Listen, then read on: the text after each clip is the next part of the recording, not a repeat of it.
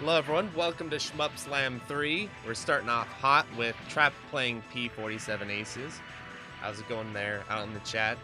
Joining me on the mic is Plasmo, and here we go. Hello. Let's hit... He's about to load into stage 1, and I'll start the timer. Oh yeah, let's go. Oh, I thought he hit the credit. It tricked me. Anyway, while we're waiting for him to get started, let's talk a little bit about P47 Aces and Treff. Because for those who do not know, Treff is actually a really talented shmup game developer. He's the creator of the Firelancer demo, which I'm really looking forward to happening soon. And he also is the creator of a ROM hack called Dodonpachi Range that I'm going to be playing tomorrow in the event. So that's also really cool. So yeah, P47 Aces. As you can maybe tell from the music, we are actually seeing this game not on emulator, but this is played on original hardware, because the music emulation on MAME is a little bit broken, so you can immediately tell that this is played on PCB, which is maybe the only one for this event, so that's quite exciting. It's a rare sight to behold, and great game anyway. Developed by NMK, mid-90s, I don't know, 1995 or something. And it's a really good game. In my opinion, kind of underrated, I would say. So more people should definitely play it. So it's perfect to have this demonstration here and get people interested in this game. Yeah, for sure. I'm excited to learn more about it, because what I remember most about P47 Aces is this is the frame button game, right? Oh yeah, we will talk about this in a bit. Let's get to the basics first, and then the crazy shit in a bit. But don't worry. Yeah, so stage 1 already gone here. As you can see, Treff was flying into the scenery, and when you bump into the scenery, you get some points, and this is one of the main scoring targets in your run. So scoring basically is very straightforward, but with a twist. NMK games usually have this little twist, which makes the scoring systems kind of, well, let's say, interesting. So, of course, you destroy enemies and get points for them. You pick up some items and get some more points, but also you fly into the scenery, and this is where the fun starts to happen. Not during the first 3 stages, but from then on, you will notice some irregularities, let's call it like this. So Treff is playing with the Swordfish, one of 4 characters you can choose at the start. And the Swordfish can be characterized as probably, I think it's the slowest ship, and it has a very wide shot, smallest hitbox, so you definitely have some strengths as well. But usually it can be considered one of the weaker ships, so it's a great challenge to see this game played with this ship. Because usually most newcomers will probably go for the ship with the homing shot, and it's very, well, not very easy because the game's still challenging, but this makes it much more harder when you play it with the Swordfish. So it's great he didn't chicken out and choose one of the easier ships. I have to say, too, that the graphics in this game are already really impressing me. I didn't know this game looked this good. Yeah, it looks absolutely beautiful and stunning soundtrack. It's just the perfect shooting game vibe from the mid-90s you need in your life, basically.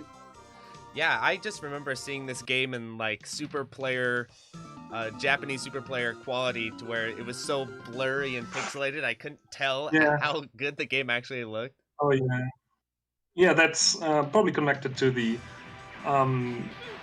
comparative unpopularity of the game. There are not too many replays out there. I mean, I think Treff 15 has uploaded a couple of very good replays. But yeah, other than that, not too many others. A couple of others, but people need to play more, definitely.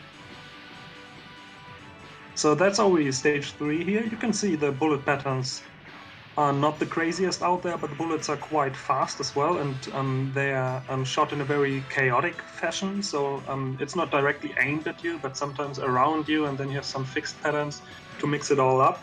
So all in all, it definitely keeps you on your toes. You have to exhibit some good dodging skills to get through this game. And here we see the first 1-up and the only 1-up. This item appears at 500k if I'm not mistaken. And this is basically all you get, 3 lives. And with those you have to clear, I think it's 8 stages. Holy so it's crap. A long game. Some of these games are really stingy with their extends. Like, it reminds me of Metal Slug, where they just won't give you extends. Yeah. And he's already powered up, fully powered up, so I didn't explain the items. So you have those A items and those S items. Those are both connected to your 2 weapons. A means anti-surface and basically means you can power up your bombs. Like you have this huge line of bombs shot out of your ship, which is very effective, especially against ground enemies. Well, let's call it anti-surface, so there you go. And the S is your regular shot, so it gets wider and more powerful.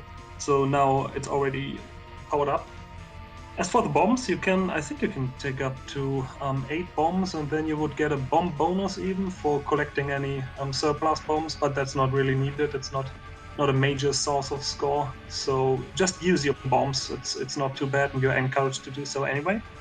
What about the recovery if you die with your power-ups? Is it pretty easy, or is it kind of some Gradius syndrome where you gotta really play depowered for a while? Yeah, it's definitely something in between. So you lose all your power-ups and you get 2 back, and you can choose if you want to power up your bombs or your shot.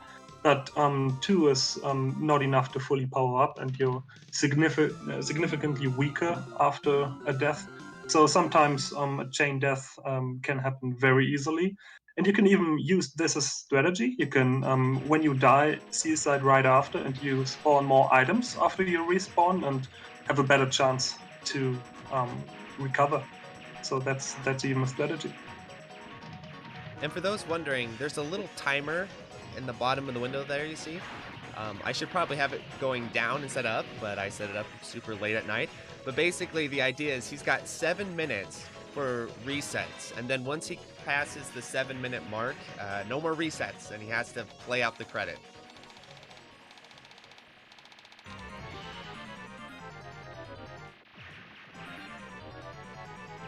Oh, I get the feeling. Here we go. The big, huge enemy that you have to battle through. Kind of a classic in shmups. Oh yes. Like there's a stage in UN Squadron like that where there's this base you gotta fly over and. Right. It's exactly the same, basically. Yes. I mean, you even go from left to the right and cross the target, and then you go back. So it's literally the same. Oh, but so it's really. So that'll happen here too. Yes. That is so. If you're funny. familiar with UN Squadron, you might have a déjà vu here coming up. Yes, I nailed it. This is a very tricky section. So this whole bridge here is very dangerous. If you just use a bomb here and cross the target, and when you come back, maybe we will see another bomb. Because this is the stage where it really starts to get more and more difficult. So probably the timer of 7 minutes is not that useful for this game, because you wouldn't die in the first few stages. When you would die, then the timer would be over already anyway. So this is a one-taker. I remember talking to Treff about it. We actually chose 7 minutes based on his run, because I was like, hey, how about 5 minutes? He's like, no, 5 minutes isn't long enough. I need 7. So we might get a reset at like 6:59 or something like that. Well, let's see. But he's doing well so far. Oh yes. So as I said before, you're free to bomb. So when you see him bombing, it's not really a mistake. You have enough resources anyway. And see, there's the next bomb item anyway. So that's totally fine. Just dying is a bit rough sometimes. So, and you also see those numbers popping up seemingly out of nowhere, and this is a smaller scoring element as well. So when you shoot the background, sometimes you can hit some invisible targets, and those are not worth a lot, but the more you shoot, the more points you get from them. So they start at 1k, I think, and the last one is 10k, and then there's also smaller targets those are already 500. So. Yeah, you can learn those as well. I think it's interesting that Treff seems to be drawn to games where they encourage you to use bombs frequently, because I feel the same way too, where I enjoy a nice shmup where you can just bomb away and use them and actually use your bombs instead of using them with shame like you do in cave games. This is a really tricky section, by the way. So he's just trying to basically dodge the bullets and fly into the ship to get some bumping points here. If you do it right, I think it's 50, 60, 70k or so plus. So how do bumping points work exactly? When you collide with an enemy or scenery, it bumps you back, and you get 100 points per frame, is it, I think? Nice. And this adds up significantly. This is just the beginner bumping, and we will, in the next stage, maybe not, but in the one after, in stage 6, you will see some advanced bumping. Oh yes. I remember setting up the stream last night and watching some vids of his just to prepare, and he's sitting there bumping against stuff. I'm like, yes, P47 aces. The ship just rammed into stuff. And it's kind of a thing with the developer NMK. They really came up with integrating the scenery into the scoring system, but in the weirdest ways possible, like hugging one edge of the screen or flying into enemies and stuff like that. So it doesn't really make all too much sense, and it wasn't very popular. No one copied these scoring elements really. So you can also see it as an exotic element as well, and maybe that's also an appeal of P47 Aces then, if you view it like this. I'm really digging this stage's design and background. It reminds me of Idaho. So This is in the woods of Idaho now. Oh. With the lake and the snowy mountains and then the pine trees. Where is this supposed to be taking place? Do you know? Like the story of this game? You fight the bad guys? All over the world. It's like the world tour, you know, you gotta take him out in Mother Russia, probably. Well, that's not actually too far off, but we will see. There are some more evil places coming up. But yeah, from this stage onwards, it gets really tricky. In the second half of this stage in particular, you could see Treff being very aggressive, because with this white shot the swordfish has to offer, you can point blank and kill stuff very quickly. But when you let stuff on the screen, it becomes cluttered very fast and becomes very nasty. And with this speed, there's no way you can dodge it all. So you have to point blank a lot in this game. Oh. And Treff is outside the reset timer, everyone, so I'm gonna turn off his timer. He's locked in. Oh damn. Here we go. Yeah, We're bumping. I'm bumping just a little bit. There's still the beginner bumps. So, when you're at the controller and you're ramming into stuff, does it automatically push you, or do you have to wiggle it back and forth to get those bumps? So it pushes you automatically as soon as you touch the scenery or the enemies, but it will bump you out like in weird directions, and for a moment you feel like you can't control your ship. So it becomes very, very risky. And when there are still bullets on screen, it's very scary, because you cannot really control your ship and you're still bumping around, have no control whatsoever. Right. Feels very frantic. So the desert stage, this is my favorite. Just a great atmosphere. So Plas, you can read that Japanese dialogue. What is the basic gist of their saying? Go shoot people, kill. What is she saying? Yeah, kill that fast. Is that basically what she's saying? I basically never paid attention, but I wouldn't be surprised, to be honest. No, it's probably something like that, yeah. I can try to catch it next time. Yeah, this is a world tour. We went from Mother Russia in Idaho, now we're in, I don't know, some Middle Eastern country, I'm assuming. Yeah, and again you can see him being quite often in the right half of the screen, because those tanks you see at the bottom, they will shoot diagonally upwards, so you can dodge them just by being very aggressive, staying on the right. And when you stay on the left, it becomes really difficult. Sometimes you have no choice. So here comes routing into play, really more so than even the first 5 stages. Right, now you gotta be really on point not to get completely walled out, it looks like. Yeah, you have to be very prepared for everything. It takes a lot of routing, especially with these slower ships. When you have a fast ship with homing, you don't have to route the game as strictly, but with this ship you have to, yes. Oh, and he died. That's bad. Okay, so he's not getting any more extends, like you said. Just a reminder to yeah, everyone. That's 2 lives and then it's over.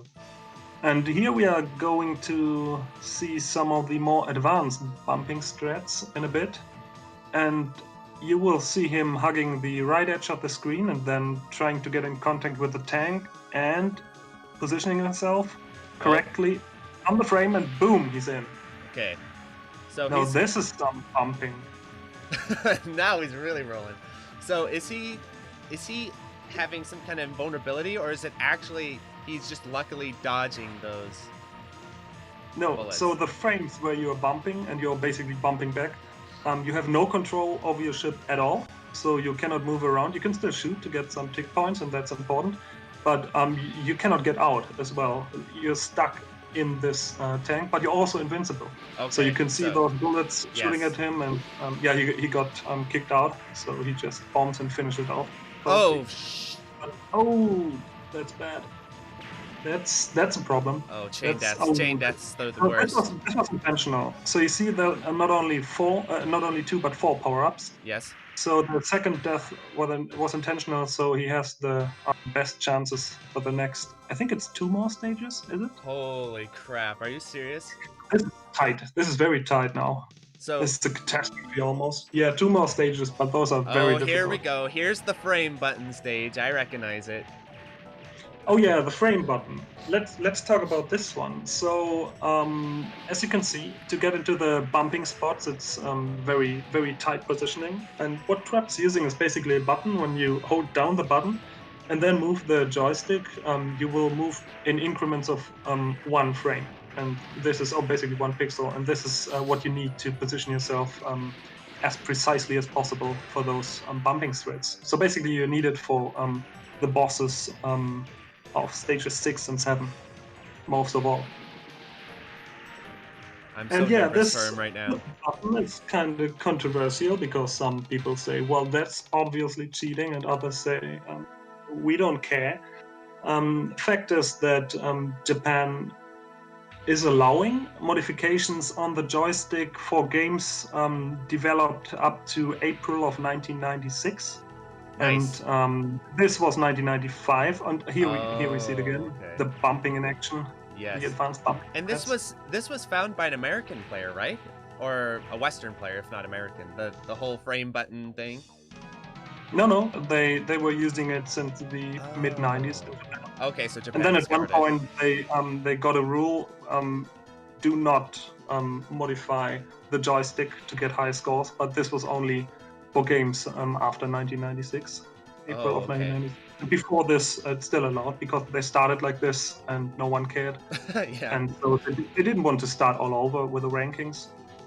So it's kind of mixed. I like it. Different.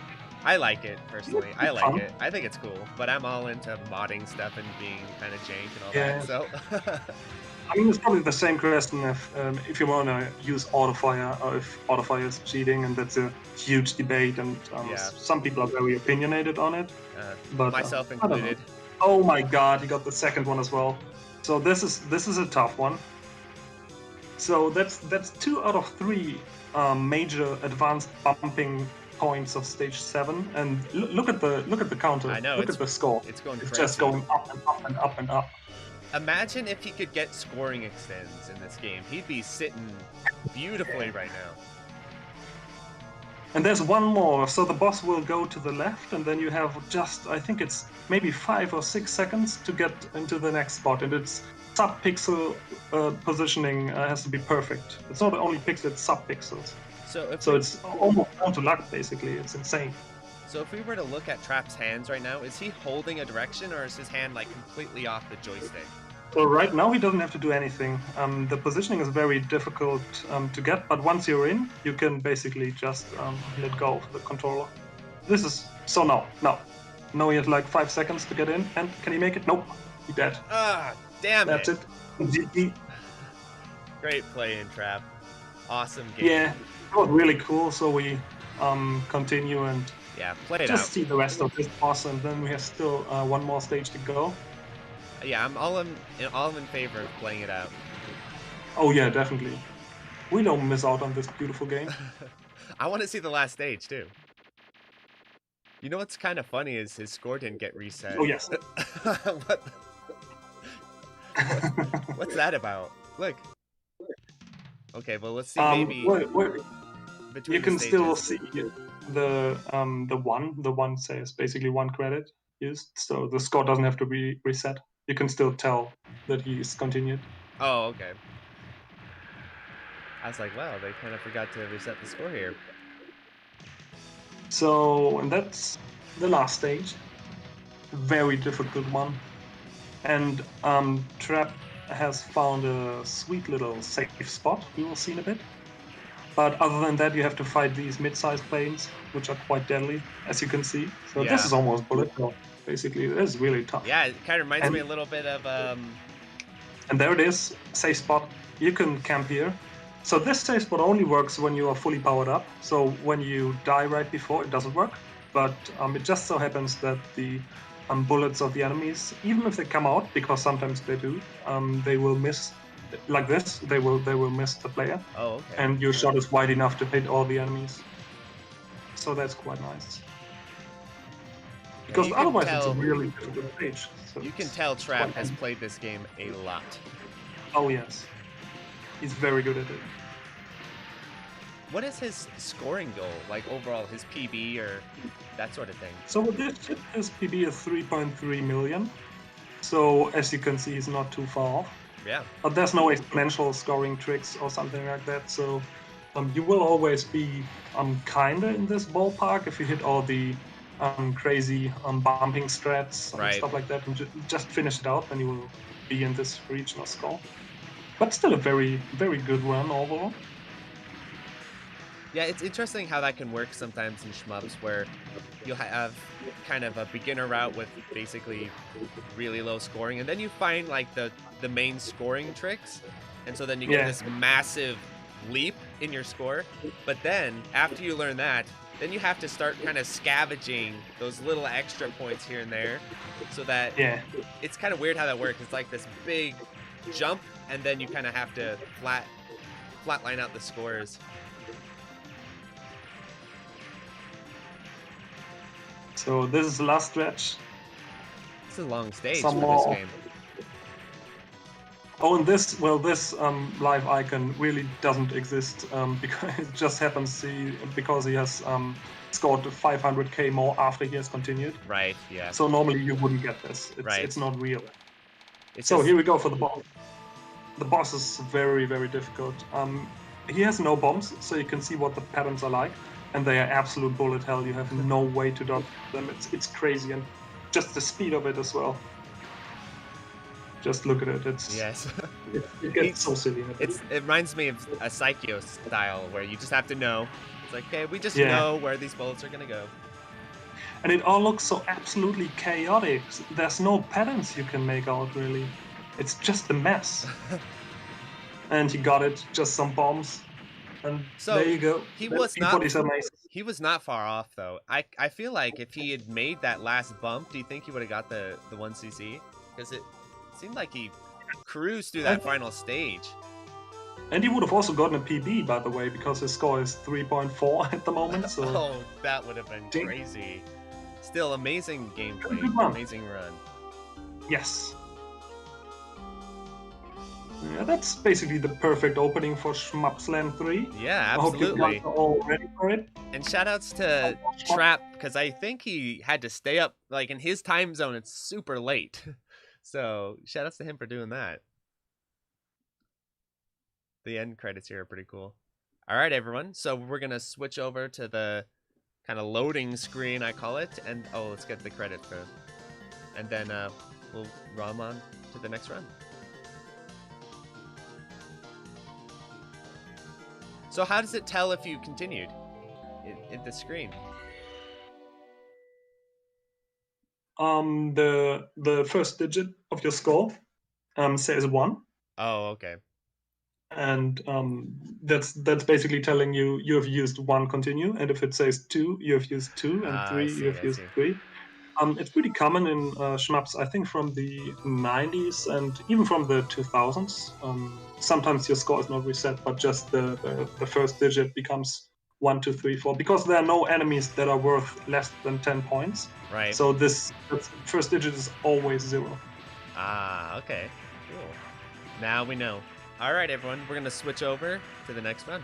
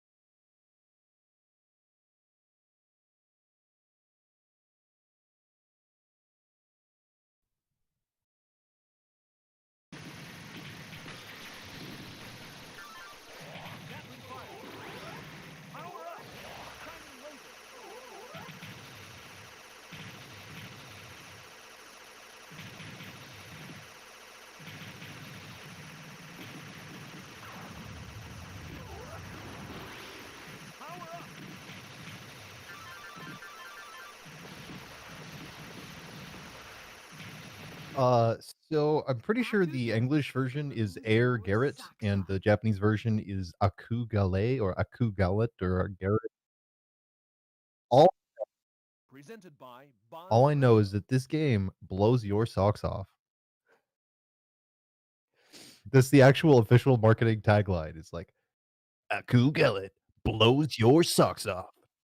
It's great.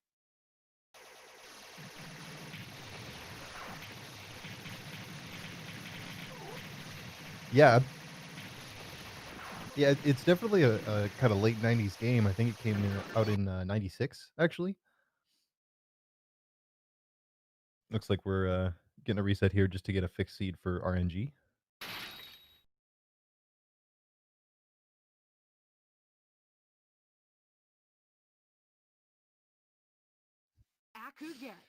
Yeah, I don't know a ton about it, but I've studied it a little bit in the last couple days. Meriscan gave me a good primer on it. He wrote up a pretty decent kind of PDF guide of some of the high points, um, and it's a pretty, in most ways, it's a very straightforward game actually, but there's some particularities to it, and it gets pretty intense, especially in the later stages. So it should be cool to see played like this.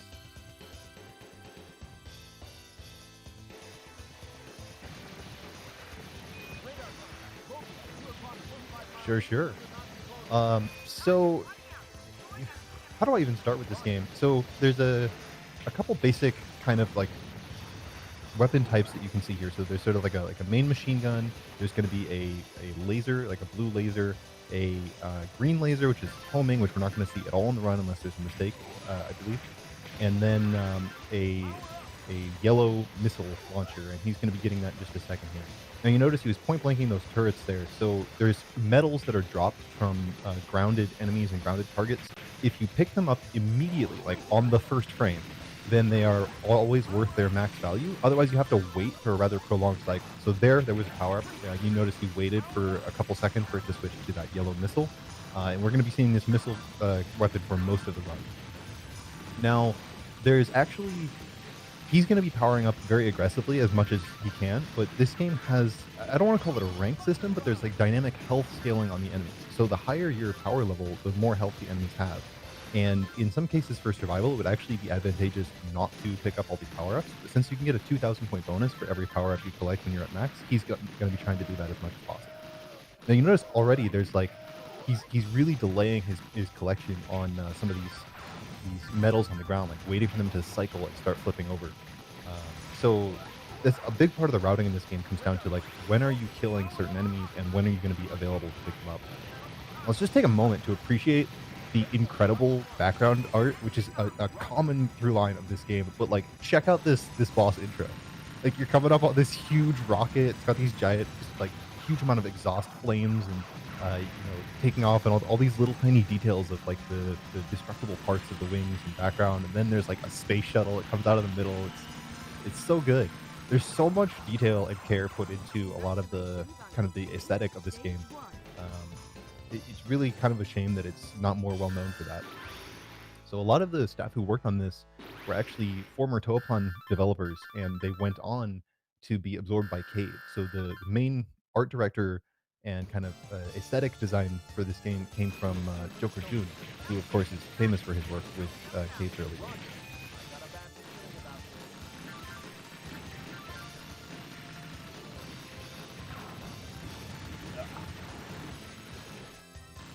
So again here, just a lot of sort of aggressive movements and staying up near the top of the screen a lot of the time to get those metal pickups right away. Also, some kind of point blanking and manipulation of these larger planes to get them out of the way right away, otherwise they can clog up the screen a little bit.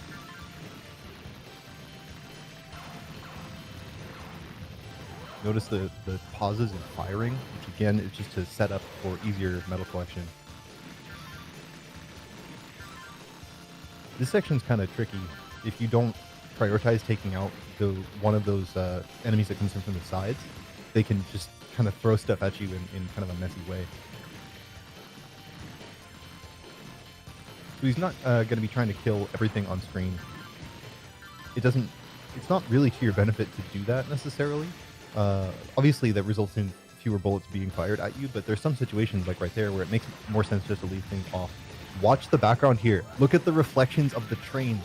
It's so good. It's such a tiny detail, but like, man, there's so much detail here. It's so well polished and well presented. It's really an amazing looking game.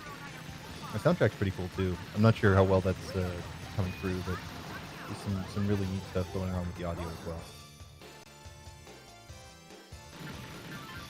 This thing, there's a safe spot in the middle during that first wave, but it can get really messy in the second phase if you let it live for too long, so point blanking there. Meriscan is playing with auto fire, by the way, which is important for this game. It doesn't make a huge difference because you actually fire relatively fast just by default, but for some of the point blanking stuff, it can be essential.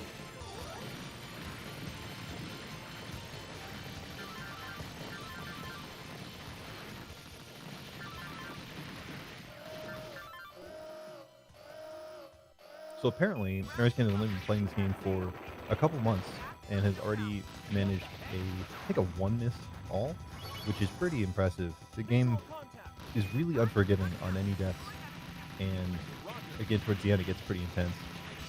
You're coming up on the stage 2 boss.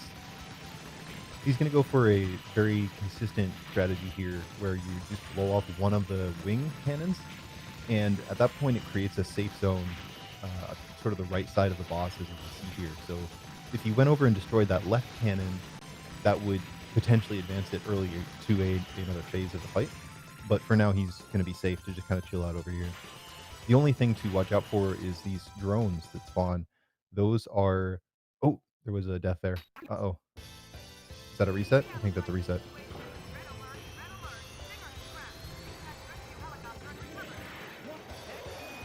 All right, looks like we have a reset. Hey, at least we get to see the intro cutscene more.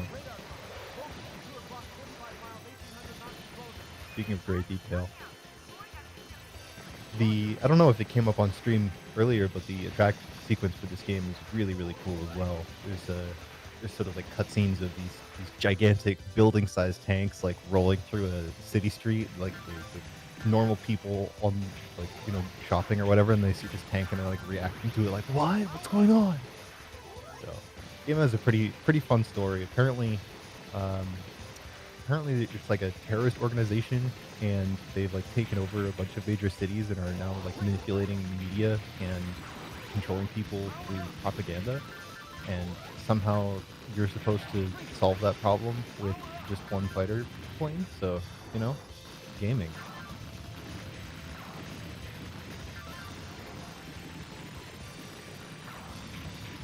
So yeah, again here, stage 1, you can just see... Oh, that was sort of suboptimal pickup there. But a lot of the same sort of really aggressive point blanking, and you can appreciate a little more now with some more exposure to the game, like how precisely routed some of these metal pickups are to get them all as they're sort of turning over. During that flip animation is when they're worth the most.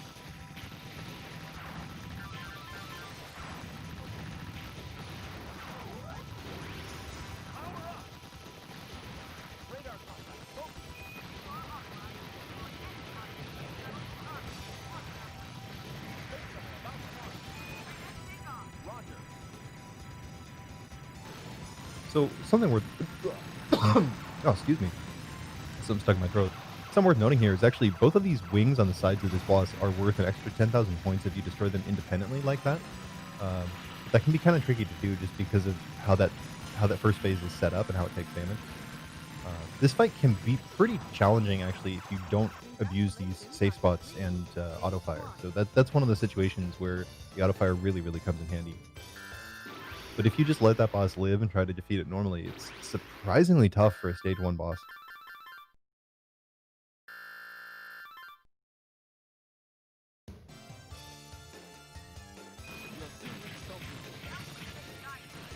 So the way scoring works in this game is that a very large proportion of the overall score ends up coming from no-miss bonuses at the end. You get, I believe, 1,000,000 points per extra life.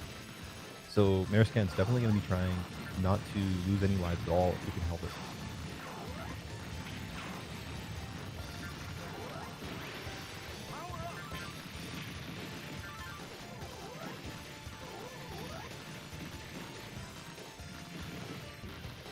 Steven's about to hit max power here. I think that's max. So yeah, the yellow missile weapon here, I think it's called the tracing missile, is the voice line they play for it. And it's nice because, as the name implies, it homes in on enemies. But in some situations, that can actually be a disadvantage.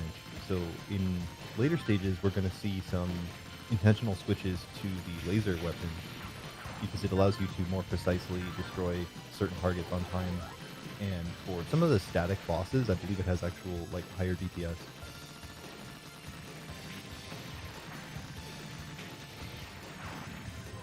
And just gotta love this background.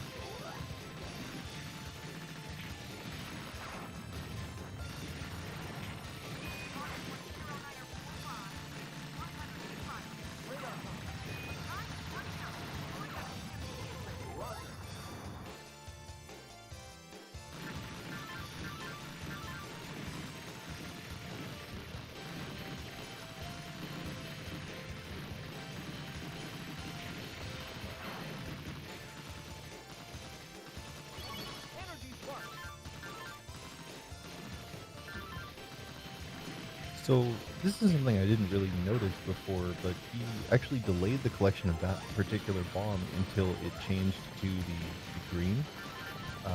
There's like an energy bomb and a lightning bomb, I think, and they behave slightly differently. So I don't remember what the difference between them is, unfortunately.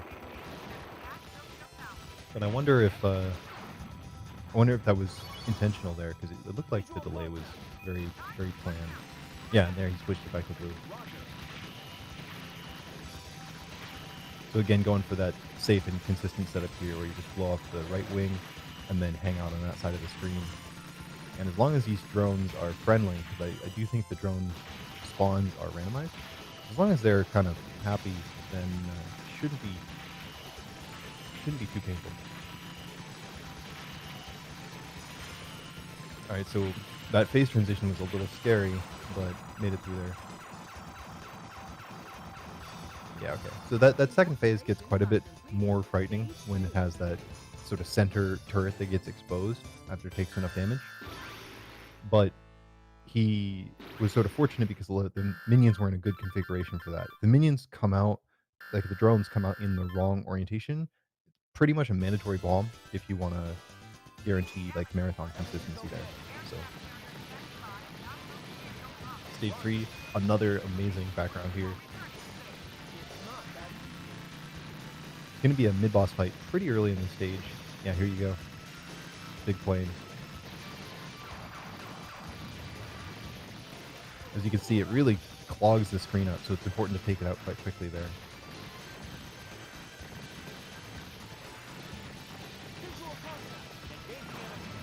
So one thing worth mentioning is a lot of the Zako in this game are actually among the more dangerous parts of the game.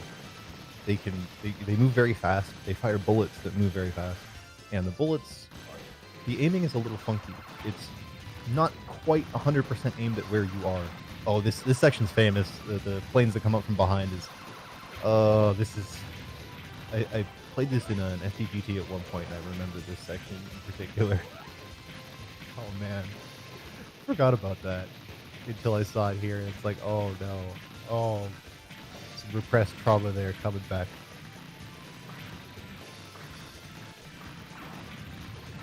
This huge boat in the background is it's so cool. Just taking off all the little pieces of it here. The point blank at the start there to take out those back turrets, and again, auto fire demonstrating its utility here. Again, in this. It's not like for the overall stages, you won't notice it that much. But for some of these heavier enemies, like you'll really see the difference if you're playing with auto fire versus without.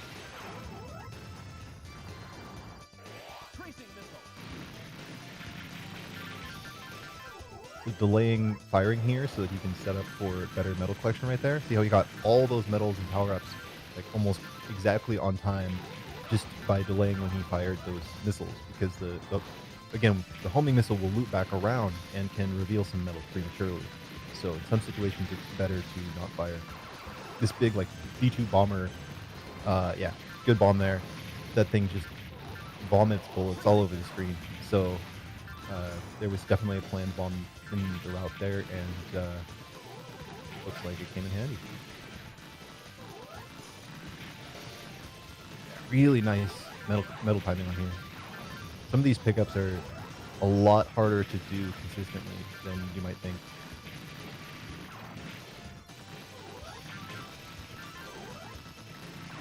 The other thing too is avoiding collecting some of these power-up items. So I think that's because the power-ups that change your shot type, they change very quickly, like they rotate between the different shot types very quickly. So if you accidentally pick them up at the wrong time, it can completely mess up routing. And Meriscan really wants to stay with the missile for the rest of this stage. So if it's not going to be consistent and reliable to pick up the power-up at a certain point, then he's going to want to delay it a little longer, so he just avoid it altogether. Okay, so this fight, very scary in the opening, but the patterns are all static.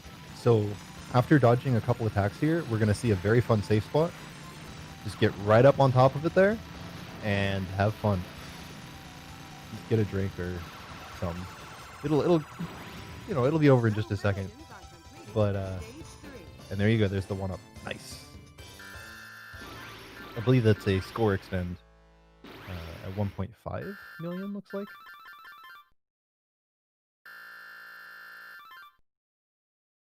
But yeah, that safe spot exists as soon as you destroy the turret in the center of the boss. So just for the first few seconds, you have to dodge some of those patterns, and then you can just go right up on top. And the missiles can't loop around fast enough to hit you, which is kind of fun.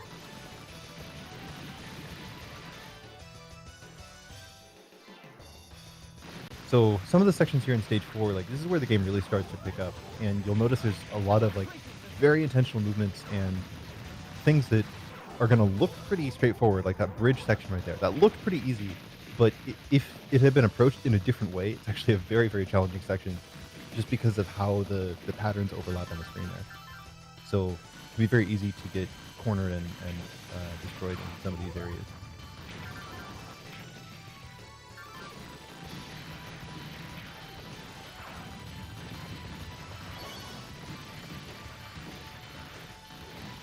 Nice.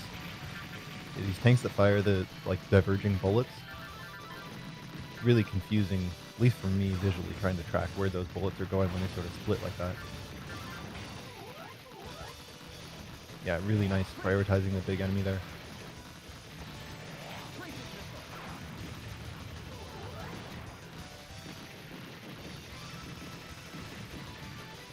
Again, just check out these backgrounds. It's like European village. Now we're over this animated waterfall statue. Oh, it's so cool.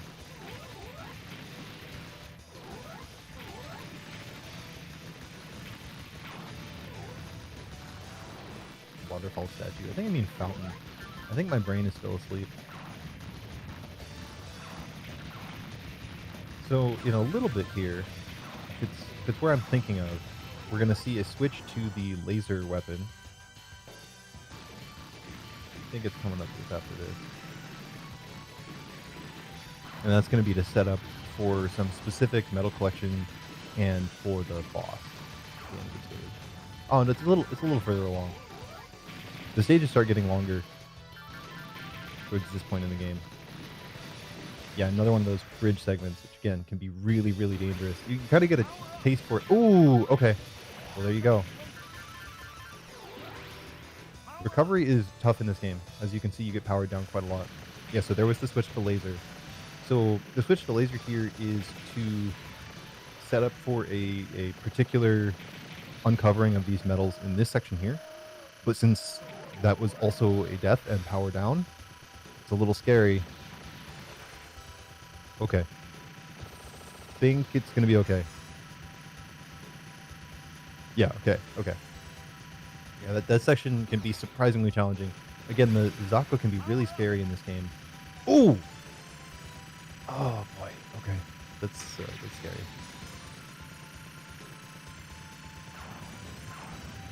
Yeah, alright, good ball.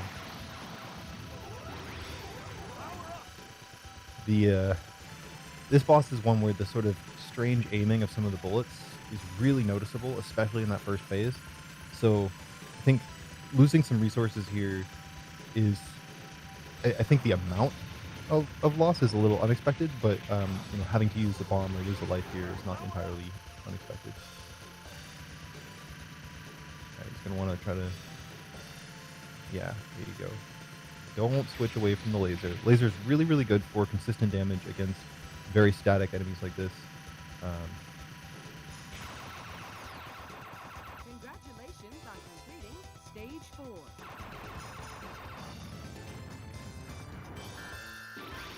Right, there you go.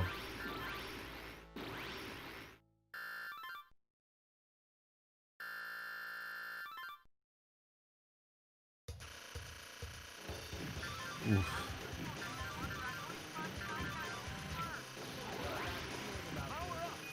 So for most of this stage, we're going to see the laser continue to be used.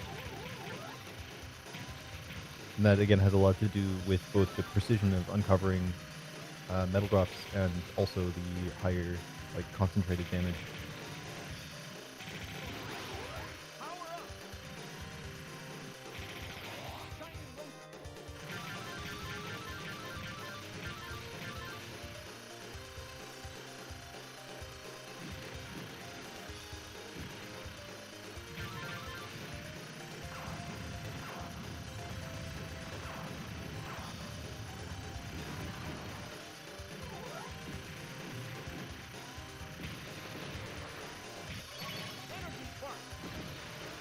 Yeah, so this section coming up here be a little, yeah. So those tanks, I remember giving me some trouble. Ooh, switching to rapid fire here. That's nice.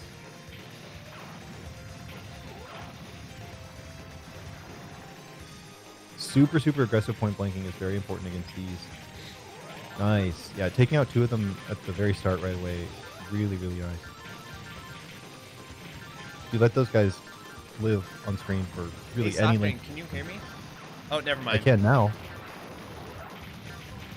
Never mind. Okay. Ooh, good bomb there. Although that leaves him with 0 bomb stock. Ooh, okay. Okay, this is getting a little scary.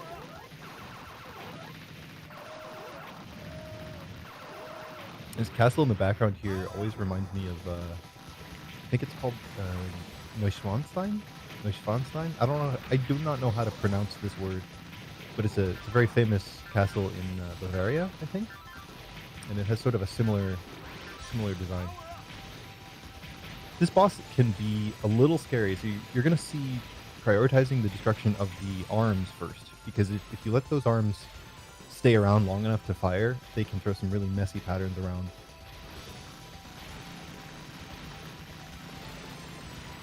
If they start attacking, we may see a forced bomb here. Okay, so there's one. Yeah, nice. Nice. Being up above that, just able to macro out of the way completely. Some of the dodges on these homing missiles are really scary. So the missiles that are fired from the boss here, they will actually spawn revenge bullets. So technically speaking, you can milk those for some extra points and destroy the back pods that are firing them, like the missile launchers in the back, for some extra points. But again, it's really not worth the risk.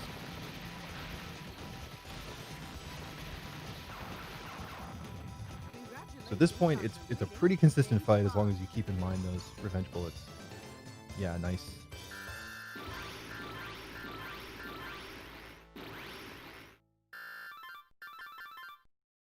Alright, so coming into stage 6, this is the final stage of the game. So normally the enemy HP would be very, very high at this point in the run, but since we've seen a few deaths now, I wonder if it might end up being a bit easier. You know, knock on wood here. But I wonder if the deaths will sort of change. Oh! Okay. That was brutal. Just sniped right there. Alright. Yeah, going back in. Let's take it to the end here. Yeah, these last couple stages do not mess around at all. Throwing stuff at you all the time. It can be difficult to appreciate in a run like this just how dangerous a lot of this stuff is. Oh man, that was a tight dodge right there. But even the very basic enemies can snipe you quite easily.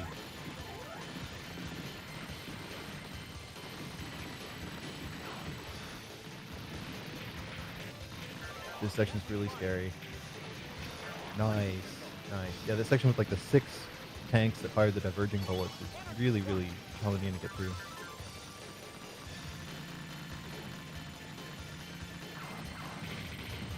Still going with these very nice metal pickup too. Get right back on route. Don't let it phase you.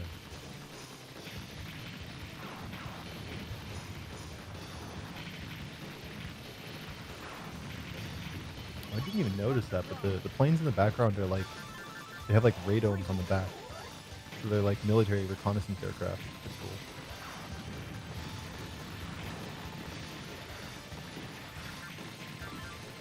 Nice.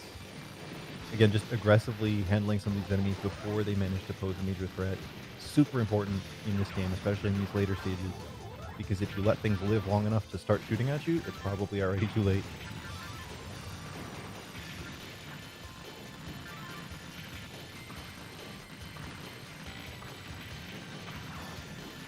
This last stage, we'll see the return of some enemies from previous stages, like this big battleship.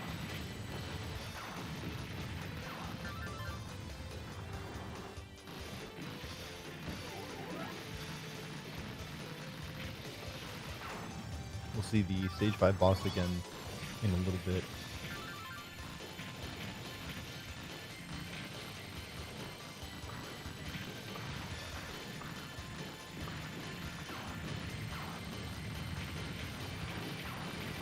That section can be pretty tough, but the consistent tapping there was able to make a nice path for a cutback.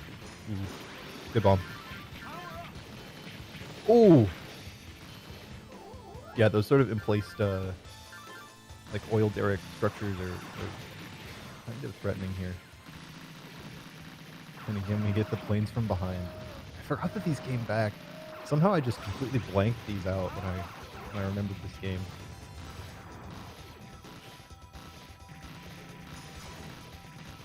Oh, this part is awesome. This part is just totally awesome. Watch the background. Boom. And then check it out. It just gets rammed into the building by the aircraft carrier. It's so good. It's so good. Alright, so we're coming up on the final boss now. The design of this boss is just absolutely fantastic. Really something that's kind of been paid homage to in a number of times by Cave Games to come later. So it sort of reminds me of Escalade 2's final boss, where it's like a statue that you're fighting, or Esperade's final boss, where Nizgara takes off like the statue head and uses it to fight.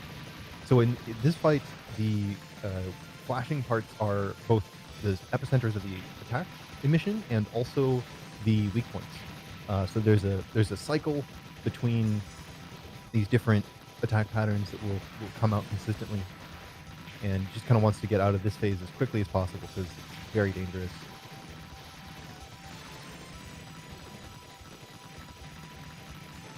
So the first phase is dodgeable, which is challenging, as you can probably see.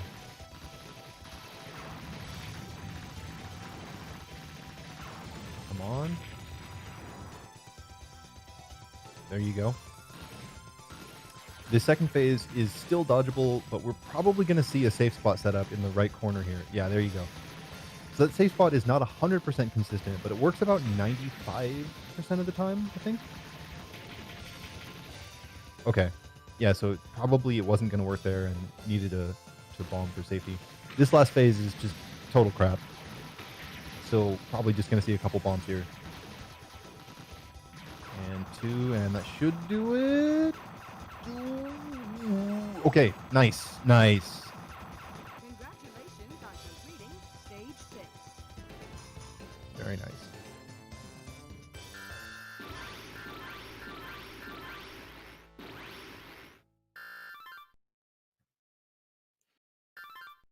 So yeah, Congratulations to Meriscan. Despite the game over, that was still an excellent demonstration of Akuu Gallet. I don't know how to pronounce this game's I don't name, blame you, my dude. but it's cool. It's good. It blew my socks off. I don't know about you guys. Awesome but, job on the commentary, yeah. my dude. Awesome run. Yeah, what a cool game. I had never actually even seen it before, so I'm really glad it got a chance to shine here. Yeah, for some reason it's kind of an unknown game. Like, even though it came from Touhou and it came from a lot of the same staff that transitioned from Touhou into Cave. I think this was technically made by a company called Gazelle that existed like shortly after Touhou, but before Cave became like a really big deal. So even though it has all of this kind of like famous talent associated with it, it's not a game that a lot of people really talk about. And I think there's even an interview where Junya Inoue says he thinks it's a kusoge, which I think is kind of funny, because it clearly, to me, it's not kusoge, but no, maybe he's got high standards. Yeah, I mean, I think at that point, yeah, he'd already been working on a lot of the Cave stuff later, and there's definitely like it's still surprising to me, like how incredibly polished this game is for what it is. I did love the part you were talking about where the ship gets rammed into the building. That was pretty epic. Oh yeah, there's so much like background detail like that. Like, again, I don't know this part right here. It's going to come up in the track sequence where these trains, you can see the reflection of the train in the buildings, in the windows of the buildings. That's crazy. It's so good. Like little things like that. So, well, awesome. Thanks for hopping on the mic. We'll be hearing from you plenty today, which I deeply appreciate, because I think my head would explode if I tried to commentate as many games as you are. Well, no problem. I would love to see you try to commentate Djsessum while you're also playing. Yes, yes. That would be impressive. That would be impressive. Anyway, thanks for having me, and look forward to chatting with you again. Yeah, okay. So everyone, as you can see, if you check the schedule,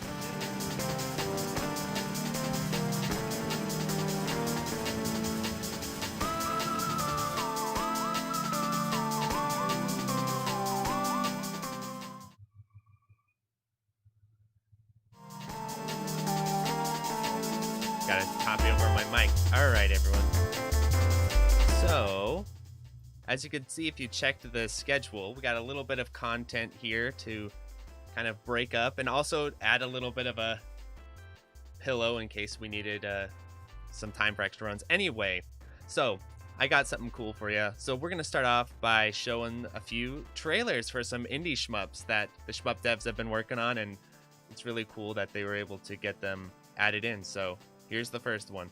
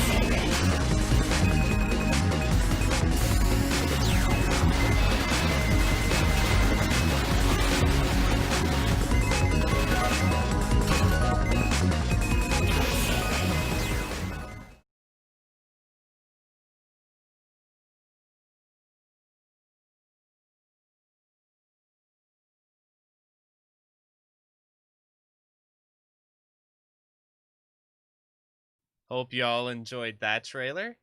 And then we got one more here before the next run. Here we go.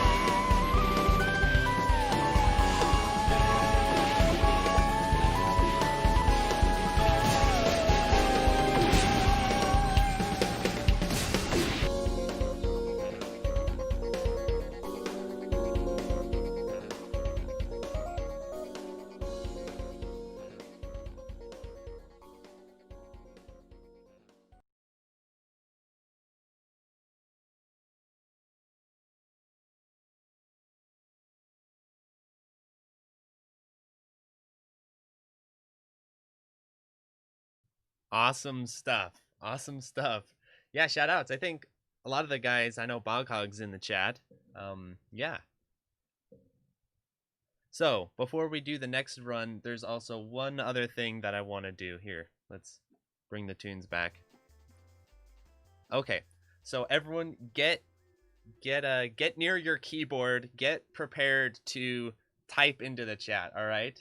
Refresh the stream or whatever you need to do, because we're gonna have a little bit of a contest here. And the winner wins a free indie shmup.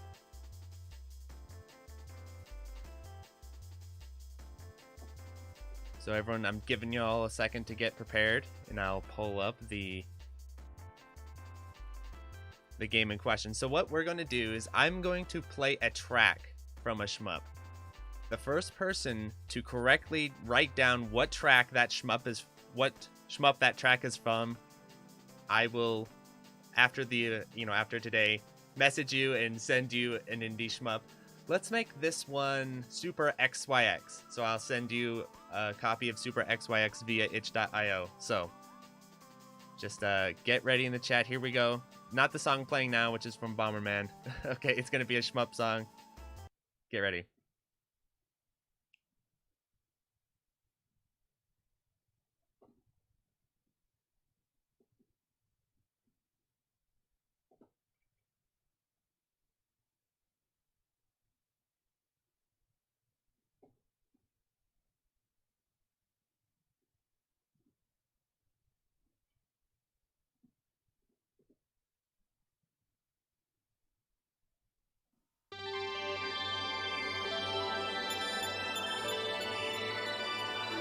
And go.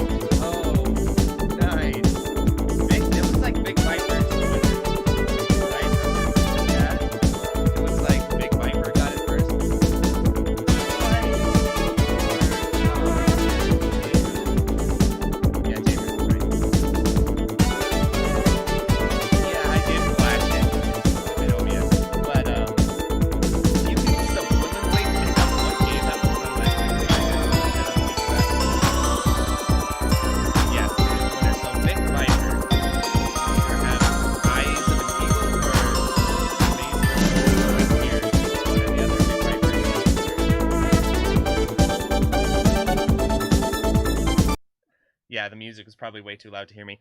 I was just blabbing on and saying that Vic Viper is the winner. Nice job, Vic. Y'all can hear me now, right? Yeah, I just had the music too loud. That's all right. Yeah, I was just simulating the club experience for y'all. But yes, you can hear me now, I'm sure. And so, Vic Viper, you are the winner. You've won a copy of Super XYX. I'll hit you up after to send you the copy. All right, so next up will be Donpachi. Yeah, Donpachi. So keep an eye out for that. It'll be in the next 4 minutes. I'll leave you with some Bomberman Hero now.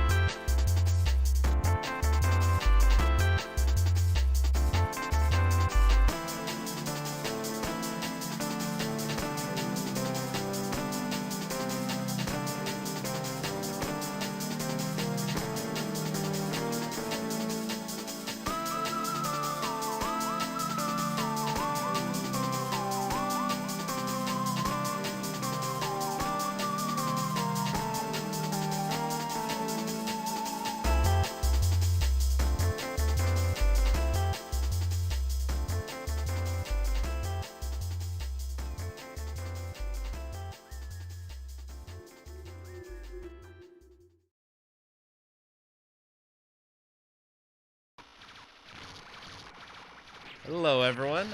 Ready for some Donpachi action, and we've got the man of Donpachi himself, Plasmo here. Some humble, I'm back. yeah, some humble accomplishments in this game, but you know, hopefully you can kind of catch on as we go. I'm just kidding. Plasmo is an absolute legend in Donpachi. Yeah, let's talk about the run. Okay, it's going. We're starting. So he's playing Black Sea type ship, which is the correct choice, of course, because there's nothing more swag than Black Sea. Yeah, so this basically happens when you play on the two-player side, the swag side. It has purely cosmetical effects, so you just have different colors, but the power is the same. Nothing really changes, except the blue ship is now black, which is just the choice you have to make. Yeah. So is yeah. there any 2P, 1P differences in this No, game? not at all. It's just the colors. That's Nice. everything. Nice. Yeah, Donpachi. It is Cave's first game, and we all love Cave, right? Absolutely. Like the shmup developer for most of us, probably number one. I would just guess, I think. And yeah, Donpachi also is the first game of the, so to say, flagship saga, the B games of Yes. Cave, and it's arguably the best Donpachi game as well. What about B-Storm, dude? What about B-Storm? Oh yeah, B-Storm, right. Yeah, come on now. Don't forget about B-Storm now. B-Storm. Don't get it twisted. You know what's crazy is I feel like having played so much Dodonpachi, and when I went back to play Donpachi, I was like, okay, yeah, I got this. I'm a Dodonpachi expert at this point. But to me, this game feels actually more like Batsugun than Dodonpachi. That's just me. What do you think about that? Yeah, so for me, I think Donpachi basically is right on the edge. And on the one side, you have more old schoolish early 90s approach to shooting games, and on the other side, you have the typical bullet hell type of game. And this is right in the middle, I would say. And Batsugun as well is a game which was developed in a transitional phase. So these were basically the beginning of the bullet hell, but still not necessarily belong to the bullet hell genre themselves, I think. At least in a narrow sense, because it's still kind of tame, and the enemy formations and how they are chasing you on screen, it very much behaves like a Towerplan game in many respects, actually. Yeah, definitely. And yeah, Dodonpachi is a very different game, feels very differently. The music gives very different atmospheres. Yeah. So they, even though the title's almost the same, Donpachi to Donpachi, right? Yep. They're very, very different games, actually. In the day before the internet, where you could have your titles be nearly the same and no one really cared. Google search did not factor into the equation.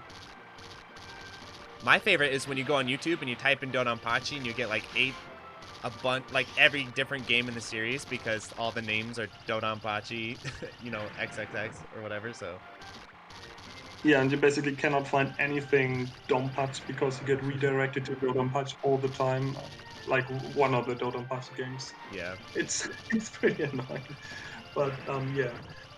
This run, Hausu is the player, and we are going to see a survival-oriented play.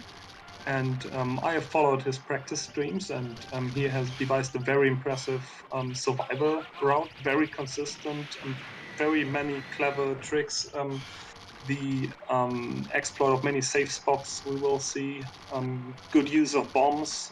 So not too much of fancy scoring or chaining going on, stuff like that, but just pure survival.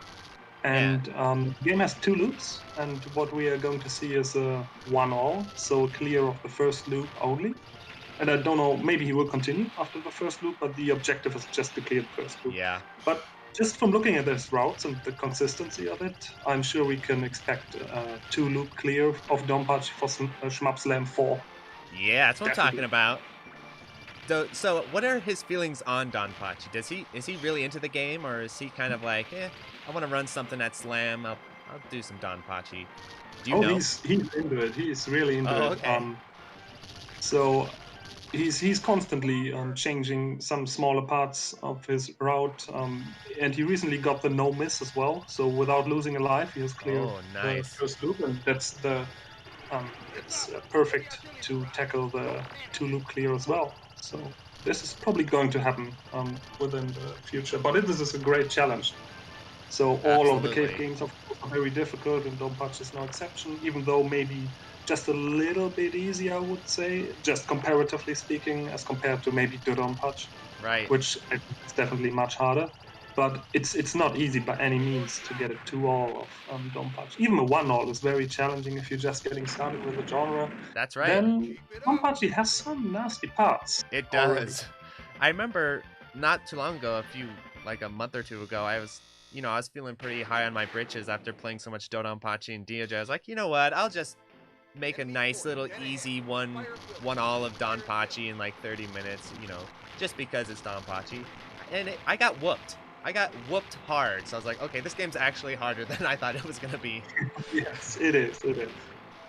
Especially, many people complain about enemies coming from behind, and maybe this is a relic of Tower Plant style design. Batsugan because again. exactly. In Batsugan, you also have some, just very few enemies from behind, but usually in later cave games, you never have this, basically. They learned from their in ways. stages 4 and 5 in particular, we are in stage 3 at the moment, but in the later 2 stages, we will see some enemies from behind. I'd love to imagine the meeting in the cave office where they're like, okay, guys, listen. The whole enemies coming from behind thing, that's just not going to work anymore, so cut it out. Yeah. We need to move on. Some people feel it's really cheap because there's nothing really you can do. And I mean, you can basically do the same with enemies from the top. You can just program some instant lasers and kill the player if you want to. But still, it feels more fair when you get killed from the front as if compared killed to the back. It's kind of strange. Because you're like a turtle, you're helpless. You can't reach them. They're right behind you. You're just like a helpless turtle on your back, and they can do whatever they want to you. Yeah, but when you have type C, you see the wide shot. You can hit them when they're coming from behind most of the time. Nice. So, wide coverage again. Type C. Let's talk a little bit about the gameplay. Type C is the wide shot and the slow ship, so it's very, very, very slow. Yeah. Even slow when you're using the laser. So this becomes a challenge in itself, but it's also quite powerful, and of course the wide shot helps a lot. So in Dodonpachi, it has different, shot and laser types and all that. This it doesn't. But how strong would you say the laser is for C ship compared to the others? Is it a good one or is it a weak one? How does that work compared to like A or whatever? Yeah, so the laser strength for all the 3 chip types isn't that much different, but the C-type laser is a little bit weaker. And the A-type laser is a little bit stronger, B-type is in the middle then. Yeah.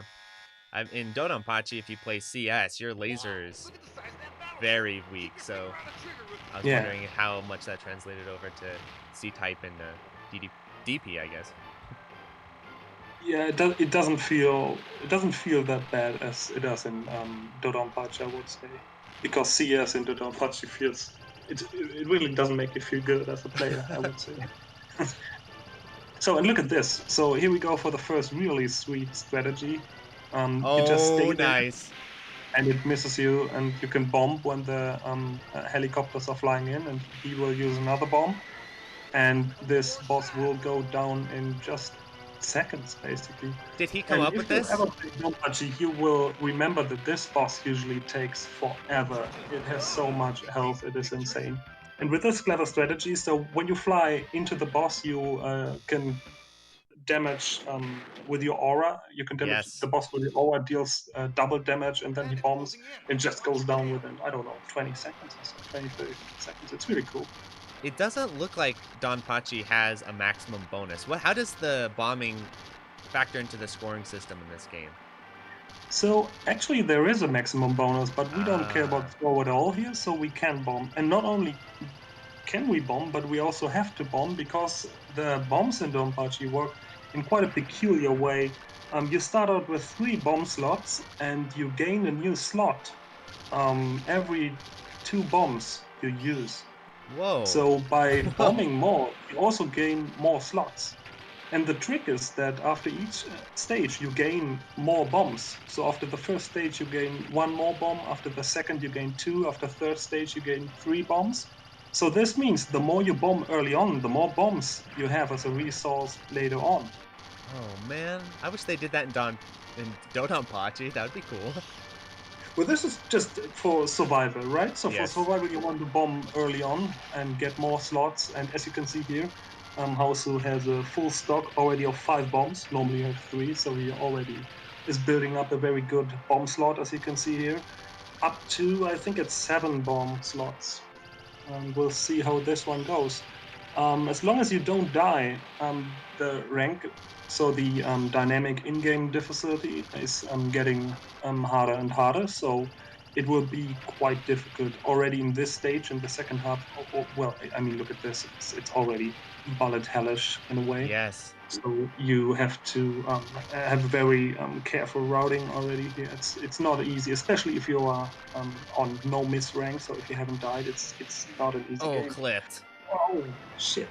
So So how does when you rank die once, management the work? rank you don't Oh, you manage just the rank at suffer. all. But if you die once, if it just happens so, and you die, the game becomes much easier. So we'll see how this credit goes now that the rank is a little bit lower. In this game as well, you gain only 1. Well, you get 2 extra lives. 1 you get for score, for scoring 2 million points, I think it is. So you already got this one, and there's 1 fixed extent. It will be in a building, an upcoming building. Just in a bit, I will talk about it. then. Oh, so there's not 2. Mostly, like the later arcade games have 2 scoring extends. This one just has 1, huh? Yeah, so all in all, you gain 2 additional lives for a total of 4.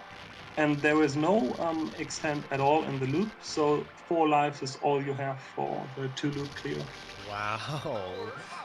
They are being stingy. So that does add to the difficulty quite a bit too.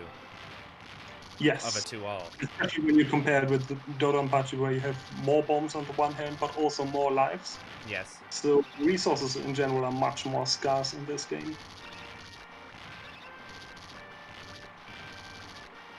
So upcoming here is the extent building.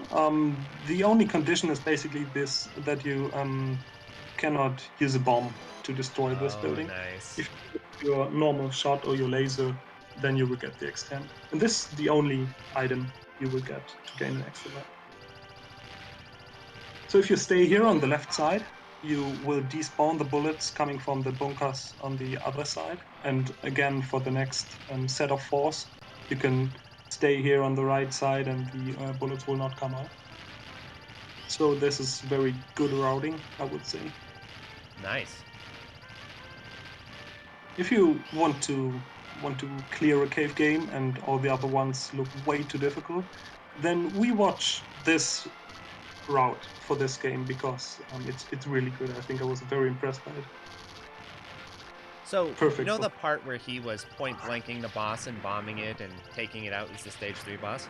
Was that a strategy he came up with, or is that just kind of a more general survival strategy that people know? So the discovery of this one is quite recent, actually. I think it was Buffy who has found this strategy. Oh, Shoutouts nice. to him. Nice, Buffy. And Hausu has used it here for his route as well. But I haven't seen it before anywhere else, so I don't know if it's actually known in Japan. But it's really, I really like it. It looks really cool. And it just skips 2 minutes of the run because the boss is otherwise just dragging. So someone in chat, Koryo, is asking, how do the bees work in Donpachi?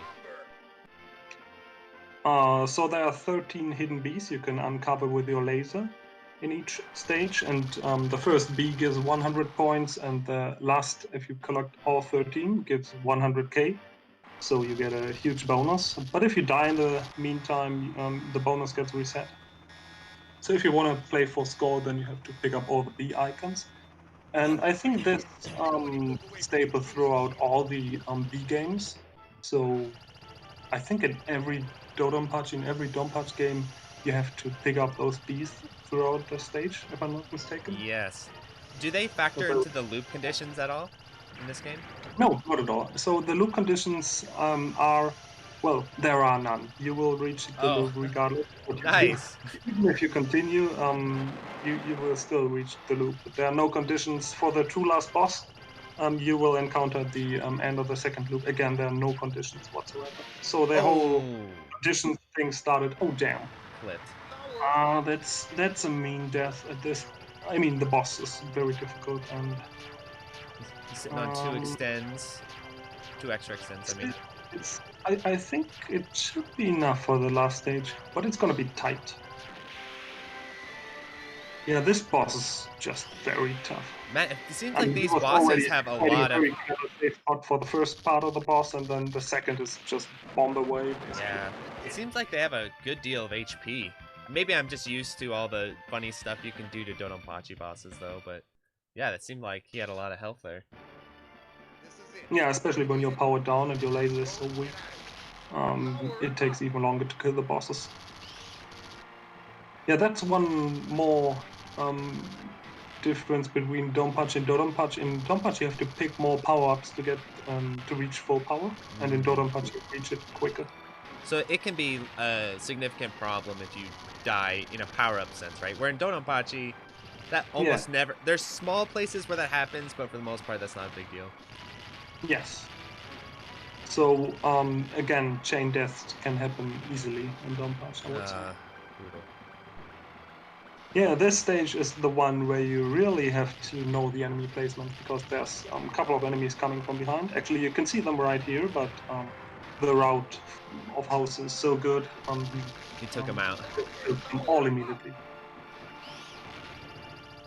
So the enemies that are coming in now from the upper left, 3 of those yellow mid-sized enemies, they can be really tricky. If you let them be in front of you, they will activate an enemy behind and connect with it, and they will ram into you and crush you. So there's a very difficult part as well. So if you feel unsafe, just use a bomb here, if you have. Oh, there you go. It's a very tricky part. That's interesting, how the enemies are designed like that. For the next section, again, we will see a couple of point blanks and very clever routing, again, to take out the enemies from behind as quickly as possible.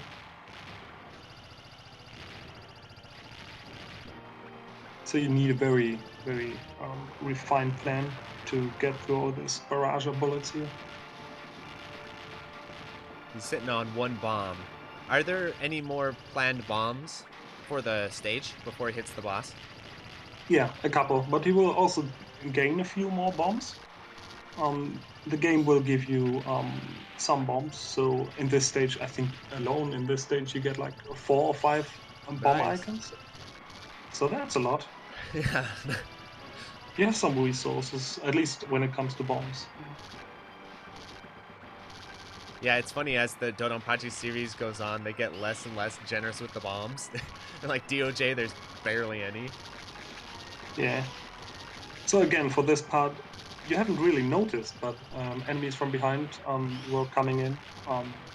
And the good thing is that he basically took them out again as soon as possible. Is C ship especially good at that? Like, if you're playing A ship, would you have to reroute how to take out those people coming from behind? Not that much. I think you would have to route some parts differently, especially with the enemies coming from the sides, because the wide shot covers the whole screen basically, and if you have a narrow shot, you have to route those differently. But enemies from behind, you will usually kill with your aura and with your shot and point blank them. So this will not differ much between the ship types. There's the mid boss, and again a bomb, and here you can see a very nice safe spot. You can just camp here in the lower right corner. and you will be safe. And you don't really have to be shooting. You can just stay there. Okay, so and this is do across all it. ships then. You could park A or B there as well. Yeah, it Nice. always works.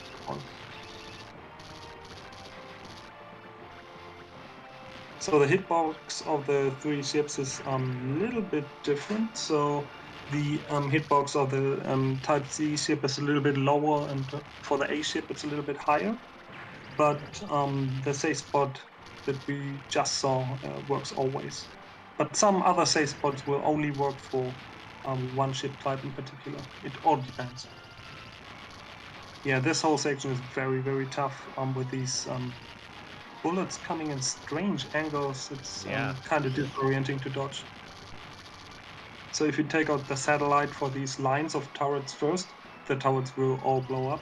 Yeah, that was cool. This is your main target for those. And this is just beautifully handled, I must say. Yeah, he's So doing everything really is well. taken out exactly as planned. And again, we will see, hopefully it works this time. Another safe spot, yes, and it did work. Sometimes this one is not working. The reasoning behind is actually quite complicated, but it did work this time. So we are approaching the final boss. He's got a bomb, extra bomb. Oh, whoa, it's Yeah, giving him resources 2 are extra actually looking bombs. Yeah, very nice. good. The game toned down significantly in difficulty. And we will look here for a safe spot. Yes, I think he's in the right spot. So the first wave of the boss, you'll find if you just stay there. Nothing will happen, but it looks so scary. Just look at it. Oh. All the bullets, they behave so weirdly and like go exactly around you, but you're safe. Don't worry. Shout outs to the guy who just, sat there and was like, okay, this is going to be a safe spot. Oh no! Oh. And then he What happened there? next attack. He moved up a little bit too late. Oh, okay. So the same attack happens again, but the safe spot now doesn't work anymore. Right. So now you have to dodge or just use some bombs when you have them. So now he has no bombs left. And the final attack, it's a bit of a chaotic one. Can he dodge it? Oh yeah, he can. Come on. Doing excellent. Oh, and he has like very low power as well. Nicely. Yes. Okay, so he's in the second loop. You're saying, right? Yeah. There's no loop condition, so he's in it. He's in. I left the timer running. Whoops. Yeah, 21 minutes. I don't think he can reset anymore. I don't think that's gonna happen. He resets. He resets after he gets the 1-all. He's like, no. I could get a better 1-all. Actually, that happened in Shmup Mania with SDOJ, where the guy 1-all or got the clear, but the timer was so generous that he could just redo it. I don't know if you remember that. I think I do, yeah. So 7 years the later. story basically says that you have to return to the battlefield and now finish the enemy off. This time for real. Psych! The main changes is, of course, the loop is much more difficult, but it's basically the same 5 stages again, but the enemies are shooting those suicide bullets, return bullets, Oh, however you boy. want to call them. So you see right away it's much more difficult, of course. So Akeda made this game, right? And isn't he all about no suicide bullets? Did he decide that later on, I guess? Yeah, the thing with the suicide bullets is that he realized probably that they don't fit to the scoring system of chaining. Yes. Because the suicide bullets, they will not let you chain as well. So they're a little bit in conflict to each other. You can only have one or the other, but not really both. It doesn't really work. Right. So they found that out the hard way by the first programming Donpachi. And then in Dodonpachi it works much better. Yeah. I mean, even though the difficulty there is kind of cheaply increased just by multiplying the bullets by 3. Gotta do what you gotta do. Hey, speaking of chaining, how does the chaining timer change in the second loop? Is it more lenient, or how does that work? So it is exactly the same as in the first loop, but compared to Dodonpachi, you have just half of the time, basically. So the chaining counter is here 0.5 seconds only, and then you have to shoot the next enemy to keep the chain going. And in Dodonpachi, a full second, I think, when the chain meter is. That is crazy. So in the second loop, not only do you have half the time, but you also do not get any sort of timer increase, where in Dodonpachi you get a nice juicy. Yeah, exactly. That's crazy. So are people still able to, I'm sure, like not full chain all the stages, but maintain the same chains as they do in the first loop?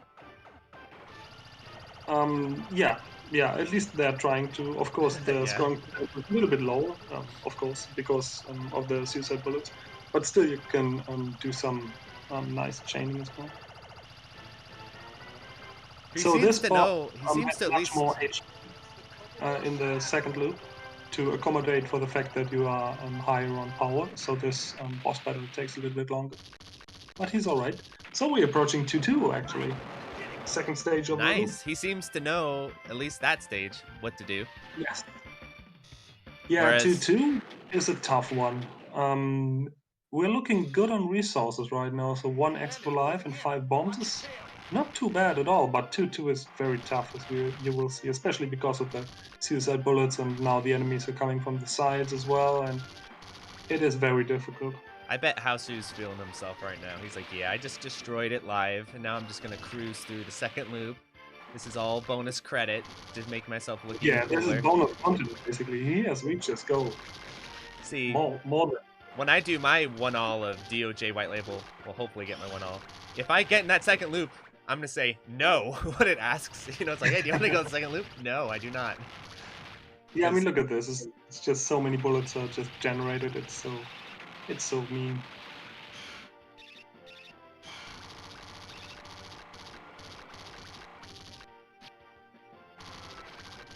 But yeah, especially the consistency of his route, that's the most impressive part. It's Yeah. really good. So I wasn't worried that he maybe wouldn't beat it or so. In practice, like literally every single one was a first loop clear. Nice.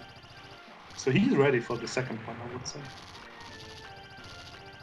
Wouldn't that be wild if he pulled out a 2-all? Like, to surprise us. Yeah, like, I'm telling you, for Shmup Slam, like yeah. secretly all along, he could do a 2-all, and he did it to surprise us. We'll see. We'll see about that. He's sabotaging my schedule. Yeah, the cool thing about these CSI bullets is they will mostly come in lines, and they almost look like lasers. So you Yeah. have the regular bullets emerging from the ships still, and of course faster than the first loop. And then you have almost these laser-shaped line of bullets. It becomes quite an interesting mix. Yeah, it The game doesn't. feels very differently. Yeah, it doesn't seem like Ketsui's suicide bullets where they kind of just hang out on the screen for Yeah, a like long not at time. all. Yeah, just to be jerks.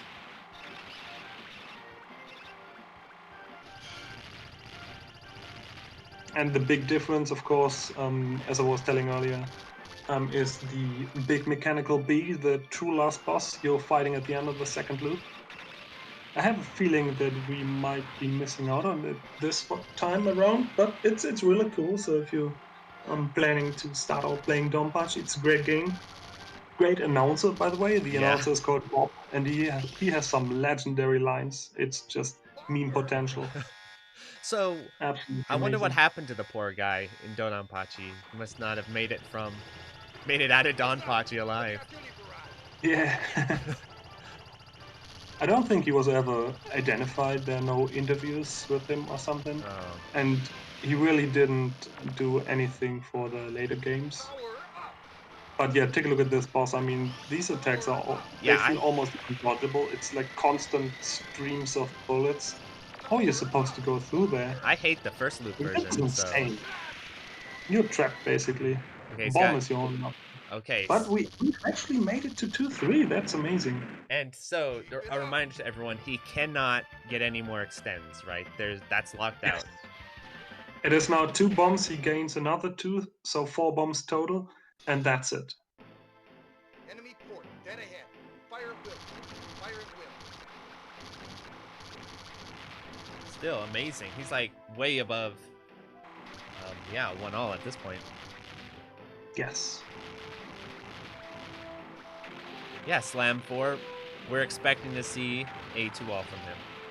Oh, I would love to see that. I would love to commentate. It's quite. Oh, that was clutch. Oh, That was damn. a clutch bomb right there.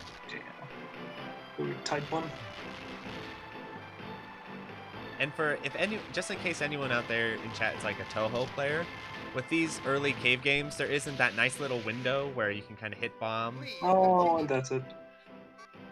Nicely Well, played, good though. game. Good It was a playing. fantastic run. It's not only a 1-all, it was up to 2-3 into the middle of the stage as well. Do you know what his That's great. PB is?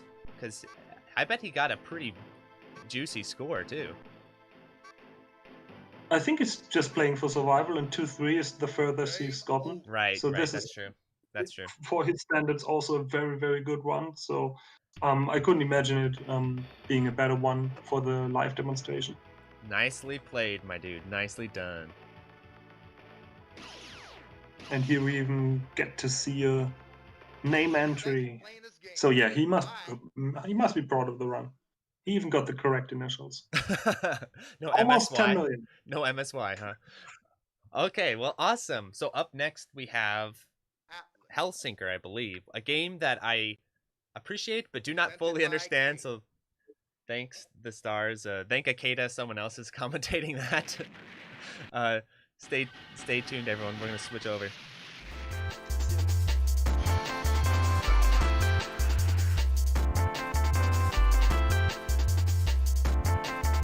Okay, awesome.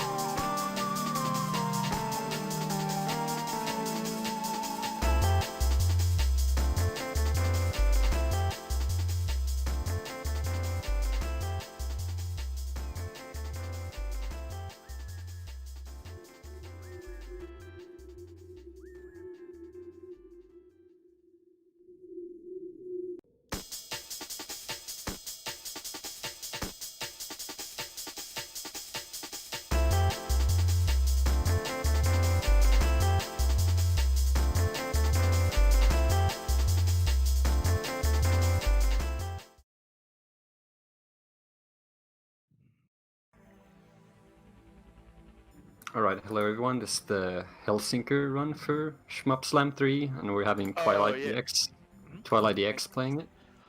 Yeah. Dead Lawyer run.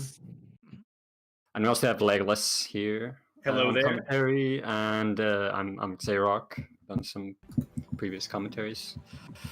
But Twilight will be doing the run, probably not talking much, but we'll try to cover some things about the game at the start here before he starts playing. Yeah, because the control system is super complicated, and we want to go through all the things you can do with the character first before we just see all the flashy lights and colors on the screen, right? Yep.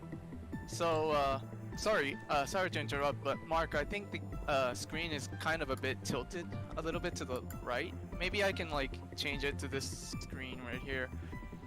Maybe this display is much more better. I have the stream open on my phone so I can see what's going on. Like the left side is like completely cropped right now. Oh yeah, we cannot see Soul Luna. Yeah. Alright. Okay.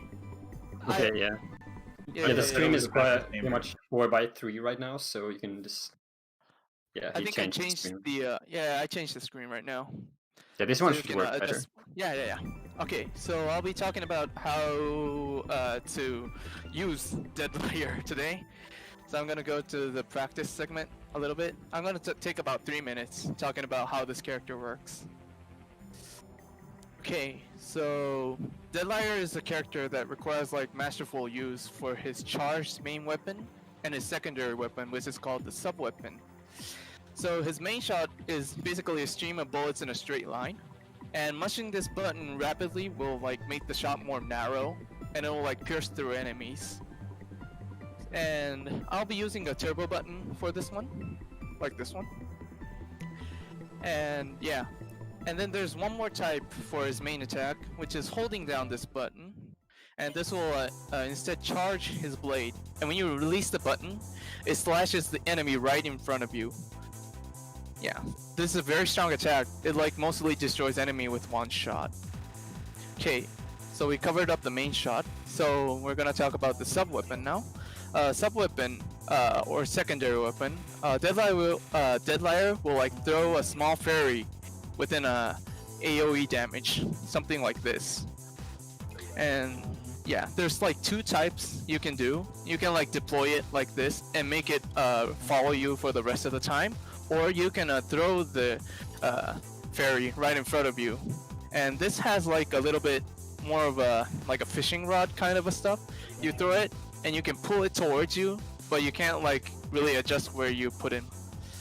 And if you throw him and tap the sub-weapon button 3 times consecutively, something like this, it will instantly return it to you.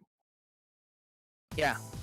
And the third one is its bomb. Basically, if you have more than 3 gauges of soul, you can use your bomb. But you have to be careful that if you use your bomb, your main shot will be much weaker for the duration of the time until the soul comes back to you. Yeah, so that's about it about Dead Layer. There's one more thing about the discharge as well. If you hold down the discharge button, you can delay it, and you will go invulnerable for a longer period of time, but the blast will go off later. Yeah. This will be used to graze a lot more needles later on. Yeah, it's a very useful technique. Yeah. So, yeah, I think I'm ready. To get away from Mike a bit, I'm in a very echoey room right now, and I'm on push to talk. If Mark could turn me down a little bit, that would be nice. All right. Yep. So, yeah. I'm gonna be muting after this. Yeah, thanks. So today I'm going to be going with 5 lives and auto bomb setting on. Yeah. So are we ready? Yeah. Let's go. So maybe over the process of the run, we could probably like slowly explain everything that's happening. Right. Yeah. But it probably shouldn't be good if we just info dump all at once. So what you just saw was a choice, and it's actually pretty cool because when you first play the game, you don't see this. You don't see the whole chaff thing. You don't see all these things coming from the top. You have a different stage and a different BGM. And if you're watching like a Hellsinker world record run, you're like, what happened? Why am I not playing this stage? Well, it's because there are two different choices for stage 1, behind and lead. In the story, this is like going first or following up behind, and you don't unlock the league stages until you get to stage 4. Right, yeah, this is the lead version. It's way higher scoring. I think I'll describe about the system a bit. So he had autobomb on. That's basically for safety. There's not much benefit for using the settings without autobomb. I think it was basically you get. It is easier to graze. In a way, it's easier to graze without autobomb because you don't need to be in a focus shot, I think. And one of the main things he's doing for scoring here is like he's getting really close to enemies and hitting them with like the aura around his character while he's shooting. That's like the core. Yep. If you can see the blue numbers on the enemies, whenever he gets really, really close to the enemies, that blue number will go up. That's the number of spirits that it'll give him when he kills the enemy. Basically, so that's like the unique scoring system of this game is those blue numbers, and I'm glad in the booth and Steam update he made those numbers way bigger. They used to be like 1 pixel wide. The score numbers is like, please look at the 1 pixel width. Look at its numbers. Look at its spirit. Yeah. Okay, here's a big graze. Yeah. So grazing is a huge amount of points as well for Dead Liar. Yep, that's a lot. Those are really risky. That first one is pretty easy, but in stage 2 they get a little crazy. So, but I think he has some safer strats. And here there's unchained enemies, like master. There's like when you kill the master, it takes out the children enemies, and you get some bonus points. It's not a lot, but you see them in the stage. And here again, he's increasing the value of. There's one destructible coffin. Okay, I think you already got it. And what he's doing right now is he's destroying bullets. Right. Yeah. You also get some points from these destructible bullets. Yep. It's not a much, but you want everything you can have. They all add up in this game in a pretty interesting way. And yeah, here you see more of the value increase. And a bomb. Look at all those 2s. And he's also probably trying to, I'm not sure. Okay, yeah, he's trying to increase his kill count. Yeah, he's charging his blade and doing all kinds of advanced weapon usage. Now the bosses, there's gonna be a lot of boss milking in this game, and this first boss is maybe the worst case of those. It's kind of a long fight, but there's not too much that's going on. Yeah. So now would probably be a good time to start understanding all the things on the side here. So Soul is it's sort of the power of your main shot. It will always go up. It constantly goes up, and you can also increase it by picking up soul items, which are like little squares with S's on them. And however, if you get autobombed or you actually use a bomb, it'll reset down to 1. So that's the thing. It'll decrease the power of your main shot after you use a bomb. So maybe Xaerock, you can explain what Luna is. Yeah. So Luna, I think it's shot speed, basically, if I remember correctly. The soul is like the raw power of each shot. But Luna, if Luna is low, then you won't be shooting much. But I think with Dead Liar, you don't really need to worry about Luna too much. No, I will comment like here that Twilightex was doing some really fancy like value increase at the start there with the ribbon on the sub weapon. Let's talk about the sub weapon, I guess. So he was already discussing this, but you can throw around this mistletoe. Yeah, it's a mistletoe. That's assisting Dead Liar, and it'll damage everything around her. And there's also this ribbon, but you can throw it around by like holding the button, and that'll give you a lot of spirits. Yeah. Yeah, and also like you can. There's also I think he's not using that type of Dead Liar, but you can have. No, okay, he is. So it moves with him. So you can also place it on top of yourself, and you'll have like a very damaging close range aura. It does more damage. Here he's hitting the back of his shot. That's one of the main ways Dead Liar increases the value. And now he triggers the extra phase on this boss, and it basically shoots a bunch of crap that gives you points for destructible bullets. And yeah, it's a really nice display they added for the points. Okay, yeah, he waited 3 seconds left. Basically, it's gonna be these milkable bosses. He'll take to the bottom of the timer. So that I played this game the last Shmup Slam and I had one of the bosses timeout. That was not a good time. So. If you let the boss time out, they cut your score. They would cut your score in half. Both spirits and kills, which can actually be really, really, really like hard to deal with. Yeah, well, it is really. Yeah, it's like too bad to deal with. Okay, stage 2. Things pick up here. But yeah, let's continue with the gauges. So Stella is it's here scaling difficulty rank. Like there was some in Donpachi just now, but here it's a visible meter. But in this game, I would say it's fairly simple to deal with the rank. Like it's pretty much just gonna be maxed out all the time when Twilightex is playing. So. And the difference between bottom and top Stella is not that big. Yeah, for sure. Actually, on one of the bosses, yeah, stage 7 boss, I think the pattern is easier at high rank than low rank. So it's still really? Yeah, it does a different type of pattern. It's one of the I think it's the only boss with that.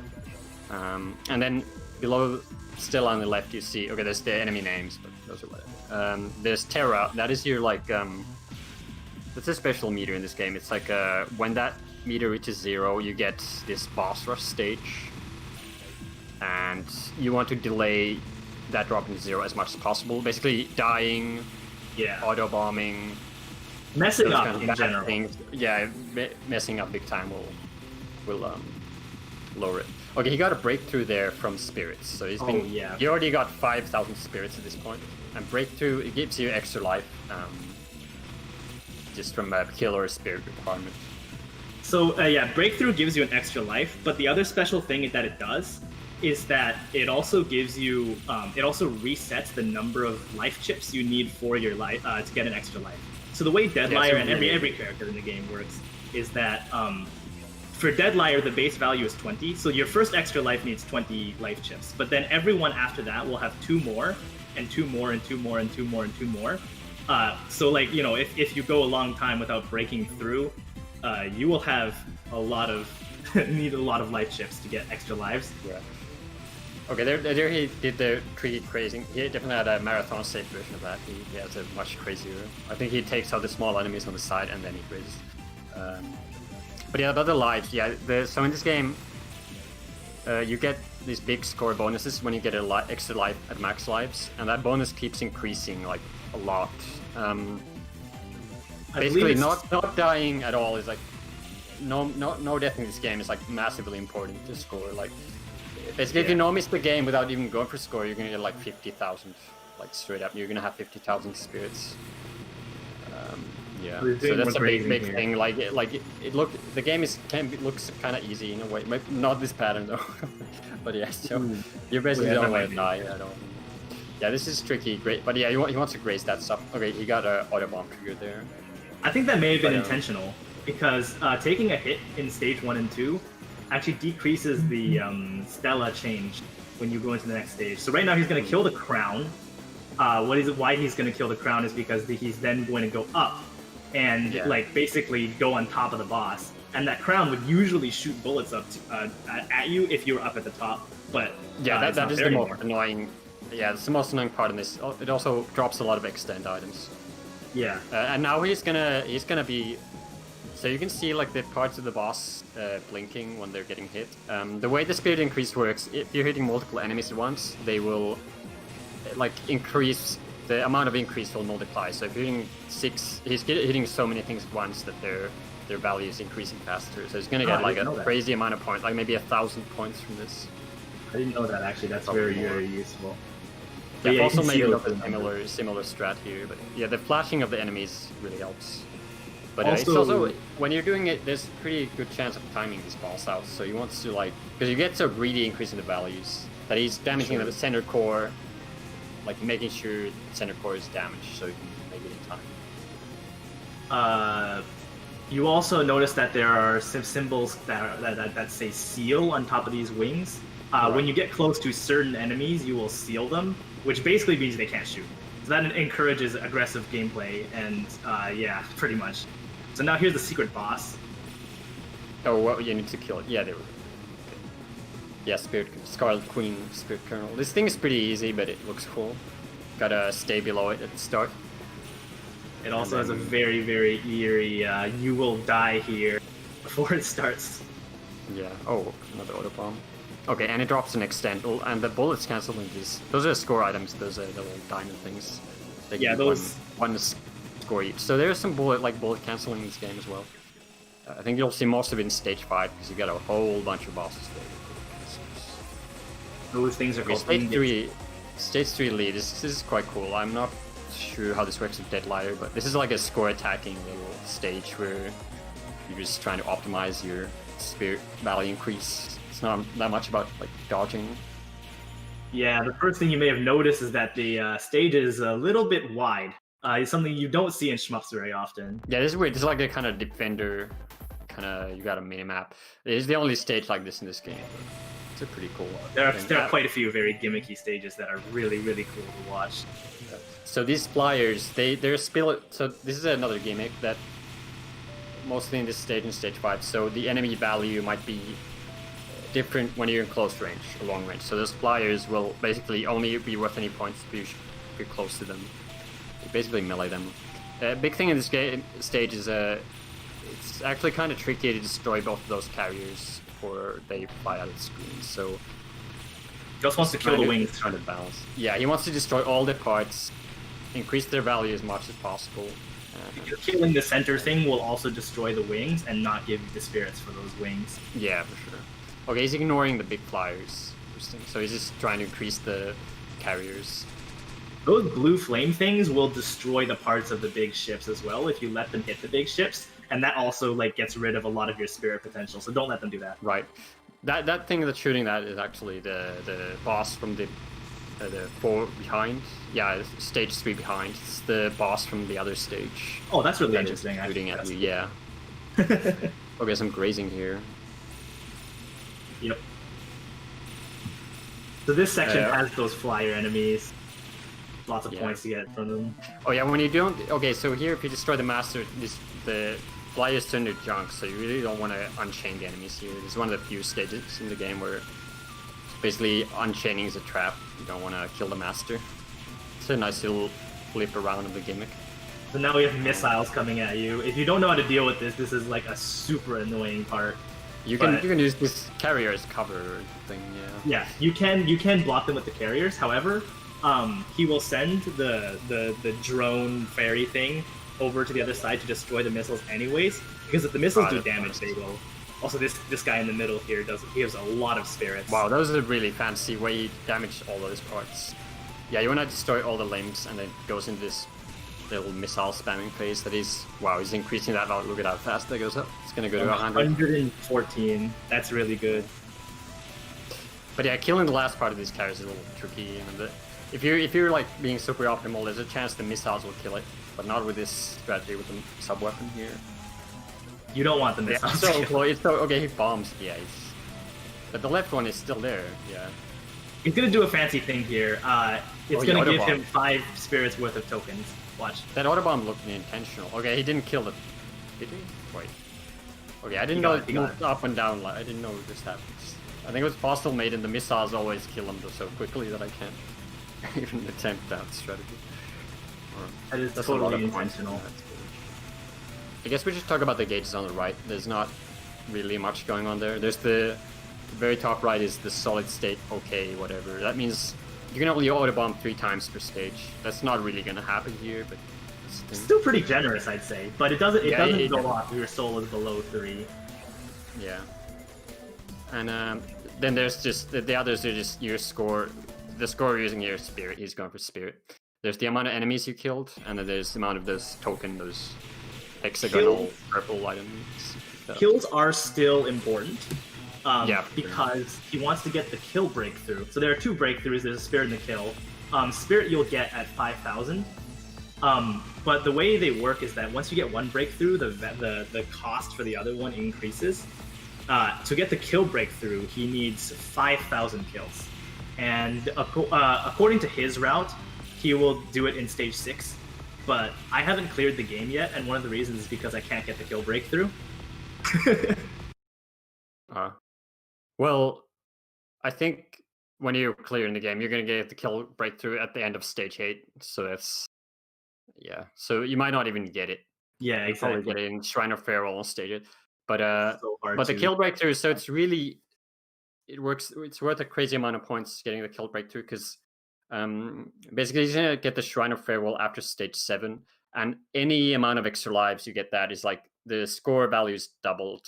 Ridiculous. We'll talk about that when you get to the shrine, but it's like he wants all the lives he can get, so he wants to reset the extra life requirement. Oh yeah, these things are. Oh man, it's bad. So that right there may have cost him a net total of 2,400 spirits.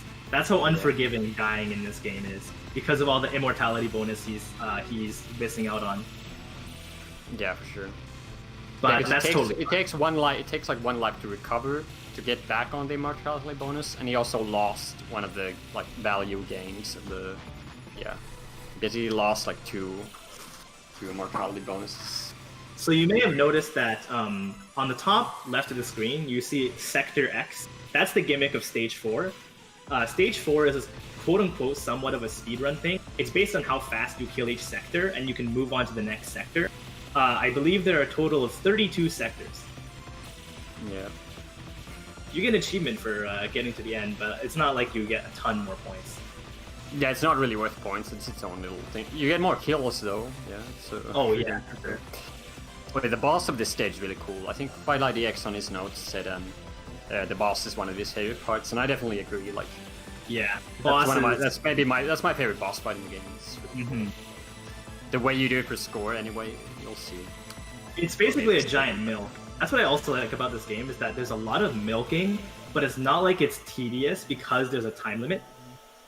Yeah, especially this boss milk doesn't feel like a milk. This is like the best boss milk ever designed, because it's like it doesn't feel like that. It's you're just speed killing stuff, like, but then you gotta finish up the core when the time. So he's gonna speed kill the wings of the rusted dragon. Yeah, you wanna kill those, and they will spawn a lot of destructible bullets. So he's gonna try to destroy those well. He's trying to balance their health. 300 spirit right there. Yeah. There's an achievement for that as well, and this is the only part of the game where you can. Yeah. So the reason he balanced the damage on them is so that he got those destructibles back. Alright, now he got to the the phase. So you gotta keep destroying these, and they keep switching through like patterns and combinations. And there's these 4 things, probably using charge slash here. Yeah. Just want to keep killing those little clam bones as quickly as possible. Yeah. And then he'll get to a final phase where he gets a lot of points, but also had to dodge a lot of bullets. He wants to get there as fast as possible. Right. Yeah, and the good thing about this fight is that it's also friendly for beginner players, because if you wanted to end the fight, you can just kill the main body and the fight will just end. You don't have to go through all this if you're playing for survival. And I think there's a way to get it to drop an extra life. I think it's if you don't destroy the wings, it just drops a 1-up item like Scarlet Queen. Oh, that's interesting. I didn't know that. Also, if you have your Terra, I think, or you continue before this boss, you'll just game over.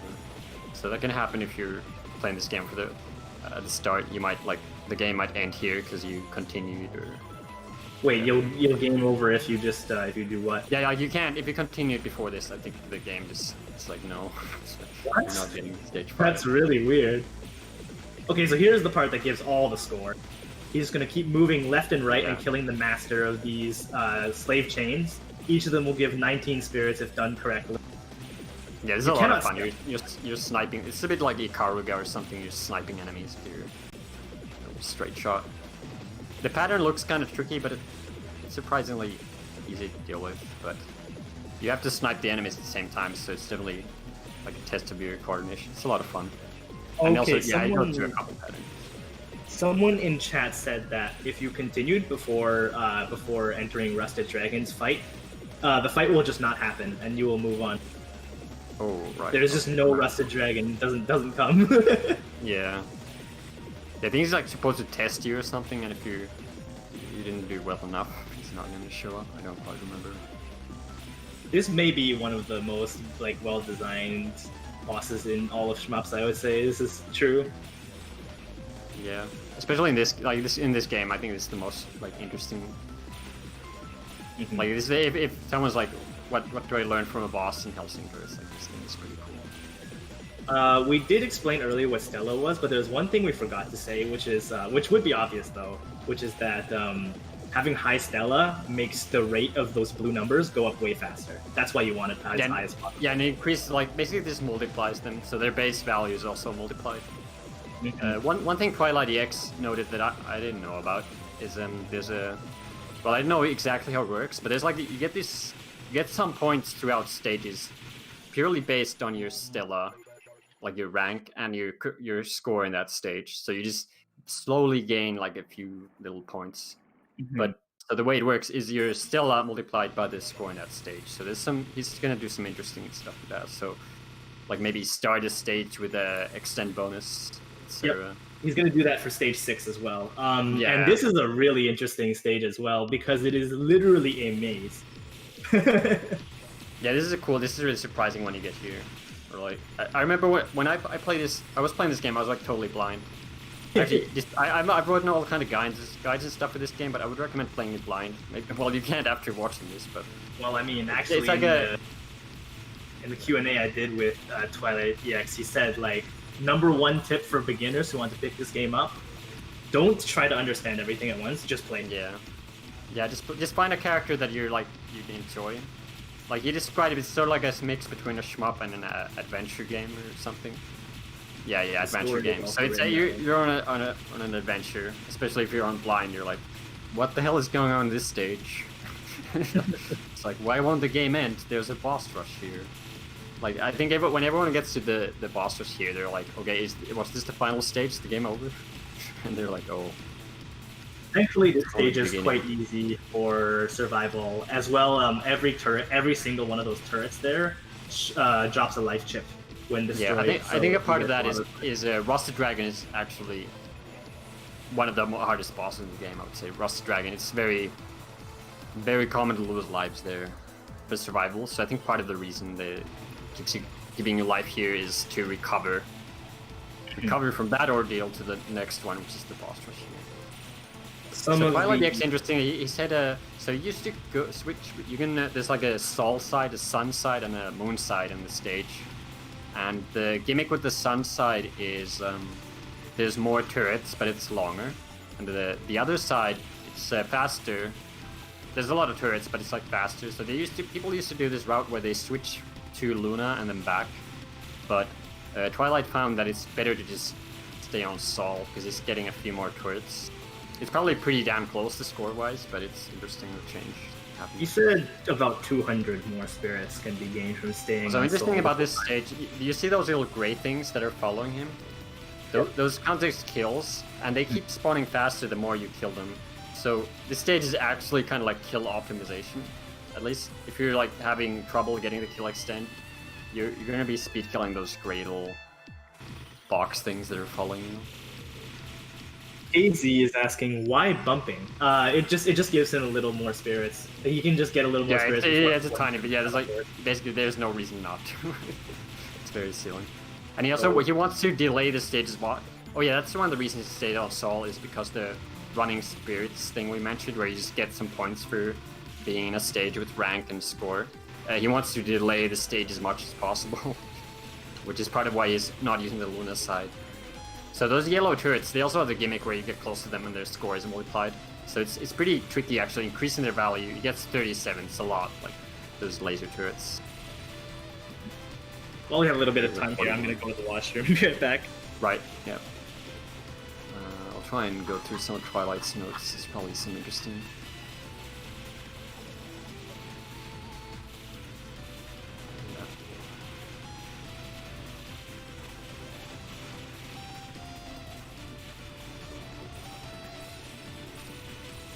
Right, so one of the weaker sides of having Autobomb is your Terra will drop more when you screw up.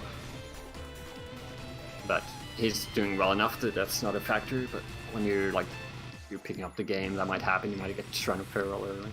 And here's leeching this the final enemy before the boss rush, he's just increasing its value. And yeah, until the time is about to run out as well. You can see how small that running spirits thing is, but the scores are getting so optimal here that, yeah. Okay, yeah, you're just in time. This perpetual calendar, crazy boss fight. Yeah, this is fun to score as well. This is also one of the highlights of the game for sure. So here, the boss during these let's say non-spells phases where it's just perpetual calendar, the turrets are worth a lot, and you want to destroy them all. And he used to nicely place bomb there to kill it. Now this thing sort of looks like the stage 1 boss, basically, the modification of it. It does make sense in the story. Yeah, I think on the manual it says something about what this boss is. There's like descriptions for a whole bunch of bosses. Apparently, the perpetual calendar is the thing that archives the designs of all the other bosses, and then like produces them, like mass produces them, pretty much. So you want to destroy the calendar so it won't, keep producing them, and then they come up behind you while you're exploring the rest of the cardinal shaft or something. Yeah, I think like what that. happens, they get stuck. they actually get stuck in here. Like they get stuck in this archives area or whatever, and they have to destroy the calendar to proceed. So the story of this game, okay, it's a bit too complicated to explain the story, but it's basically like a post a couple like the world, and there's this big tower on an island. You want to go there. You got like these are like basically like I think they're like treasure hunters or pretty I'm not much. quite sure. But yeah, they want to go to the tower, which is the cardinal shaft. And in stage 3, you could see it in the background. And in stage 4, they were going through the sewer system. And in this stage, they're like at the bottom of it. Twilight hates this non-spell. Oh yeah, everyone. Yeah, I hate this and the other version of this. Those flames. He also is not even focusing on killing the turrets so much. Yeah, that's how much he. Yeah, he's not even trying. So he's doing a lot of. Okay, no, there. Okay, it was all planned. There's not really a rush to kill it there because you can't really increase their value. Okay, this boss is interesting. Especially how you increase its value. You gotta like safe spot above it, but there's some dangerous points. He just punches. And you can also, he's not destroying the arms. Interestingly, you can increase the value. Okay, there it is. Yeah, you can also increase the value of the side arms a lot, and it's pretty tricky keeping those destroyed. But the mistletoe is getting some good work here. And now it's gonna do a crazy pattern soon. No. This boss has 3. He made an interesting manipulation there. And now you get some big bullet cancels here. You can see that. That's Those golden things are called ingots, and I believe they give 1/5 of a spirit, and I think 50 of them equates 1-to-1 life chip. Oh, I think they give 1 full spirit, but yeah, the second, like they give you a lot towards the life as well. Yeah, you're right. So it's worth picking those up when you can, for sure. Speaking of life chips, those purple Luna items also have a second purpose, and it is that picking up a certain number of those Luna items also gives you a life chip. That's why, if you remember on stage 2, the secret Scarlet Queen just constantly dropped Luna items, and he used the drone to pick them up. Oh, those are tokens actually, not Luna. They're the same color, but yeah, tokens. They will give you a life, but it takes a lot of pickups. But yeah, whenever you can, you want to pick up more of those as well. Okay, this thing, when you destroy all the parts, it's going to do a little crazing pattern. He's going to need to remember the number in the middle. It's 38, but he needs to remember that so he doesn't kill the boss too early. Yeah. Also, so it looks like it's shooting a whole bunch of needles, but interestingly, the grazing value on these is decreased. You don't get that much. I think it's because the grazing rate on bosses is actually lower than during the stages. Yeah. Because if you remember, there were all the big needle groups on Scarlet Queen. Yeah, for sure. But on this, you can very easily see it because if this was a normal stage, you'd be getting hundreds of spirits here. But yeah. He's just gonna do this until the timer is about to run out. Just gonna wait. So one thing Twilight says is he knows is Old Rose which is coming up, which is actually the last boss of Radio Zonde, the previous, basically the game before this one is set in the same universe. He's gonna try to get the as much life chips and ingots from that fight as possible, so you'll see some big bullet cancel there.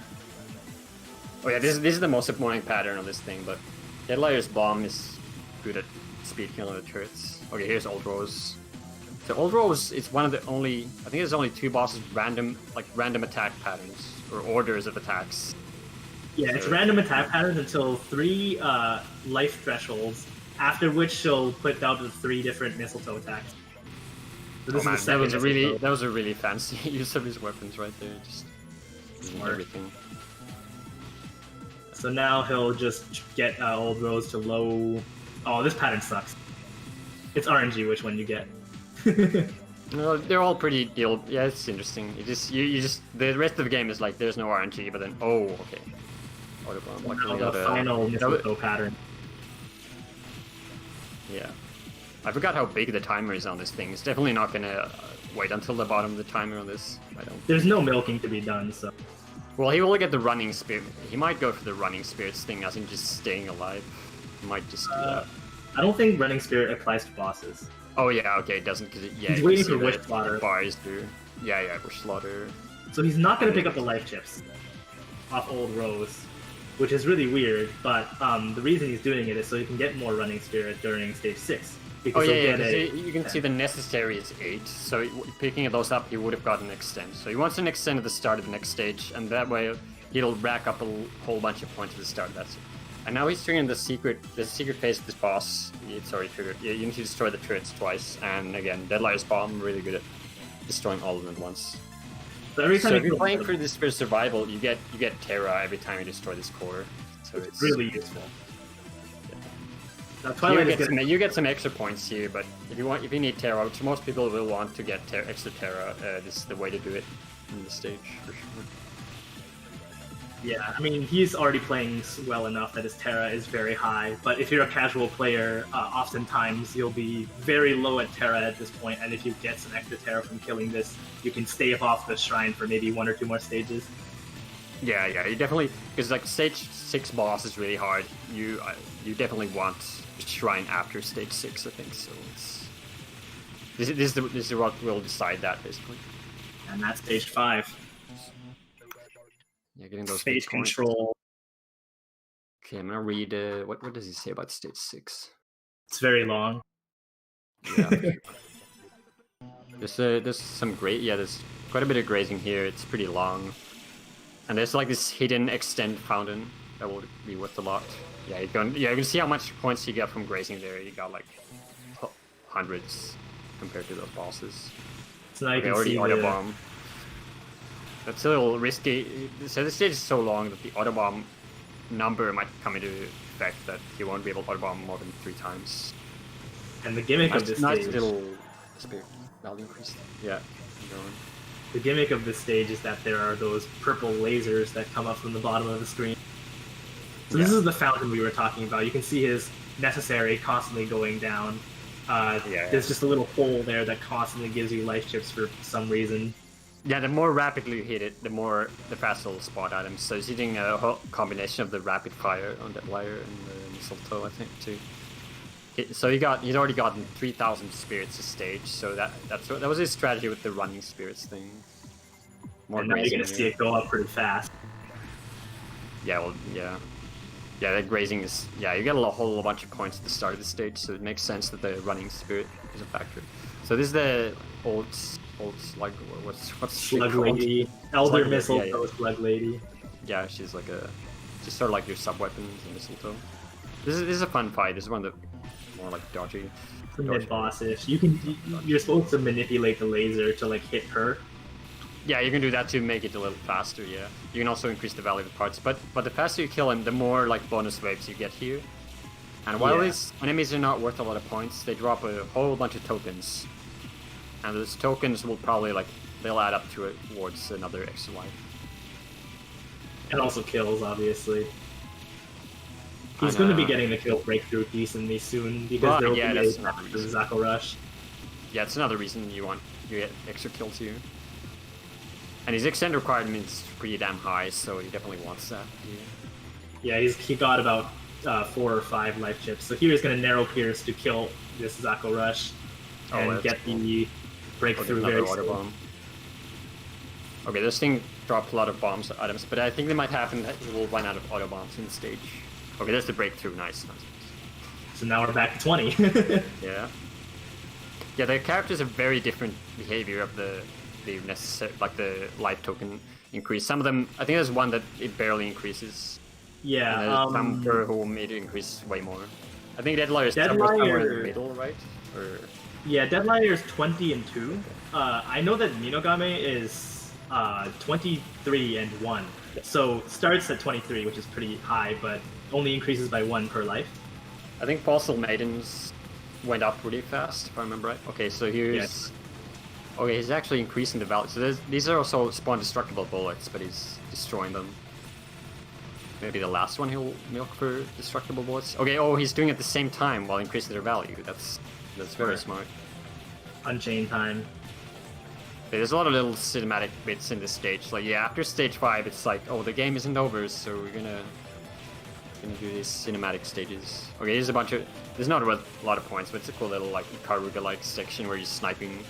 This gray section is hard because they don't fire directly at you. They fire, like, to your left and to your right, but you still want to graze it, so... Yeah, so I think that might be, like, slightly random or something, but... Yeah, it's also a little bit RNG, yeah. Yeah, this part is really easy with the fossil mating, because you use the invincibility bomb to increase all that. But yeah, here you want to speed kill these. They're worth 5, and they just keep spawning faster and faster. It's really... He's doing a really nice job with the mistletoe and the piercing shot to speed kill them. A lot of the things in this game are based off of keeping the time the same no matter how you play the stage, because Tonner wanted to make the stage sync up with the music. Yeah. Which is really, really genius, because this game might probably be like the best shmup ever in terms of syncing everything to music. Maybe. I can't remember. There's probably some competitors. But yeah, you can really see the running spirits now. If you look at the spirit bar on the right, it's like just ramming up constantly the top bar. Just getting points for free, basically, because he's earned so much. So you can kill these with the drone and get tons of spirit.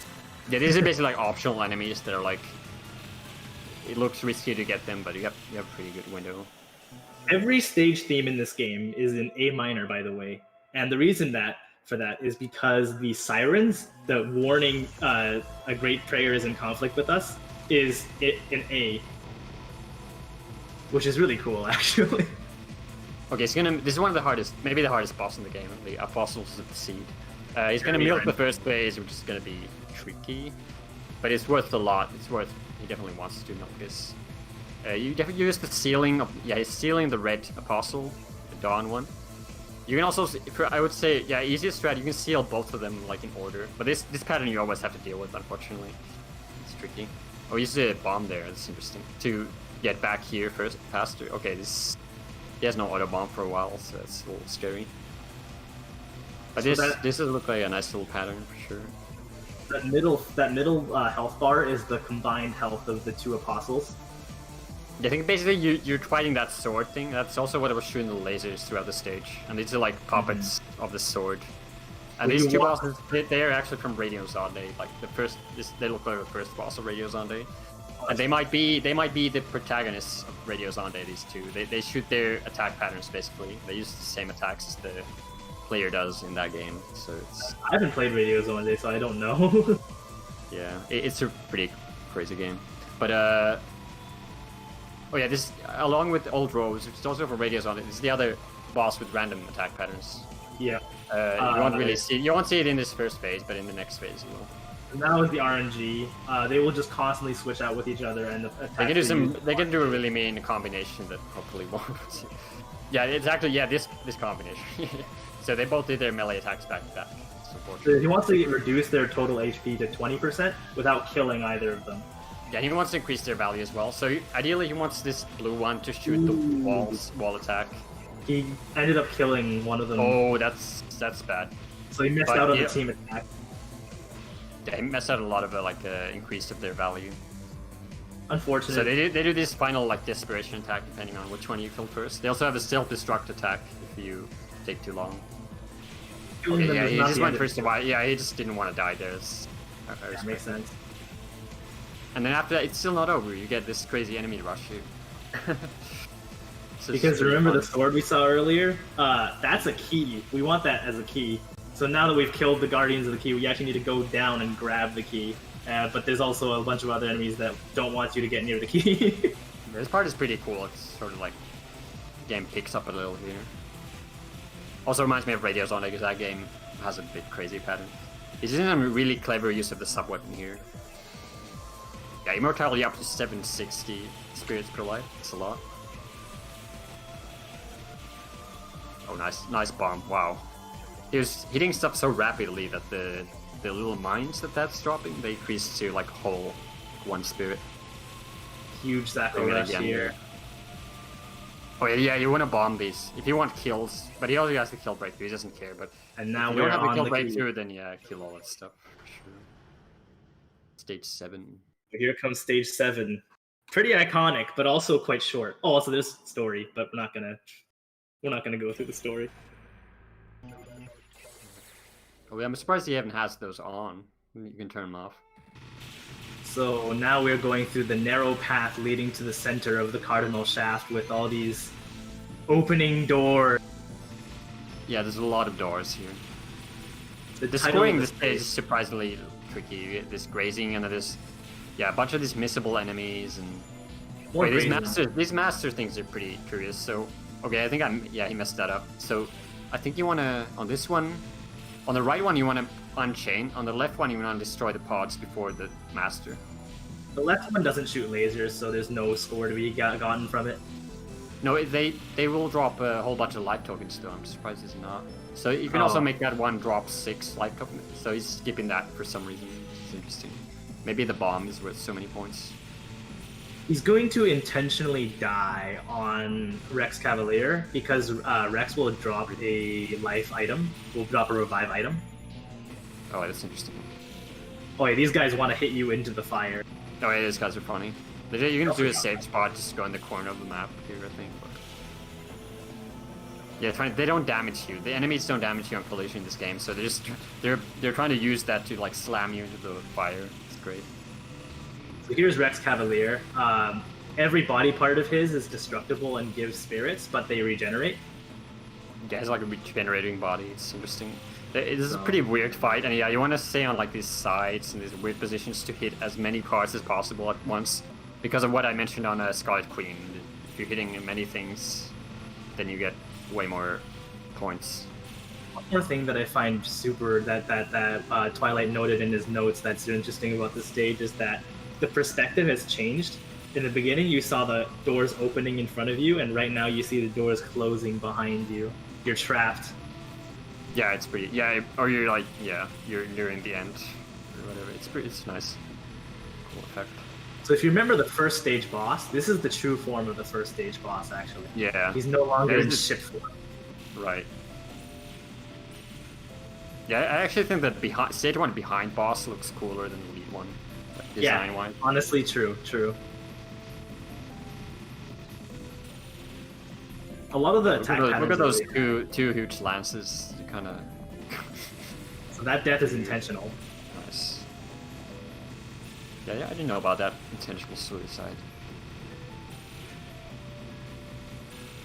Oh yeah, because he gains necessary. That's really clever. So he like gets a little closer to his next extend, but he's gonna get the extend item, and so he'll be in immortality state, closer to the next extend when he kills his boss.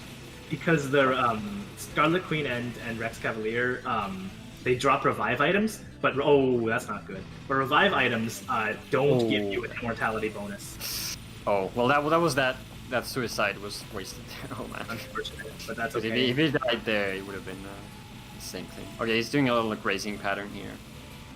So I think he's basically lost like 7,000 points deaths in this run so far or something. That's a lot. Like that's a lot. Yeah, it's fine, but it's quite a lot when you think about it. So funny that suicide strat was actually only discovered a couple weeks ago. Yeah, it's clever. And it's only it only saved you 4 life tokens. That's how optimized these routes get. So here's Rex Cavalier's true form. Yeah, he's going to try to stop you in any way possible. So he's going to try to transfer spirits to you in an attempt to make you go insane. And yeah, basically you become the next. You become the next Rex Cavalier, yeah. Yeah. If you have 1 life left, you will get the Spirit Overload ending. He wants to kill it right before it ends. He'll get a bonus. Oh man, that was so close. I'm like, does the hitbox of the sword hit there? Okay, it does.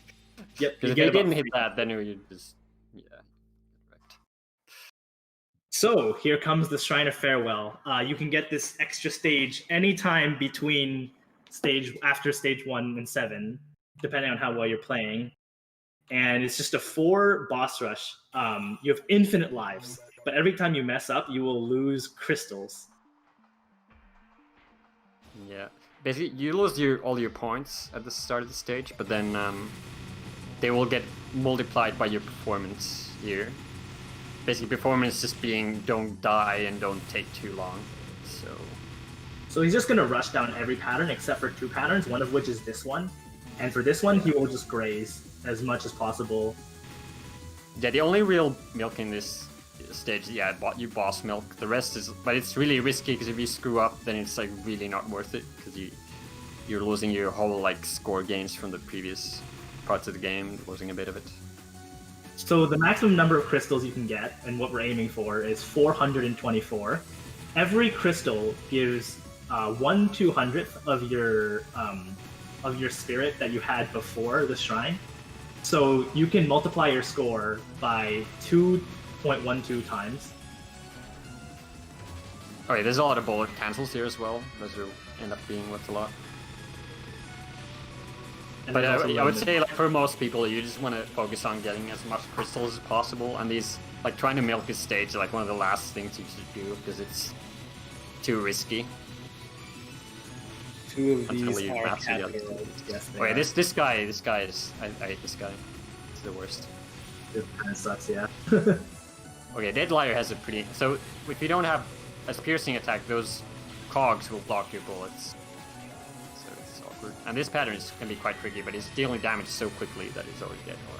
Yeah, and Dead Liar is probably the best character in terms of like rush downs. Yeah, damage output. Our 4th. You want to kill these yeah. 4 things and then hit the middle.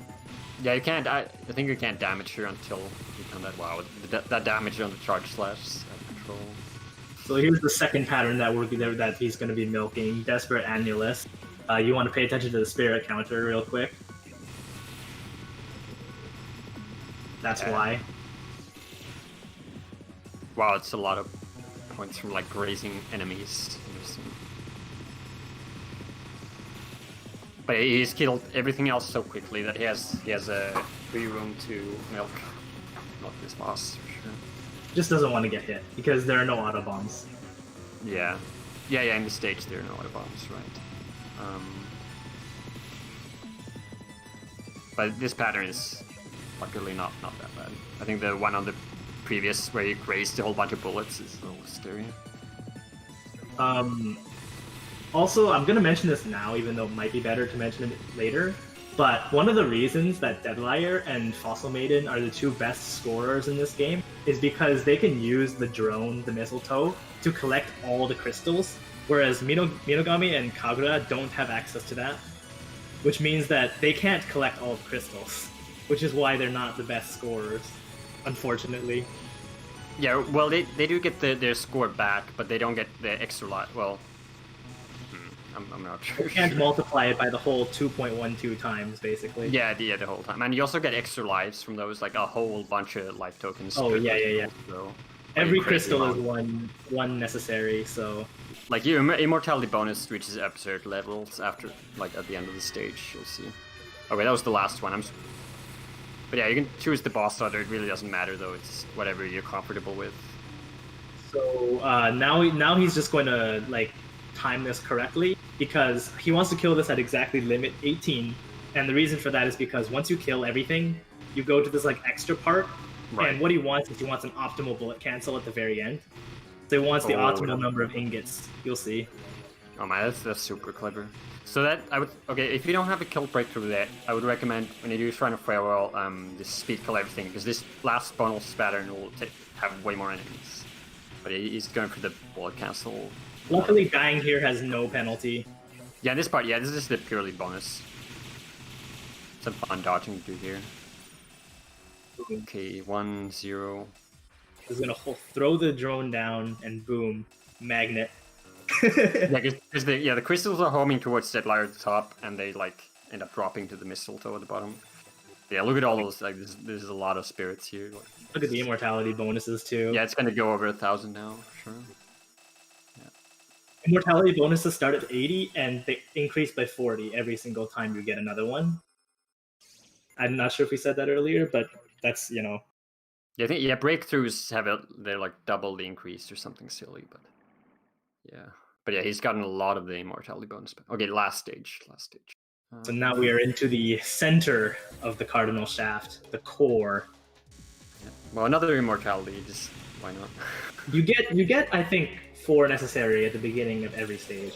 Yeah. Ooh, missed out on some grays there. Oh yeah, grazing these things are quite risky. I think it's one of the riskier parts of this stage. And in Deadlight, I would say in Deadlight, playing General Electro Score, one of the riskier things is grazing. Because it's easy. If you're going for optimal grazing, you're as close to the bullets as possible. That's one of the things that Twilight said he doesn't really like about the game. His notes is that the grazing is really finicky. So like if you're like a pixel off further away from a needle, you'll get less points. So it's like there's no leniency. It's just punishing. So here is the biggest chain in the game. You'll see it in a couple seconds. Yeah, this is surprisingly tricky to get, especially with Deadlighter, because it's hard to not survive here and not kill them. You get an achievement for that. Well, 103, that's kind of crazy. Yeah, a lot of grazing in this stage as well. More spirit zones. Oh, you didn't mention, but in the previous stage, when there's meat bosses that are these sprites, if you bomb them, you lose the crystals, so don't bomb them. There. Okay, nearing the last enemy rushes here. It's going through like a whole bunch of enemies from the previous stages. These are stage 1. More of these big snake things. Also, more interesting stuff about the lore. If you haven't noticed, the farther we get into the game, the more enemies you see at the bottom left are just called unnamed something number, and that's because it's uncharted territory. Oh yeah, that's a good explanation. Because you're going covering into yourself up, Connor. So it is actually relevant to the lore. Oh, these things that does make sense because I think. Oh yeah, in the story they made it to stage 5 before I think, and then they had to escape. So in this like when you're playing this game, you're doing like a second trip to the tower. I think it's actually 3rd, but yeah. Cool. So it does make sense lore-wise. Okay, now we have this song is really cool. Or when you get here for the first time, it's pretty sweet. The second half of the stage. These carrier things, they get a crazy amount of spirit increase here. Like look at those. And the running spirit is large too. Yeah.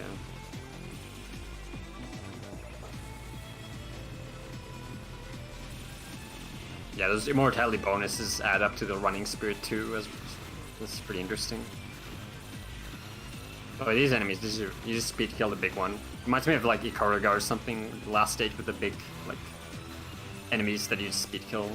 They do shoot bullets, but killing them will cancel it all. Yeah, you just kill.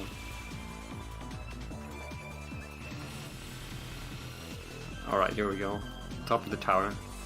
We have reached the fatal attraction be known as Hellsinker. Yeah. Oh yeah, I love that last enemy pattern before the boss. It's cool because you get this like symmetrical needle pattern. Menu 3. Yes, that BGM is menu 3. Yeah, that menu is very good. It's awesome. Menu.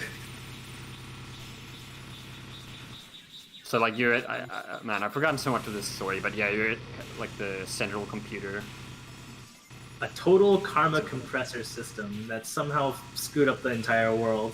Yeah, like some previous civilization, they're trying to control their karma or whatever, and they sacrifice too much to make it, and then like there's some apocalyptic event, and this tower is one of the only things that remained, or something like that. Yeah. And there's something stored in this computer. We'll see you later. Another immortality. And by rebooting it, we are transmitting spirits to it. So your main shot is actually spirits. Sounds really weird, right? But we're trying to hit the computer to make it more satisfied. I guess somewhat Yes. like raising a baby or something. So you want to hit it with your main or sub weapon. Bombing will decrease the satisfaction by a lot. Yeah, you don't want to bomb it. On the last pattern, you can bomb, but that's yeah. Well, that's a pretty silly gimmick because you might not expect that you can bomb it. It's like, oh, I just can bomb it. 3 TLBs. Well, yeah. Well, three last bosses And which one you get depends on the satisfaction level at the very, very end of this pattern rush, I guess. Yeah, it's pretty flexible. You can, I think with like every character, you can like you only need to do the last few patterns correctly, and it'll be level 3. Yeah, exactly. But yeah, when you're playing casually, this it's a bit of an ordeal keeping it up because you're trying to dodge the patterns and damage it at the same time. Like, no tricking. Yep. And this boss fight is totally timed. Oh yeah. This is the first boss where this gimmick starts with the bosses are timed, but you get points for damaging them. So you're trying to deal as much damage output as possible to get like a few thousand extra points. So I believe right about now, actually not now, in a bit.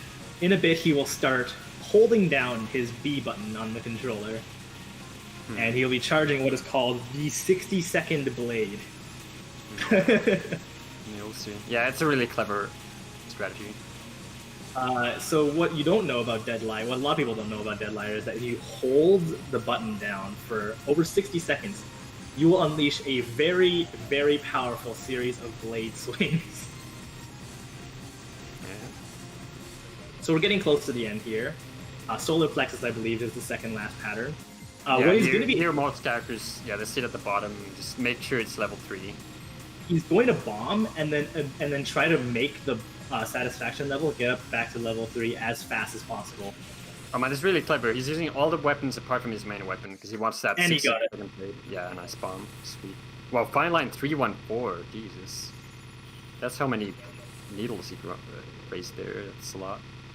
All right, he got the 2 last boss, Garland.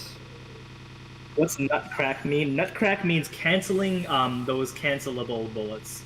And they give destroying you bullets. It's a very silly term. Should become the official term for destroying bullets. We have Floctinautation. He just unleashed the 60-second blade. I should have been watching the Spirit. So if anyone was watching the Spirit stage, you should have seen it like jump by thousands there because he did so much damage. Yep.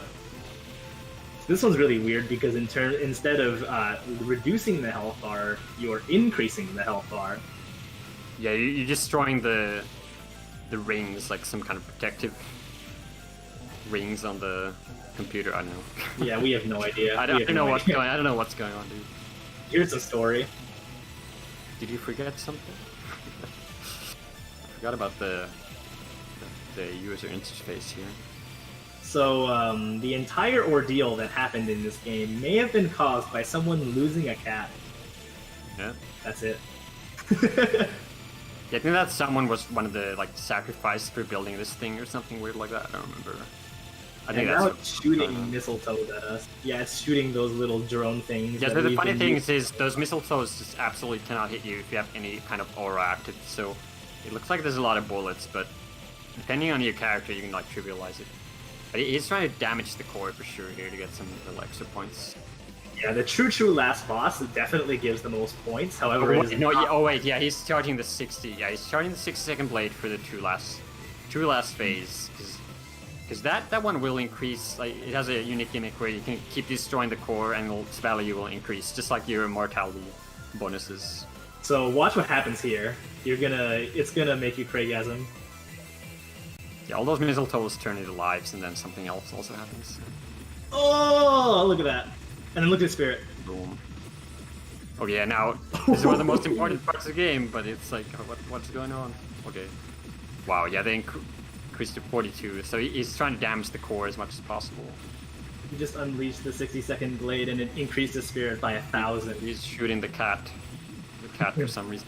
The computer gave you the cat back, but... Here's the lost cat. Trying to kill you. Quadruple 1. I think the quadruple ones were like sacrificed to build a tower. To build Garland. They sacrificed 4 children to create the computer, whatever. Yeah, it's not good for your karma. Definitely not. Okay, that pattern is one of the trickiest. You stay pretty far away to deal with it. There's some big safe spots on this boss, but it's definitely like they can be kind of risky to try to safe spot at this point. You might just want to. Interesting that the true last boss is not the hardest one. The hardest one is actually the level 2 one to survive. I think both the other bosses are harder than this thing. Weird, but Oh, he just got his aura back. Oh, he's trying not to die here. And there we go. Nice.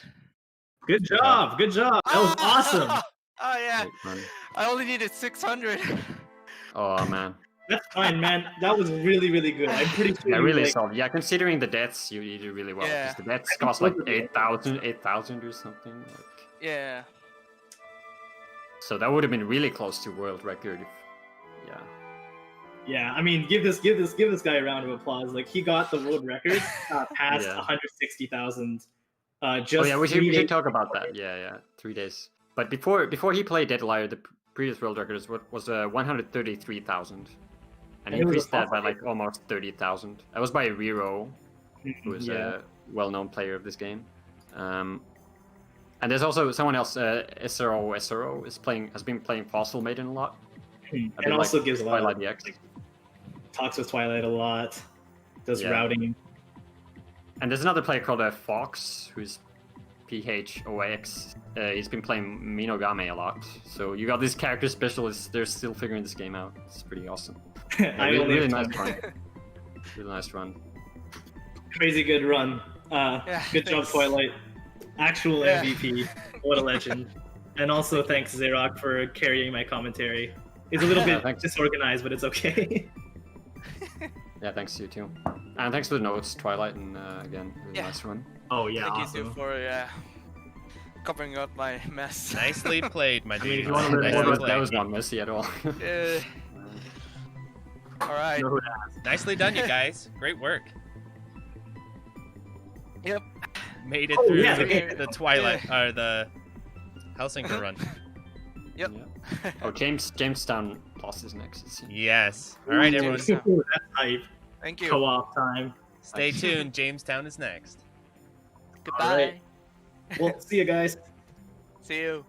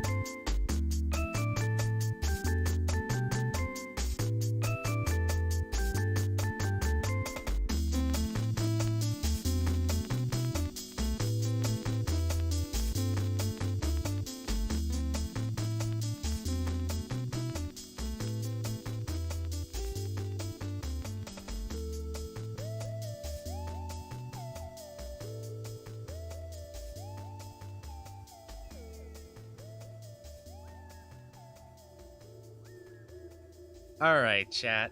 Can you all hear me okay? probably got to turn down the music a bit. Well, since I blew out all your guys' eardrums trying to import the last song, I'm gonna try a different method of doing it here. So let's see here. That method is causing all kinds of ruckus. But yes, get ready at your keyboards, and it wasn't the last song that I played. I'm going to pick a song, and the person who can guess it first in the chat what game it's from will win. So one moment, please.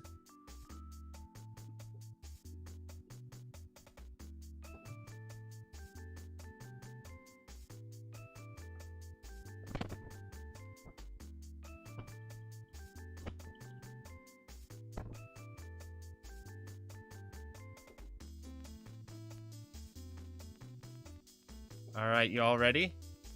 At your keyboards? Okay, I'm turning this music off. Okay, ready?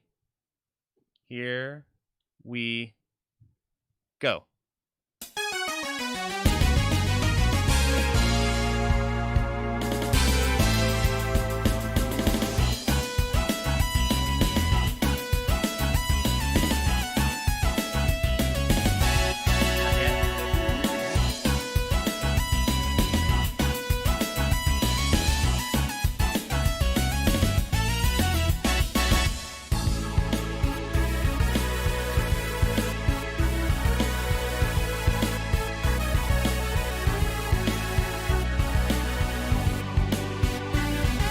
Yes, Tyler.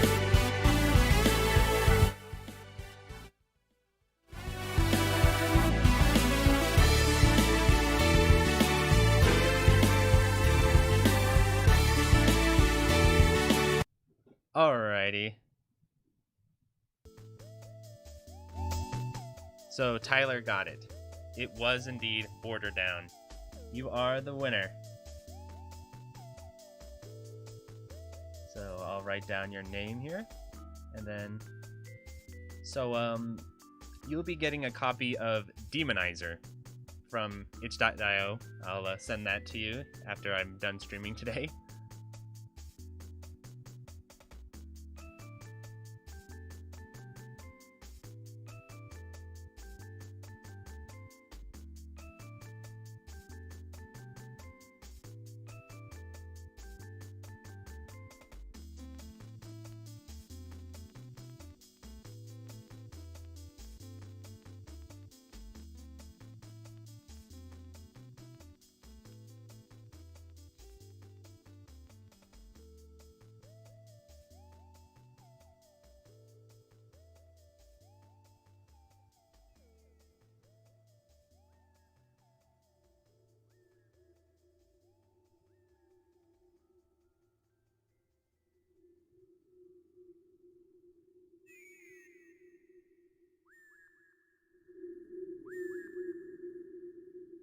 Alrighty, so we got a little bit of extra time here before we set up for the next run. Let's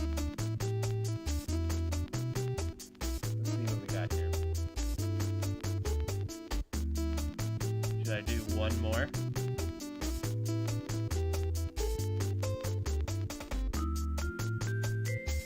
Should we do one more, chat? One more guess the shmup to win?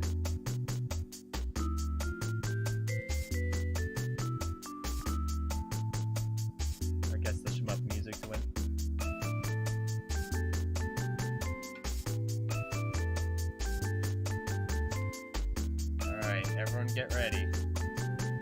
Get prepared. This one might be... I'll try to think of a bit of a more deep cut for this one. This will be for a copy of ZeroRanger, so get ready.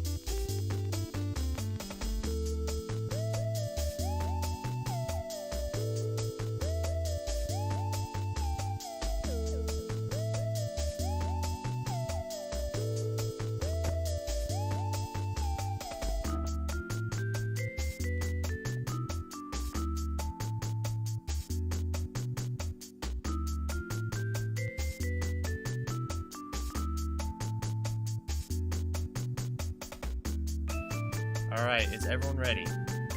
This one's gonna be tricky. Okay, I'm gonna tell you that now. This one's gonna be tricky. So let's turn this off.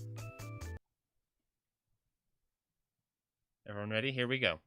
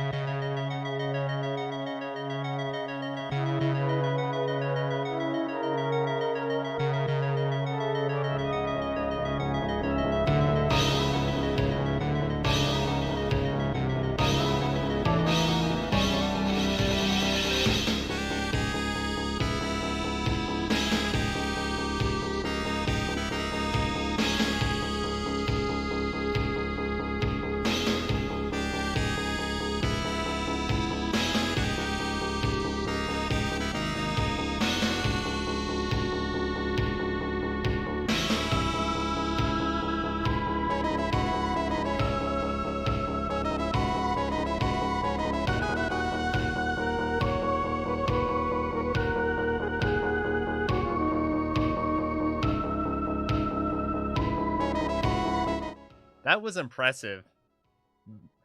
Chino nailed it. Nicely done, Chino.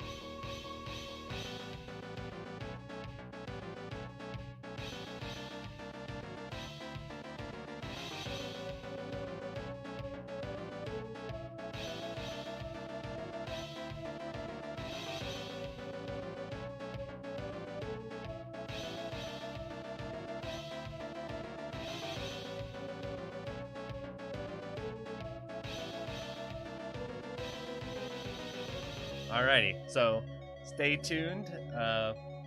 We're gonna go to Jamestown next. 4-player divine difficulty clear. This will be awesome. And I think they have like a mic. They're gonna communicate with each other as they're playing. So you get that real couch co-op experience there. Alright, everyone. As awesome as Metal Black is, I'm gonna turn it off.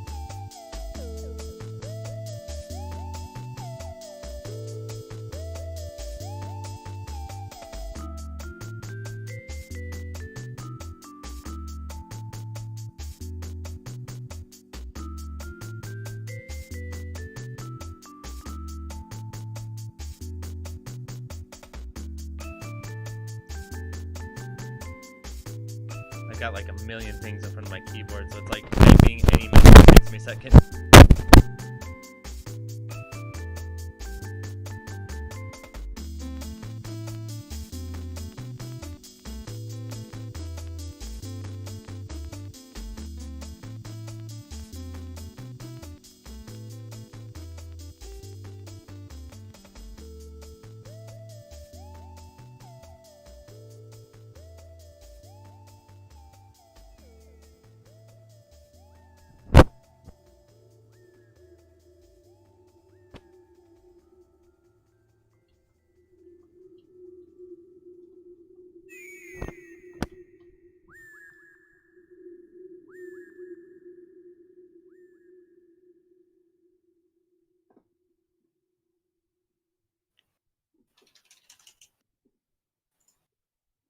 Avoid me.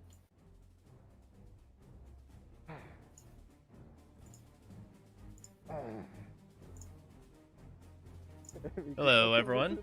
Welcome to Jamestown Plus Divine Difficulty 4-player clear. That's going to be pretty crazy. With me on the mic is Alva. What's up, my dude? Hello. Hat nicht gesagt. Ich habe ihm gesagt, soll dir schreiben, wenn bereit ist. So, they should be, I think they're ready to go. How's the chat doing? I think they're just getting ready, but we should be ready to go. Awesome. Ready, nah? Okay. Alright. Go! Thanks for tuning in and welcome to Jamestown Divine for co-op playing with me, the Heady Bear, Chris Green, Macho Man Mo, and Yoshi, and we're playing this straight through without scoring. We would try to get a high score, but our main focus is technically to get through without dying too much. Let's go. Nice. We're riding this game. This will be cool. On, People always want the co-op. Let's freaking go. We got the co-op. Alrighty. Yeah, let's get the gun out. So you're probably wondering why he's wearing that hat. Because it's a sick hat, that's why. Well, no, Yellow is actually using the gunnership, which is a... Oh, nice, nice. Who's wearing a hat as well. You know what's funny is I'm from Idaho, so people wear cowboy hats like all the time, so I didn't even think twice about it. I'm like, oh yeah, he's in a cowboy hat, no big deal. Ain't no thing. No, so this is Jamestown Plus. The original Jamestown was released in 2014 on Steam. This game, as you can see, is horizontal. It's designed to be played in co-op, but it can also be played with less than 4 players. HP scaling will make sure that it's possible as well. This is Jamestown Plus, which I don't remember when the first Jamestown Plus came out, but Westquote should know. Well, would obviously know that. Right. But this is the Switch version they're playing right now, which came out, well, December 2019. Any particular reason why they're doing the Switch version? Well, oh yeah, let's talk about what... I don't know why they chose that specifically, but well, let's just talk about what this is in general. Yeah, like, sure. Why are they playing this? So these players, or rather the core gamer Treff, the thing you see, is a venue in Germany, and it's basically for people that want to play in co-op or competitively, like versus stuff. So not only one of these players is actually a player who plays more shmups and is known in the community, which is Yoshi. The other one's Heady Bear, playing Yellow and being the gunner right now, is... what? He prefers to just play retro games in general. Macho Man Mo, on the right, the playing blue, is a fighting game player. Chris Green just plays any games. And yeah, as you see, Yoshi, who also goes by the name Linie Eber, is red. And he's also playing the Treason ship with blue, Macho Man Mo, which in my opinion is the best ship in the game. Nice. Green is using the what's it called? The beam, I think. Let it rock. I The keep messing Dodonpachi up. laser. Just call it that. It actually is that. There's also another ship called Laser, but it's not laser. It's Oh, beam. Nice. Yeah, it actually works like a Dodonpachi laser as well, as in you get close and you will deal more damage. Right. Yeah, well, Otherwise, I'm not aware of point blanking really being a thing in this game. oh my god. Nicely done. Well, that's cool. He has a venue. Maybe in the future he'll do some like more shmup events there and stuff. That's actually something he's planning to do. Yeah, well, let's see how it goes. I don't know any specifics on what he's planning to do, but he's certainly gotten been more interested in.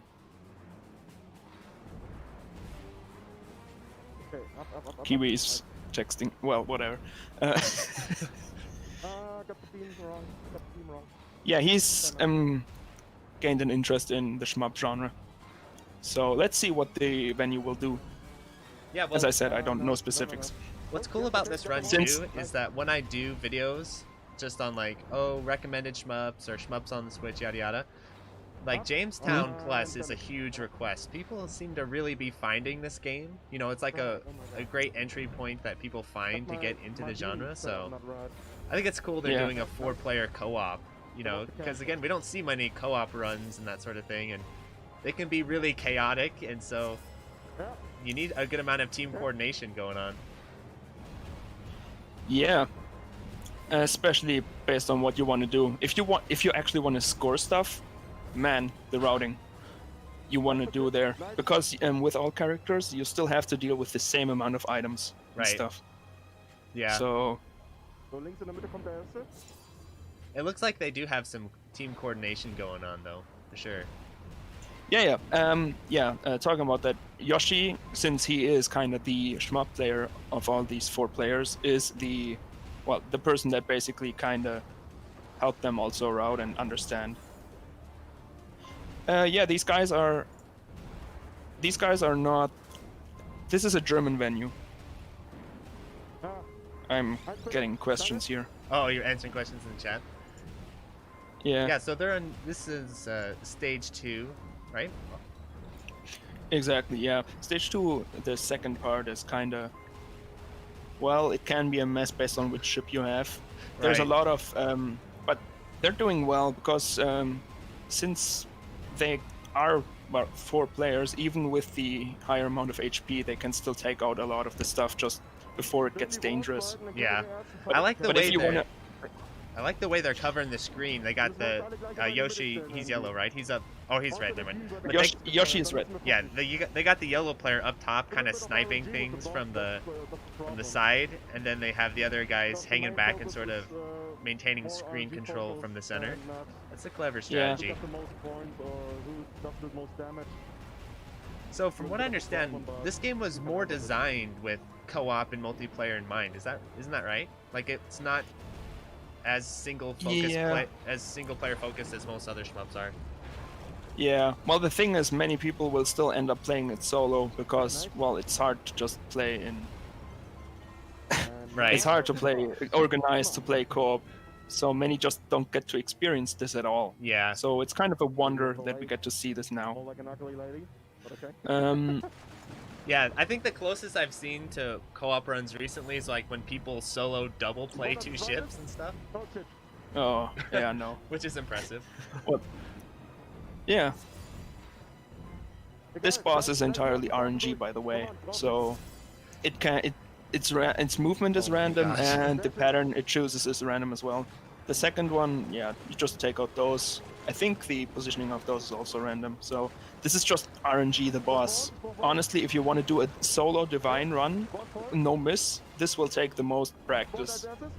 I remember you telling me that this game has a good amount of RNG in it, right? Like you can't. Not that much. It really depends. It's really just this boss, which is the okay. RNG. but there's still other, like, this is only the second to highest difficulty, but it's still a good difficulty. Yeah. It's actually, in my opinion, the best difficulty. Judgment difficulty is just hell. I'm currently routing that in the original Jamestown, and yeah, it's a pain to deal with, but it's also kind of fun if you get serious with it. So as you get to the higher difficulties of awesome.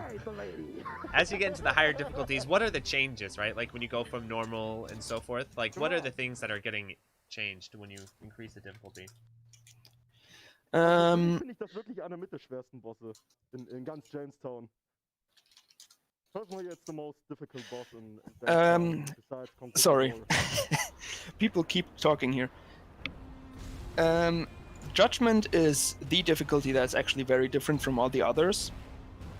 Whereas the first 4 difficulties are just have more bullets and stuff and aren't that different in any other aspects. Judgment has an extra property where, or rather, mechanic where some bullets are green rings and you cannot cancel them with your wand. Oh, okay. Now let's talk about the wand a bit. The wand has 3 phases. It basically, upon initiating wand, you get a shield which absorbs bullets, except for green orbs, as stated before. It also grants you invincibility to everything except green rings.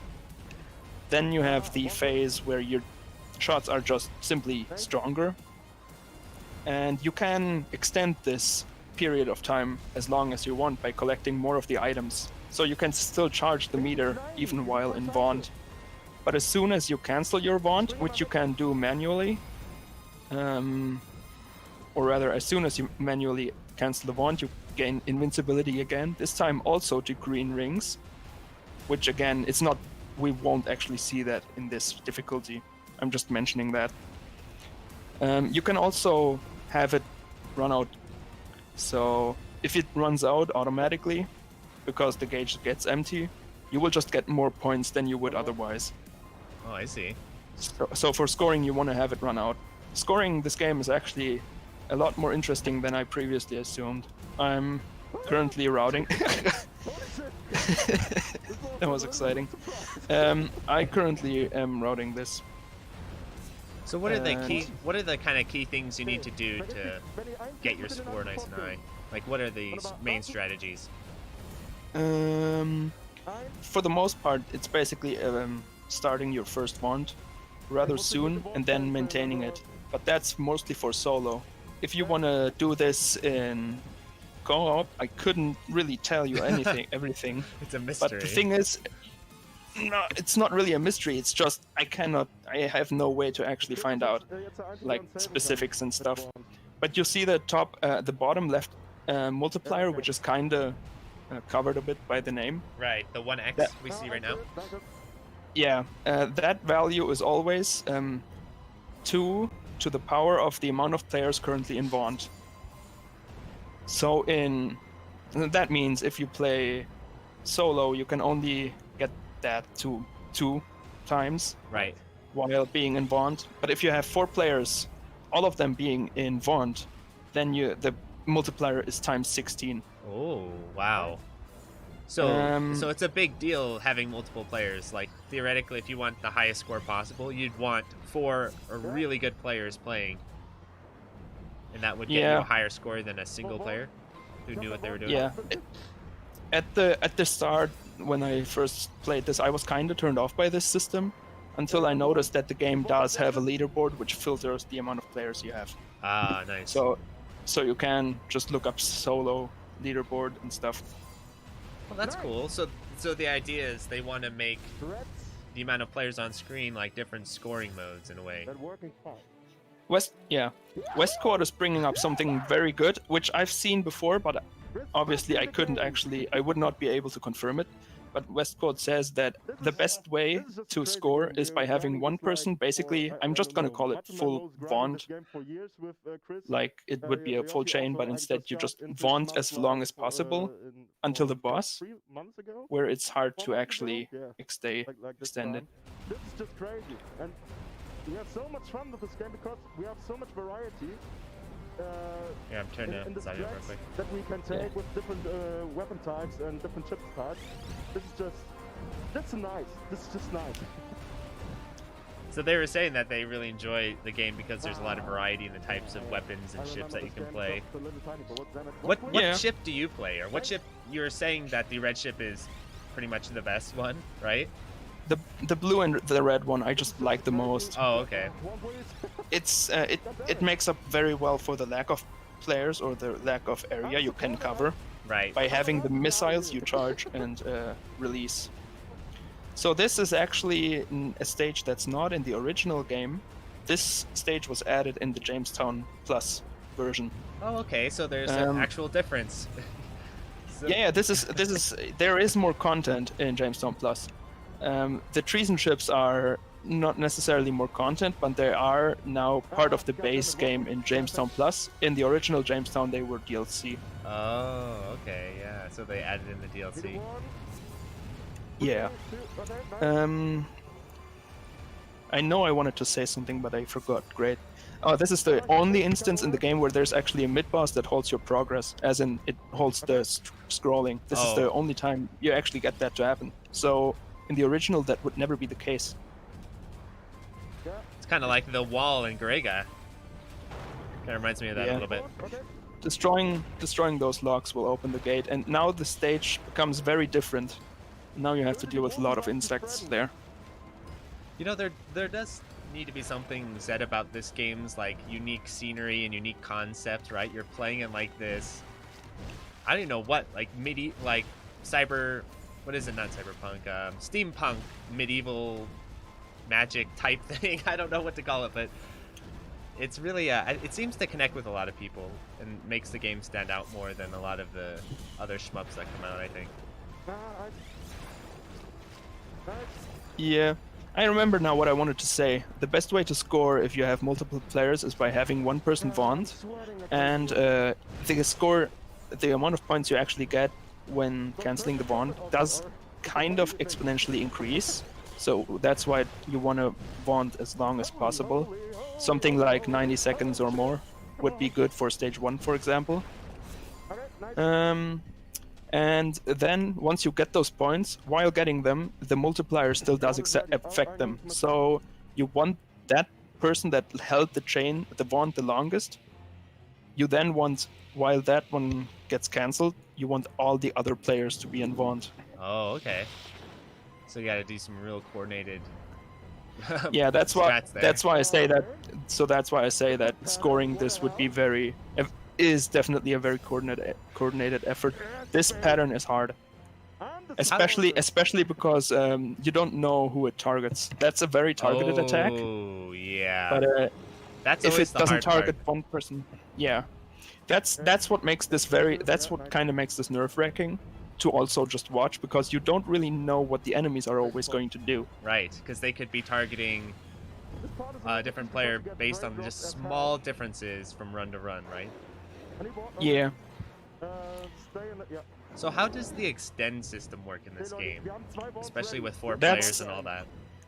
Yeah, that's another thing I wanted to mention at some point, which is if you play solo, you have lives, but once you have more than one player playing, lives do not exist anymore. Instead, you revive each other. Oh, okay. So as long as one person's alive on screen, there's like, I'm guessing there's some kind of timer to revive or something like that? Yeah, you can either collect a revive item, which is, for example, that thing with the one. It will revive one. Or there's a cooldown. I haven't paid attention much to it personally, but apparently the timer does go up every time. Oh, right. That makes sense. Also, this is cool. I kind of felt like one of the patterns we saw in Akuu Gallet, or what it was called, earlier, looked like this, with the wings going outward, and then that was funny to see. They're always happy. So that's how many stages? That's the 4th out of 7 stages we're doing. Wow, a 7-stager, huh? Yeah, 5 plus the 2 extra stages. So I'm kind of picking up on kind of the strategy here, is where, like you're saying, Yoshi, the red player, if all else fails, he just has to kind of hang in there until his teammates can respond. trying Yeah. to go for scores. And to multiply our That reminds me a lot of playing a lot of co-op games with my brothers and stuff. Kind of a similar system, like in Halo, where you get killed, you're like, okay, run away, then you can respawn your brother or whatever it is. Another thing, because we were talking about lives, they still don't want to die too much because there's a credit counter at the bottom. You don't have infinite credits. Oh, okay. So there's still a chance. There's still a chance a run may just end at some point. So they might actually not see the end if they are unlucky. Those blue lines are funny. They're aimed above the player. Oh. But there's also that's also other bullets, red bullets in the stage shot by some enemy that shoots below the player. Those. I wonder why they do So- that. Just to kind of give them a weird. There's feel. multiple instances of weird aiming like that happening. So there's a section in Judgment where I am actually just where I am routing it in a way that right somewhere around here I just stay in one spot and just take out as much as I can with the missiles while not moving because nothing hits me. Right. Yeah. That's always something That's you gotta watch very out funny. for. Is that you always want to make sure you can't just hold still and kill like half the stage just by holding still. KZ, the stage with the walls is not after this one. After this one will be the second extra stage. So this stage has a lot of weird stuff going on, by the way, which I keep noticing is where some enemies appear sometimes and sometimes they don't. Sometimes I can't figure out the conditions, but not always. Sometimes I just don't know why enemies don't appear or do appear. Ideally, in Judgment, you don't want any of them to appear, any of those optionals, because some of them can just ruin everything. So, what is there a rank system for this game or anything like that? None that I've noticed. I don't think so. Okay. Even when you're playing in multiplayer, like do the stage patterns or boss patterns alter at all, other than the aiming thing we talked about earlier? One thing I completely failed to mention is the stage 3 boss. We saw it having like 8 phases or something, the stage 3 boss. What I completely failed to mention, or rather just didn't manage to do before it was over, is that it has 2 additional phases for every player on the screen. Ah, okay. So if you play, yes, but that's a very unique exception. So the stage 3 boss, if you play solo, only has 4 phases. Or maybe it had 10, which would make more sense mathematically. I'm not keeping track. Yeah. Yeah. It has more. That's all we need to know. Yeah. I think I'm just used to it because they did do a stream earlier, but only 3 of them were present. So. Right. It looks like they're holding their own so far. As far Westquad points another interesting thing out, is that a lot of enemies, especially major ones, have extra conditions, and if you fulfill them while killing those enemies, they will drop more, which is good for scoring, of course. But the conditions, now here's a change in Jamestown Plus that I do not understand, maybe Westquote could explain, is that in the original Jamestown, if you fulfill that requirement, it would say special. There would be a pop-up text saying special. It doesn't do so in Plus, which is a weird change. Huh.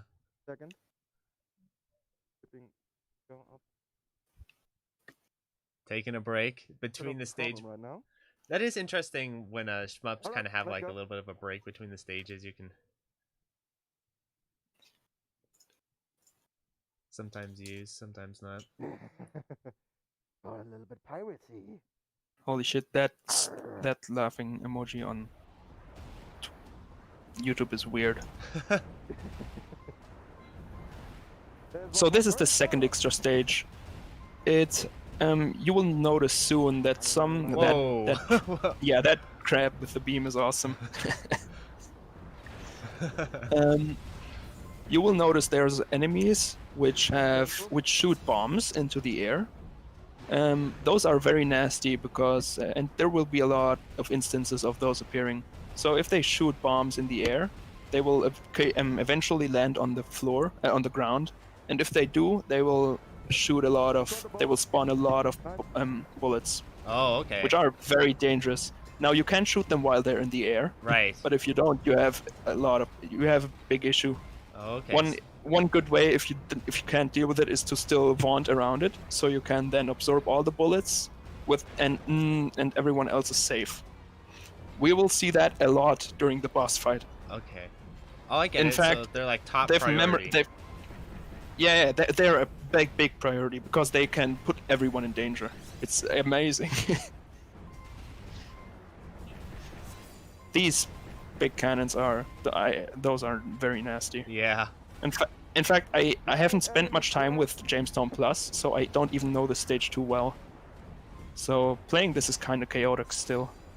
I can imagine everyone who plays this stage for the first time gets nailed by that crab. Because it's so unexpected.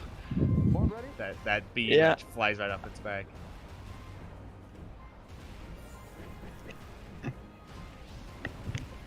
Oh, this reminds me of Mushi.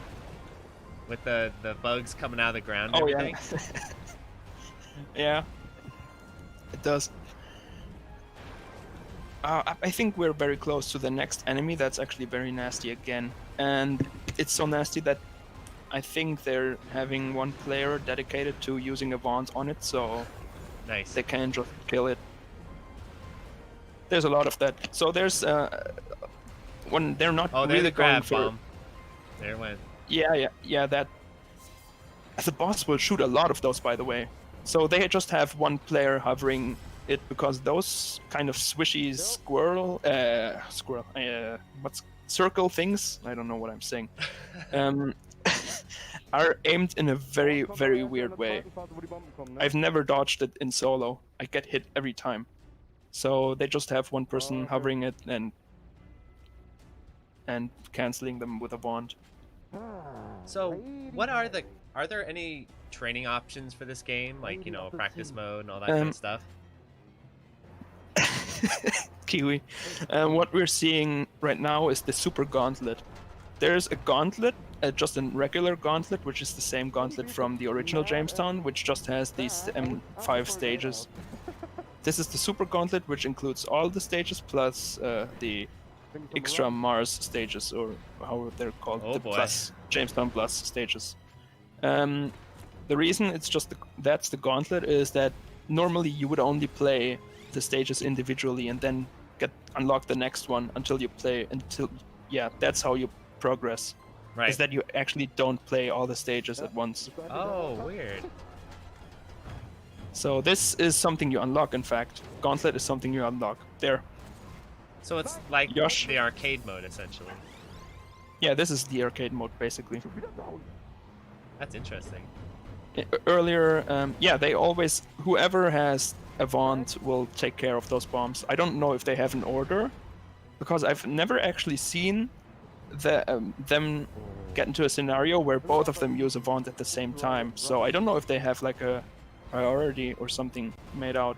I don't know how they routed this exactly. So what are the hitboxes in this game like? Are they pretty chunky? Are they small? You know, relatively speaking to most bullet hells? They're big enough. I think they're big enough to hit you, but you can still dodge stuff. So stuff like that chunky, those chunky shots, you don't want to be in those. Right. The chances are very high you're just going to die. So you're not going to experience Mushihimesama moments. Right. It's more about macro dodging and that sort of thing. Yeah, you don't want to micro dodge too much in this game at all, honestly. Most of the time, anyway.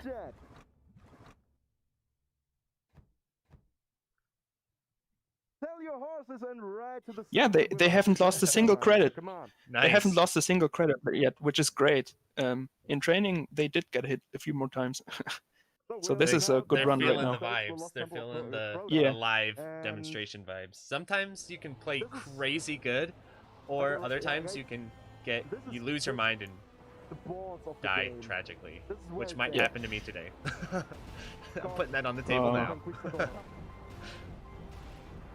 This is a very unique stage. It has environmental aspects, as in like walls and stuff. And the way it's laid out basically makes it a labyrinth with also branching paths. So this is a very unique stage in that regard. So I have to ask, can you run into the Mhm. walls, or do the walls kill you? You can squish. You can get squished. You can touch the walls, but you can get squished. Okay, okay. Yeah, I think. In fact, you can get squished even while being invincible. Oh, nice.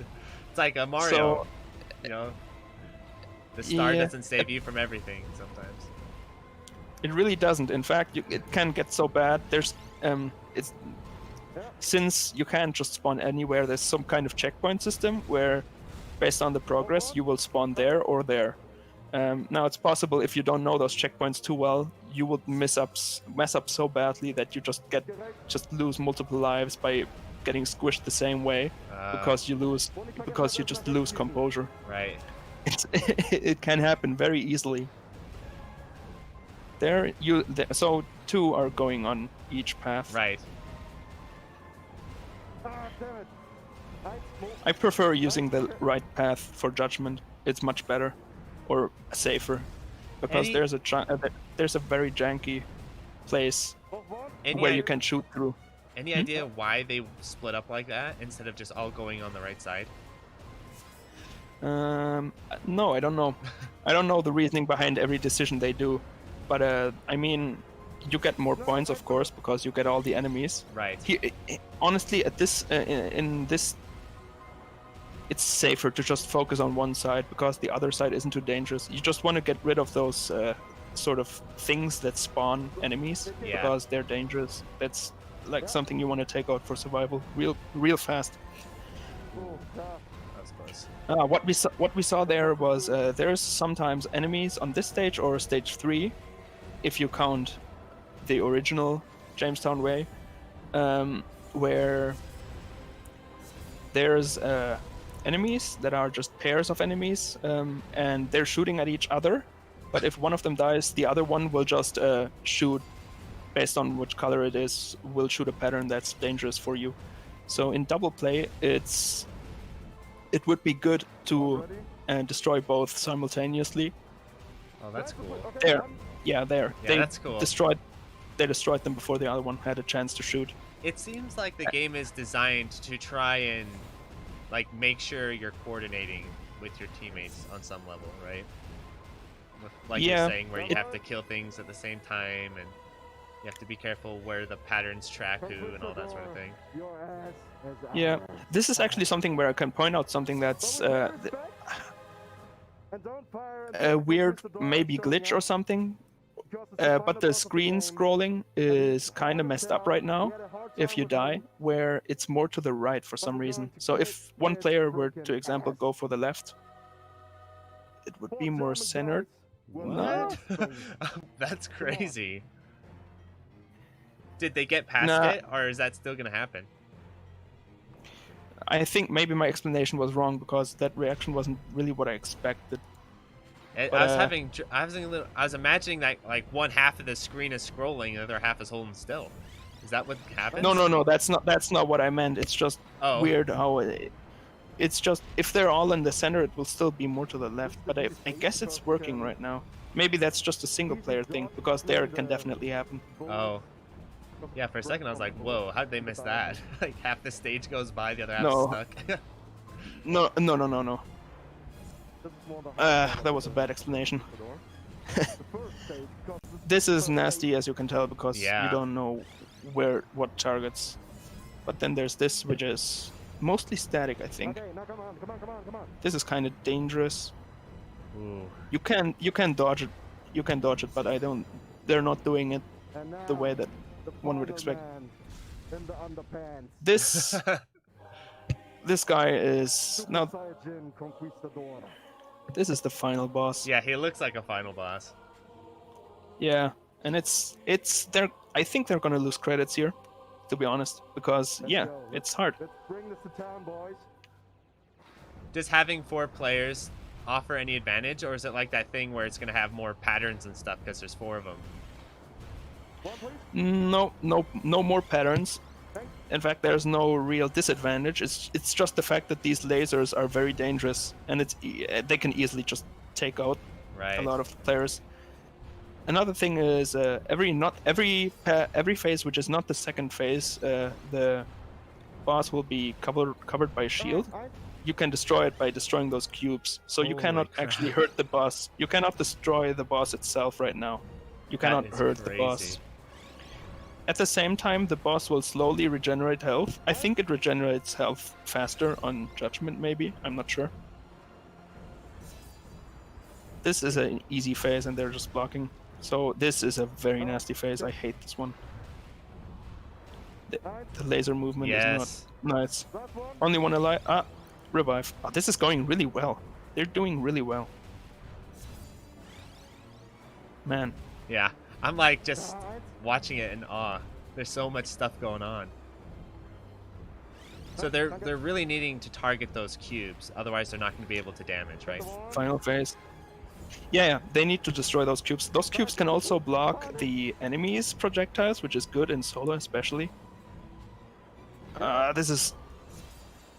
Yeah, you're safe at the side, but still you want to go out of the way quick enough. No one has a wand right now, so let's see. Oh, 1 CC. Okay. Nicely done. Nicely That's actually played. awesome. The I did not expect the 1 CC at all. Nicely done, my dude.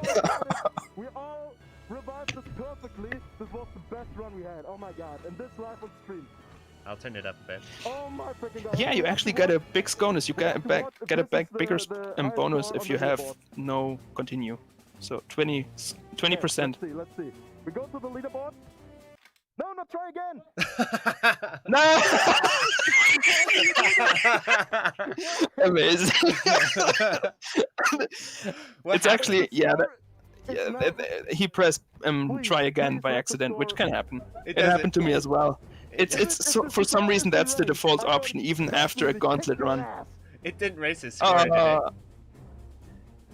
I don't think so. No. I freaking Where are they? Are I they don't number know. 2 there? 24 million. We had 24 million. We had to score. Oh, they did. Oh no, they forgot to submit. That is very unfortunate. That is sad. Well, we have it on tape, though. We have it on tape. Yeah, we do. Someone mail them We on. do. Be like, yo, or the Yeah. developer, be like, yo, put this score on there. We had a great time. We had a great. That is so funny. Oh no. Oh man, why? This was actually their secondary goal as well, is to get on top of the leaderboard. So Well, did they have a big enough score, though? Yeah, we have the Ellen. I don't remember. I didn't look. But apparently they did have 24 million, so Yes. at least it was very good. Fix this because we got the world record. Oh, yeah, he said that they got it. Yeah. Definitely from. Oh my god, this is just That is such embarrassing a, right now. that is the dumbest thing I've ever seen in a shmup ever. That it's like, don't submit the scores the default. That is so funny. I'm sure that we can get it fixed though, right? Well, Like if they message the mod and show them this video, yeah, I'm sure they can get it fixed. Please, someone of the I mean, developer Westport is fix right this. here. We got the. Westport, please. Well, okay, nice. Yeah, That is nice. so funny. Alright, okay. It auto updates. Okay. Man, oh man. Oh, okay, cool. So then it's not a big deal. I was about to say, yeah, that would have been Try again, crazy. man. Why? Nicely played, my dudes. Nicely played. That was really cool. Okay. Yeah, I'm gonna go to the stream. Thanks for watching our Jamestown run, man. This was just great for us. I'm not going to end the stream right now. We are playing, or Yoshi is playing now another game. I don't really know the game, but it's a shmup. He's playing some Mushi. Maybe you want. Yeah. To Oh, he's playing some Futari. Yeah, Yoshi is here. Nice. Well, awesome. Nicely played, my dudes. So we'll switch over to the next run. Thanks for being on the commentary, my dude. Yep. All right. Oh, Switch it over. See you.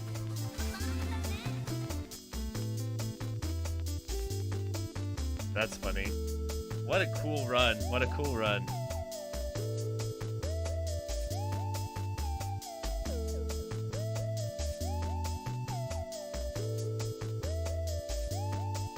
All right, my dudes. Well, let's take a look at what's up next. That was crazy run. I can't believe they got that awesome score, though. That's always really hype. It's always really hype. checking the sketch now. Bluish Resurrection in about 10 minutes. Perfect. I'm really happy with how the schedule is moving along so nicely. So yeah, stay tuned, enjoy some tunes. I'll see y'all in about 10 minutes for the next run.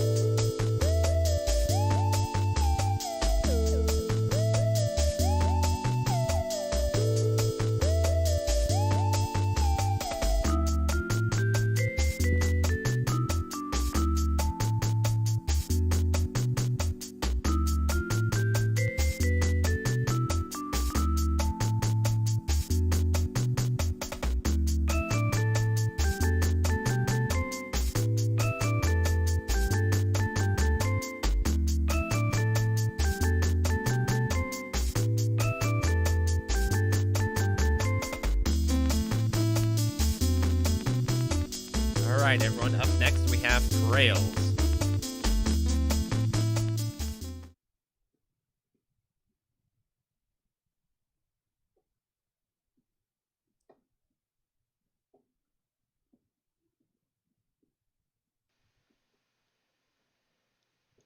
Alright.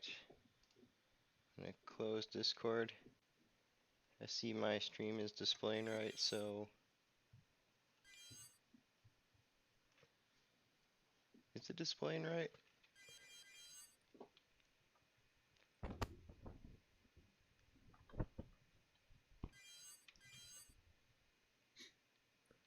Okay, it looks like it. Alright. I'm gonna go ahead and close this browser tab so I don't accidentally read the chat.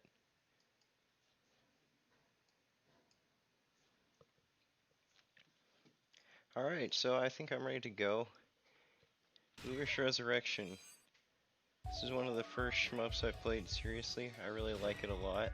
I'm gonna be doing a challenge run with Blue Wish on Hell without the auto guard. The thing about Blue Wish is it's the weakest ship type in the game. So, quite challenging to clear with it.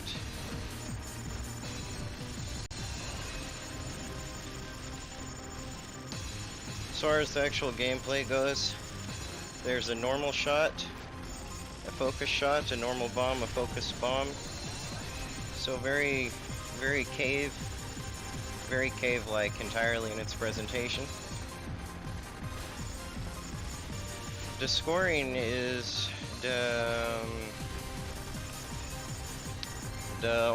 the cubes. You want to get all the gold cubes, that they gold. To quote other video.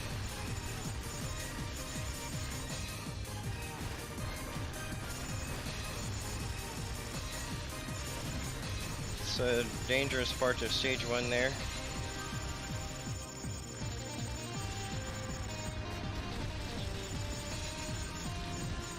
And to get to the gold cubes, you get to shoot the enemies, they drop them. They give up to 8 times. Closer you are, the more you can get. Also bullet cancels. This is the only boss with destroyable parts, by the way. For scoring, you'd want to save these for the second health bar, but I'm not gonna do that. Because this game is hard enough already with Blue Wish without the auto guard. Without me making it extra difficult, so I am not gonna do that.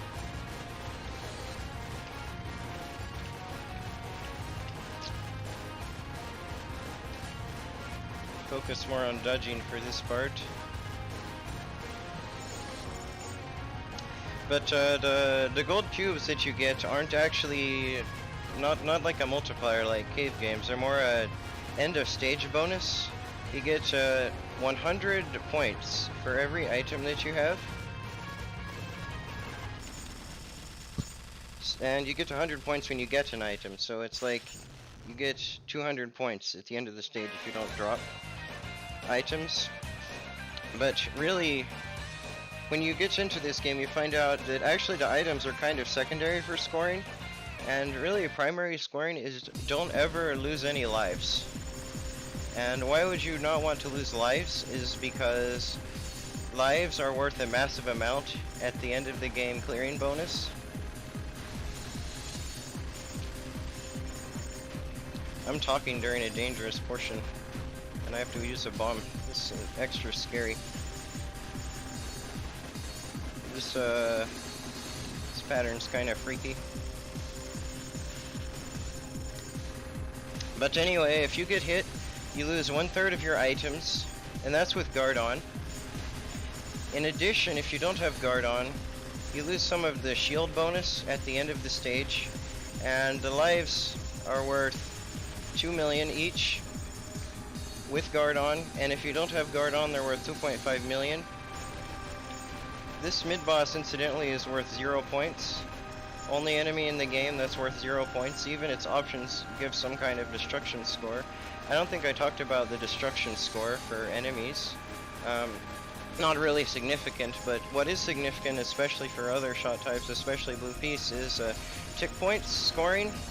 This game has a trick where if you play as blue piece, he scores higher because you can focus shot to do very low damage, but your bullets give quite a lot of points. That was a very unfortunate death there.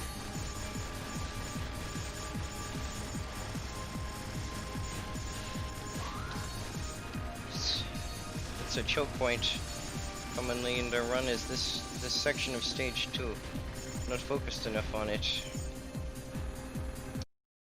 I'm gonna start here on the lower right because I want more bullets on screen. I'm gonna move up for streaming.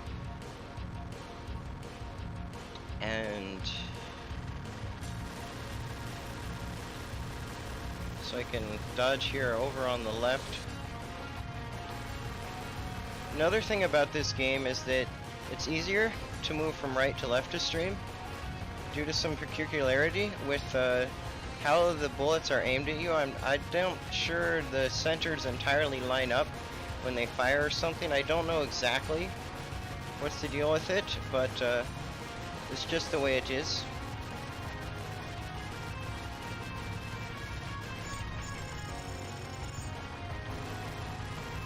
I might be dropping frames like crazy actually, because of the streaming. I mean, not dropping frame streams, but slowing down. For this, you want to keep moving. You don't want to pay attention to the fling bullets, you want to pay attention to the diagonal and the moving down bullets.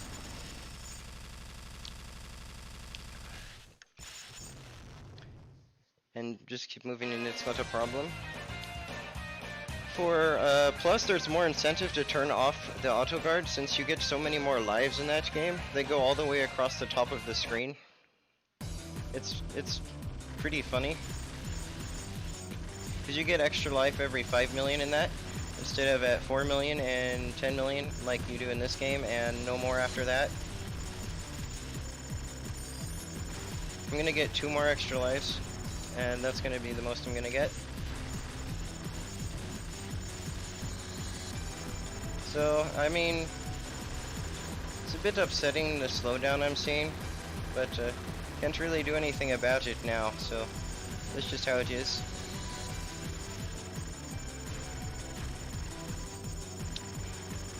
Other differences between Plus and this game, because I know there was a question about that. In Plus, you need to not die, ever. If you lose a single life, you can't fight the true last boss. Because there is a true last boss requirement, it's of no miss. I need to be in the up right here after I kill this tank, because I need a more precise streaming for this section.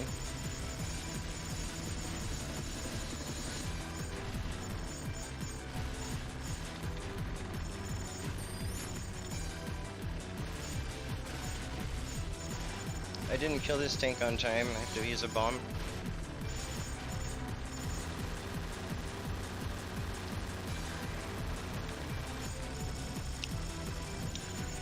Blue Wish Resurrection Plus also has more boxes. And in this stage also you need to reveal all the boxes to get the one up at the end if you slow shot the ground.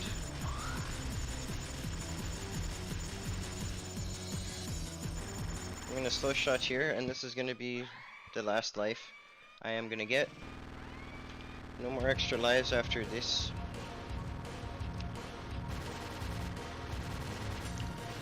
Also, this game has a lot of static patterns that you can memorize, and tap dodging and things of that nature. You want to move up slightly so you don't get hit by the static bullet here on the bottom. And stay between the lines. Also, a very important thing to know about this boss is it doesn't have a hitbox. I am gonna exploit that. Oh no.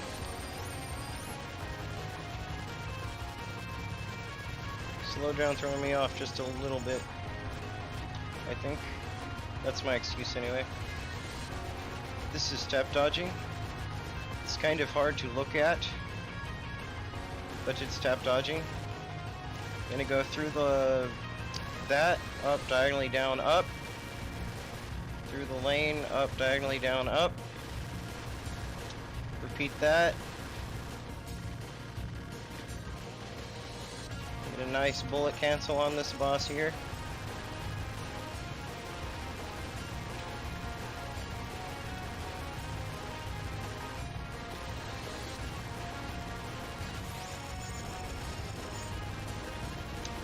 Make this pattern go away, please.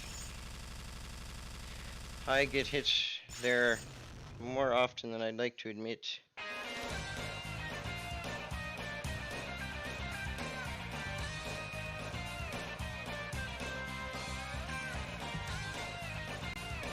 Also, there's more bullet cancels in Plus, and there's more slowdown, things of that nature.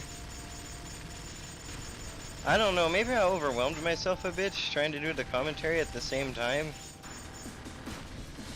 Kinda busy a little bit with the processing of the screen elements, if you can understand. But I try to explain what's going on here. I think I explained the general concepts. Stage 4 is a lot of, you want to get rid of all of these enemies before the big ones, because they do a bunch of overlapping. These guys are not too bad actually. Those big enemies there. I need to get rid of all those turrets on the side. It's the main problem.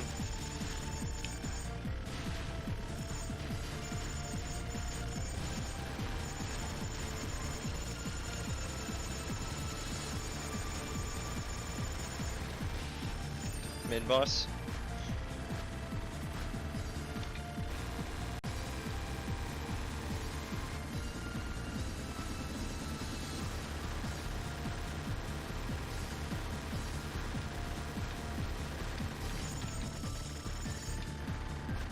You can go between the big purple balls here if you need to, like I just did there.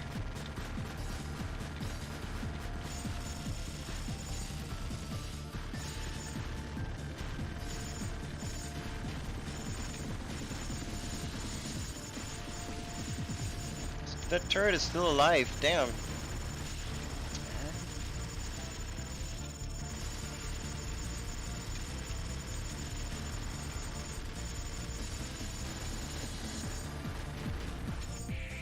Lots of bumps.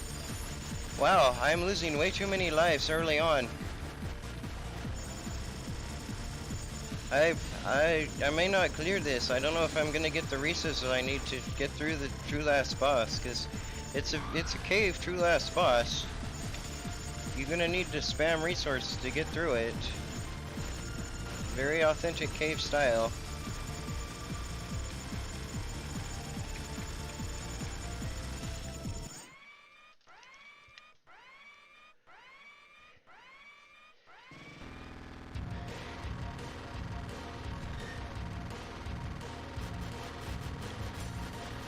This is a static and aimed specific way I do this to get the bullets to overlap, so I've got the space to go during this attack. There's a safe spot at the bottom here, but you don't want to get pinned when you move back and forth. So you want to also watch those bullets. Ah, this is bad. This is very, very bad. Take a death here. This pattern you just got to memorize. Maybe I can get to the true last boss and credit feed through it. Extra credit. Die too much so far.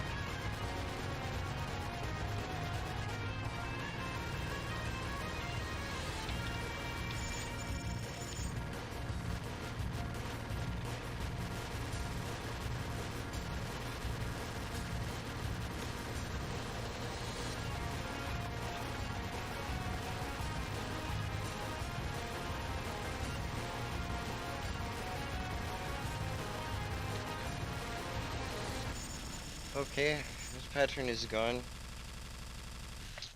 Not looking so good going into the last level.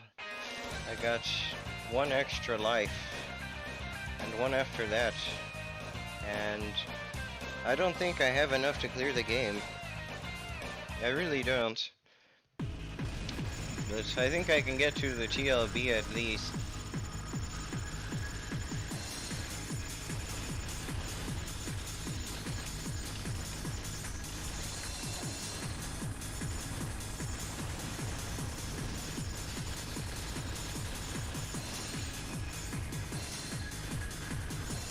Also, I was not prepared for this level of nerves.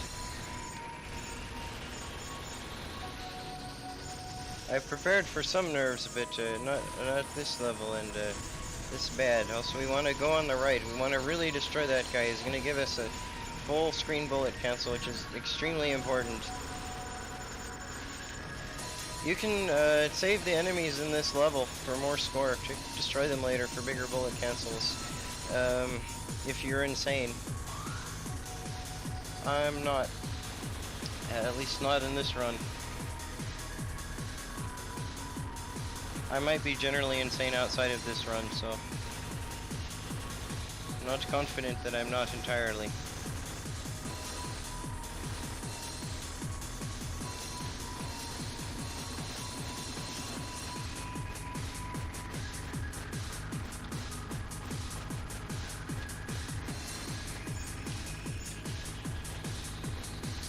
This is a boss pattern where you really want to pay attention to the fling bullets. Not like the stage 2 boss final.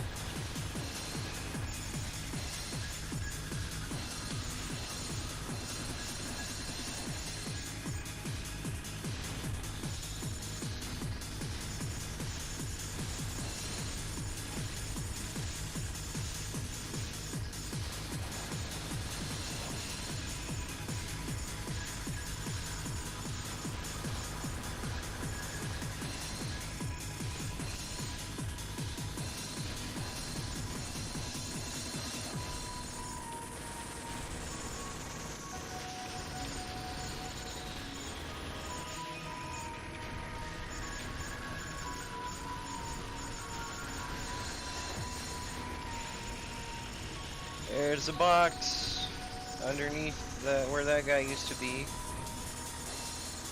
Oh yeah, there's boxes. Did I even go in detail about the boxes? You get 500 points for each item you get from them, and 2 items, not like the other items where you get 1 for 1. But also you get more if you reveal them higher up the screen, but kinda late explanation on that. I hope it's okay.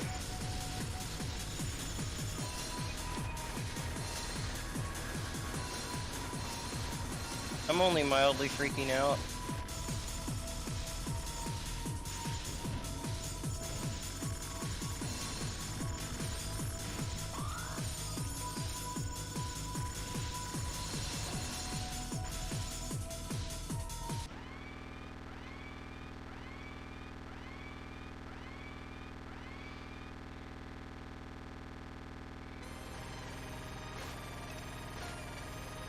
This starts with tap dodging and then becomes an attack that you have to put in a ton of time to memorize.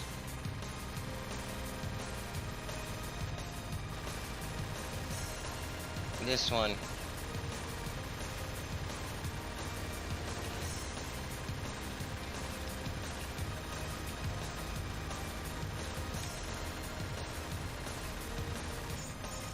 So do that. I don't know how to describe that in words. That's some streaming with big streams. This attack, I don't know how to do it at all without a bomb. Because there's just so much everything everywhere and going in tons, so many different directions.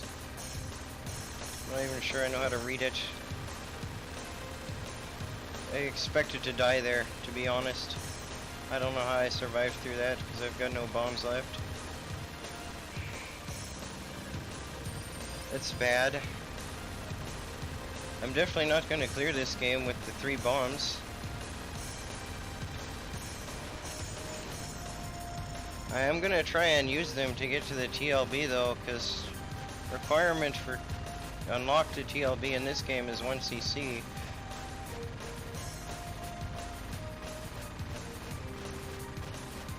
So It would be a shame if I didn't get to show that off.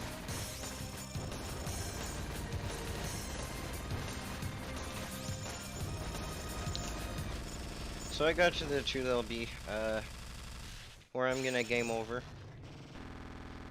at the 3rd life bar at the latest, because I don't know how to do that attack without bombs either. Starts with rings, and then lane following, and then a bit tricky to read lane following.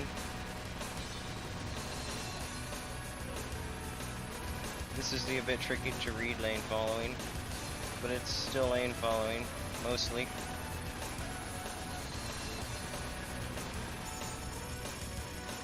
This can be either very easy or very hard, depending on how the bullets overlap.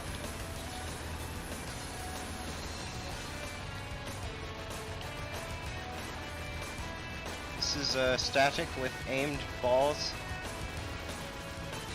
So you want to pay attention to how the balls move. While you do your static dodges through the rest of the pattern.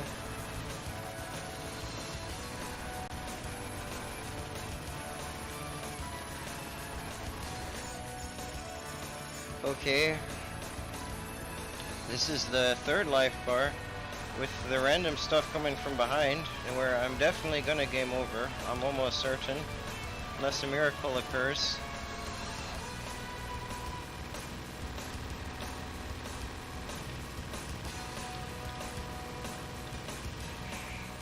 Okay, yeah, game over here. I'm gonna play to the end though, even though I didn't clear this game.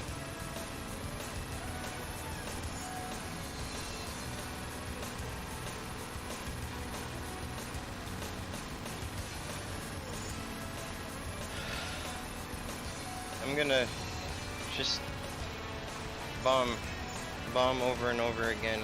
Just chip away at the health. Same thing for the last attack. This is a very cave final TLB attack here. You're gonna see it.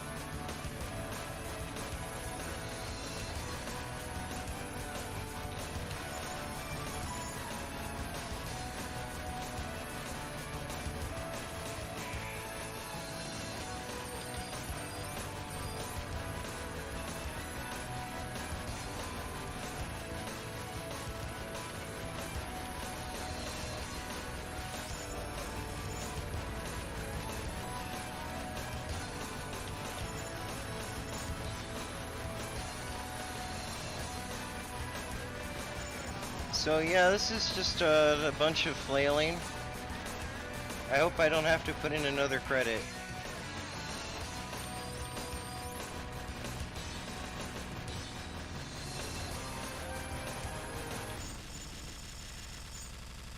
Okay. That's a 2 credit clear. At least. It's not the 1 CC I was hoping for. I lost a bunch of lives in the early stages. I think I lost 1 life.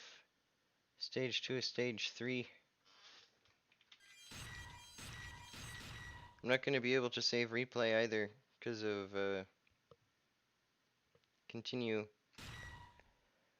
That's not anywhere close to high score. So that was mostly what I wanted to show off. But there is another mode in this game that I also want to show a bit briefly because it is a bit crazy and very unique to this game. There's a, if you move up or down on the mode selection screen, there's a hidden mode, and I don't have enough time in what I've allocated to do a whole run of this, but just the last level. And I'm gonna do it using the very good ship because I don't have a lot of practice in this mode, just to show it off. It's the mode where the bullets go really fast at the bottom of the screen because they accelerate. This is basically original mode, but all the bullets are ridiculously fast now. Some patterns actually become easier because of the fast bullets. They normally rely on slow bullets.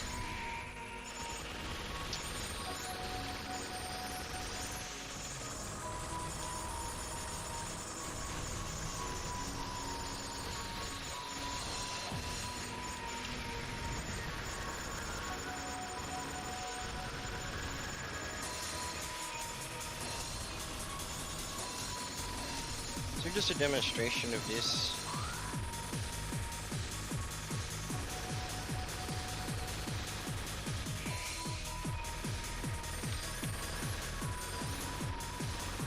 Like this attack in Excel, this is one of the easier attacks.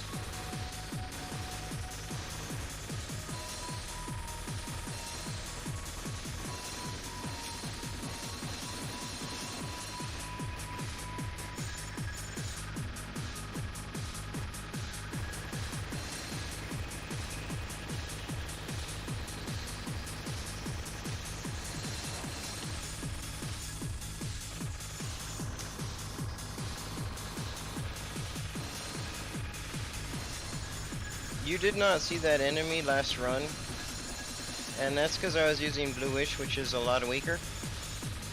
You can actually get extra enemies in this game if you speed kill the mid-bosses. That's another scoring technique I didn't mention. Stage 5 mid-boss especially is a nice spot to bomb for very, very high level play.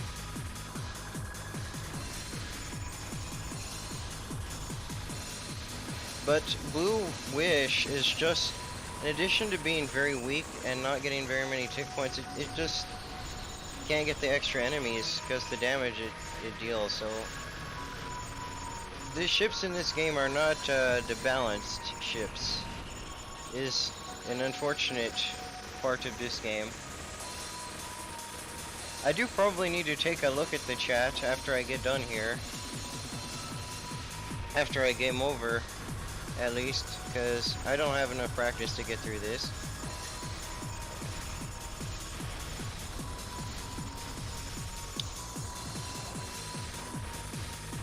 And see if there's any questions I can address.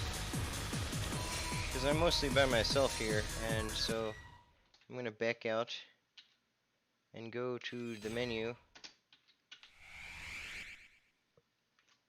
And okay. That's it for playing. So for a chit,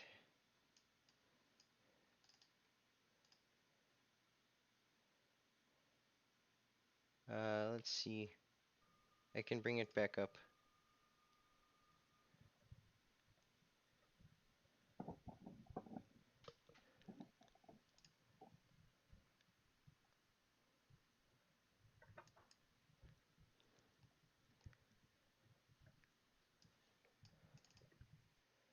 Okay.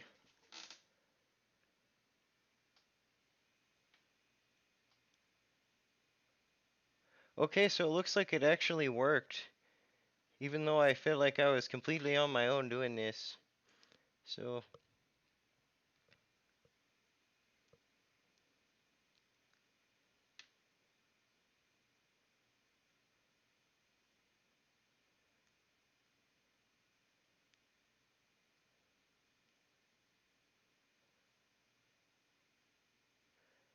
okay.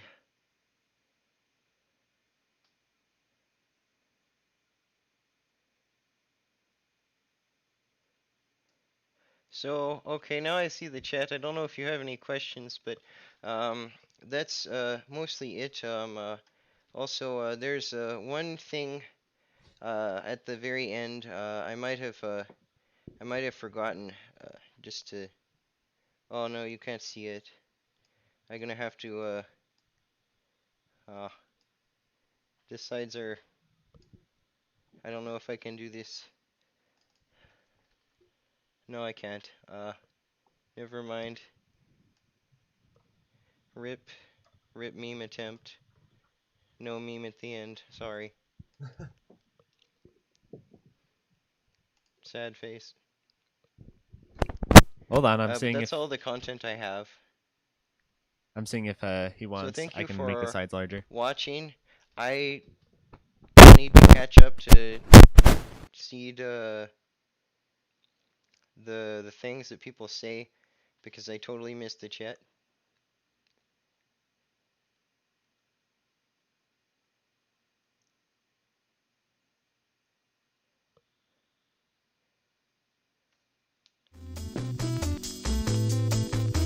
But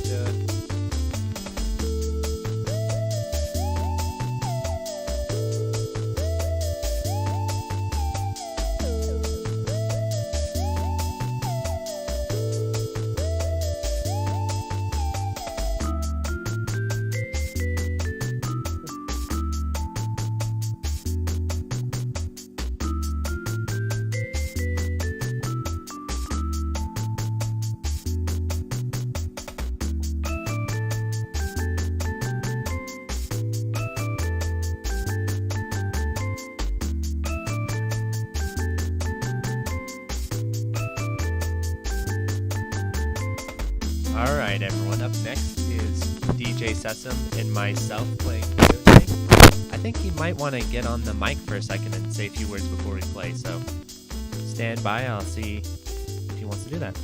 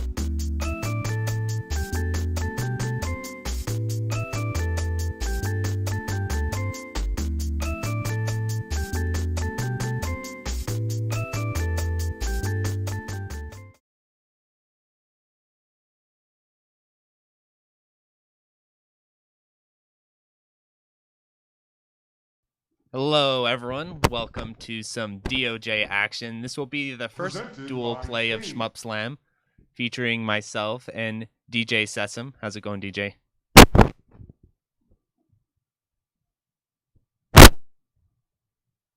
Yeah, this morning I just had a little bit of tuna sashimi, as they say. I've always wanted a thing called tuna sashimi, so there you go. I'm ready. So we also got Jamers and Soft Drink on the mic. That's going to be really cool. Heck yeah. Glad to be back. Hey. So just a warning, or I guess an excuse I'd like to make for myself is I've had about 16 hours over the past, 4 days or 3 days. I haven't slept in a long time, is what I'm saying. So this could either be me playing super well because I'm a zombie, or me crashing and burning in an embarrassing fashion. Either is possible. Yeah, give me a sec. How's it going, chat? Presented by K. I'm seeing the live chat. The mic is really loud. My mic? I guess or just in general. Everyone's saying I guess in general. Yeah.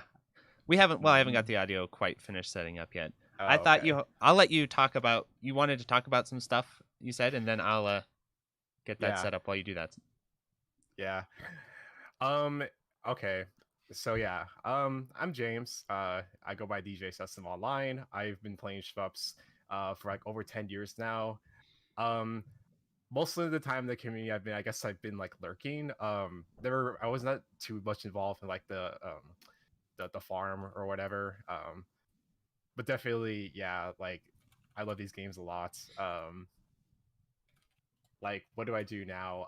DOJ is my main game. I picked this game up a few years ago.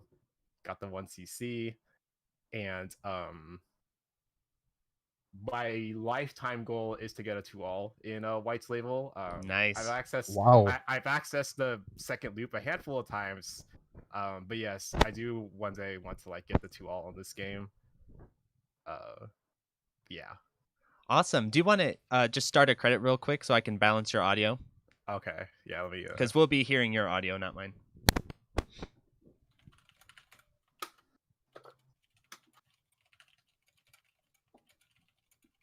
Okay. I don't think I'm picking up on your in-game audio. Oh, wait. I got your mic. 1 second. Okay, now it should be going now. My in-game audio. Oh yeah, we got it now. Okay. All right. Oh yeah, we got it now. So I'll get it balanced. Okay. 1 second.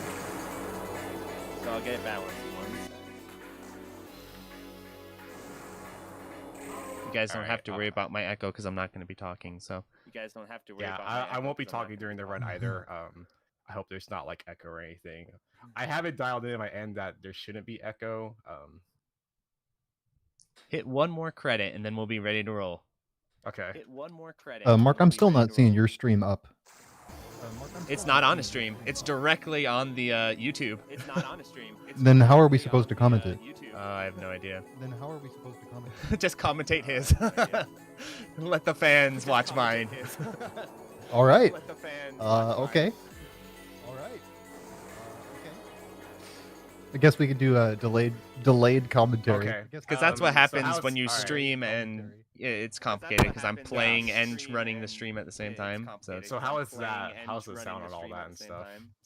Okay, everyone. I'm gonna hop off. Yeah, I'm gonna hop off too. I'm gonna hop off. And also, please check out my new online store that I just started a few months ago. Djsessum.com. This is pretty much where you can see I buy and sell stuff. Right now, I'm interested in games, art books, and wristwatches, and yeah. So I invite you all to please check that out, and you can see that on my stream here. So yeah, it's gonna be. I'm really excited about that. But yeah, I'm ready to go. If you all are. Okay, apparently I'm having audio issues, so that's very confusing. I've never had problems with my setup before. People are complaining about echo? People are complaining about echo?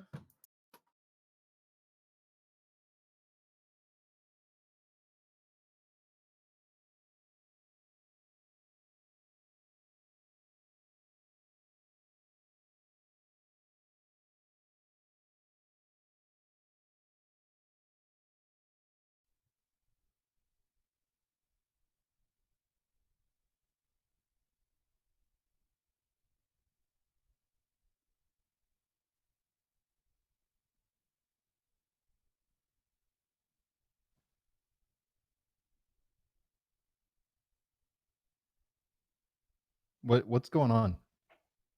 Can someone explain to me what's happening here? Can someone Okay. explain to me what's happening here? Yeah, I think the echo's coming from my stream. Okay, hold on. Got some shenanigans going on here. Yeah, seems that okay. way. Yeah, okay. No, I figured it out. Oh, sorry, everyone. Sorry. All right, so there should be no echo now because I turned off the desktop audio from yeah. Let me know everything. Is it still echoing or? I don't hear echo. Let's see. Okay, chat says it sounds good. Everything seems fine now. Okay, so I think I understand like what kind of happened. So I think we can go now. Or I'm going to go. All right. All right. All right. I'm gonna mute and turn off. Yeah, I'm gonna turn the Discord off, and we should be good to go. Cool. Right, Cool. Good. Yeah. Awesome. Awesome. All right. Awesome. Sweet. So this should be pretty interesting. From talking to both players, I get the sense that they both have a very different approach to how to play this game for the clear. So Mark has mentioned that he's going to be using explicitly low rank strategies, including intentionally avoiding hyper collection and using bombs to lower rank in the first couple stages. Meanwhile, Djsessum has told me that he's not necessarily playing for score, but he is going to try to use a bunch of hypers and play it, kind of the limit of his ability. So he'll go for the longest chains he can. I've seen him do a stage 1 full chain on one of his practice runs, so let's see how this goes. So far looking like a pretty standard opener. Yeah, it's interesting to hear that he's going for like low rank, because in general I think like lower rank makes the game harder than higher rank. In White Label, I'm not so sure, I do feel like White Label, I feel the rank a lot more than I do in Black Label. Yeah, especially when you get to like stage 4. It's a lot more prevalent in Black Label for sure, yeah. In like stage 5 low rank in Black Label is like super difficult, because everything just clogs up the screen. Is the game running? I'm watching the YouTube stream and I don't see the game right Yeah, now. I'm watching the stream, YouTube stream as well.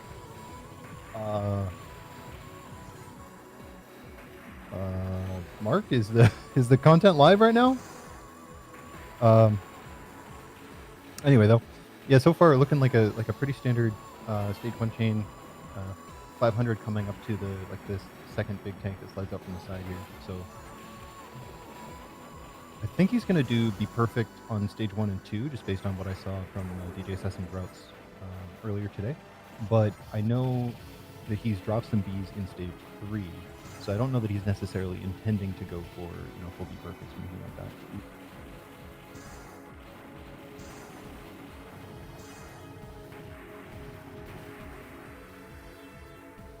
I just noticed that left side of the screen is a bit cut off on the Djsessum side, so you can't really see the total chain number. Okay. Only see the last 2 digits. So yeah, Djsessum here using a bomb against the stage 1 boss. Nice chain. Yeah, good stage chaining. He's just trying to quick kill the boss here, get it out of the way as fast as possible.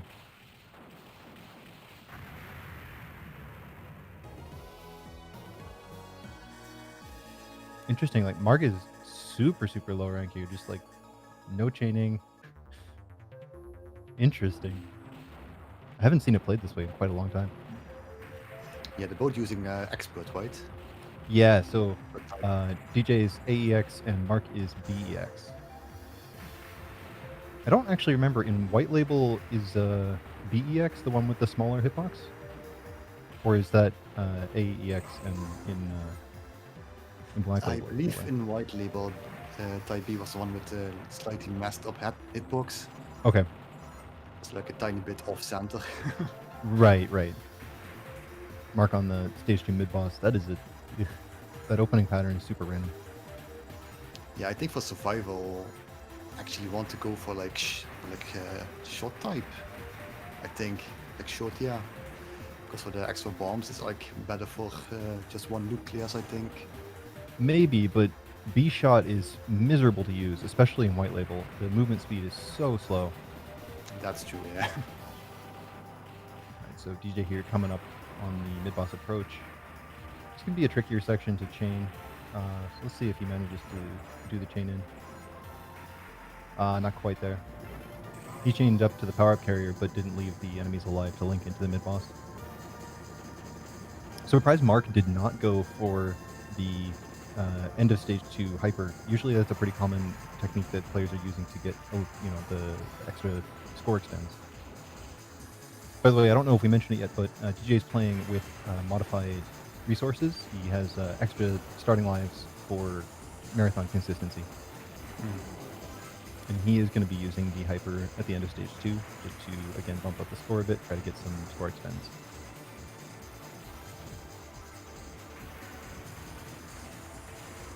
DJ coming up on the popcorn corridor. If you get the high hyper count, yeah, you can get like a ton of hits because of all those all the enemies you get here. Yeah, if you carry 4 or 5 hypers in, you can get like 1,800, 2,000 hits off that. Big cash Mark just reset. I think he took a hit to stage 2 boss. Can be quite nasty on white label. Something about the hitboxes on the stick bullets really throws me off. Oh, both players took a hit here. Yeah, those line bullets are really challenging to dodge and read visually, at least in my opinion, in white label especially. DG not going to reset, it seems like. Yeah, it seems like he's not going to reset. He's 2 stock down now. But again, he's playing with those extra starting resources, which Mark is not. So it's possible that he's just willing to let it ride for now. Final attack here on white label. There's no slowdown, so this attack can be very scary. That's a reasonable use of a bomb, yeah. Very, very challenging to dodge that attack at full speed. Yeah.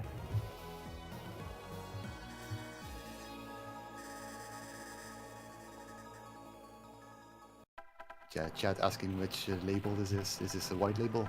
Yeah, they're both playing white label. Generally considered the harder version, also the original one.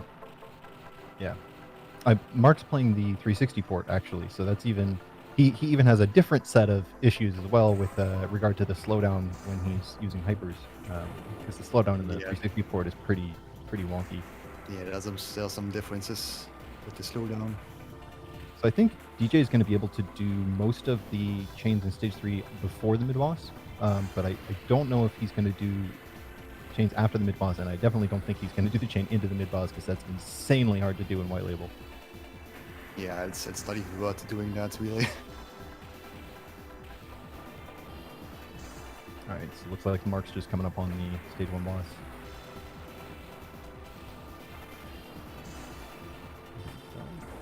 Yeah, there you go. Like 332 before the stage 3 mid boss. That's quite good. Nice. So previously I saw DJ use a bomb here against this mid boss to kind of quick kill it. So I'm not sure how familiar he is with this. He's handling it pretty well though. Normally you see players point blank that first attack to get the claws out of the way faster. But so far he's making it through. Nice. Yeah, he has this. Nice.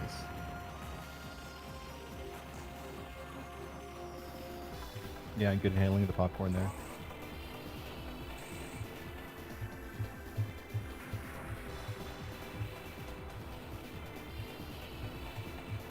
This section can really lock you up, especially in white label. I've noticed that it's much trickier to deal with the Zako in this kind of post-mid-boss section of stage 3.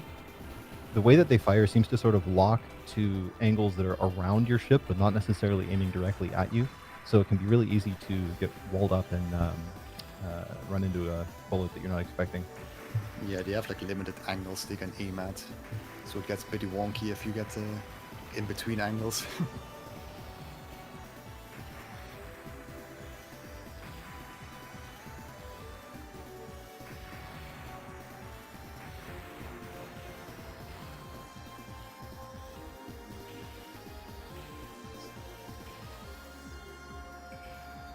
Coming up here, gonna go for the safe spot? No. Okay. Yeah, that was well handled though. Just a little off to the left and then right. Took care of that quite cleanly. There's a pretty famous safe spot in that section. We'll see if Mark goes for it in a bit.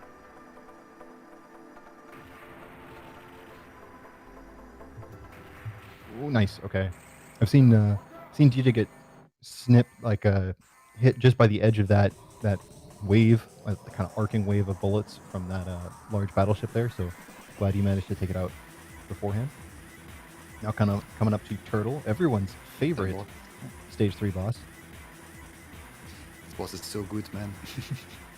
Mark said he actually really likes Turtle, so he's I guess among the minority there. I enjoy this boss a lot in the first loop in DaiOuJou, but in the second loop, yeah, it's a fun boss, except for like the one time he goes all the way to the right side of the screen and walls you on that one attack. Then it's not so fun. Yeah, it happens pretty rarely though, I think. Okay, so a hyper here from DJ before the cheese graters. So he's either going to try to aggressively take out the cheese graters or just use a bomb here. Okay. Hyper. Ooh! Ooh, okay.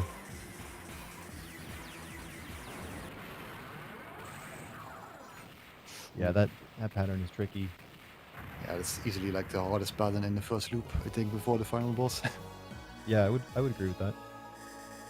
Stage 4 boss can get a little bit messier, but not consistently. Like, if you're good at handling it, it's usually not a problem. But that pattern is always tricky, no matter how you slice it. Yeah, especially on the second loop, it's easily one of the hardest things in the game. Alright, so it's like Mark's just heading into stage 3.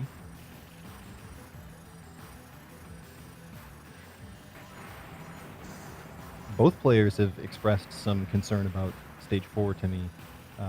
Particularly about the one-up, like the hidden one-up in the big cannon. So, be interesting to see how that goes. Yeah, it can be tricky to get if you don't have a very strict plan for it. Yeah, definitely.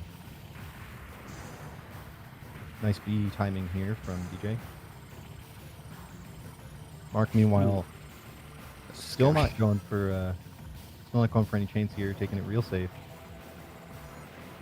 You can see that rank starting to get pumped up here. Look at how the turrets and small tanks are firing. These very kind of continuous lines of bullets. Sort of a hallmark of high rank white label.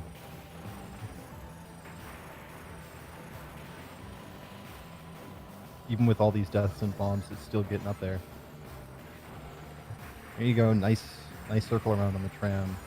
DG on the carriages. Yeah. Pretty tricky section if you don't know what you're doing. Definitely. Even if you do know what you're doing, it's pretty tricky.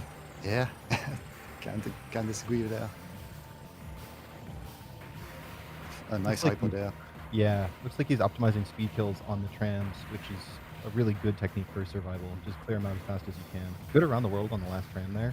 Managed to link it into the following section. Nice. Yeah, the trams are pretty unique in that they only take damage after you destroy all the tanks on top of it. Yeah. So that's something you have to keep in mind.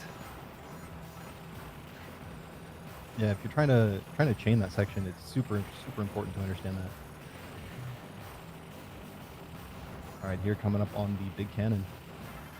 As a reminder, you have to defeat this cannon without bombing on the center part. You actually can bomb on the two side sections, but if bomb damages or destroys that center part, you won't get the 1-up. So, looks like he's got it. Good hyper use there. Yeah, both sides need to be destroyed before you destroy the center one. Yeah. Otherwise you don't get the 1-up, and you're very sad. Yeah, especially on white label. You're very sad. So he's at the rails now. This part is quite tricky. The popcorn are consistent here, but the position of the turrets on the rails is randomized. Yeah, it's very tricky section. Yeah, definitely. You can kind of like memorize like several different versions of it, but it's still very tricky. Nice. Okay, that lined up nicely for a little cutback there. It was really spooky for a minute though. Oh, that was spicy. This section is always scary. All right, Mark is at the total. Some miracle dodges here. Yeah, right. Let's see if Mark's having fun with his favorite boss. Meanwhile, DJ coming up on stage 4 boss here. Oh, interesting. Okay, that pattern can really be challenging to deal with. So glad he managed to make it through there. Did have to use the bomb, of course, but Now he has a hyper, so I don't know if he knows about the hyper build-up trick. Wouldn't matter anyway. He just popped it here. Oh, okay. That pattern can be also kind of tricky. Mark going for a bomb on the Bamboo final, which is always good and reliable way to deal with that pattern. Just don't get out of here. Yeah, there you go. So that's kind of a fun speed kill strat for the stage 4 boss, what we just saw from Djsessum there. If you wait for the drones to come out and then use a laser bomb, you'll pretty much instantly destroy the stage 4 boss and almost completely skip the final phase. Yeah, it's a very good survival trick to know. Absolutely. So stage 5 start. This is a very dense and tricky section of the game. So I think he's got a pretty good back and forth for it, leading up to Raiko. Yeah, there we go. So then the only real obstacle is going to be the big Zanko rush coming up in a second. Curious how he's going to handle that. Mark is doing pretty well, pretty alright as well, seems like. Uh-huh. I think he's still on no miss. Yeah, I believe he's still on no miss. It's hard to tell what his score is right now because it's a little covered up by the stream layout, but I don't know if he's hit second score extend yet. And hyper activation to close out the Zanko rush from Djsessum. Nice. Having hyper leading into Raiko here can be quite helpful. Yeah. Ooh, whoa. Interesting macro dodging strat here.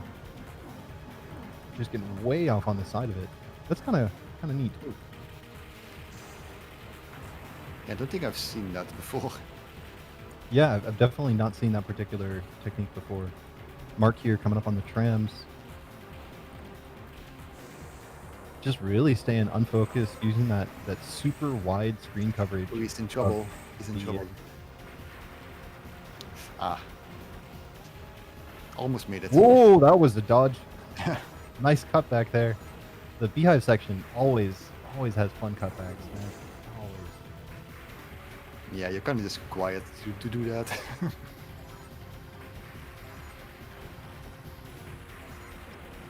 Nice. Some good manipulation. Streaming and cutback setup here. Ah, yeah, okay. Got a little trap there. Good bomb. Ooh, okay. Nice bomb. Alright, Mark is coming up on the stage 4 cannon. See if he gets the 1-up.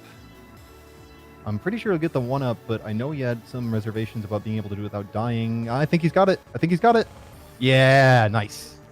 Good macro on that.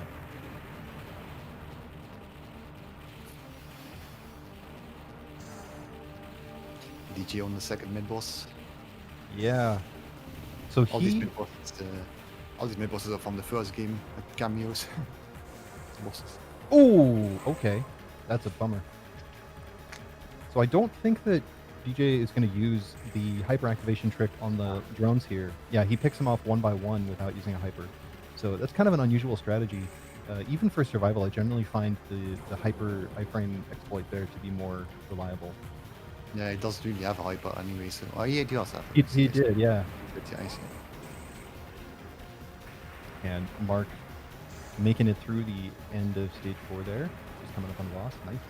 DJ now approaching probably the hardest section of stage 5. The final kind of back and forth between all these, like... I don't even know what to call them. These, like mechanical spiders, or... They're almost like organs or something. Cool. It's like a beating heart. Yeah, they're pretty guts-like. Yeah. Yeah, but there's lots of scary cutbacks back and forth here. So when I watched his run from a couple days ago, he was using a lot of resources to get through this section strategically, and I think we might see something similar here. Not a bad way to go at all. This section can be quite challenging to just raw dodge. And Mark is on the stage 4 boss, doing pretty well. Yeah, he's made it through the first phase here.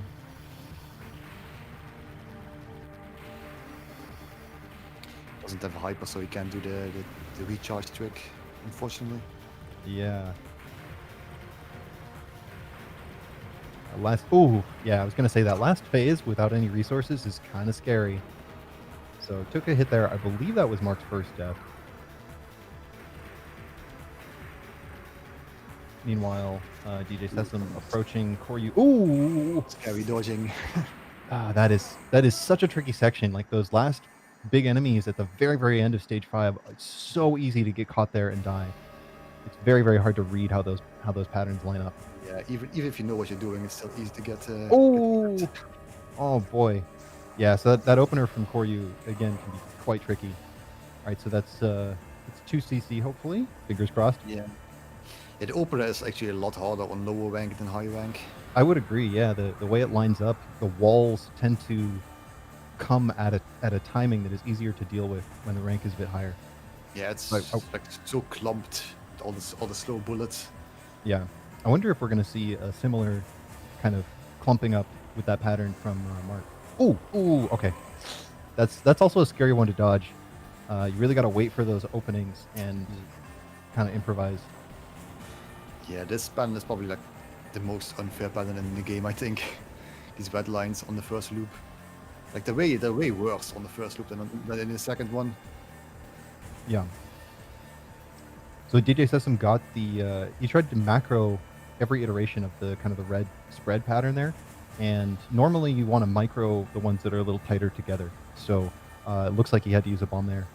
So far, his handling of the spirals at the end is pretty good though. Nice movement here. Pattern's just all about all about those precise movements, reading those gaps in the bullets. Yeah, you really have to know your hitbox on this pattern. Yeah, definitely. It's one of the patterns where the transition from black label to white label is really noticeable in terms of collision. Yeah, for sure. Because the hitbox is like way smaller in black label. Yeah. All right, Mark just getting through the beehive, and congratulations to Djsessum for finishing out the run. Very nice. Some very cool dodges in there.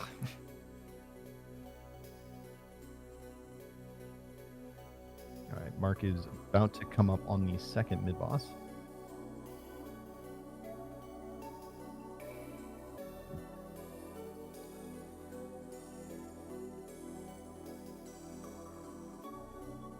This section is a lot easier with the B-type. Yeah, the width here is just making such short work of these guys. It's really quite impressive, the screen coverage you get with BEX. Nice. Is he going to use the hyper here? No, he also is not using the hyper there. Interesting. Guess he wants to save it for later. Yeah, that's quite understandable.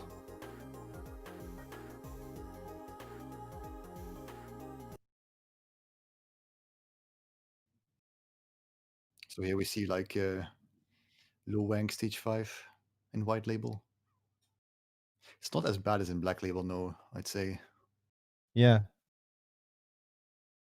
Yeah, it's interesting. It definitely, like, you can tell that the rank is a bit lower. That's pretty cool. You still have that like wall density from the little tanks. Like, it's still no laughing matter at all to get through this, but it's interesting just how apparent the rank difference is with these strategies. I think they just always do that to those tanks, regardless of how the rank is. Yeah.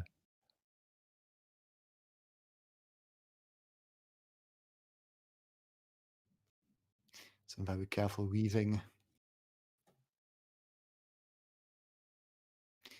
Gets a hyper.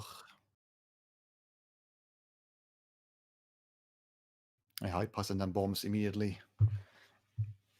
I guess he gets to lower the rank, but I'm not sure if it's really required at this point. So I didn't want to mention this before he made it past it, but Mark had expressed a lot of concern about the stage 5 first mid boss, Raiko, and it looks like he handled that pretty well here. So, obviously kind of all old. past that now. Oh boy! Ooh. Maybe. Oh boy!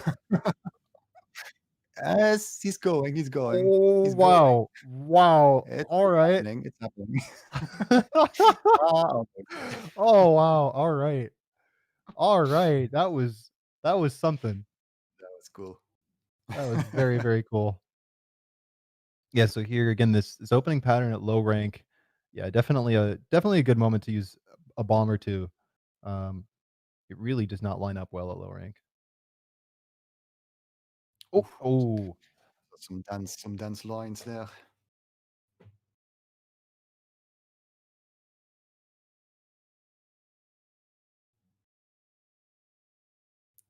Yeah, good bomb. Just get out of here. We don't want to deal with this. He has 2 lives left in stock. I think he has 1 stock. One, yeah. Yeah, Should be doable. I think so. He has hyper now, but it's a bit dangerous if he decides to use it because all the bullets start to speed up a lot. Yeah, definitely. I think if he used it now, though, he would be able to carry through to the end. Yeah, there you go. Nice.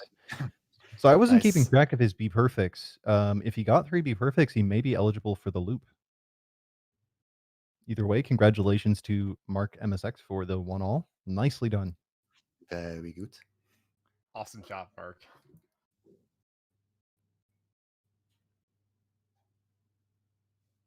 Let's see. No, he just got the ending. Okay.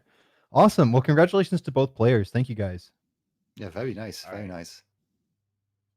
All right. Very nice. By having this, okay, hold on. I hope there's not any echo when I'm talking.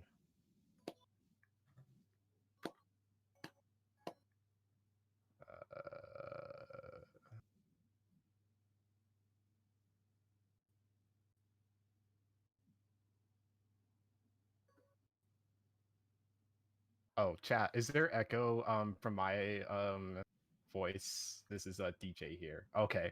Okay, great. I hope it's not echo. But yeah, I guess it'd be cool to open up for some post-game chatter whenever Mark's ready. A little bit about my run. So I had all the windows turned off in chat and everything. So like I had really no idea what everyone was saying like when I was playing or so. I do know that there were some crazy dodges I did there. Like, I think the craziest one was like, I don't know how I got through that stage 4 like laser cannon just before the boss there. That was pretty clutch. Yeah, that was pretty tight for both of you. Yeah, there was some crazy dodging going on for sure. There was some crazy dodging going on. Very, very entertaining. Oh no, for sure. Also, some strats I never saw before. That was interesting. Like yeah, no, Jamers. I want to hear like so like what are your general thoughts on like mine and Mark's run? Yeah, that would be pretty interesting to compare because like very different playstyles. Going for like low rank, so he was like bombing and avoiding hypers for the most part. Oh hey Mark. All right, everyone. Back on the mic. Okay. Yeah. Hey, someone needs to mute the stream because I'm echoing. Hey, someone needs to mute the stream because I'm echoing. All right, hold on. Like on your end. Give me a if we're gonna chat a little bit about the run. Okay. Yeah, I think it should be fine now. All right. I think it should be fine. How's it going? How'd y'all enjoy that? That was good. I enjoyed it a lot. Yeah. Some really crazy dodging for you at the end there. That was No. Yeah, no, yeah, Jamers, so Why like am I not hearing anyone? That's weird. Oh really? Because I think on my end I don't have any I don't have any sound coming out of my end. So any sound from voice should be from I guess Mark's Discord stream. Alrighty. Okay, I figured out. Plugged in my 5,000 cords. Okay. Now I can hear you guys. Okay, great. All right, awesome. Hey. How'd you enjoy that shit? Oh, that was crazy. So like yeah, when I was going, I had all my windows closed, so I didn't know what the chat was saying. I didn't really know what's going on. I just knew it was just me playing. But how'd your run turn out? How'd yours turn out? Mine, well, like there were some like I usually expect at least one death at the stage 2 boss. It's my kind of like I hate that boss the most. Oh yeah. I expected one death there, but I got 2, so that was kind of unfortunate. Yeah, I was kind of expecting you to reset or something. Oh yeah, go for a reset. Yeah, I don't know. Yeah, that 7-minute reset. I used that. I died in stage 2. I was like, nope, reset. Oh, really? Okay. Yeah. I just like I played it straight. Oh yeah. So my plan was I had like some timer strats decided where if I ever died in stage 2, I would immediately reset, and then I would switch my strat. You notice in stage 1 I didn't bomb the first boss because I was like, okay, if I die on that first boss a second time, I get one more reset. I mean, I'm not going to die on a boss, but just nerves, you never know. So Yeah. but it came together super well. That was the hardest run I've ever played. Not like harder than a DOJ 2 all, but the state I'm in while I was playing it, my hands were like, like shaking the entire time I'm playing. That's why I got nailed that first time. Yeah, my hand, like it can't hold steady because I have like no sleep. I'm like holding the oh my gosh, I had to like start like punching my arcade stick and stuff to try and just get some blood going in my hands again. It was rough. Oh, really? Huh? Well, thank you for bearing with it. Thank you for sacrificing for us. Yeah. How did you like that last bit? That was good. That was the dumbest. That was the dumbest thing that I've ever done. But it worked. But okay, obviously, what you're supposed to do is you're supposed to take out those big carrier ships as they come down from the left and right. But I got pinned, and I didn't have a bomb or a hyper, so I was like, okay, let's see how long I can stay alive while I'm just pinned here in the corner. And it went on a ridiculously long time before they finally clipped me at the end. I almost thought I might have been able to get out of it right at the end there. Yeah, I actually thought you might make it at the end, but not quite. You both had some crazy dodges in stage 5. Djsessum's handling of the first mid boss, like there were some crazy macro dodges like way on the other side of the screen during some parts of that fight. It was really entertaining to watch. So were you able to watch my run at all? I mean, because it's my fault, but I couldn't figure out a way to kind of stream it while streaming it and stuff. So I was actually able to see like the last bits of your run. Oh, nice. Like right when you were coming up, because like right when I lost, I just like turned on the YouTube streams, so like I could see like yeah. No. Did you explain my crazy rank strats? I don't even know if that works exactly, but I'm like, I think it might.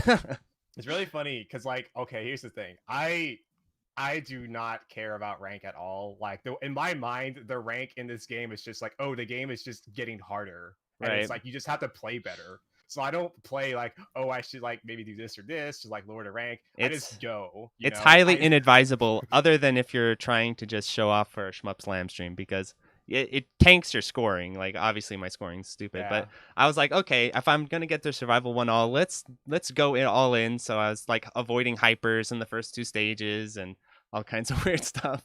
Oh, think so and like for example, I like to bomb the stage 1 boss. So I basically speed run the stage 1 boss. Every time I play this game, I make it a challenge. How fast can I kill this boss?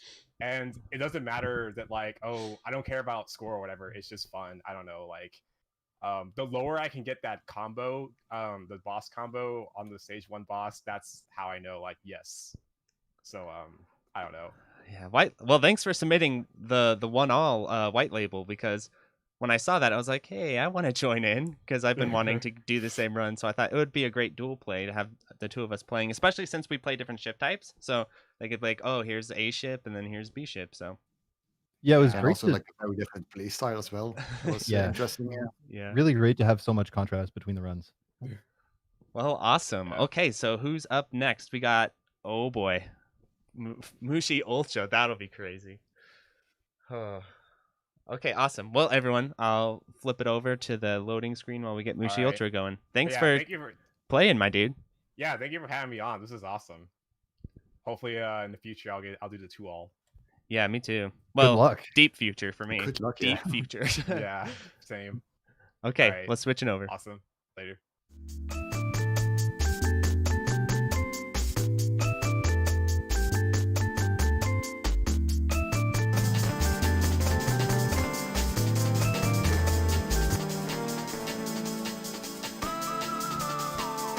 I gotta get all my stuff.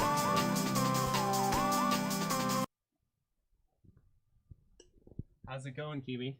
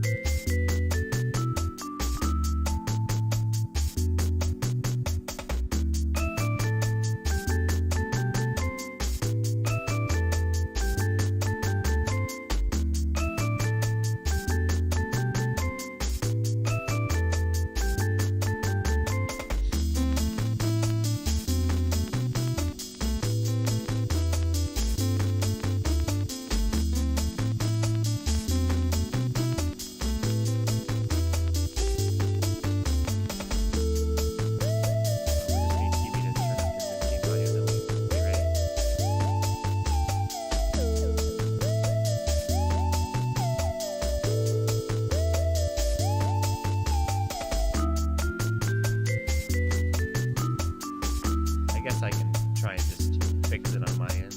Oh, I can fix it a little bit, but... Oh, okay. Well, whatever, I guess.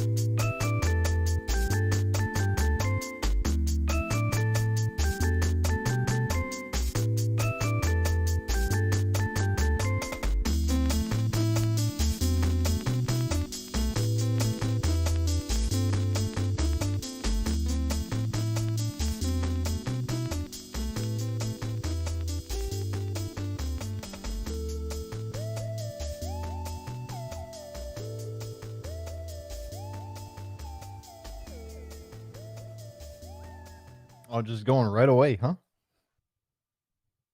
All right, good luck. All right. Okay, up next we have Kiwi playing Mushi Ultra. We got Plasmo and Soft Drink on the mic. How's it going, guys? Hello, hello. Hello.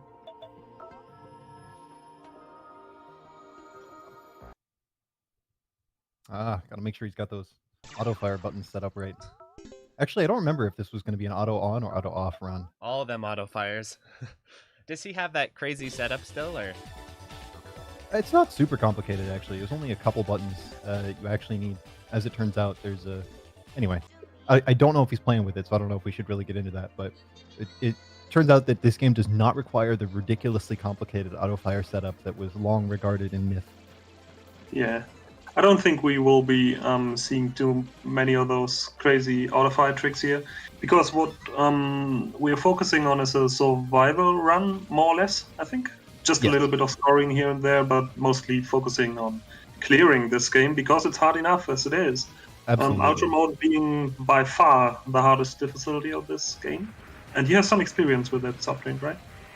I do, yeah. I've been attempting to go for the 1cc off and on. I'm taking a break from it right now, but... How tough those dodges are. Oh, definitely, yeah. Yeah, I've only managed to make it to stage 5 a handful of times, and never even reached the final boss on 1 credit. So it's quite an undertaking to get through this, and it should be an awesome sight to see. It's also sort of a run back for Kiwi in a way, because at Shmup Mania, he did not do as well as he had hoped to. So I think he's, I think it would be nice to see a really solid run from him this time. So fingers crossed for him that it works out.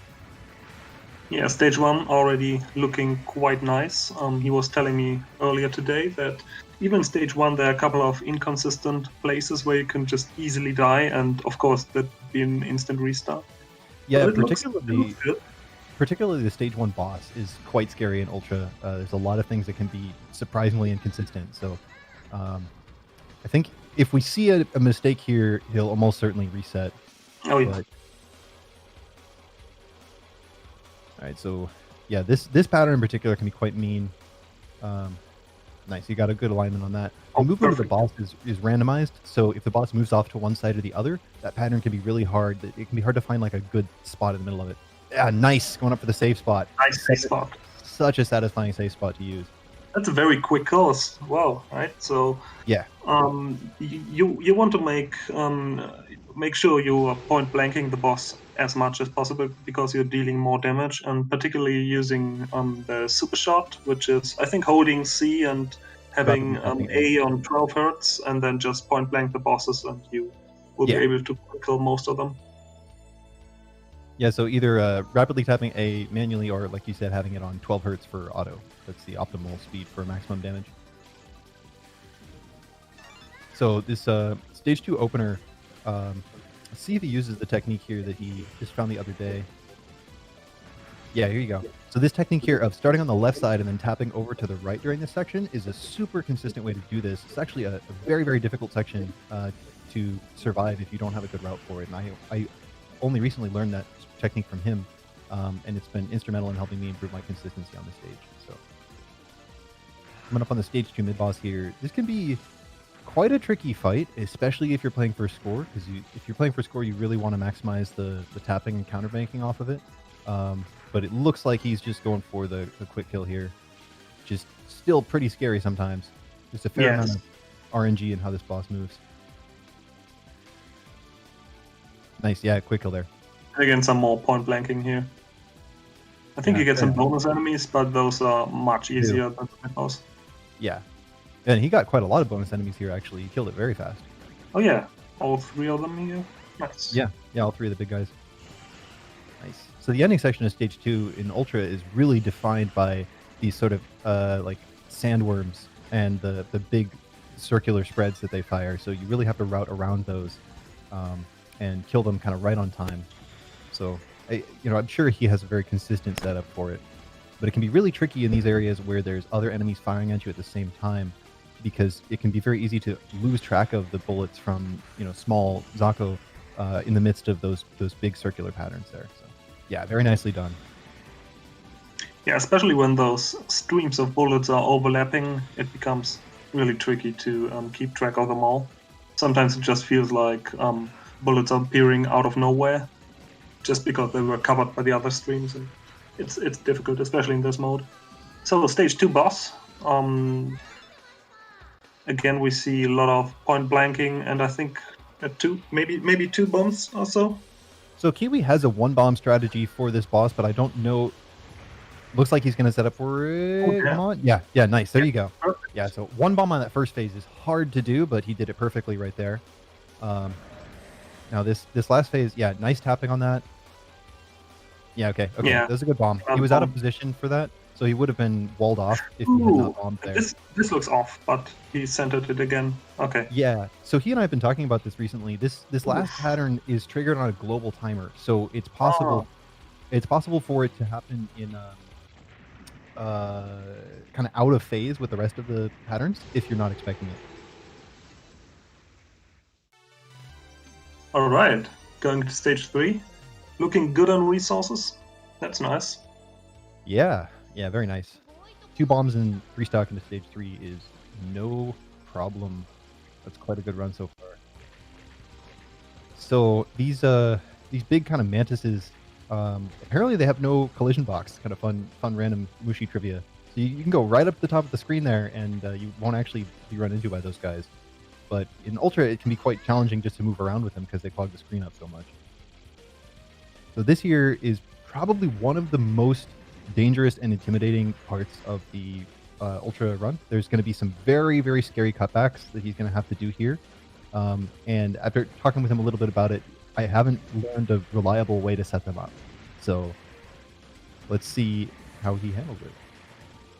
How much randomness is involved in this part, and how much can you actually control here? It looks very chaotic, but I don't know. It looks very chaotic, but you can actually manipulate a lot of it. He set this up in a really, really clean way here. So normally, that is just a really scary cutback at the start there. But by he made it look crazy. Yeah, by making those very aggressive movements, he made the Zako more crazy, but he made the big walls that were being fired from the back of the stage 3 kind of environment. He made those much more consistent, and as a result, he didn't have to do this super scary cutback that is kind of infamous in the stage in Ultra. So very nicely done. So here, definitely just survival play right now. Normally, if you were playing for a score, you'd want to keep that shoulder section alive and kind of feather your damage on it so you could maintain your chain through here. But for survival purposes, absolutely the safe way to play is just to get rid of it as soon as possible. Nice little taps here. This whole section can just be executed with these very small taps because everything is aimed completely at you. In fact, most of stage 3 is aimed completely at you. It's really only a couple sections that you really have to worry about how you're going to cut back through or how you're going to control space on the screen. this section right here, where it's starting to move over to the left, can be very, very easy to accidentally take a hit, particularly from these big guys, like that one he just destroyed there. There's going to be another one coming down right now. Yeah, there we go. Yeah, very nice. Lined up just right. And again, probably going to go for the quick kill on the wing. Nice. Nice.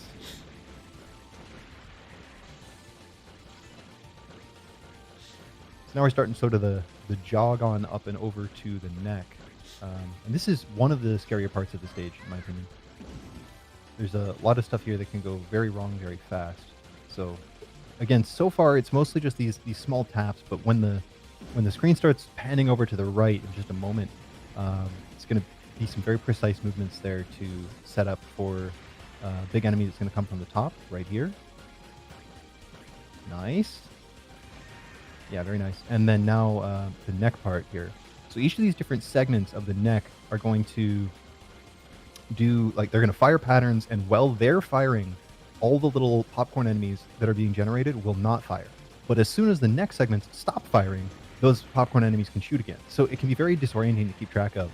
Kiwi handled it really well right there.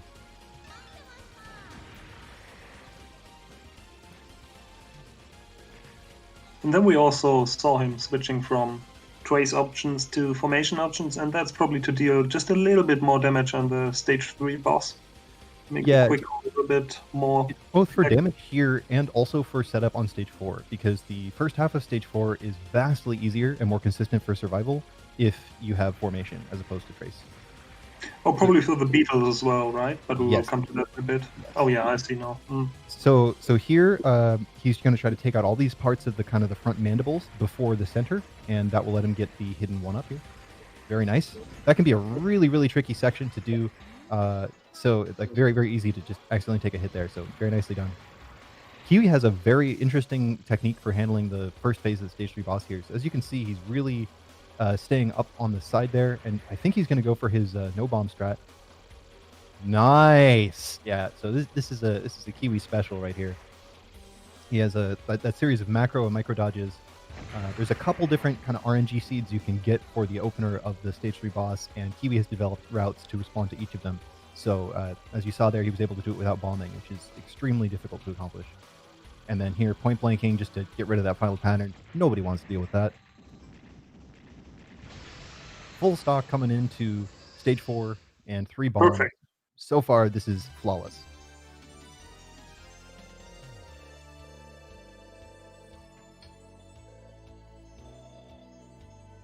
So opening a stage 4 here, he's going to want to take out these beetles as quickly as possible, and then move all the way over to the left edge to set up for a bunch of mantises. So he's going to move all the way over to the left, and then up and over, and see how it made that nice little tunnel for him that he was able to move through. That's actually, just the opening there is actually a very difficult part of the stage already. Stage 4 is where it really, really starts to pick up and throw stuff at you that you need to have a route for, you need to be prepared for. Love these enemies though, and they love me. See the heart? Now we're going to start to see a couple more big beetles, and this is where things start getting a little scary. So there's going to be sequential medium-sized beetles coming down from the top of the screen, and if you don't quick kill them, they will start flooding the screen with these spreads and walls, and it's very, very, very difficult to move. In addition, those spreads and walls are not aimed precisely at your location. They're aimed sort of at fixed angles, so it can actually be very difficult to visually interpret where they're aimed. Like, you can't just tap to the side, that won't work. They might end up being aimed slightly ahead of you. Here, this is the chameleon twist. This is a patented Kiwi move. So he's going to try to... The key here is with formation, he wants to have his leftmost option destroying the enemies being generated from the left, and now his rightmost option being destroying the enemies from the right. Perfect. There you go. So just a couple small movements back and forth in the center here. Now, is he going to go for... Yes, here it is. The Orange Cassidy. The move named after the pro wrestler who does almost nothing. As a result, you see, he does almost nothing and yet manages to dodge that first pattern. So that first pattern from stage 4 mid-boss is actually kind of famous for being very, very difficult to dodge and having kind of a lot of randomness associated with it. So that very precise, like, dodging inside of it, that micro dodge, pretty tricky. And this that was last one amazing. Here, yeah, that was really, really well handled. That is a very difficult pattern. And just in general, very difficult mid-boss. So really, really clean play so far. Oh, okay. And of course, I had to say it. Damn. All happened. This section here can be pretty tough. Nice cut through. Nice. Okay, so now he's going to want to stay on the rightmost edge, and that's gonna get all of these three-way spreads aimed around him. Ooh, okay. A little bit out of position there. Get back on it. Now there's going to be another big snake here, and again, he's going to stay on the right edge. Now he's going to want to cut over to the left. That bomb was for extra damage, I believe. And then come back over to the right. He wants to kill the tail right about now. Oh, okay. Interesting. Normally I would have expected that to go a little earlier. Either way, it worked out well for him. He was able to make it through. But that bomb, yeah, he's a little bit off route. He's still feeling it. Yeah, so these snakes, it's another part of the stage that just really requires strict routing and a lot of advanced knowledge about what's going to happen. So a lot of these sections, like, you need to be in a particular spot on the screen in order to handle it safely. There you go. And killing the tail will destroy the entire snake and get you a full screen clear. So a lot of the route is going to be optimized around when are you going for that tail? When are you successfully able to kill it? So here he's probably going to get this snake on the right, then move over to the snake on the left, and try to take out as many pieces on the back as he can. Nice. And now he's also at the top corner of the screen, so he can take out parts of that top snake as well. Yeah, there you go. Very nice. That was really well handled. These last couple snakes, the way they cross can be incredibly dangerous. All right, so stage 4 boss. We're probably going to see a 2-bomb strat here. He's going to point blank immediately and do a bunch of damage for as long as he can. And then he's going to throw out a bomb there. Yep, and then keep point blanking. And as soon as he hits the halfway mark, the boss will phase change. Yeah, right there. There you go. Now, he's going to point blank a little bit and slowly move down the screen against this pattern. And now he's going to bomb, move up, point blank again, and close it out. Nice. Perfectly done. Yeah, that was just another beautiful quick kill. This boss takes so much longer usually. Yeah, and it can be extremely dangerous. It has a lot of patterns that are quite random and quite tight. All right, coming into stage 5. This is stage 5 is something else entirely. So a lot of stuff going on here. A lot of enemies that will wall you off very, very, very fast if you let them live. So you notice he's very aggressive at the top of the screen here, trying to clear out some of these larger enemies really before they have a chance to pose a threat. That's going to be kind of a through line for the first half of the stage. These big pitcher plants will give you a screen clear when you kill them. So yeah, very nice. Now he's going to want to set up here because there's going to be a couple big mantises coming up on the cliff to the left and right. Oh, wait, yeah. Yeah, no, here it is. Sorry, in the center. I was a little bit ahead of myself.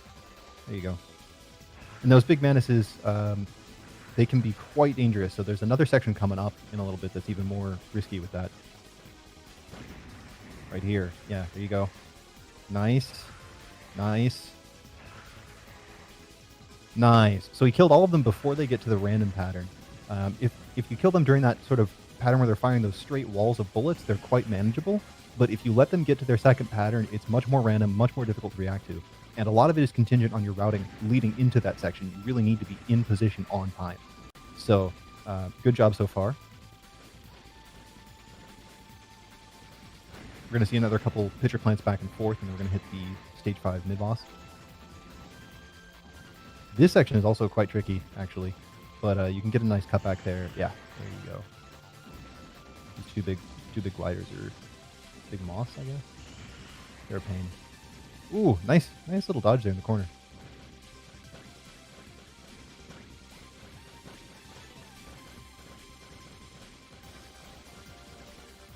Nice.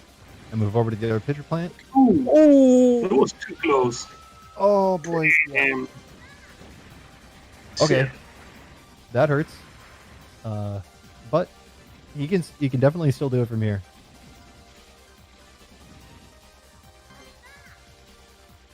Alright, so stage 5 mid-boss.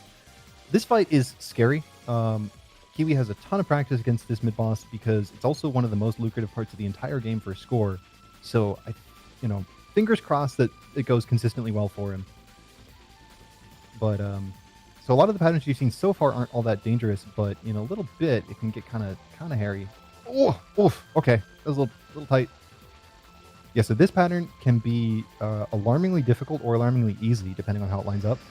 And this bit here, the enemies in the background can start to fire on you at the same time if you take too long to kill that mid-boss. So here he went for a quick kill and was able to take it out preemptively, but if he had kept it alive until here, all these enemies would start shooting at him at the same time, so it would be extremely dangerous. This final section of stage 5 is characterized a lot by these big... Oh, that hurts. That hurts. He died just frames before he got that screen clear. Oh, man. Yeah, so the ending section of this stage is characterized a lot by these big enemies that sort of wave back and forth and throw out these big spreads.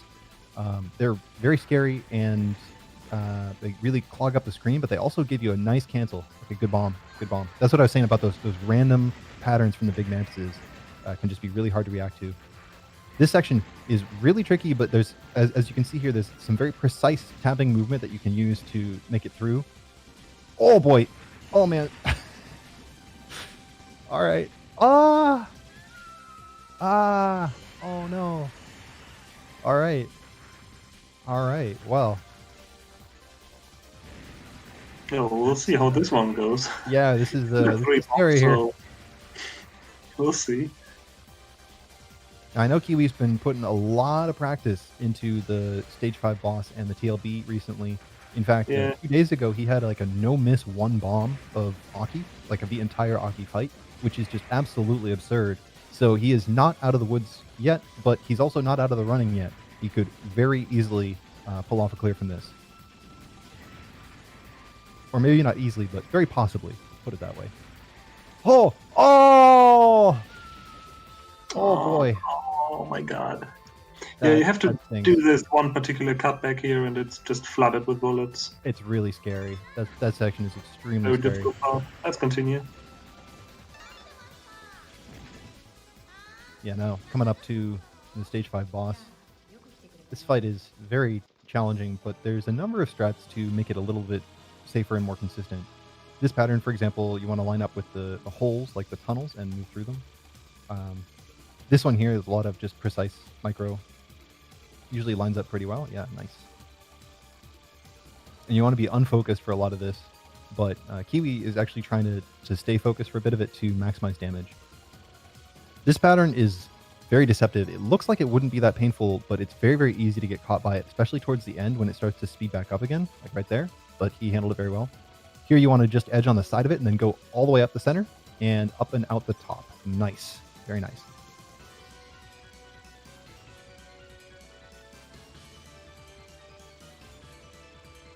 Yeah, and so he was doing a lot of really optimal damage there in the beginning. You'd know that because he didn't even have to dodge that pattern. He was able to quick kill it out of that phase. Normally you'd have to dodge that for kind of a prolonged period of time, but because he had such optimized damage in the first part, you didn't have to deal with it at all. It's another pattern that is very hard to read visually right here. Yeah, it's just insane. Boy. Nice. This one also can be a little tricky depending on how it lines up, but most of it is aimed at you. So despite what it might look like, you actually don't need to move very much to get out of it, as you can see here. Now for the final pattern, this one is just really, really hard. There's a kind of a good setup for it that we can see from Kiwi there for the first couple waves, and then he's going to try to move with it until it lines up and then dart up and through. It's just a very tricky thing to keep track of. Nice. There you go. All right. Now onto the TLB, I believe. Here we go.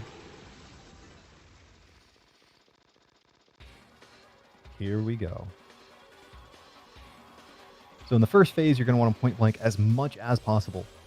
This attack is just a lot of small taps to get out of, but there's a bit of RNG involved in how he moves and how it lines up, so it can be a little tricky. This one is completely RNG dependent. You either get a pattern that's tappable like that, or one that's macroable like this. Ooh, nice. That didn't quite line up cleanly, but he was still able to dodge it. This one you want to consistently tap as player 1. Fun trivia, as player 2, this pattern is completely messed up and does not work. Like, it's literally not programmed correctly. And on some versions of the PCB will actually crash the game. So you can successfully dodge this by just doing very precise tapping, as you can see here.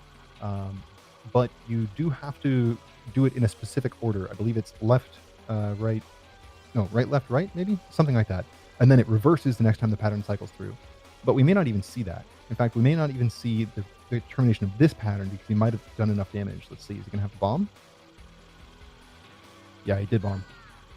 The reason he's not shooting there is that this boss has a counter fire. So if you shoot while its shield is up, it will actually return fire at you. So very, very good point blanking damage there. He just completely quick killed that. And now onto the famous final attack. So you can try to dodge this opener and then dodge over to the side. Nice. And then cut back in reverse direction. Ah, okay. This is madness. He's trying to show off a little bit. Normally he bombs this, but I think now he's bombing here to set the cycle so he knows how to dodge it safely. So there you go. Now he's back in the line on it. Go back. Come on. Nice.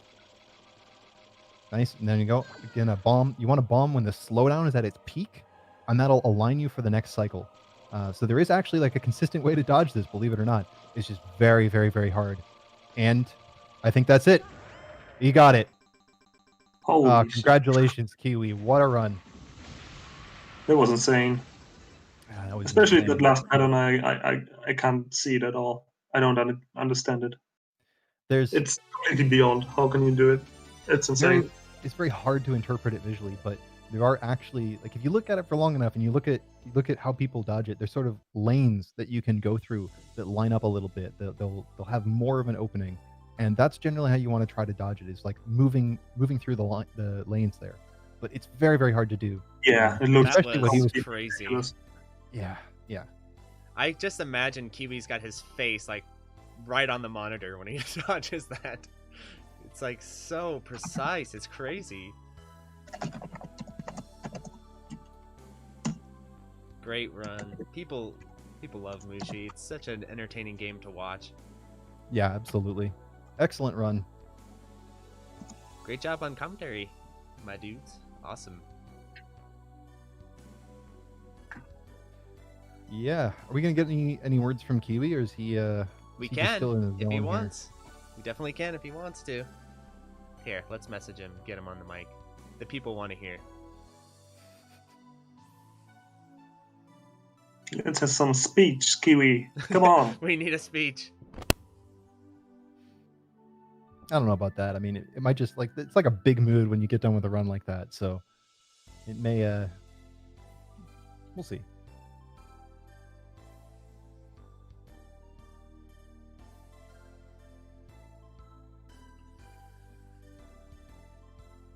Oh yeah, he's coming. Great. I want to hear his thoughts on the run. While he does that, I'll take a look at the schedule, see what's up next. I believe next is ZeroRanger. Awesome. ZeroRanger White Vanilla. Yeah.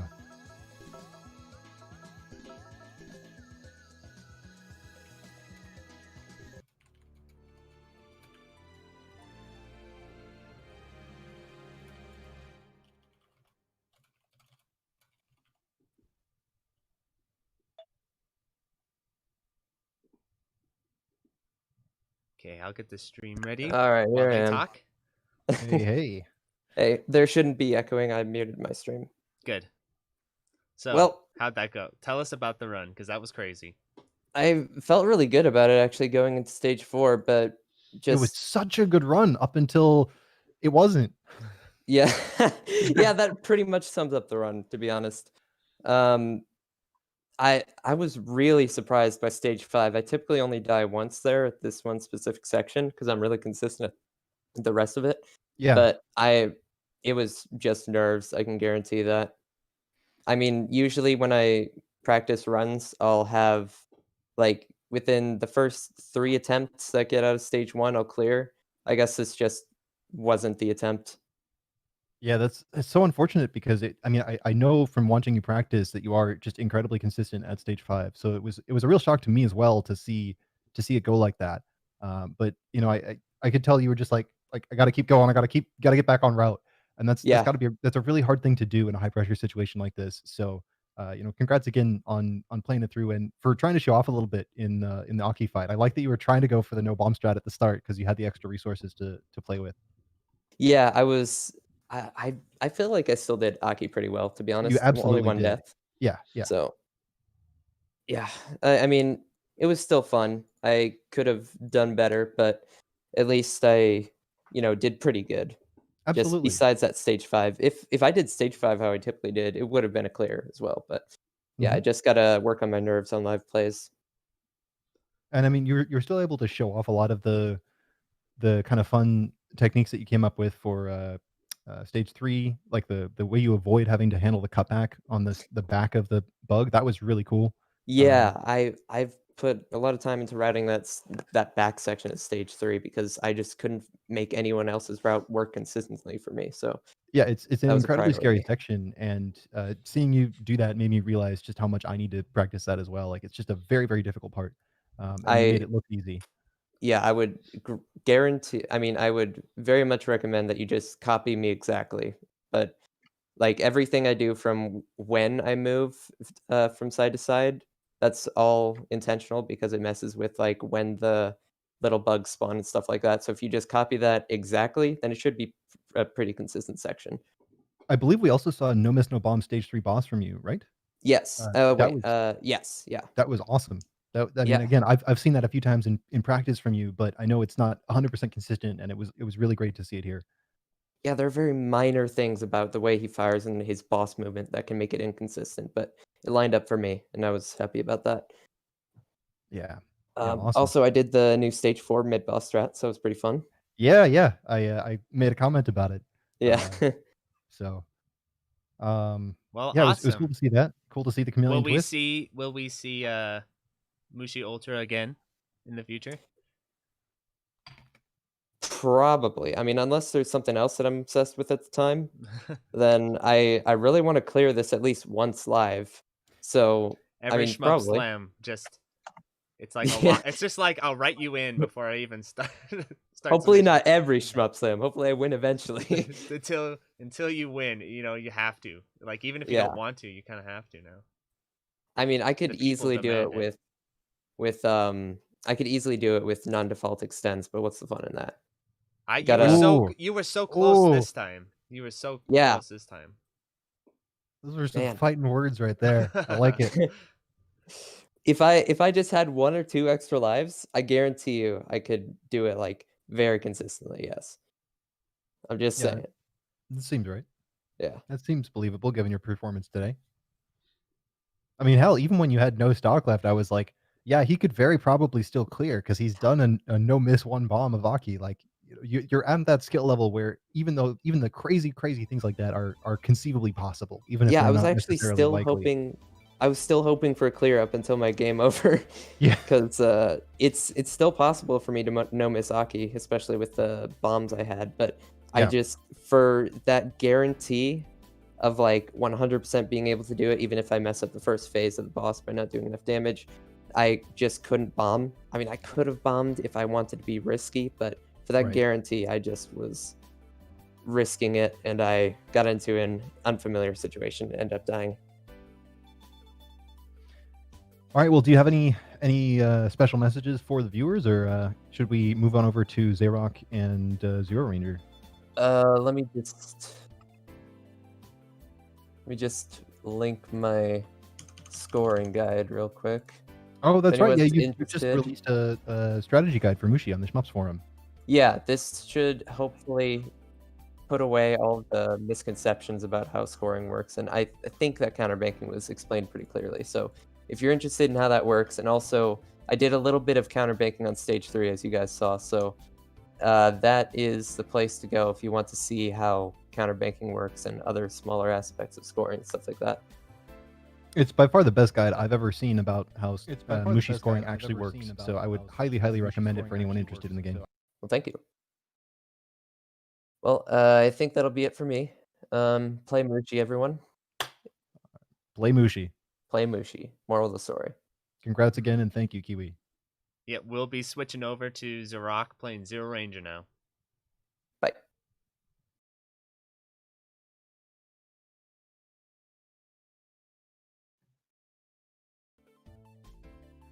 All right, so Xaerock, I don't believe Xaerock do you want to say any words before the run, or do you just want to get straight into it? Well, I can.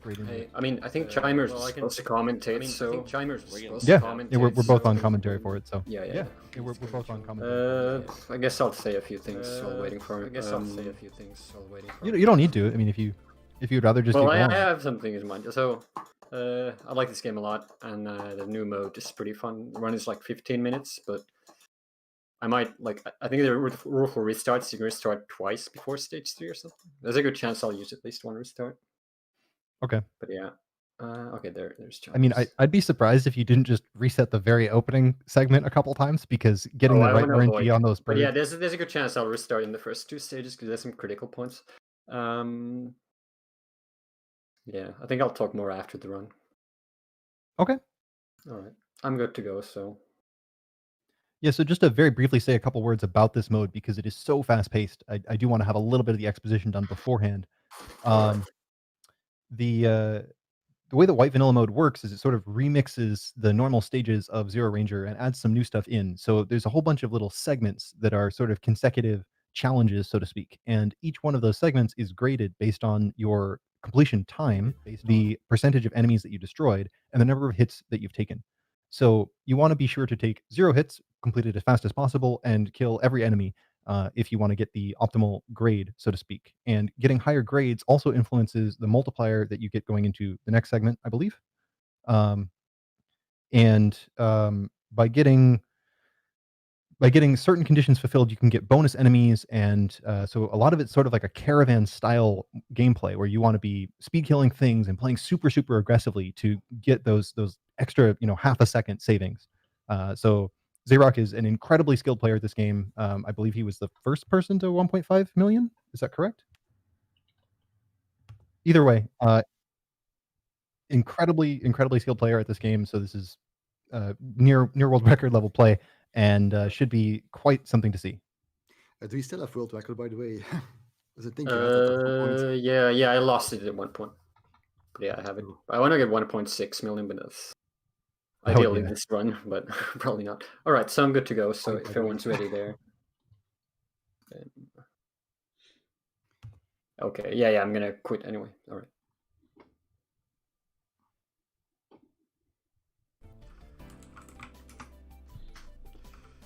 So yeah, in addition to just kind of the general scoring, there's a lot of fine optimizations we might see, such as the very start of the game. There's going to be a bunch of birds that come out of a tree, and depending on how quickly you kill those birds, you can get extra bonus items to drop from them, and each bonus item is worth a few hundred points, things like that.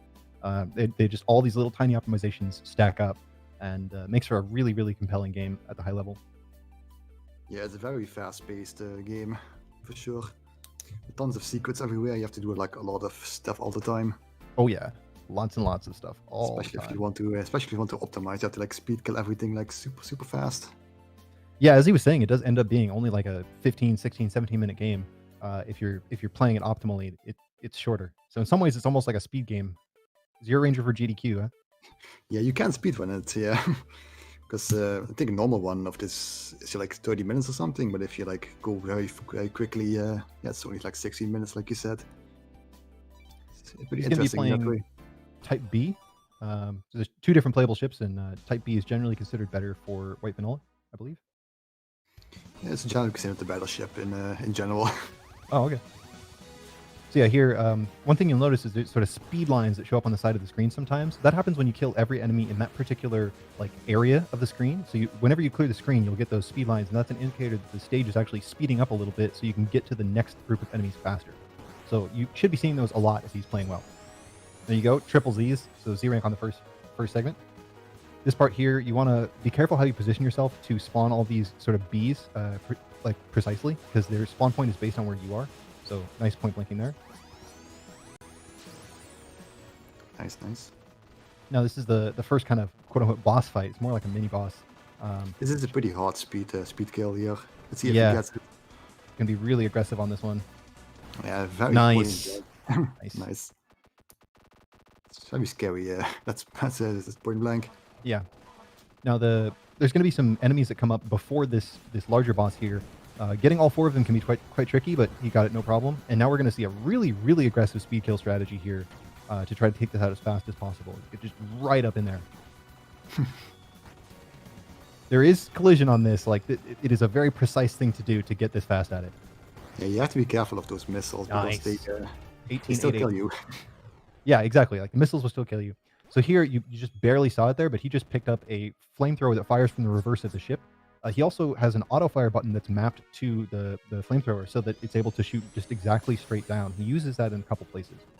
This is the first bonus stage. The bonus stage is if you take any like hit that would end your life, then the bonus stage will end immediately, which is obviously bad. And your goal here is just to try to destroy everything as fast as possible. But it can be a little tricky, especially here because of the way that it scrolls around. So that was a very fast bonus one. Yeah, you can hit the enemies a bunch, but like after 3 hits or something, you die only after 3 hits. And you bump into enemies. Yeah, so the collision is a little forgiving. So up here, just going right up into those birds to use the flamethrower and get a bunch of bonus item drops. Now here, you almost can't even see, but he's like destroying some Zako spawners really quickly there. A lot of this run is going to be about getting above enemies before they even spawn and taking them out right away with the flamethrower. Because the flamethrower does excellent damage, and it covers a pretty wide region below the ship. Yeah, it's a lot more powerful than the normal forward shot. Yeah, definitely. It's an extremely good weapon. Nice movement there. This section can be very tricky to optimize for because you do have to destroy all the little crates, and they can very quickly make it hard to move. So super aggressive play there, was able to get it done real fast. Also spawn a bit randomly there. Yeah. The crates. Yeah, very nice speed kill here. Yeah, so that one you just sit on top of the head and blow it up. You can destroy all the segments individually, so I'm kind of curious why he didn't do that. I wonder if it ends up being better. Oh, this is such a scary thing. Oh boy.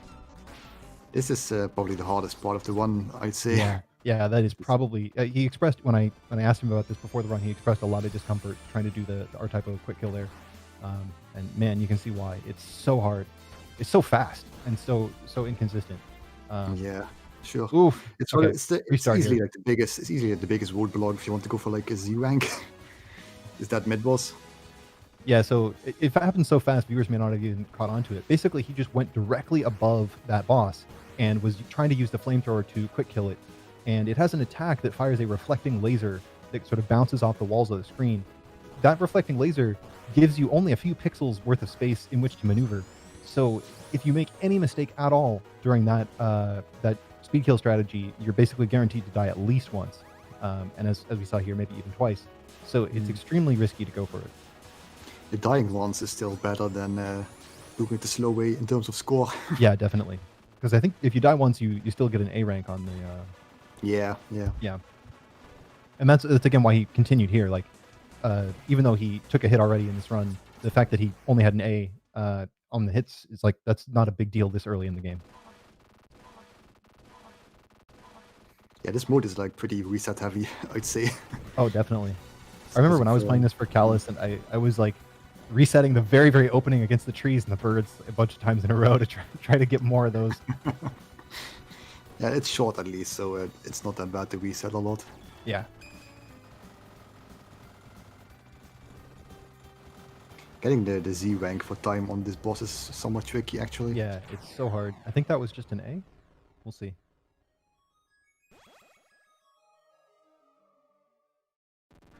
That was a little slower this time. Oh no, still Z. Nice. I think it's 22 actually, the cutoff point. So that was like. Ooh, that was real close then.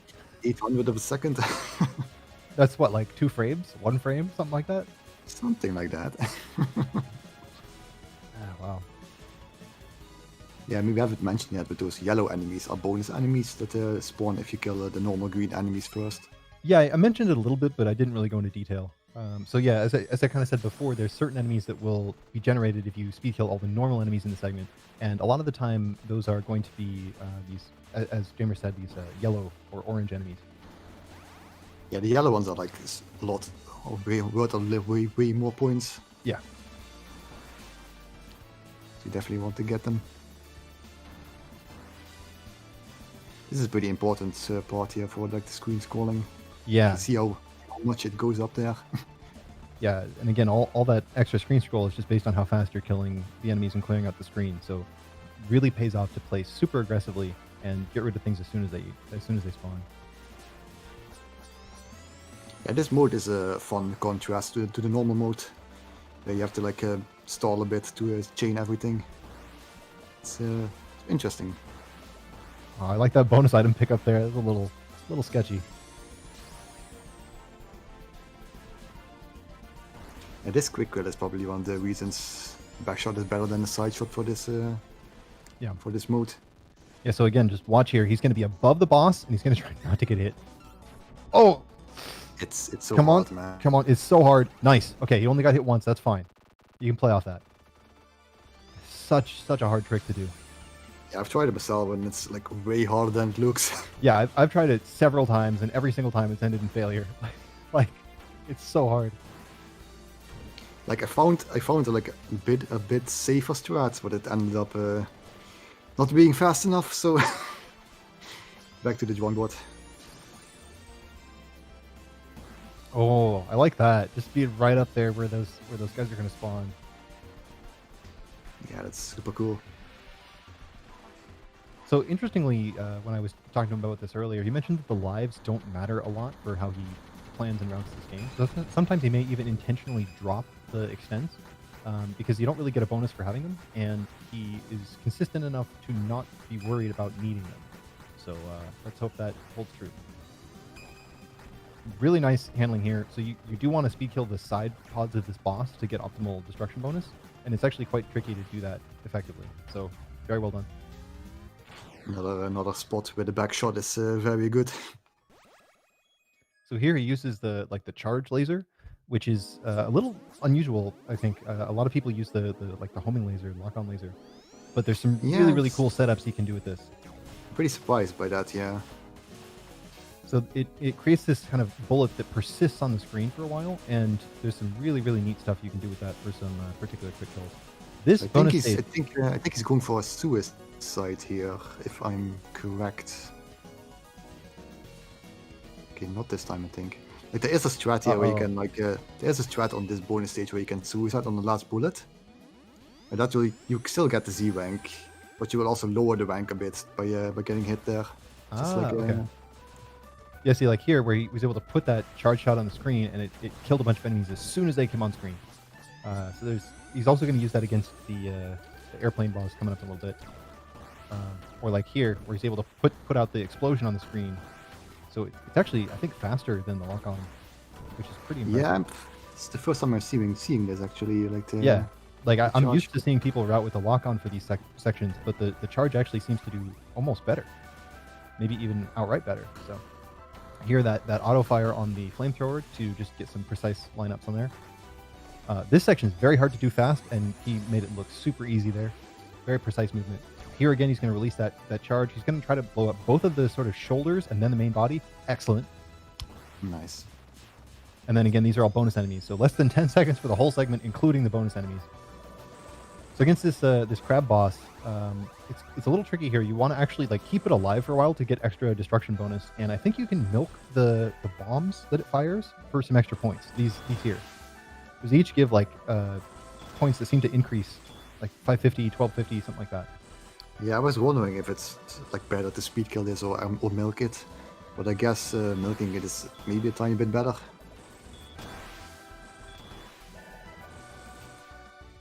So again, this is relatively new to me. Like I'm used to seeing people speed kill this, and for Z rank overall, you would want to speed kill it. But oh wow, still got a Z. Damn.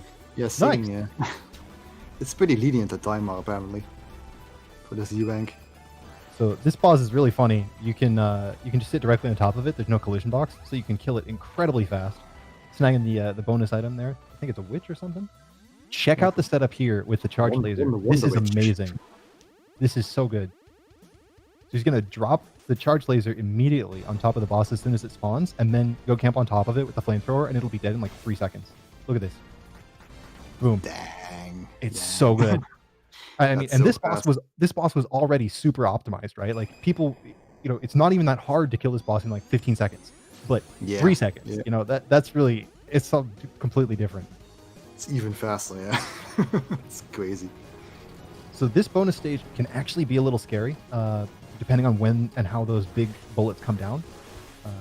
So yeah, right there, on high rank, this wall stage is very, very scary. Yeah. Because in order to dodge those waves, you have to actually use the diagonal movement. Because you move faster diagonally than... Oh, still good. Still pretty good on the destruction there. But yeah, in order to be fast enough to avoid those things, you have to actually make use of the diagonal movement because it's faster than horizontal and vertical. Which is pretty interesting. Well, and you notice also, again, it may have been hard for the viewers to see it, but he picked up the sword power up there, and the sword and drill are both very effective at that particular section because they can stall those big wave bullets up for a little while. So this section is super hard to optimize, by the way. The way that he's coming up on the sides and killing all of these like rush down enemies before they have a chance to do anything, it's a lot trickier to do than it looks. Missed one there. The sword has like a flurry. Yeah, you'll still get it. The sword has like a flurry, like a bunch of consecutive slashes that you can get when you transition into the sword transformation. And you can use that to do a little bit of extra damage and quick kill some stuff. Like right there against those birds, you see I'll use that flurry transformation to take out all those birds at once and get a bunch of bonus items there. This is another section where you want to really aggressively kill enemies and clear out the screen as fast as possible so you can speed up that scroll. So pay attention to the speed lines again in this section. Yeah, you also have to make sure you destroy enough boxes because you can actually miss the yeah enemy requirements. Yeah, the boxes are also part of the grade, which is pretty surprising to me the first time I noticed it. Now this section coming up with the maze, this is really, really cool. So the more enemies you defeat, the faster this section scrolls, meaning the more enemies you can potentially engage with. So it's sort of this like positive feedback loop where you want to route it so that you're destroying as much stuff as possible so that you can move faster, so you can destroy more stuff, so you can move faster, so you can destroy more stuff. It's a lot of fun, and there's a very precise route that he's going to try to follow here. Yeah, it's a very interesting take on the original from the normal mode. You also want to stall those first enemies. The first enemy spawners at the start. You want to like stall that they spawn a bunch of enemies and then kill all of them to make the screen scroll faster. Nice. Now this section here, he's going to charge up the laser and drop it on the train, and use that as an opportunity to take out the other big enemy on the side. These trains can be pretty dangerous.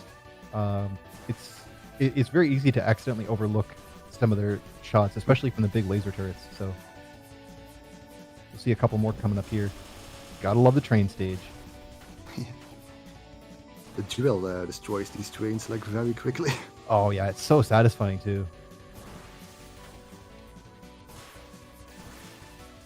Yeah, so the movement here is very precise with these laser turrets. They don't start firing immediately. You have like a half second or so to move before the beam becomes lethal. So it's not quite as scary as it looks, but it's still very intimidating and very easy to accidentally take a hit. So this is another section that I normally see people using lock-on for because there's a lot of enemies in the background right now that will come up to the foreground layer in a second, and you can actually take them out preemptively using the lock-on. But the strategies he's using here, since he doesn't have the lock-on, he has a slightly different approach to it, which is pretty cool. He ends up using the charge laser and releasing it just on time like that to take out most of them. Missed one enemy there, which is a little unfortunate, but I think he'll still get his E? Maybe. You think he can miss like one or two of them? Ooh, oh, he missed one of the big guys. Okay. Couple mistakes there. Yeah, this part is hard. Very, very hard. Also, notice that the score, instead of going like letter score A, it's letter score Z, Y, X. It counts down, which I thought was a really, really cool trick. So he's at 1.1 million, maybe 1.2. It's great. That's reverse Gojiguy. So super aggressive play against the boss here, and even intentionally taking some hits because it's more optimal to kill it quickly than it is to worry about taking hits. But the movement, kind of the macro around some of these patterns, is very precise and very dangerous. These marbles can really push you around the screen. Like you get hit by one of those, you're rocketing to the other edge of the screen. So just kind of take it out. Don't get hit. Come on. Oh. Okay. Well, yeah, once you get hit by one, you usually get hit by more. Yeah, that's why it's so dangerous. They push you back and you get slammed into the wall. Yeah, that boss is crazy on the maximum rank. It's very insane.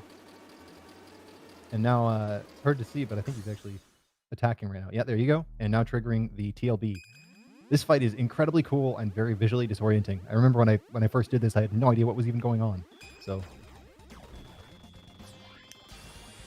yeah, interesting enough, the scoring system actually goes back to the normal mode. You can see like the chain meter is coming back. So for this boss, you want to speed kill it to the final phase, and then milk its minions until it's almost timed out, and then kill it. Yeah. And the milk is pretty scary to do correctly, because there's a lot of stuff on the screen there. Yeah, and you don't want to die because that lowers your multiplier, and then you lose a lot of score. Ooh. I think you took a hit there? Maybe Yeah. not. It's not that important at that point though. It's mostly starting now. You don't want to get hit. Yeah, definitely. You want to destroy all those minions that it spawns. Shout out to the orange guys who teleport behind you and then slash you. I've gotten a couple game overs to that, and usually I had no idea what was even going on, so that's always good. Yeah, those guys will get you. And the music and the aesthetic of this fight is so good. It's just really fun. Yeah, it's slightly different depending on if you're playing on white vanilla or light mode, which is what you unlock after some story stuff happens. Basically it's the same mode, but some different visuals. Yeah, he's going for the milk here. So he's attacking these bullets because attacking them makes them shrink, makes it easier to move through them. Yeah. Ooh, that's bad. Uh-oh. Uh-oh. You can see how much the multiplier dropped from that alone. Yeah, it was 12.8 and then down to 6, right? And these things keep getting faster. Bullets. And he does want to kill it before it times out. Otherwise he doesn't get a bonus for it, I think. Yeah, he needs to kill it right now, actually. Yeah, come on. Yeah, there you go. Nice. Yeah. Nice. It's very close. Oof. Just right to the edge there. What was that, like 1.8? 1.4, I think. 1.4. Oh, GG. Good run. Yeah, I've seen some ones of him where he ends with like 0.2 seconds left or something. Nothing like pushing it right to the limit. It gets close, yeah. So yeah, one interesting thing to note here is that the high scoring routes aren't necessarily the routes that give all Z, as we noted before. So his overall grade isn't a Z, just because it ends up not necessarily being always optimal to get the Z rank. No, that's not really true. I think you always want to get Z, but optimally you always want to get Z. But yeah, maybe the final boss, maybe like the crystal one. Well, but because you can do that speed kill, as well. The speed kill on the worm, and the speed kill without getting hit is still better than speed kill with getting hit. So awesome run, man. Yeah, that's very good, man. Yeah, it was a bit sloppy, but you can see there that it's hard to get below 1.4 million at least with these routes. So what did that end up at? I forget where I made some big mistakes, but I don't remember where they were. The true last boss went okay. I'm happy about that because that's the hardest part. Yeah, that was pretty tense. And then I did die quite a lot. That cost me. And the R-typo fight was kind of bad on all the runs. The first one started quite well. It's hard, so. Yeah, and I got like a new route for it where I go between the bits and the center, and that messed me up a bit. All right, but yeah, I think we were behind schedule, so that's it for me. Well, that was awesome, my dude. Yeah, just see the chart shots. There's a big difference. Yeah, chart shots. It's fun to figure out. It's actually really hard to place the chart, like the bombs. Like they need to be like pixel perfect, or they'll crap damage. Nice. It's pretty fun. All right, see you. Adios. Okay, everyone. We'll switch over to the next run. I'll take a look at the schedule. Sisters Royale. So, yeah. See you all soon.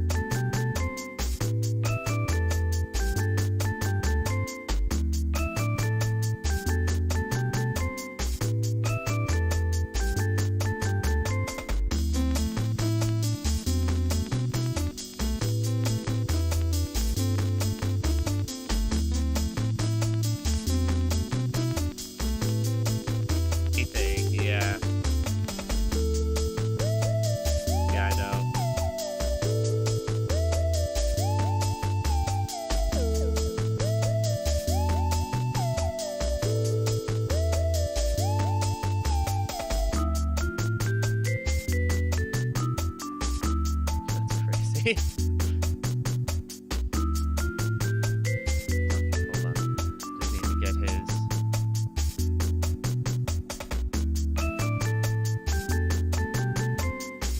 Yeah, that's useful.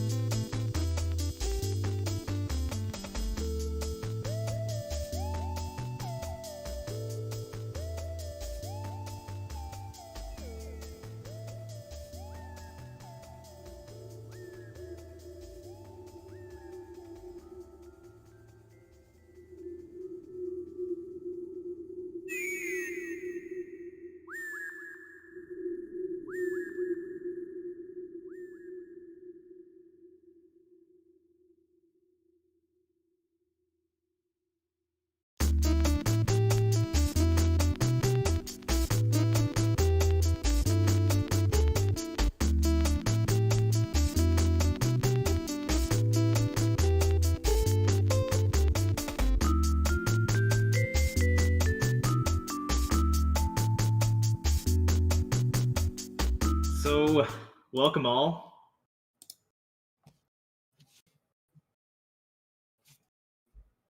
Welcome all to our next run, Sisters Royale.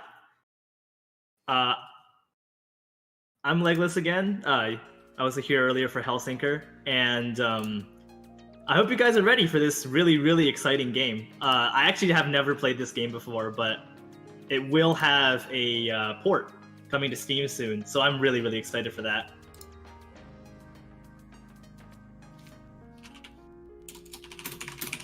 Sorry, I should put on push to talk, but I'm not having it on since I'm doing solo commentary. So we're just waiting for Mishi to get ready, and we should be good soon, as long as we have our audio and everything else synced up fine. Fumiko spotted. Now, yeah, the score system in this game is based off of a different game called Shikigami no Shiro. I haven't played Shikigami either, but based on what Mishi told me, the character he's playing, Ode, is the same as Fumiko from Shikigami. So, the game is on PC for, the Microsoft Xbox 360 stuff kind of thing. Steam is November 27th. That is 20 days from today. So let's get ready. Mishi is playing Ode, his favorite witch. So right, you get into it, you can see the nice moe kyun graphics.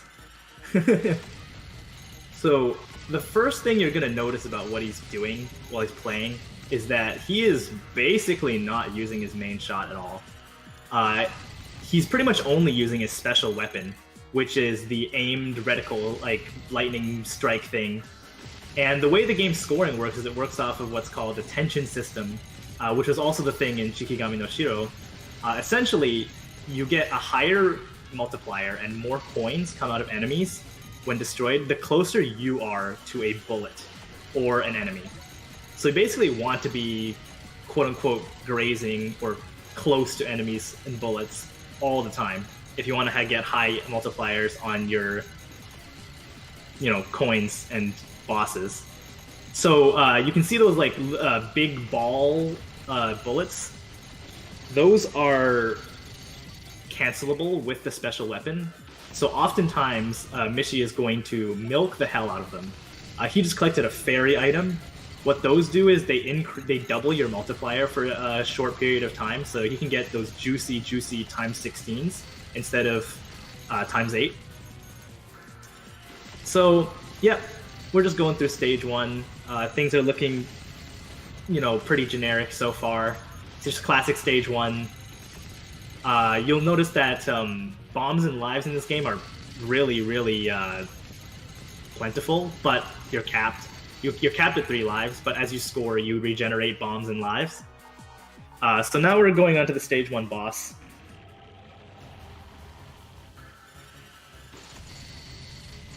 Essentially, what he's gonna want to do with the bosses is just rush down rush down most of the patterns until one of the patterns is really heavy on destructible bullets. So this final section of Sone here, he's gonna wait until she starts shooting destructible bullets and then take the ferry, and boom, big money in the bag. Look at that. Isn't that awesome? This is on normal mode. Mishi is playing on normal.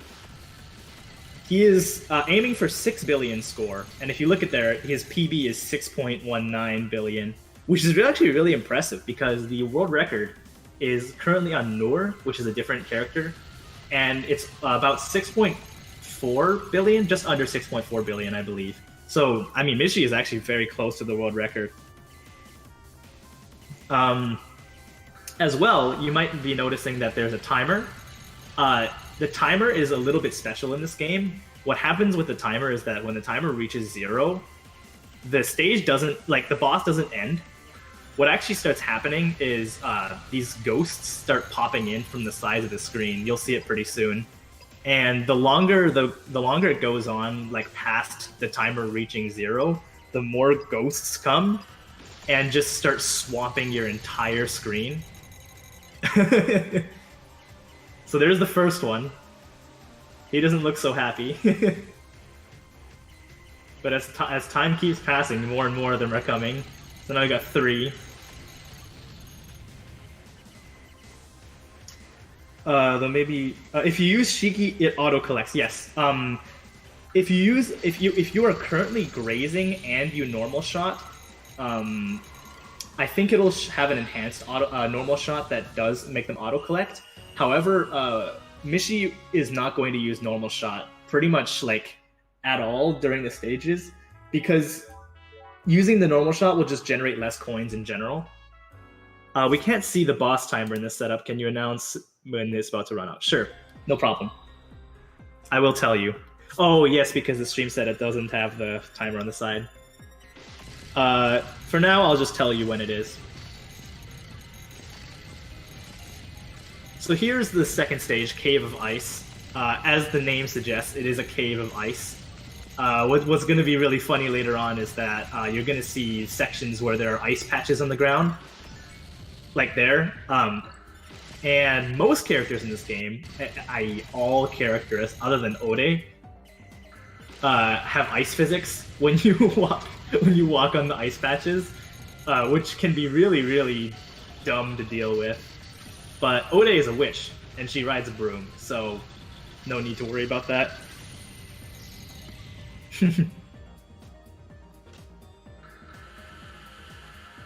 So a little bit of downtime now since he rushed down the mid-boss. He's going to rush down most mid-bosses in this game, because they usually don't have many lucrative destroyable patterns, and more waves of enemies will spawn.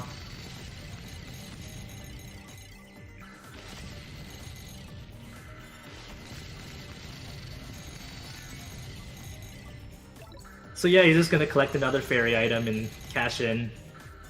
It's more the usual. What else was I going to say? I wonder if there's any other game mechanics that I haven't gone through yet. I mean, I can just talk about the game in general, even though I haven't played it yet. Oh yeah, he also can't move while he's aiming his, when he's aiming the lightning. So he's going to have to be careful to not get hit by bullets while doing that, especially because like the whole scoring relies on him being close to a bullet or an enemy in the first place. So he needs to remain close to bullets without actually getting hit by them, and it's a little hard because he can't move while he's aiming the reticle. So he rushed down the first phase here, and now he's going to milk the second phase, which has destructible bullets.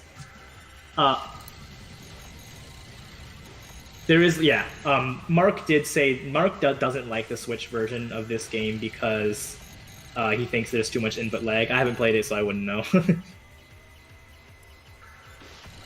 But, I mean, Mishi is pretty good.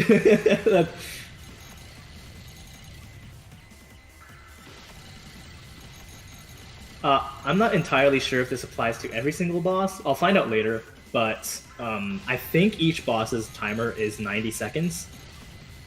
I will update you on the timer as he is just continuing to milk this boss. Luckily, the special weapon does a...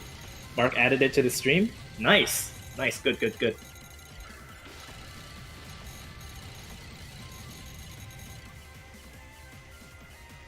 So, he just used his bomb there. The bomb, yep, it cancels all the bullets on the screen and turns them into coins. That can be very, very useful, actually. That can give a lot of coins.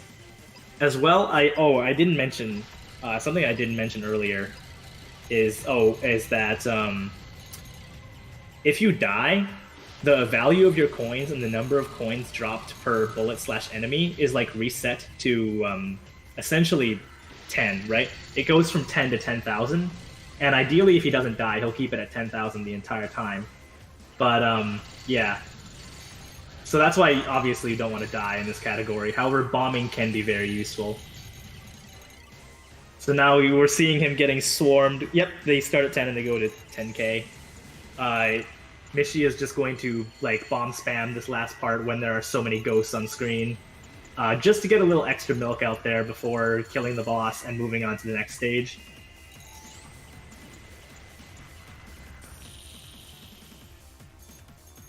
There is actually a score bonus for killing the bosses fast. There is a time bonus, but it's not worth it. It's like way, way, way less points than if you are than if you actually milk the boss phases for all of them points. That's a lot of ghosts, yes. They don't like you. They really don't like you.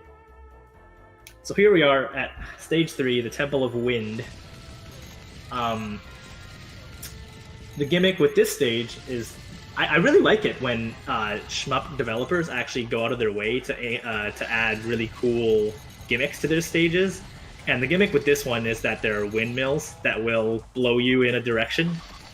And that can be really, really disorienting. However, at least they don't cover the whole screen, so Mishi's routing is, and also you can fire the lightning bolt from anywhere, so he should be mostly unaffected by it. And once again, he's just going to rush this boss down.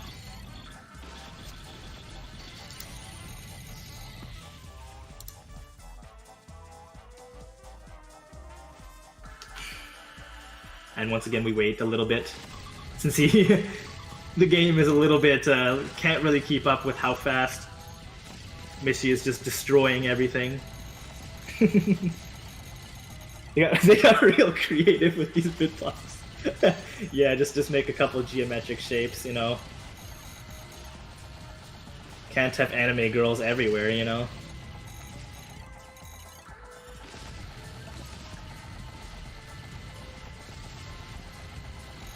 I actually like this concept of scoring a little more. The concept of like, oh, you have to be close to a bullet to score, but it's not like you have to, graze a ton of bullets. That's what I actually really like. To be honest, like, basically, like, I don't really enjoy playing Touhou for score as much because of grazing. Like, having to go out of your way to take a lot of risks is a little painful.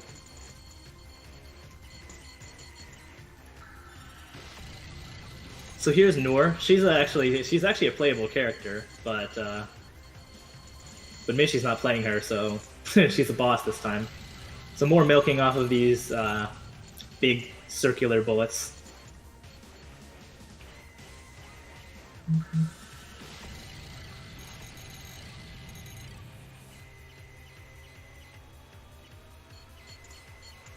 Luckily, in terms of survival, the patterns on normal mode are not too bad. It's just that you're gonna have to start worrying when those ghosts start coming in. And also you do need to keep in mind that you need to stay close to a bullet the entire time, which can open the window to some unfavorable mistakes. So there's the first phase down. The second phase will be rushed down. It does look harder to survive too.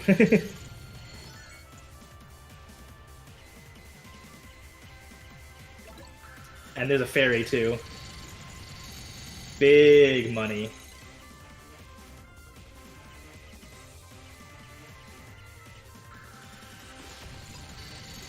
She's gonna wait until she just does a spinning attack with all those bullets. And we're almost running out of timer again. Here comes the money, money, money, money, money, money, money, money, money. Oh, he didn't time out. He didn't go past the timer ending in this stage. Could be for safety. I mean, I'm not an expert on this game by any means, so I don't know for sure. He seems to be on a pretty decent. I think one ghost slipped on screen, yeah, but not like going for the whole like, oh, I'm just going to wait until the entire screen is full of. So here's stage 4 is pretty much Misty Lorelei. You have like a flashlight around your character. It is a little confusing the first couple of times. But Mishi said, like, after a while, you're just following the same route every time, so it doesn't really matter regardless. As well, there are lanterns on the side that if you shoot them, they will permanently light up, giving you some vision, much needed vision. So here comes the next cube. Oh my! But he will use a couple bombs here to get some much needed coinage. That's a really, really fast rush down. Even the shot type, I think, is the same as Fumiko from Shikigami, which is interesting.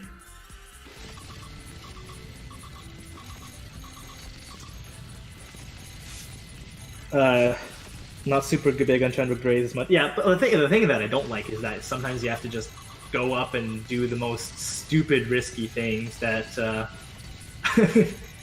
are just way too inconsistent, or just bomb spam all the time to score well. That's why like modern Touhous are a little bit iffy, because their scoring systems often revolve around just abusing one mechanic over and over again. There is also a bit of terrain in this game. Yes, that's what I like.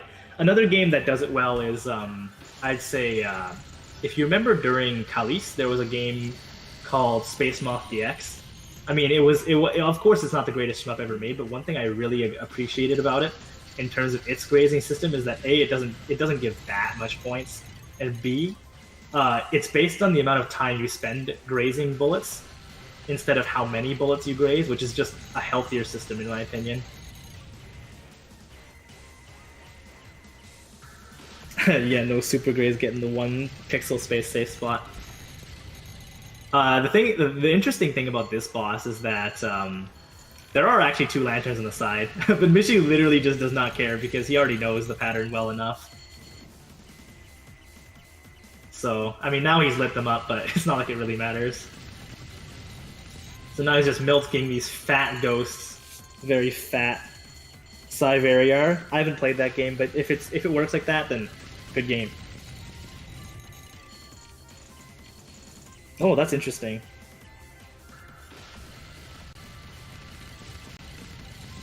Yeah, something that really impresses me is that Mishi is actually like also a very new player. I think he's like probably even newer to shmups than I am, which is ridiculous.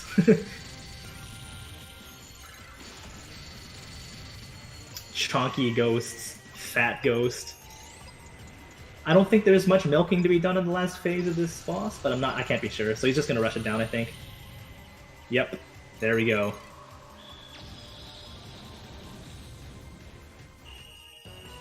Alright, so that's Dungeon of the Soul.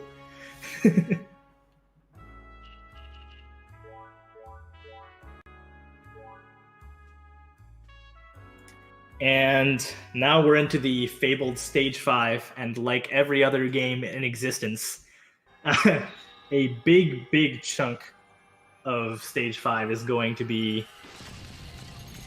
Alright, a big chunk of the total score that he's going to get through this run is going to be from Stage 5, so... It's going to be awesome. A big part of this is the TLB.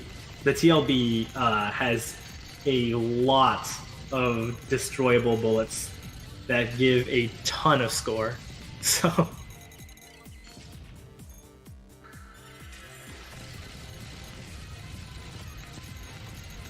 Let's go, Mishi. I agree. I'm looking forward to seeing Stellavanity. I'm loving that game. Oh yeah, I'm gonna be commentating too, even though I don't know anything about it. Once again, rushing down the big cube. And a little bit of empty space. There's the fairy item. Gonna time it. And boom. It's so satisfying seeing the rainbows just... as you just constantly spam thunderbolts at your enemies and smite them from the sky. It's always just so stressful.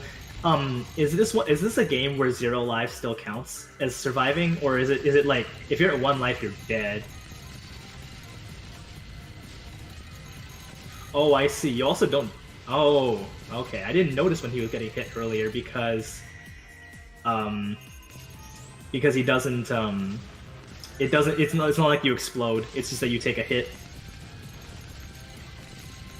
No, you lose after all are gone? Oh, damn. That is a little stressful, yeah.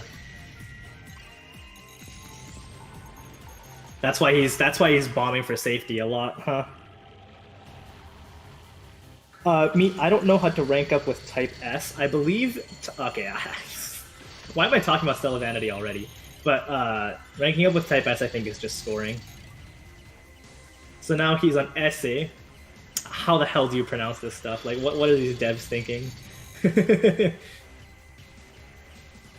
Gonna do more milking. Milking of those destructible bullets while also surviving. Does this game have focused movements? I can't hoard lives. Meanwhile, I'm gonna be playing Blue Revolver. The whole point is for me to hoard lives.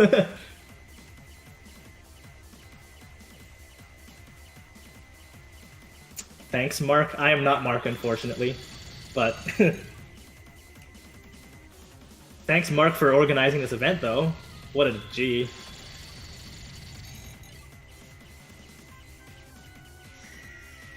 No focus moving. Wow, that is okay. So he finally got enough score to get another life back, which is nice. That's gonna make him feel a lot more comfortable dealing with this. Ooh, there's a hit. That's fine though. We got this in the bag. I seriously hope we get to see double action. Oh, I'm hyped for it too, but we want to be patient. So I don't think Mishi's gonna go for a super long milk here after the timer runs out. Yeah, don't want to be taking the risk of potentially losing all your. Was it all Mark? Yeah, Mark was me all along. Doesn't depend on the characters. I don't know. So here we go into the chapel. Good old church. Moe Moe anime girl land.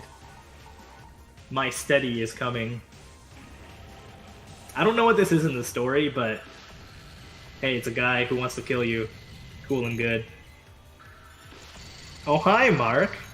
So how's your sex life? Ooh, those bullets look a little hard to deal with. Ooh, that was a close call. Nice bomb.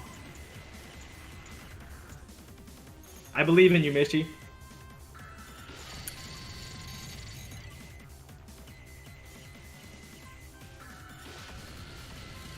I imagine not having focused movement in this makes it a lot harder, actually. They all want to marry him, he doesn't. So the obvious solution is to kill him, right? Is it normal to be more nervous than the player? I mean, sometimes if it looks like he only has 1 life left, yeah. Ooh, this looks like a hard pattern. He's gonna bomb here and he's probably gonna get another life. Oh, barely not. I think he'll bomb again to get enough points to get an extra life. He doesn't like to have harem. All right. Well, he has another life now, which is nice. And he's just gonna keep bombing to get lots of coins. Again, bombs also regenerate with your scoring. I believe in Mishi, dude. He's awesome. And there it is. 8 seconds left on the clock. He's just gonna rush this last phase down. And there's Yashin 1 down. Bombs equals coins. Yeah, the whole discovery of how he could use bombs for points is actually one of the reasons he even managed to get a score this high. So he's only at 4.8 billion, but this is really, like, look at this pattern. This pattern gives ridiculous amounts of milk points, and he's going to be able to milk this for a very long time. And because of how much he can milk it, he actually doesn't really care about survival. He's about to get his 3rd life back, so he's going to be sitting pretty, getting all these points, pushing that score right up.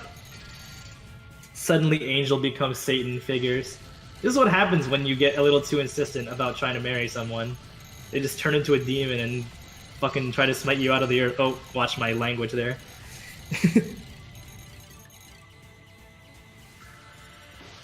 Oh, he mad. He mad.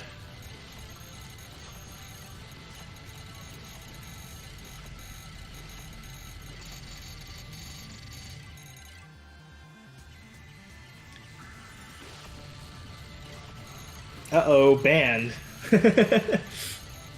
Oops, sorry, Mark. Anyways, yeah, not too much going on here. I think he still will try to time this out as long as possible. I don't know if it's still possible for him to get 6 billion, but let's hope he is. Well, we will be starting to see this, them ghosts coming in.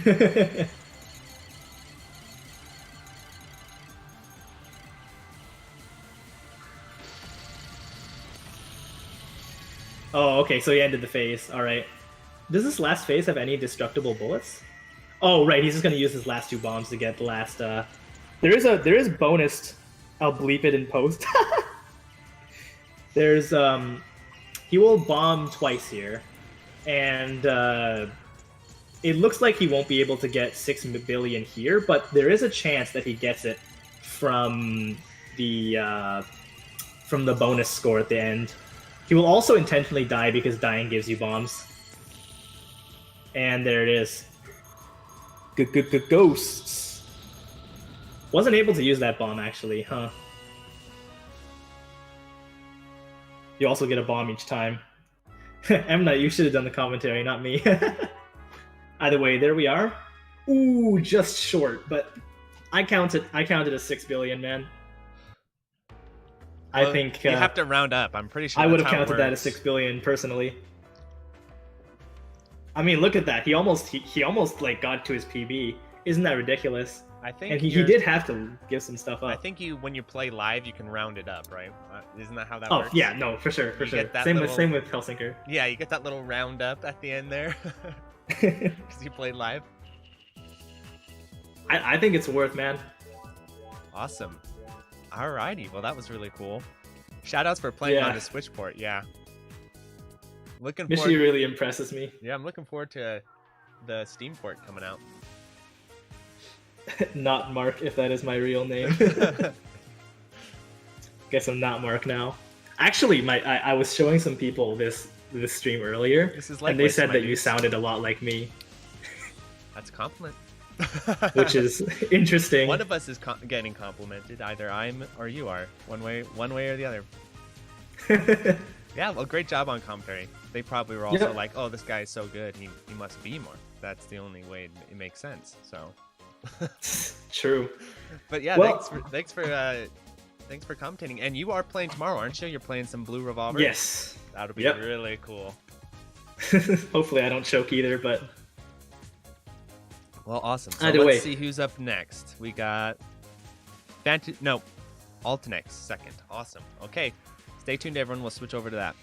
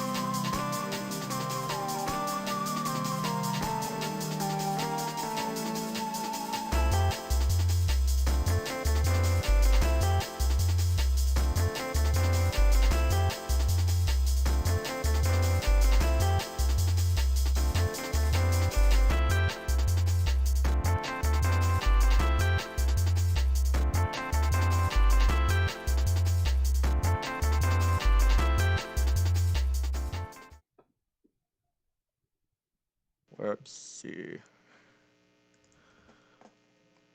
So here we go. Chat, YouTube chat, game window, OBS to make sure I'm still sending stuff upstream. Let me turn my phone off just so I don't get spam callers. Alright, so plot for this game. Skynet kicked mankind's ass and mankind ran from Earth. I messed that chain up. So mankind has to go back and take Earth back. Weapon systems. You have the shot, sword, laser, and beam. Crap. That chain is kind of a crapshoot. So I'll restart.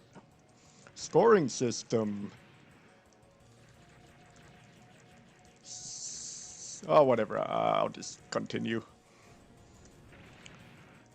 Shot and beam gives you chains, and that gives you points and increases your multiplier. Sword and beam let you use your multiplier.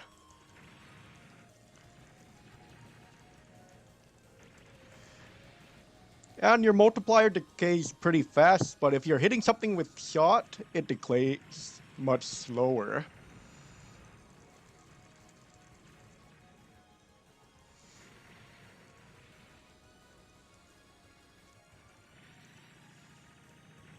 So right now I should be at 1.8 million, so I'm kind of behind. And then this chain's a crapshoot, so it's understandable that I don't get it. This chain, I go between these two bullets waves, and I missed the last two asteroids. Here I want to delay the enemies, that way I can get my multiplier as high as possible for the mid-boss. I didn't get it to the max beater level. It's possible to connect those enemies I just quick killed to this entire chain, but it's really inconsistent, so I skip those. And here I just shoot lasers while I go here and kill this guy for a lot of points. 6 dual laser ships are gonna spawn, but I don't think any of them are gonna get to fire their lasers this entire game. They'll just all get spawn killed. And here I shoot the boss to lower the rate of my multiplier decay, so I get max points for these parts. The boss face changes and then the background turns into a freaking asteroid belt washing machine. So I'll just speed kill this boss. You don't get points for hitting enemies with your sword or beam. So if I were to shoot it with my shot, I would get more points. It would just take longer.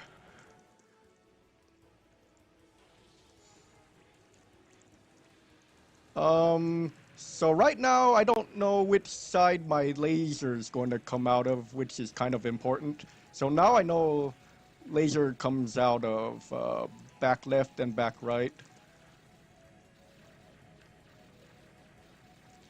Your laser alternates in its initial angle of fire between back left and back right, which is kind of important in some sections.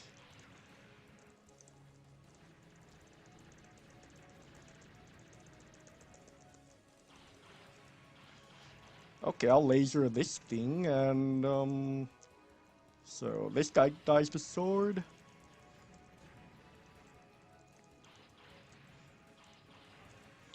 And here I go above these enemies so that this section is easier, except I dropped the chain because I mismanaged my weapon systems.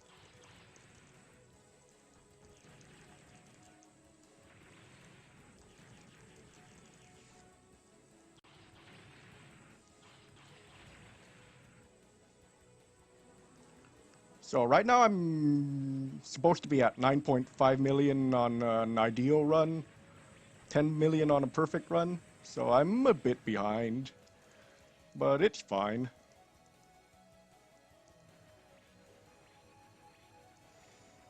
And these turrets, I just kill them all by moving opposite their direction of motion. I should have suicided there. I'll just suicide now. When you die, your chain drops, so I want to have 1 health as a buffer. And my laser kind of messed up the chaining right there. I got a few that weren't 250-600 point kills.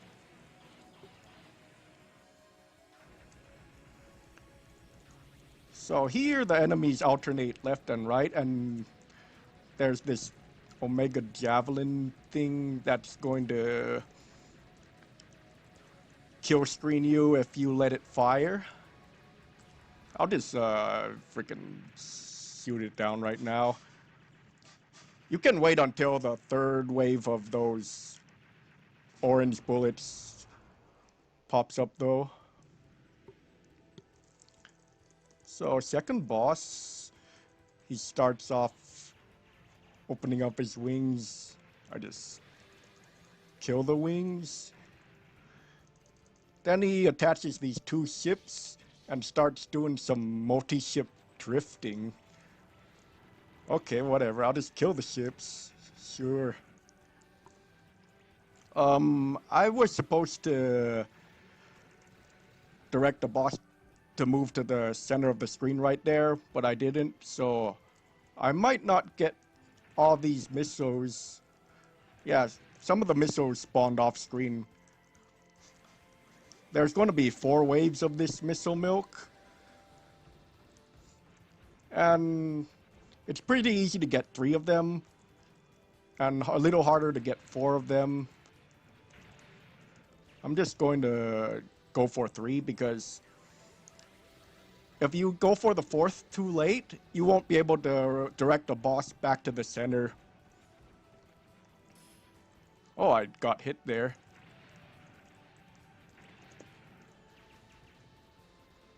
So that's 3 waves, 1 more to go.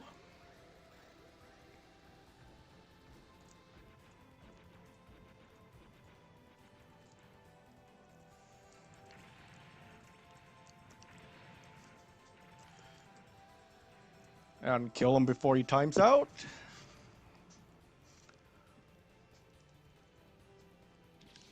Now this phase, he turns into a freaking Gradius boss. And spawns 5 turrets on normal, 4 on easy, and an endless amount on hard. To kill all 5, you go to the left of him the first 2 waves, and then to the right on the last 2. Because some of them will go off screen if you don't kill them fast enough. Okay, I'm on the wrong side, so one of them is going to go off screen. I was supposed to be on the right side.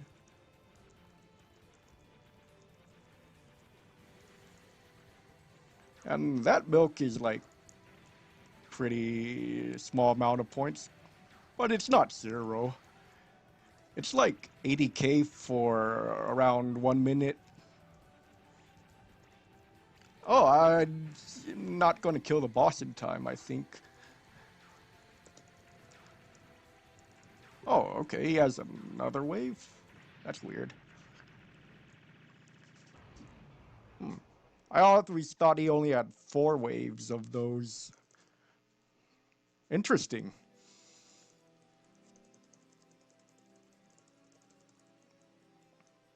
Maybe I miscounted. I don't know.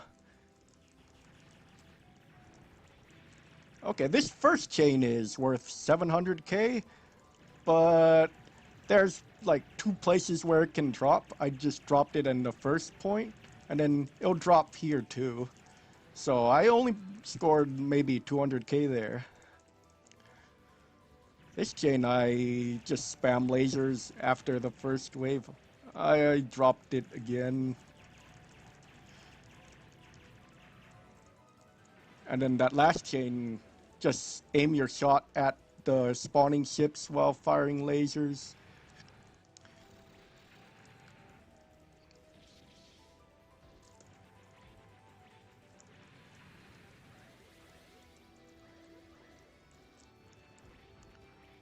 So I'm gonna speed kill this instead of doing shot milking for ship points, because that's really boring. And the amount of points is like really small, like 10k-ish.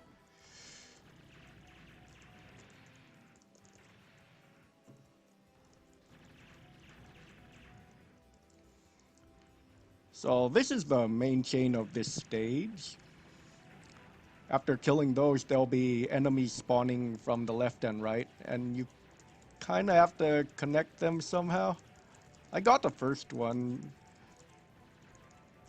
so that's pretty good. Usually I don't get these chains at all.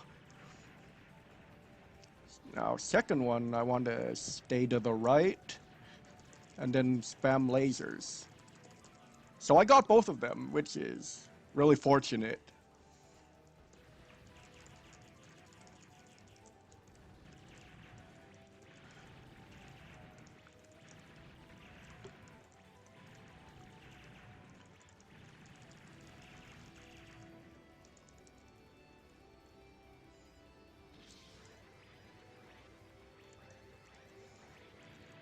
Alright, and now we got the next boss. Stage 3 boss is Ajatara. He shoots missiles at the frickin' valley to throw rocks at you. So you want to be on the left side of the screen, because if you're on the right, the left missiles can get you. So you can spawn kill those turrets to make things easier.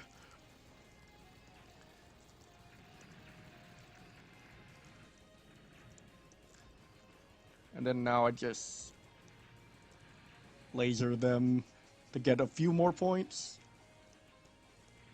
As soon as I see the lock on, I shoot my laser.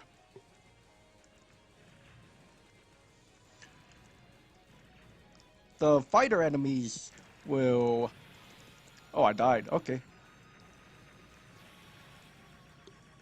They'll try to back up from where your ship is positioned. So if you're on the bottom, they'll go farther down the screen. If you're on the top, they'll like fire right away.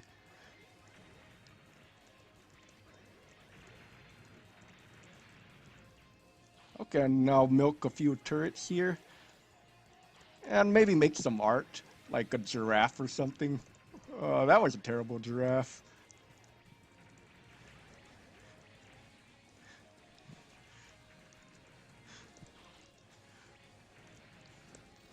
And there'll be like 3 waves of this milk.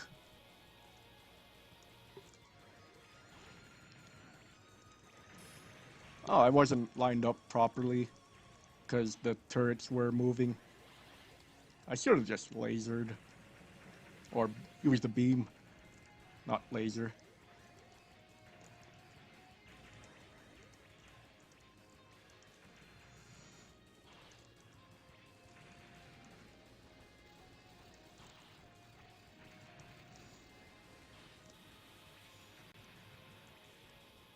What kind of art should I draw next? Who knows? I think it's time for the moment everyone's been waiting for. Time to draw this penis.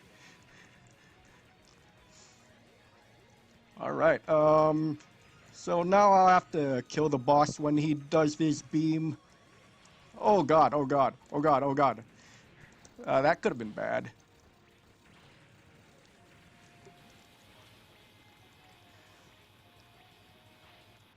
Oh, he ran away, so I lost 140k there. Oh, that's embarrassing.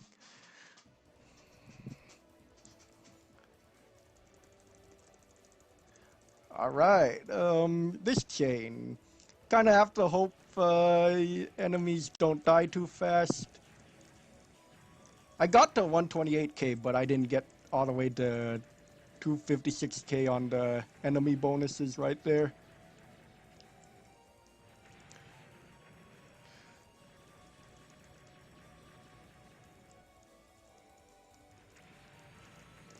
Oops, didn't get the kill.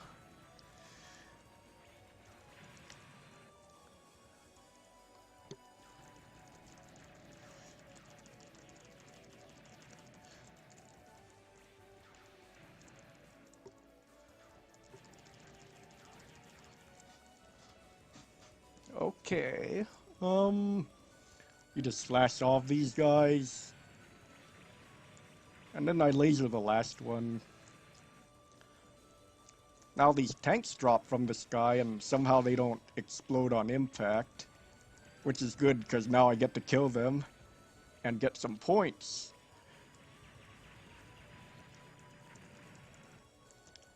And now I don't know how to really chain these. I just press buttons and pray.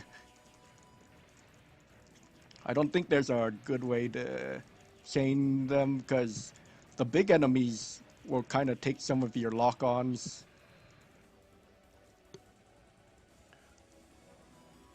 Okay, this guy, he wants to have a lightsaber duel, so let's fight. And then now suicide here because I want 1 HP as buffer for the next section in case I get hit.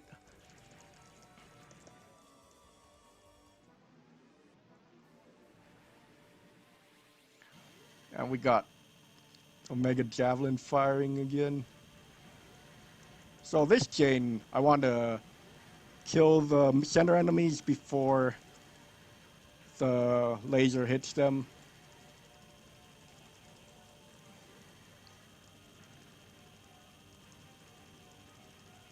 And then here, I just try to keep my multiplier at times 16. Hopefully I get this before the laser gets him. And yeah. Now we have Alacran, who's supposed to be some kind of scorpion. These arms move in a fixed triangle motion. Just go where they are set to move and kill them. Alright, phase 1 and 2 down. I can't lock... Oh shit, I got hit. Can't lock onto the little laser arms. So I just... Oh god, what am I doing? Okay, I just put myself in the line between the... Well, I put the arm in the line between me and the boss. But I guess I didn't line it up correctly.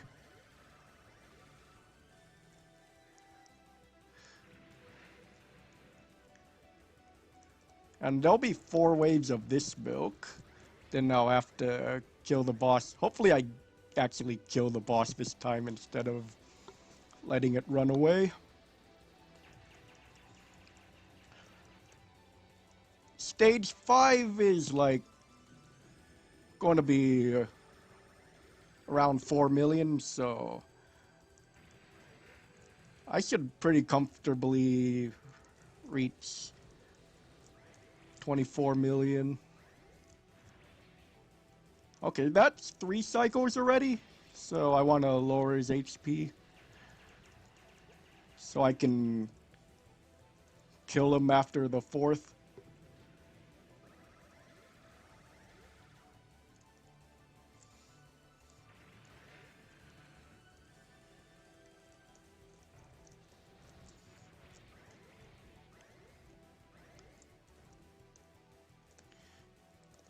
Okay, you die now. Okay, stage 5, you go down in this freaking elevator. And these kamikazes start trying to kill you. I just kill them before they kill me and I get lots of points. These big enemies spawn lots of grenades, so I kill those for points. I got hit there. I might have a problem continuing this chain because... Okay, I got it.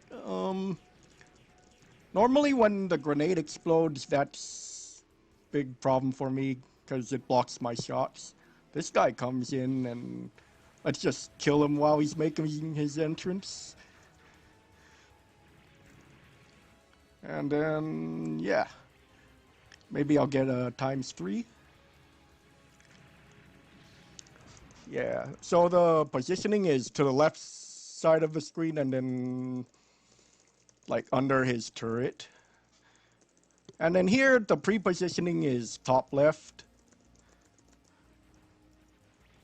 And just kill everything in the merry-go-round. I missed a couple, but I guess I'll get them the next time it spawns.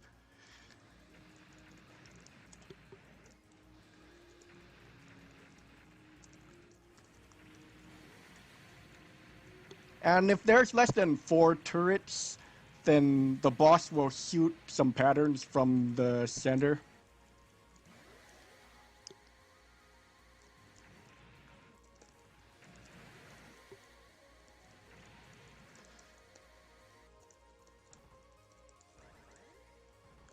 Well, let's just kill the boss, whatever. There's some turrets left, but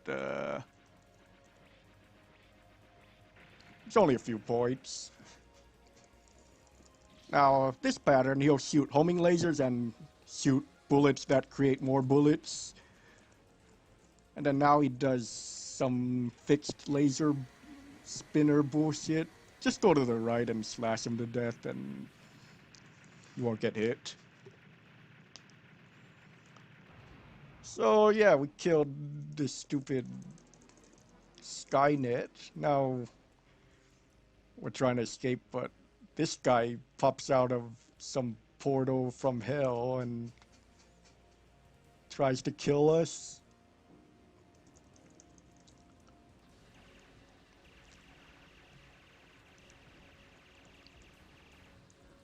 So he shoots a bunch of missiles, and he does 4 cycles of that. I don't really care, I'll just kill him. It's worth some points, but whatever. This phase has 3 targets, and you can slash them all with the sword. 2 of them have life bars. Okay, crap.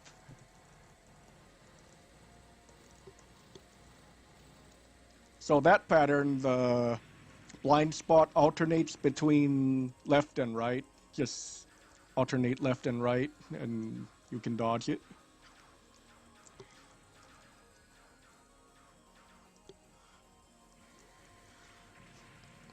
This milk is like 4 cycles and it's worth around 600k.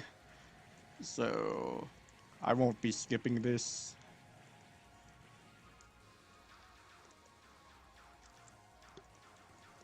And it's important to be at the bottom of the screen. Oh crap, at the end of each cycle. Otherwise the arms can hit you. I might game over before I get the extend, but oh okay, game over. Crap. Okay, let's just finish the boss.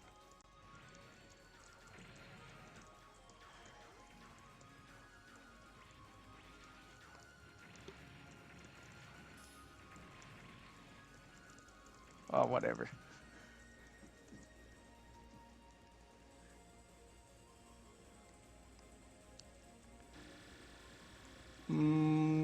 Yeah.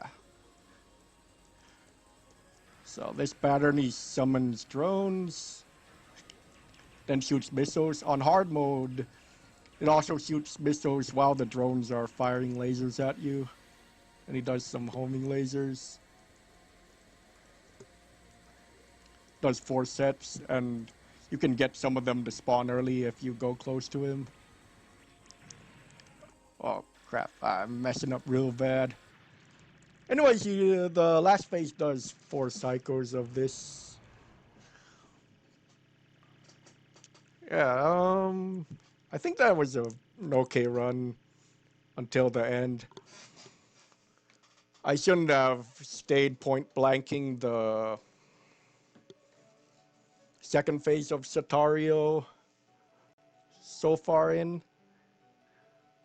Because normally I dodge 13 waves of the alternating left and right blind spot spread.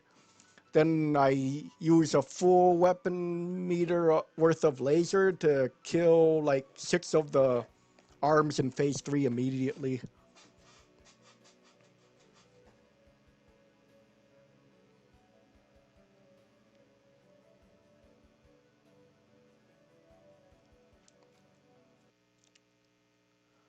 Alright, that's it for that run. Thanks for watching.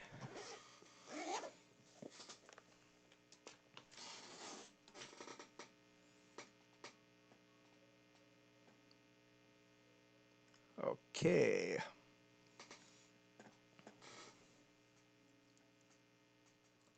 Nicely played.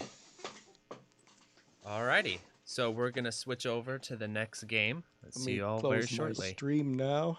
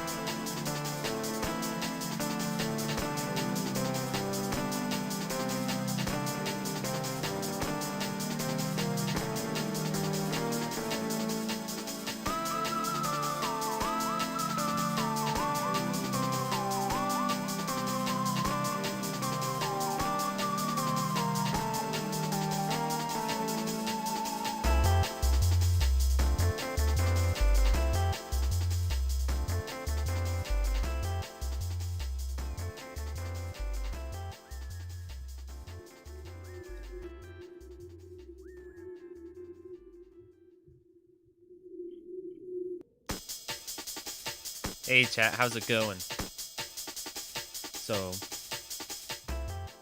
Hey chat, how's it going? So, while we're waiting for the next run, I thought I might as well use up a little bit of time and show 2 more, or maybe 1 more, depending on when the next run is ready. Indie Shmup trailers, so check it out. One moment.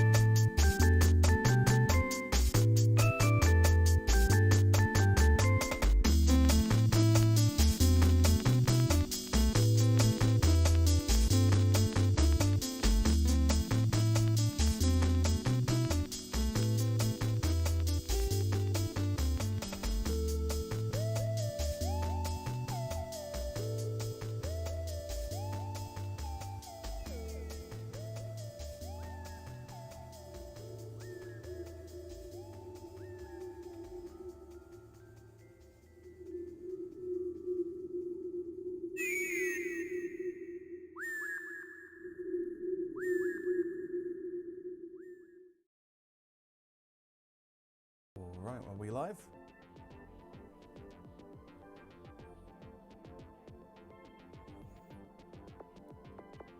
Okay, cool, we're live. Hi there. I'm Hans Pichy Stockmann. I play some video games. I run some local fighting game events in Australia. I'm here playing Fantasy Zone. As you can see here, we're using the Sega Ages Switch release. A couple of things I should talk about with this game. First is, I'm doing a speed run. I'm speedrunning the game because I find it more enjoyable than playing for score.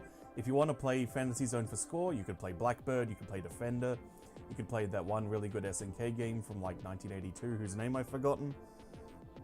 And a couple of things to mention about speedrunning this game. Most of the scene who does speedruns, they play the older console ports, your PC Engine, your Master System, and so on, which are all really inconsistent to arcade mode. This port also has a built-in time attack mode, which itself is inconsistent with arcade mode. It's really good, but for the sake of this being my second time demonstrating this on a stream, I've got some backup strategies that I can use when I'm actually playing regular arcade mode, so that's what we're going to be going through. At a future run, I would like to do time attack mode because you can go a bit faster. Basically, they dropped the health of all the bases a lot, and that allows for some very wacky speed strats to be employed. But it's much more risky because if you make a single mistake, that's it, the run's done. Whereas in original mode, I can make maybe 3 mistakes, and if worse comes to worse and the credit completely blows up, we can just use round select to just get to the end. So, don't know if the boss has a timer or anything set up, but you know, I'm starting this off a bit late, so I should probably just go. So, we will start in 3, 2, 1, go. Long ago, far away in space, there existed a fantasy zone where a courageous hero could Oppa the player fought a valiant cause to defend the fantasy zone from its enemies. If you're unfamiliar with this game, you destroy bases, bases give you money, money gives you power. In particular, most important is to buy a jet engine first up, and if you want some stability, twin bombs, because they're only $100. So this has basically doubled our move speed. We will be... I'm gonna take that hit. I deserve that hit. So that is off to a bad start. No matter. We have a little bit of room for deaths, because we can literally buy our way into having extra lives. Unfortunately, going through this stage very slowly now means 1, there's more enemy spawns, 2, we need the shop to spawn. If that shop does not spawn in about now, I'm gonna have to reset. Yeah, that's a reset. That should hopefully be the only reset. We'll just count that as my warm-up. Time attack mode, I should also mention it changes your spawn position for one more conducive for a speed run, which means it is very inconsistent with playing an arcade. So yeah, this run is basically you buy the right weapons at the right time, and that is part of what makes it a difficult scoring game, is that every time you buy a weapon, it drastically increases the price. And so if you keep going on a single credit, you will eventually not be able to really afford the stuff you need to play the game.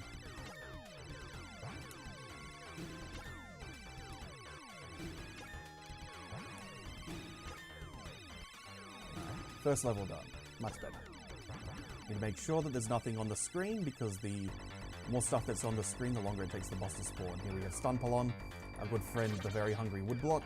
Just want to give it a good feed, and then we'll be on our way. 3 cycle is a bit slow there. You really want 2. Fortunately, it's not time attack mode where the speed determines how much money you get. And we're on to Savas. This route, you go to that shop if you're playing time attack. Or there was a period where I was playing this game with an altered dip switch for weapon duration, which meant that I could basically use the time attack routes in arcade. But I wanted an authentic arcade experience this time. So we're buying a turbo engine to move even faster and a 7-way shot, which is what we need to really deal with the upcoming next boss, Valander. So this is very much your classic shmup situation. Get the spread shot, get him nice and close so it does lots of damage.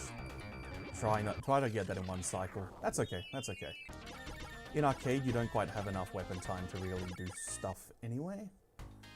Because in time attack mode, I basically just run forward here and clear out half the stage. We're going to be buying a laser here. The laser's basically to just increase my DPS a little bit. The heavy bomb is going to be the real treat for this level. So this game has a 128 sprite limit because it's a Sega 16 based hardware. But the trickery that they use to make this laser work is that it's basically using background tiles.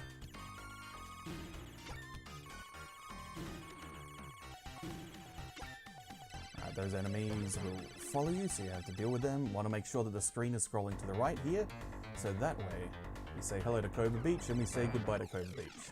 If the screen is not scrolling at the right speed, that heavy bomb will whiff. Going into everyone's favourite level, the one where you just run along the ground.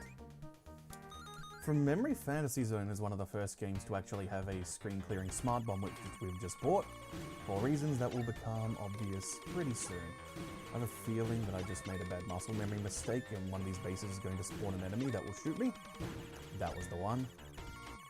Oh, we're good, we're good, we're clear. As we go up to Krabunga. Again, good example of just how many sprites you could have on screen, but 3 screen clearers and Krabunga is dead. I recall reading an interview with the devs who said, yeah, we knew about that one. We left it in because it was cool. Gonna be buying another laser and re-equipping our twin bomb. Gonna actually be making 2 shopping trips for stability on this run.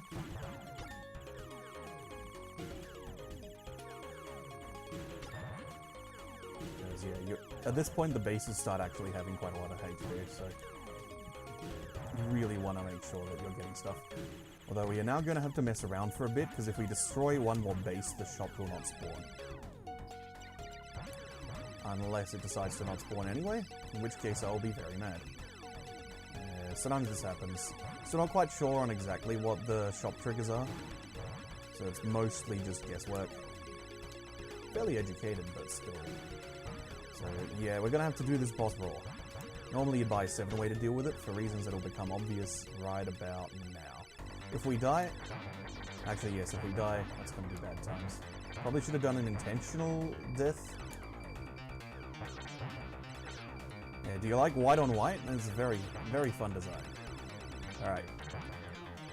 One more of these. There's a glitch where if you keep spinning around this boss when it's got 3 units left, you can actually make it stop firing, but it takes like a minute to do. Rockstar! So, I was a bit worried I set off a death there. We will take the 7-way... Yeah, let's buy heavy. We'll buy an extra ship just for backup. I will, if everything goes correctly, I will actually be using up all but one of these lives in the final level. In the meantime, we can just cruise along with a 7-way, clearing things out indiscriminately as we make our way to Wing Clone, the run killer. Now, if you were doing time attack mode for this game, then you would actually be able to maintain a 7-way all the way through to Wing Clone, which means that you get to destroy this very quickly. Instead, this is a very harrowing thing, because, you know, it's your classic horizontal carousel boss. And the challenge is literally just the carousel, there's no other gimmicks. It's just that in a game where your hurt box is huge and your movement speed is either too slow or too fast, it can be very tricky to take care of Wing Clone. So we're just going to have to spin around here for a bit. Make sure that we always hear the wow. And we'll be good. Alright, 1 or 2 more hits will do it. I guess 1 more due to that boss. There we are. Fantasy Zone time. Here we go. Precarious. So here, I'm going to buy another laser beam, because I'm going to do the same thing as I did on the snow stage. Basically going to mess around until I can get a 7-way to spawn. Because any time spent messing around is going to be made up for very quickly when it comes to fighting Eater 2. Of course, since this is the last regular level, things can get a bit hectic. Alright, there we are. That's good, that's good, that's good. Don't run away, shop. Thank you.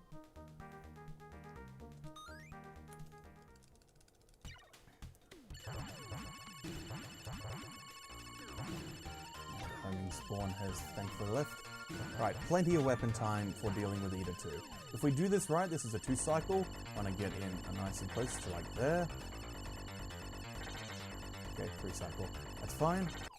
Since we destroyed it before moving into the boss rush while still having a weapon active, we get a free refill on that 7-way. As we move into the boss rush, get to refight all our friends. Here is Thumpalon. We've actually had a shopping trip though, so we can go up, then down, and drop a heavy bomb into its hitbox. Next is Volanda. Every fight has wing clone rules because wing clone is just part of this level, which makes the boss rush a bit trickier.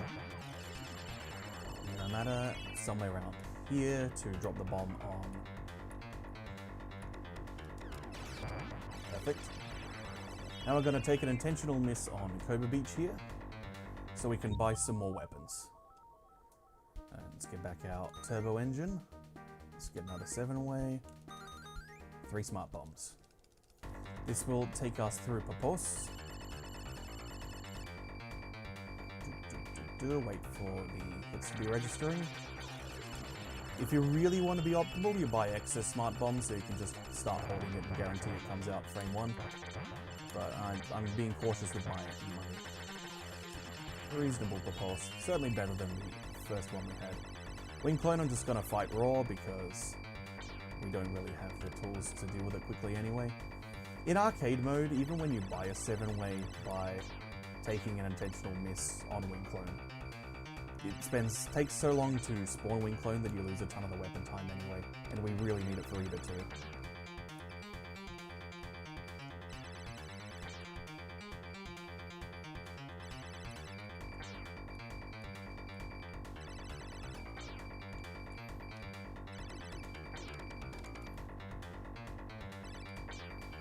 Couple more hits should do it.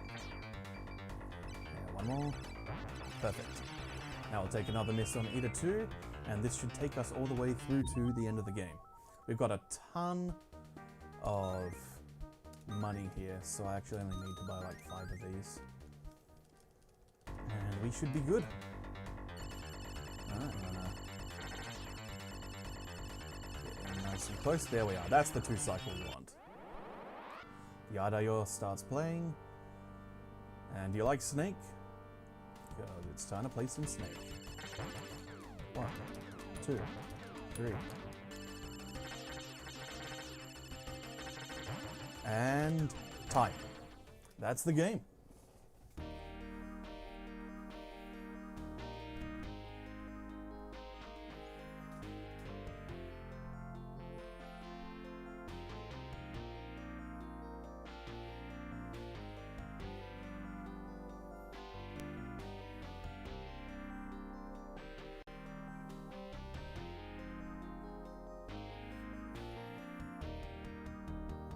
So that obviously really speaks for itself. And yeah, that's the run. A nice quick one to get you through the day. Thank you for having me on this. I hope that was a good fun watch. That is a very high risk run, and time attack mode is even riskier. I'm glad that went off without a hitch. When I last ran this at an Australian event, it went terribly. So thank you for having me. I'll see you around.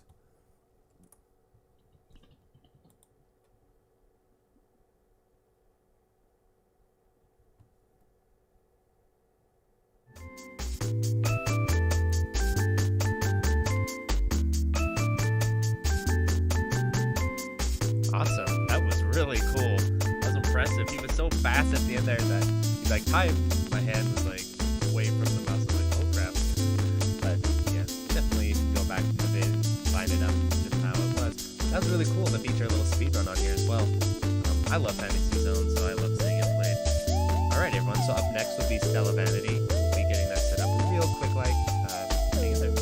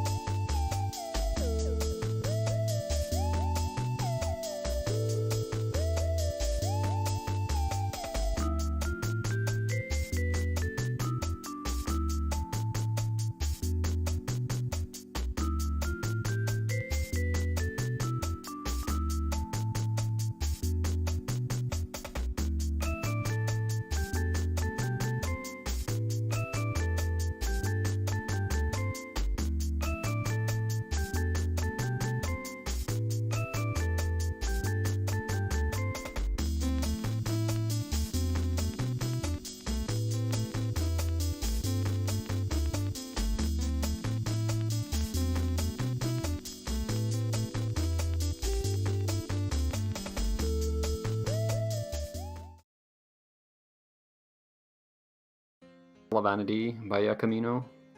He's doing a normal mode, story normal mode. There are a lot of modes. But yeah, a normal mode score run without increasing the ranks, so rank 0. And like, he's really dedicated player of this game, so he's probably gonna go for like world record level stuff. Yeah, this is. I think he's the most dedicated player of this game. Like, oh yeah, like some people might play other modes, like Pandemonium in this game is like absurd. Has anyone really once you see Pandemonium? So there's a guy who once he see Pandemonium at max rank with the TLB, and he double KO'd with the true last boss. That sounds. Then I think he quit Shmups after that. Right? What? I would quit Shmups if I double KO'd with like. Okay. The last boss. Alright. So yeah, this game he's playing story mode. So resetting. So his stats are level. Okay, is he resetting? He's not happy about the start. So story mode is a lot like if you know about Radiant Silvergun's Saturn mode. It's a lot like that, where you can level up your stats. So basically, starting up with max stats, as in shot power increased. Yep, and this game you can also buy items in the shop that give you stat changes. I'm not so sure which ones he's using right now. They start with B, both. Maybe they're blade. B extender, and B concentrator. Okay, so whatever that does. They're both probably melee blade related because it's very central. But yeah, the scoring system in this game is very complex. But for example, you can see him shooting these lasers, like those rapid lasers. They will, if you kill an enemy with those, they'll like get stuck in their death animation. You can hit them even more. Yep, and that's called overkilling. Yeah, and you basically want to get these massive overkills to increase your chain counter. It's that number below the score on the left. It's like 600,000 right now. Oof, bombing to get extra damage. So I think did he activate Ethereal there? I'm not sure. We should talk about system. So he's playing Type S. It's one of the most complex shoot 'em up like systems there is. This game also has Type C, which is very simple. I recommend if it is overwhelming, then try Type C. It's more like a basic cave style thing. But so Type S basically you have 3 different hypers. You have Ethereal, which we mentioned, which like powers you up, but it also gives you infinite melee attack gauge, so you can keep spamming the melee attack. But the thing about Ethereal, it makes enemies spawn like crazy, like they just keep attacking you. I think that's really cool. And now what he did there is he used delayed hyper, which enemies start like their bullets slow down, but they shoot more. But when you kill them, you get bullet cancels. Yeah, so it's like Espeluda. Yeah, and he's racking up this counter. You can see on the bottom right, it says counter level 3, and you want to get like your final big cancel with the counter, and give like an absurd amount of points. And then you get big juicy cancels with all those jewels. Look at that. Yeah, this is normal mode. This is 0 ranks, so imagine how many more bullets there would be elsewhere. Yeah, this mode is usually not that hard to survive on. I like got this game 2 days ago and got like an easy 1cc on normal, but I had no score. Yeah, I'm currently trying to 1cc hard mode. I did arcade mode, but hard mode is a big step up. But he's going for scores. So on the bosses, if you use Ethereal, instead of more enemies, the bosses like they don't die. They go into an extra phase if you kill a phase doing Ethereal. They go into like this bonus thing. And that way you can rack up his chain. You can see his chain is like absurd now. It's like 20 million. Which is quite ridiculous. You can even bomb the bosses while they're getting overkilled, so that is like all that damage racks up into the overkill chain. And it said raid OK on the bottom right. That means you have a homing melee attack. If you push the melee button, it'll like do a homing attack on the boss. Usually that means you'll finish off the boss or the mid-sized enemy. Now it's really in the delayed. Yeah, it's fun. I think that's one of the main reasons he has the blade accessories as well. People also use that for 1cc in the higher difficulties. You really need to not run out of the blade. It does a lot of damage. Yeah, and you're invincible during the raid attack, so it's another big thing. So you're just trying to rack up as much damage as possible on this. And boom, we are already at... What is that? 2 billion? 2 billion? 3 billion score. Yeah. Yeah, a lot. But yeah, Yakamino is super good at scoring this game. Like, oh yeah. So on Type S to rank up, you have scoring requirements, and they get more difficult to higher difficulty, but he's not. He's skipping the extra stages, or like he's basically skipping stages, and that will not make the rank increase. If you increase rank, you get suicide bullets and all kinds of stuff. And you also unlock other TLBs. Yeah, it gets a lot harder if you increase the rank, but he's purely focusing on scoring. But isn't Type S rank based on your scoring? Well, yeah, to unlock, like, get the ability to rank up, you need to get but you can choose not to. I see. Okay, yeah. Basically, you skip stages. Is what's going on. So you activated delayed. Every enemy he kills will cancel bullets, Escaluda style. Yeah. And then at the very end, he'll cancel all bullets on screen into good old white jewels. Look at that. Oh. Isn't that satisfying? Wow. So yeah, there's a third hyper. You can, if you hold the bomb button, you'll use a bomb hyper, which just purely powers you up. It makes your shot super powerful for a short period of time. And you can stack it with the other hypers. Oh wow, that's actually really cool. Because that one is purely just power up, I think. The control scheme in this game can be very confusing. Mostly because, first of all, there are multiple control schemes, but also, in order to activate the ethereal hyper, you hold down the button, but to activate the delayed hyper, you tap it, which is super confusing. I think you can have separate buttons for it, but this game has a lot of buttons. It's like a 6-button game, so yeah. Can be if you play Type S. If you play Type C, it's just like a 3-button cave shmup, basically. So yeah, there's something for good everyone. for new players. Personally, I think if this game had like the graphics and music were like slightly improved, it would be like Crimson Clover level popularity, maybe. At least that's what I always thought. It's really solid. I mean, the gameplay is that clean, in my opinion. Yeah, so. it's really solid, and it's also made by a super player, just like Crimson Clover. There's a lot of similarities. The guy who made this cleared Ketsui Ura mode, at least, and probably some other games. He said that this game is actually so difficult that even on hard mode, he can't no miss stage 1. Oh, that's funny. So I mean, that kind of goes to show how difficult this game is. This guy who can Ketsui Ura to all can't even no miss the first stage of a non. Okay, that's encouraging. I get it on stage 1 sometimes. All right. More overkilling. Although hard may still be very possible for regular people to clear, because you're allowed to have autobomb on for hard, but not Nightmare or Pandemonium. It gets pretty crazy though. One thing. So if you don't play story mode, your power increase. Like even on other modes, you get more attack power based on your scoring, just like Radiant Silvergun.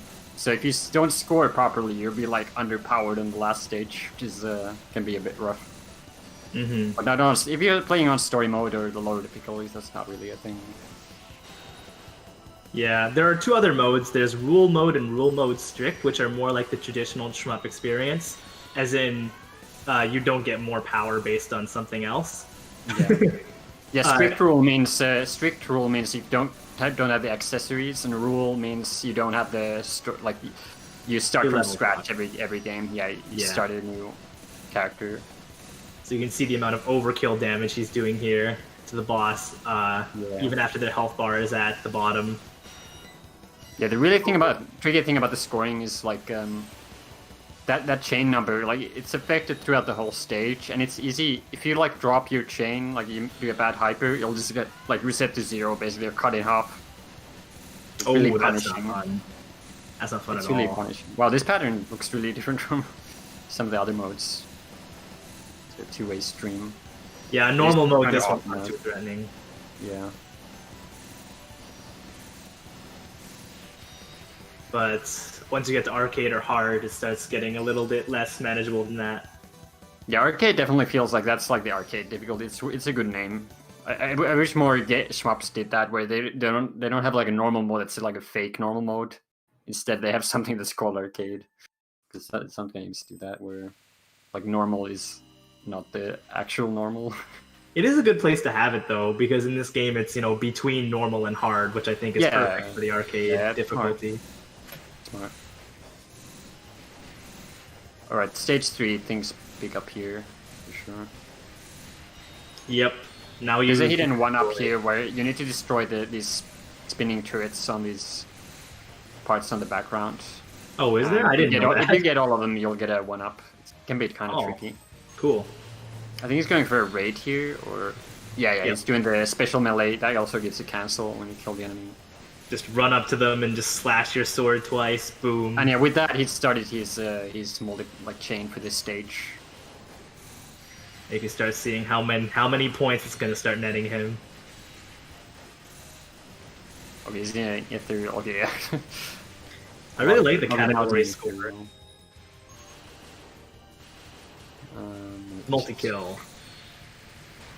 Yeah, like this central thing to the chain is you want to kill multiple enemies at once. You want to overkill all of them. it's very. It'll give you a multiplier. In that case, it was 1.6 times, which is a lot.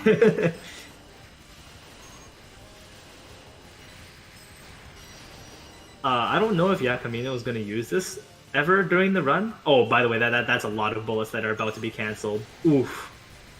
Oh, nice. This is a clever trick. And he's going to do it again. Wow, that's nice. Just a single enemy spawning all that. I'm not entirely sure if he's ever going to use this, and I don't think so, but it's possible.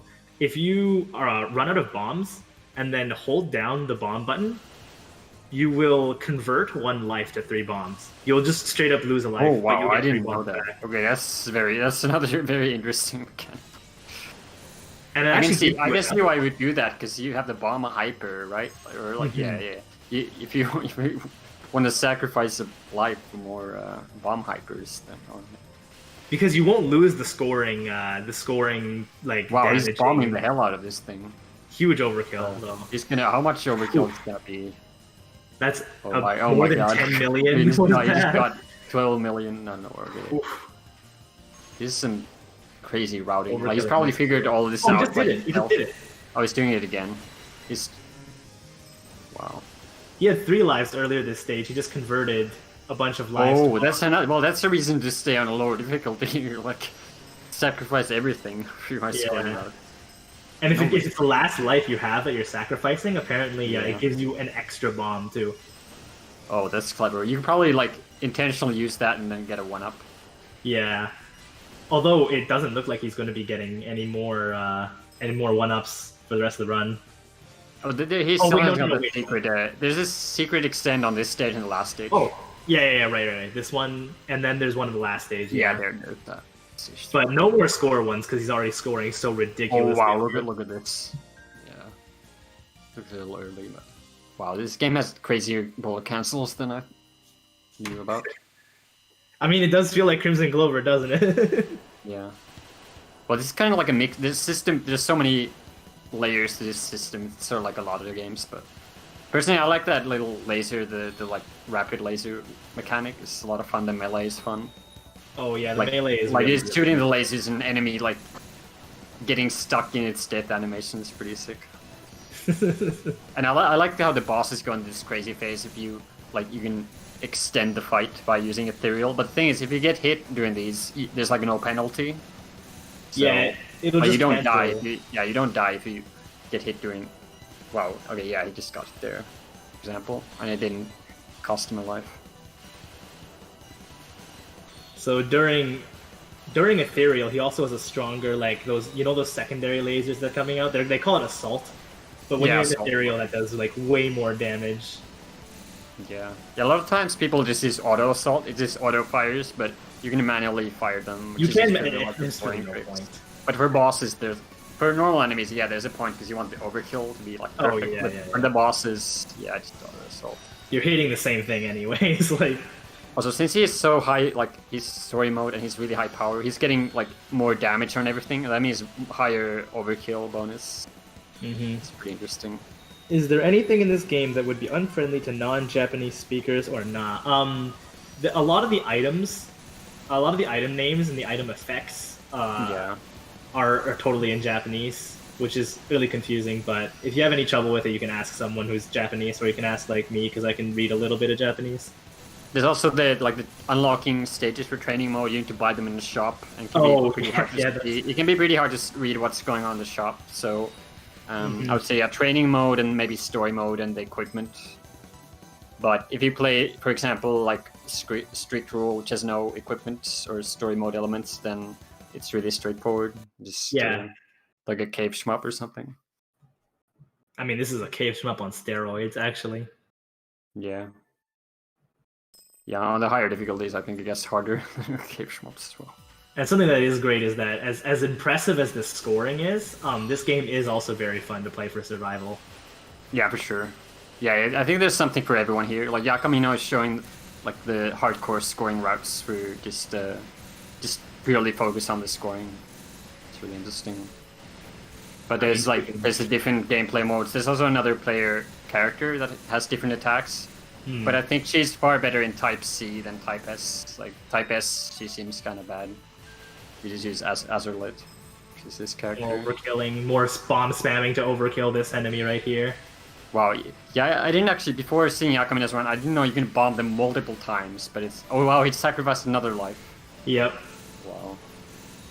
Oh, that was quick. Ooh, look at that. That was all blade damage. Jeez. Wow. Just, well, bye. I think he got a bomb from, yeah, that boss drops bombs. For some reason, it's dropping 2 bombs. Do you know why that happens? Because usually I played it and only drops 1 bomb. I think you need to destroy its options, the spinning okay, thing. But he killed them so quickly you can't even see. Look at that bomb spam. Bombs still. Oh, was it 8 million? Holy. Yeah, he got another enemy on top of that, so that's pretty crazy. Absolutely ridiculous. Imagine doing score runs for like the higher difficulties, because this is it's probably like this game has like crazy potential for anyone who's looking for like a challenge. This like nobody's cleared the highest difficulty, and then nobody's probably played for scores. So this might actually be like one of the highest skill cap score games out there.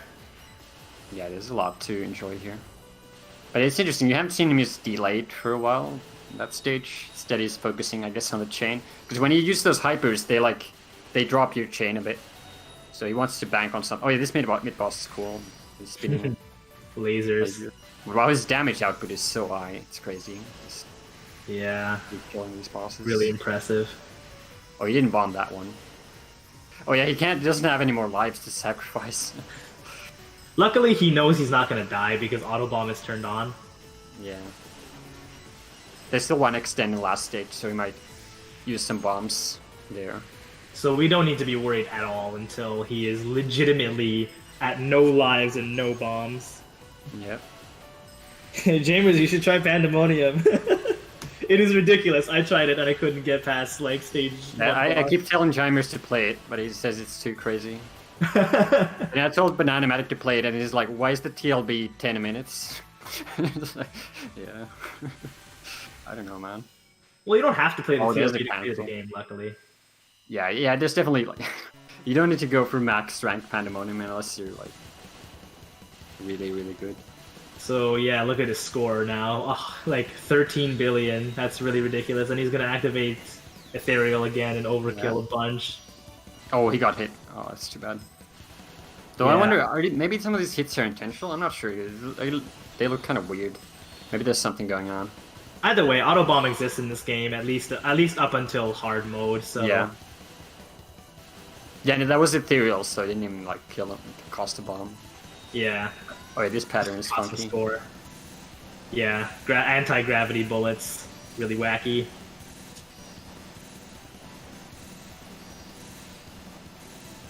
Oh yeah, so this game, if you run it full screen on Windows 8 or 10, it has like frame rate issues.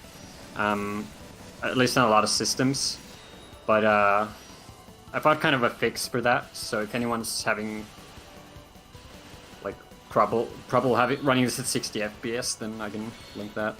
Yeah, it's just a couple of files that you can extract into your game folder, and it'll start working. Oh, he did get hit there. Oh, nice. That was an auto bomb. Unfortunately. Oh yeah, I remember this pattern is really annoying on the higher difficulties too. I remember that. Luckily, not too bad on normal. Also, you can customize the bullet patterns, the bullet colors. Yeah. Which is quality of life. Oh yeah, this pattern is funny. It's just moving around. It kind of reminds me of like boss from DDP that drops those bombs and like plays around. Oh yeah. The little explosions. Boom.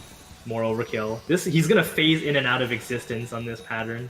Little annoying, but on normal it's not too bad. Oh yeah, this is an absolute pain if you're like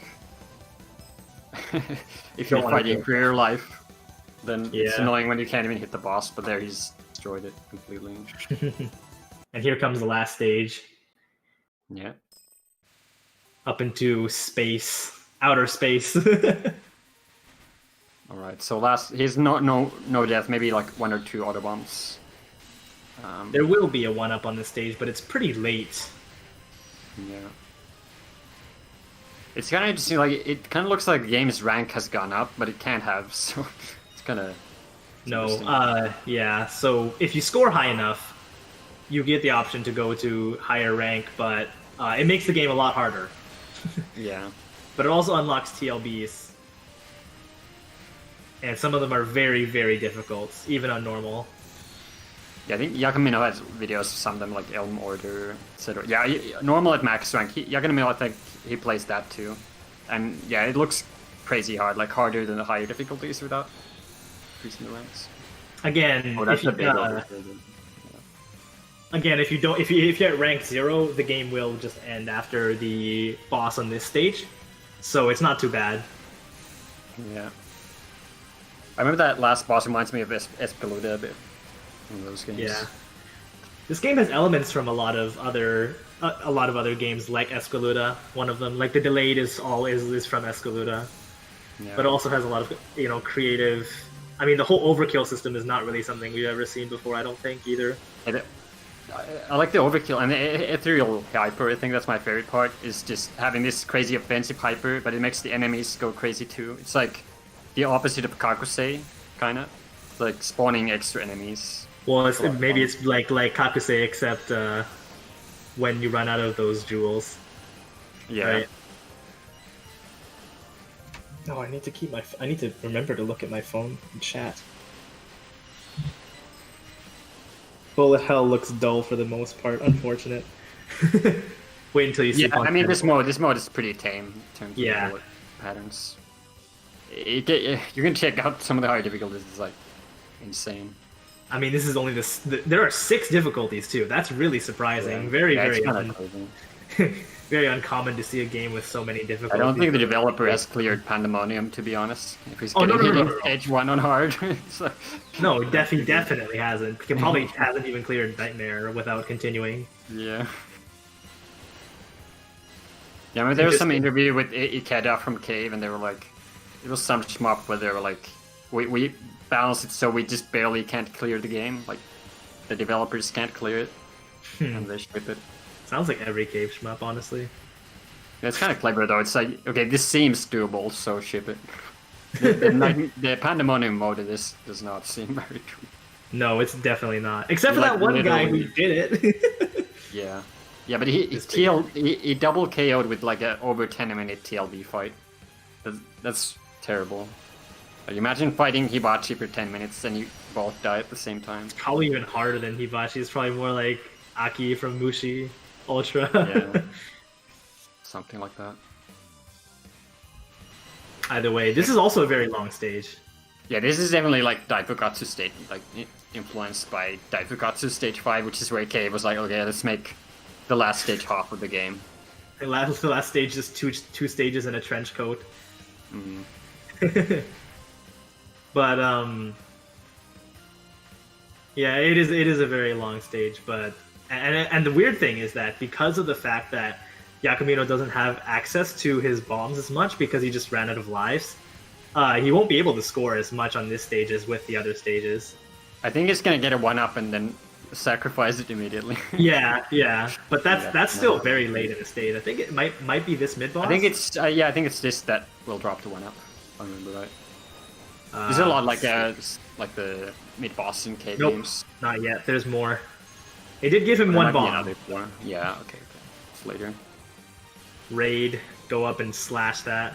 It's gonna overkill it to death. Oh yeah, the thing is you can bomb during the raid melee. Oh yeah, I forgot to mention. So you can do the invisible melee and then like start bombing it while you're slashing it. which will do a lot of damage. Yeah, and it'll get it's stuck in the death animation. Yeah. That's another reason that Azerleet, this character, is better in scoring, is because her bomb is a concentrated Master Spark-like thing, whereas Lemileen's is this she sprays bullets in all directions. Yeah, Lemeline is really weird. I think the only real benefit she has is her stats go up better for the Type C type. Like her charge shot upgrades better or something like that. But then her melee attacks and the homing laser is just weird in the bomb. And... Yep. All right. So here's the last orb mid boss. This one should drop a 1-up, I believe. And boom. Yes, there it is. You can see it. Yeah. Ah, sweet 1-up. You can drop a bomb too. Use the bomb there to overkill. Also activated a delayed hyper, so that when that bar runs... He's being very specific when he uses the hypers, so if you're playing normally, you can sort of like use both the hypers whenever you get them, but he's like trying to maximize score instead of spamming them, because they will drop your chain when you or cash in on your chain a bit. Playing this game for score may actually enable you to progress faster, because if you play for score, you'll get more coins and jewels. And you get more attack power as well, so it's like something you're very much incentivized to do, yeah. Because coins and jewels carry over after each run as currency that you can spend in the shop. So... That was a nice ethereal there, I think. He's gonna go for over. Yeah, there we go. Wow, that was just a normal one. It was like 3 million. Jeez.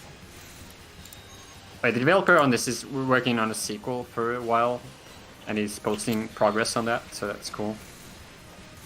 Wow, that was huge. Whole lot of coins on the screen right now.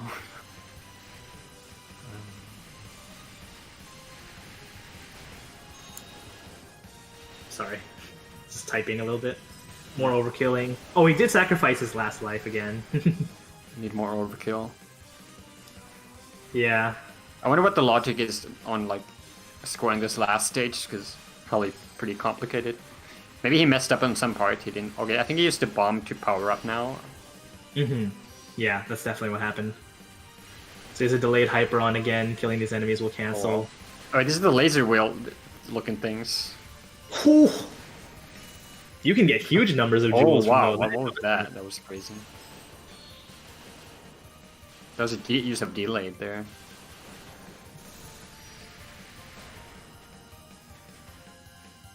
But the way the chain works is like it drops when you cash in, and then if you don't get a good overkill next time, it'll just keep dropping. Like it's really tricky to keep increasing it like he does, unless you sacrifice your lives and use the bombs. You might just like be unable to raise a huge chain. Unlike the other games, I don't know what the score benchmark for this game is. Like what score he's going for. He did say rehabilitation 6 I think like 1 point. Let me see. But he's far beyond that. Yeah. He's far beyond 6 billion. Is it 14 billion? So yeah, it's really nice. He probably got some big, really good job on some earlier stages. Well, there's a lot of enemies right before this boss. It's kind of scary, actually. Oh, he left one. Oh, which is some trick he's doing. Oh, yeah, he got an even bigger cancel because the enemies were on screen with the boss. That's clever. Luckily, this pattern does not look very. This pattern is not very threatening at all. Yep. Again, most of the boss's patterns will not be too bad unless you're playing on super high difficulty. Yeah, I think normal mode is a good good like way to pick up the games. Try to see normal and maybe arcade. Plus Yakamino is like spamming hypers left and right, which enables him to cancel bullets very easily. Yeah, and his damage. Whoa, that was close. His damage is also really high because of the story mode. And he's scoring so much, he might have even gotten to max power in this single run. Who knows? It looks like it.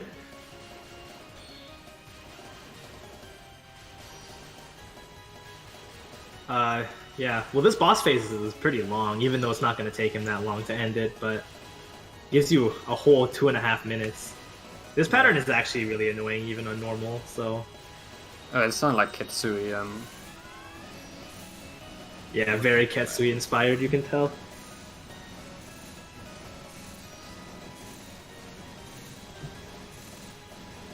Yeah, spamming the blade during ethereal and... So much damage. Wow, that's an interesting safe spot to see. Can it go through? Most enemies in this game do not have hitboxes, and they don't even have collision, so you can just run over them and... Right, this is the Esquiluda-like pattern, isn't it? It's fine. Oh, yeah. It also looks like that one pattern from Exceed Third. Yeah. Alright, final phase of final boss. It's just overkilling, so it won't Look at how much... Look how big those blades are, too. Are they supposed to... Oh yeah, the blade range. I think it's because of his equipment and his power. Boom, there it is. Holy, look at those. Wow, that was 50 million. 15 billion. What a score. Wow, that's I don't know nice. if it's a world record or anything like that, but that is a damn good score. Yep. Great job. That was Stellavanity. I mean, like, us two could probably not explain at all, like, the true depth of the scoring of this game, but it is very intricate, and it is very fun, and it's also very satisfying, so... from us to you, please buy this game. It's also quite cheap. It's It goes on sale pretty often, but it is on DL site. I think that's the only place that sells it. It goes on sale pretty often. I think it's like $15 maximum. I think it's below that, like the base price. It's pretty... Yeah. Unfortunately, I believe that also one of the reasons it's only on DL site, and also one of the reasons there's no English official translation is because there was some sort of controversy a couple years ago when this game he got angry at some like piracy related thing. Yeah, some like English piracy on Yeah. 4chan or something. Yeah, great job. Also bought it during the stream. Good for you, Radio Zonde. There is a game. Yeah, this game's definitely on my to-do list. Oh, nice. Yeah, I recommend trying like the Type C as well and like the different difficulties. It's a lot of fun stuff to do here. Yeah. Really but impressive. Yeah, really nice run, Yakamino. That was really really cool. It looked really optimized, the routes. We need to put together a list. I'll put it on my website of like these hidden gem awesome shmups that you'll find on like DL site and itch.io and all that sort of stuff, because yeah, these games are really cool. We should play some Zakichi games next Shmup Slam. Those games are really awesome. Get them submitted. Yeah, maybe next time. Get practicing. Icon Lanex next time. Alrighty, well, awesome. Let's check out what's next on the schedule. Darius Gaiden. Okay, cool. So we're gonna switch over to the loading screen, and then up next will be Darius Gaiden.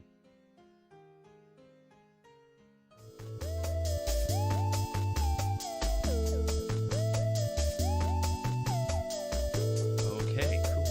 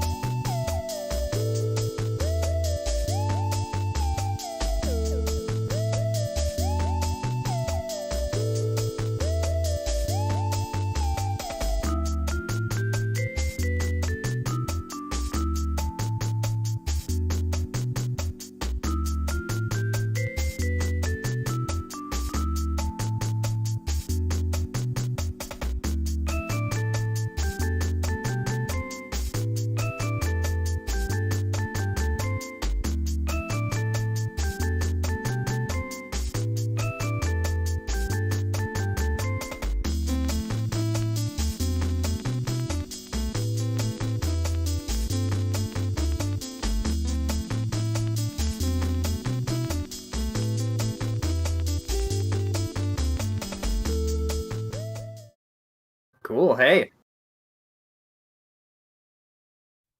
Hey everyone, up next we have some Darius Gaiden action. With me on the mic, well, mostly doing the commentary, I'll just be hanging around here and there. It's Bofner, welcome.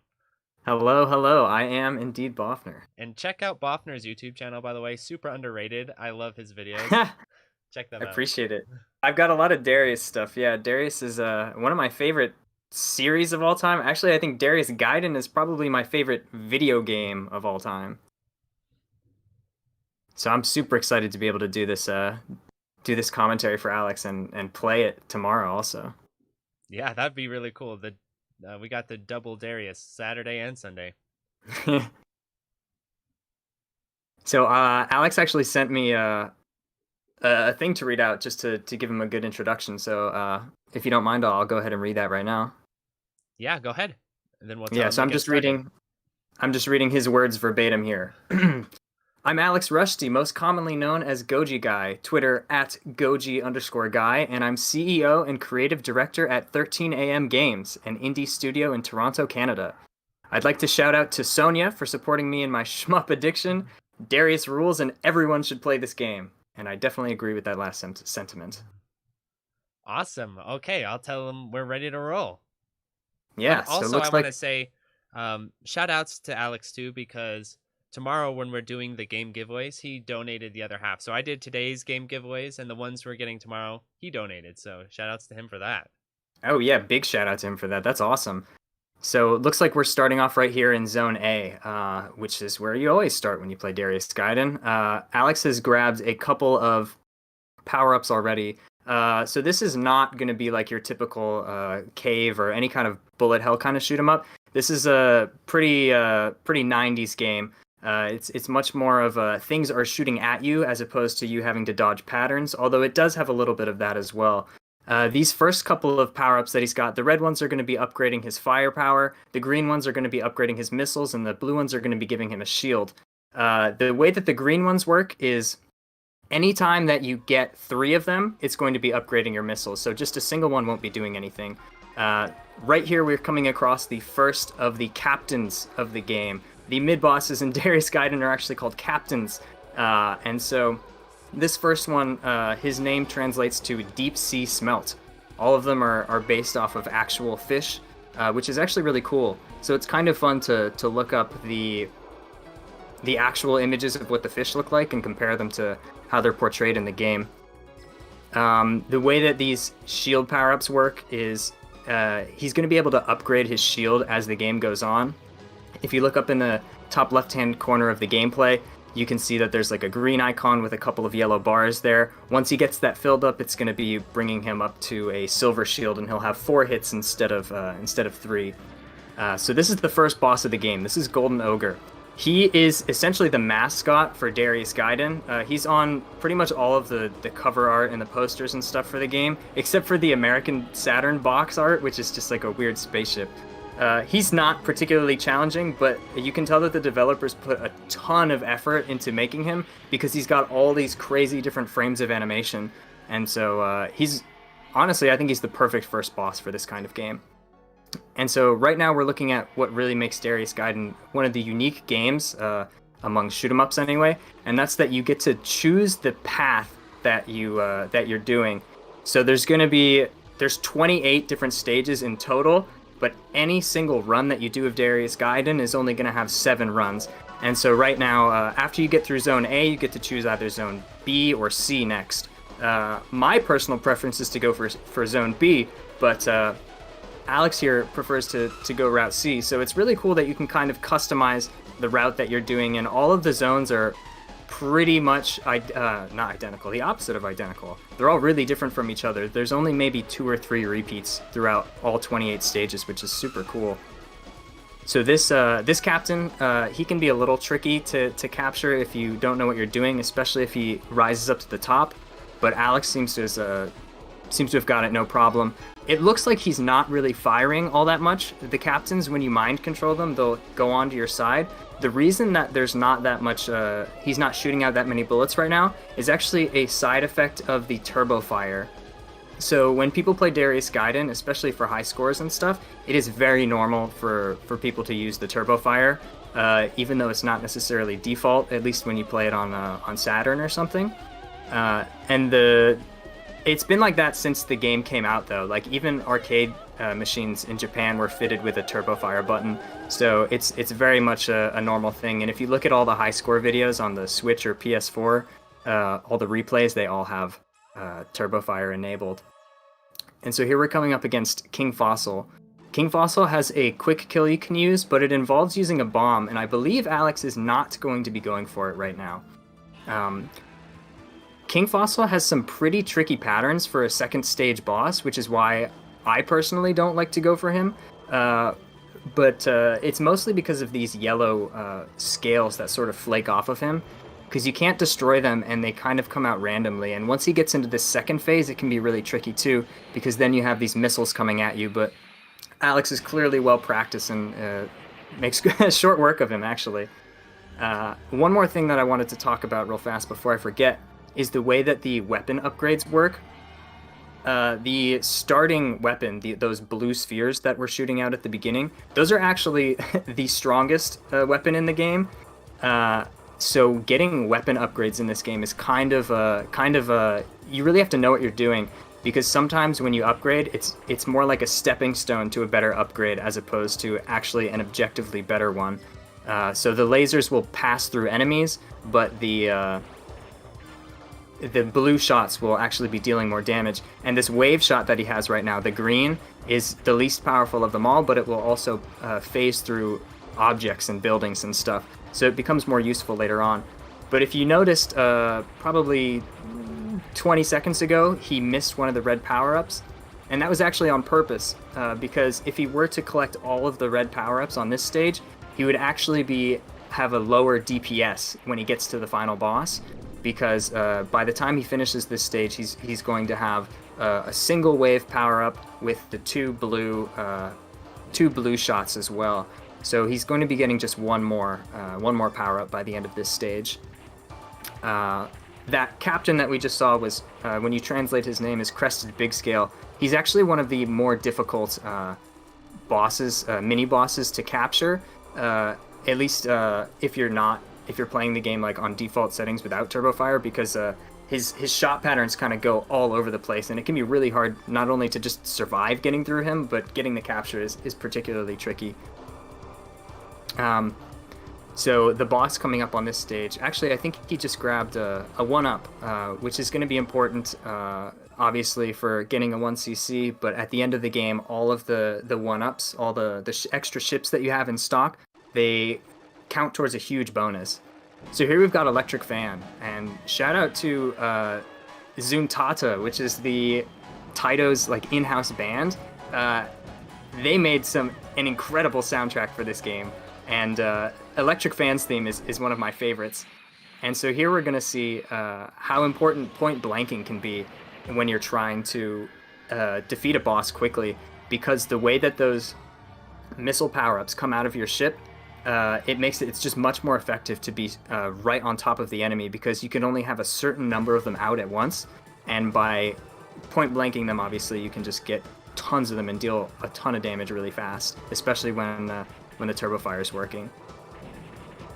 And so here we're going into Zone H. Zone H, if you're a little sensitive to light or something, this stage you might want to look away a bit. One of my friends I know kind of can't watch us play this game just because of this stage, because it is a bit of a sensory overload. But one thing to note about Zone H is that it is one of the only zones that doesn't have a captain to capture. If you look on like the fan Wikipedia, it says that these things that he's blowing up right now are considered the captains. They're called the larval form of Prickly Angler, who is actually a boss on another stage. But so we won't be seeing Prickly Angler on this run, because just the routing doesn't take us there, because there's so many different routes that you can take. Typically, in Darius 1 and 2 at least, the way that the difficulty kind of worked, since there were so many different routes, is if you were going up every time that you picked a stage, that would typically be the easier route, and going down would be more difficult. That's not really the case in Darius Gaiden. It's kind of all over the place, so you kind of just have to find out what route you think is easiest. Some stages are more difficult, but other end bosses might be difficult. Neon Light Illusion here, I think, is one of the most difficult bosses in the whole game, particularly because of this attack that Alex made look really easy to dodge, actually. But that wall of bullets can be pretty tough. So here we're seeing the black hole bomb being used for the first time. That's just your typical Darius, your typical spaceship shooter bomb. It just gets rid of all enemies on screen and makes you invincible. So he's able to make pretty quick work of Neon Light Illusion. That's probably one of the scariest parts, at least when I'm playing the game. So he managed to get through that one, no problem. So now we'll be heading into Zone L. Zone L is one of my favorite zones because it really shows how useful the wave power-up can be. Because before this, we really haven't seen any obstacles that we need to shoot through. Zone L is pretty much made of obstacles. In a moment, you'll see there'll be some craters lying on the ground. You cannot fly into those. Those will kill you. And if you'll notice, his blue shots are getting stuck. They don't pass through these craters, but the designers have placed enemies right next to the craters. So it's incredibly important that you have the wave power-up for this level. If you're playing this game kind of more casually, it can be incredibly difficult to get through this stage if you do not have some kind of wave power-up. And the rest of the game, Alex is going to be trying to avoid the red power-ups, actually. He is one power-up away from being at maximum power. And the reason he's going to be avoiding it is because of what I said earlier. The blue shot is just going to be able to deal more damage. So this is Valdivier Hoshinoeso, and he's based off of the fish, the Valdavia's black dragon fish. He's a pretty tricky capture to get as well, because if you continually fire, you're probably going to end up damaging him more than you damage the capture ball on top of him. So if you noticed, Alex did pause while he was shooting so that he was making sure to just hit the capture. Unfortunately, he's not that useful. Honestly, this is probably the most useful stage that he appears in, simply because he becomes a barrier for the asteroids that fly at you. But even still, the asteroids aren't all that difficult to dodge, so he's not all that useful. He's more just an obstacle to getting the high score, because the captures do get tallied up at the end. And as you can see, he's once again just avoiding all the red power-ups so that he can maximize damage. And we move on to Double Dealer. Double Dealer is a pretty easy fight, all things considered, at least compared to some of the other bosses you could be fighting this far into the game on another route. He shoots out those brown pods, but Alex made really quick work of them, so it wasn't an issue. The big danger that you face with Double Dealer is when he does that flip right there, because he actually covers any projectiles that are on screen, but he doesn't destroy them, so he kind of just puts you in a blind spot. So depending on when you get him into that second phase, it can be kind of dangerous, but Alex handled it no problem. And so now he's going to be heading into Zone Q. Zone Q is a zone that I'm very familiar with because the other routes, the other options, the one above Q and the one below Q, have just this horribly difficult boss battle with Krusty Hammer, who is a mantis shrimp, if you're familiar with that. And this is Kubadai. When you translate his name, he's a sheep's head wrasse. And what's really interesting about him is if you look at the bottom right, you should be able to see that you can actually enter like a fighting game style input, forward, back, forward shot, and it'll cause him to do this vomit attack where he shoots out these green vomit lasers, and they will actually act just like your waves do, and they will pierce through the walls and stuff. This is another stage where you really want to be careful and make sure that you have the wave, because there's just so much that you need to shoot through. He's going to be grabbing another one up here. Those blue blocks that he just passed actually only appear in a couple stages, so not every route is going to have them. They have a really weird property where they're the only obstacle in the game, as far as I know of, that your wave cannot pierce through. However, your ship can fly through them they don't have a hitbox for your ship anyway. So they'll block your shots, but they're totally safe to fly through, which is very strange. It's kind of like a psychological barrier as opposed to a physical one. It's kind of interesting. And then the rest of the stage is pretty much just chilling here so that the lasers don't kill you. You can sort of fit in this gap that he's hovering above and kill them, but they do just explode before the boss comes. And so this is Deadly Crescent, definitely the easier of the two second to last bosses compared to Krusty Hammer. The real danger for this version of Deadly Crescent is if you look at the left-hand side of the screen, you should be able to see that there's an ice wall right there, and that can be troublesome if you back into it by accident. But if you're being aggressive like Alex is, then you don't really have anything to worry about. The other thing is her crescents, when you shoot them, will actually reflect your shots. So those you might have seen those when she had those flying around. They're the whites that are sort of flying back. They don't actually do any damage. They're more just a visual distraction. Again, she's not terribly difficult. And Alex actually got through her without her having to go through most of her other more difficult patterns. So that was pretty good. And so now we head to the final zone. And one of my favorite things about the final zones in Darius Gaiden is that the music cuts out at the beginning and it's just silent. And you're left with just the enemies and the sounds of your shots. And eventually it will come back in though. However, what really makes the final stages, particularly V, difficult is they kind of bring everything together. They have walls that are in your way, and they have just a lot of enemies shooting projectiles at you. So this is Vampire Squid. He is really, really difficult to capture. So it's not too surprising that Alex wasn't able to get that. He's really tough. He's not necessarily difficult to dodge or to kill. Just he doesn't have that much health, and for whatever reason his mind control brain sphere does. So it's really hard to capture him. What's going to make this level extra difficult for Alex in particular is that there are a lot of weapon power-ups on this stage, and like I said before, he's going to be trying to avoid those so that he can keep his maximum damage output. So here we're going to see him not only dodging bullets and enemies, but also any of the red power-ups that come by. And with these walls in the way, it can become a little bit difficult. Thankfully, like I said before, he does have that wave shot with him, so he is going to be able to shoot through these walls. So if you have the stage memorized, you can just kind of position yourself so that you can get rid of the enemies before they shoot too much. As he did almost perfectly there. I think he did get hit at one spot. Yeah, it looks like he has 2 hits remaining on his shield. So he does have to be a little bit careful. But this is the final boss. This is Risk Storage. So Alex is going for a survival run, probably going for a no-death run, actually.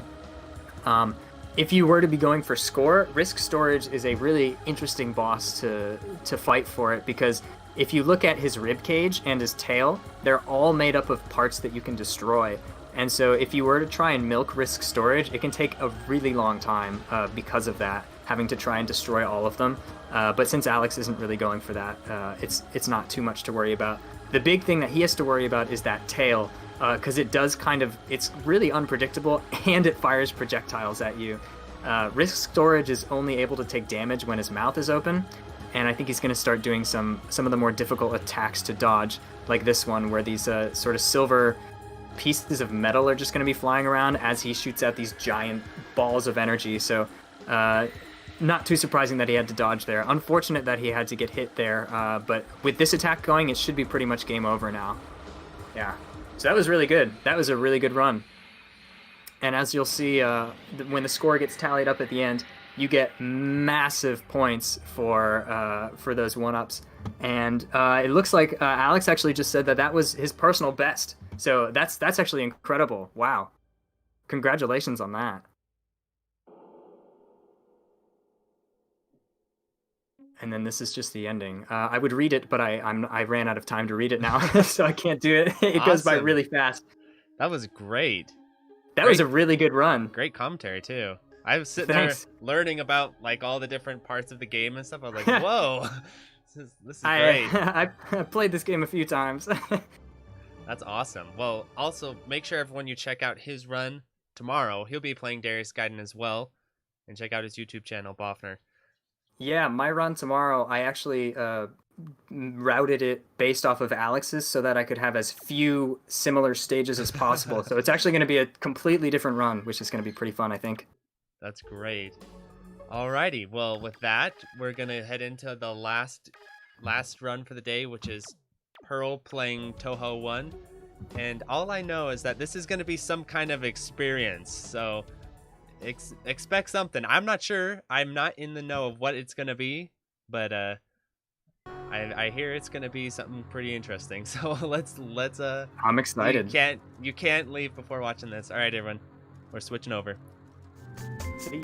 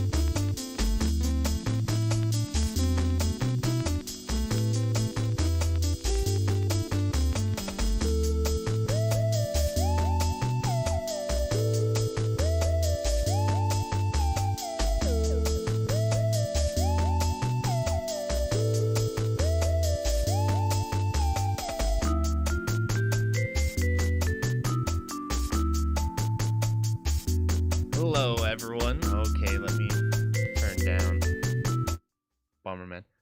Okay. So, up next is Pearl. He's going to be playing Touhou 1, whatever the title for Touhou 1 is. But the thing is that I don't know what's going to happen on this, what you're about to see. So, I think Pearl's a really fun, cool guy. So, I'll be surprised along with everyone else. And if YouTube gets, I'm hoping YouTube doesn't get too mad at me, basically. So, yeah, definitely don't tune out. Okay, here we go.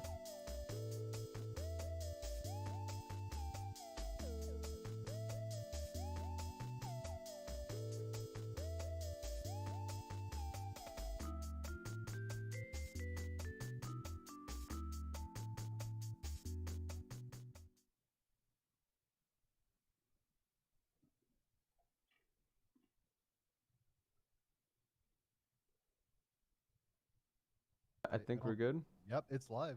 All right. Soft drink. You ready? Pearl, I am ready. All right. I don't know what I'm ready for, but I am ready. You know what? We're going to open the milk. Mittens! We got some vanilla milk here. This is my gamer fuel for the run. Let's open up the game.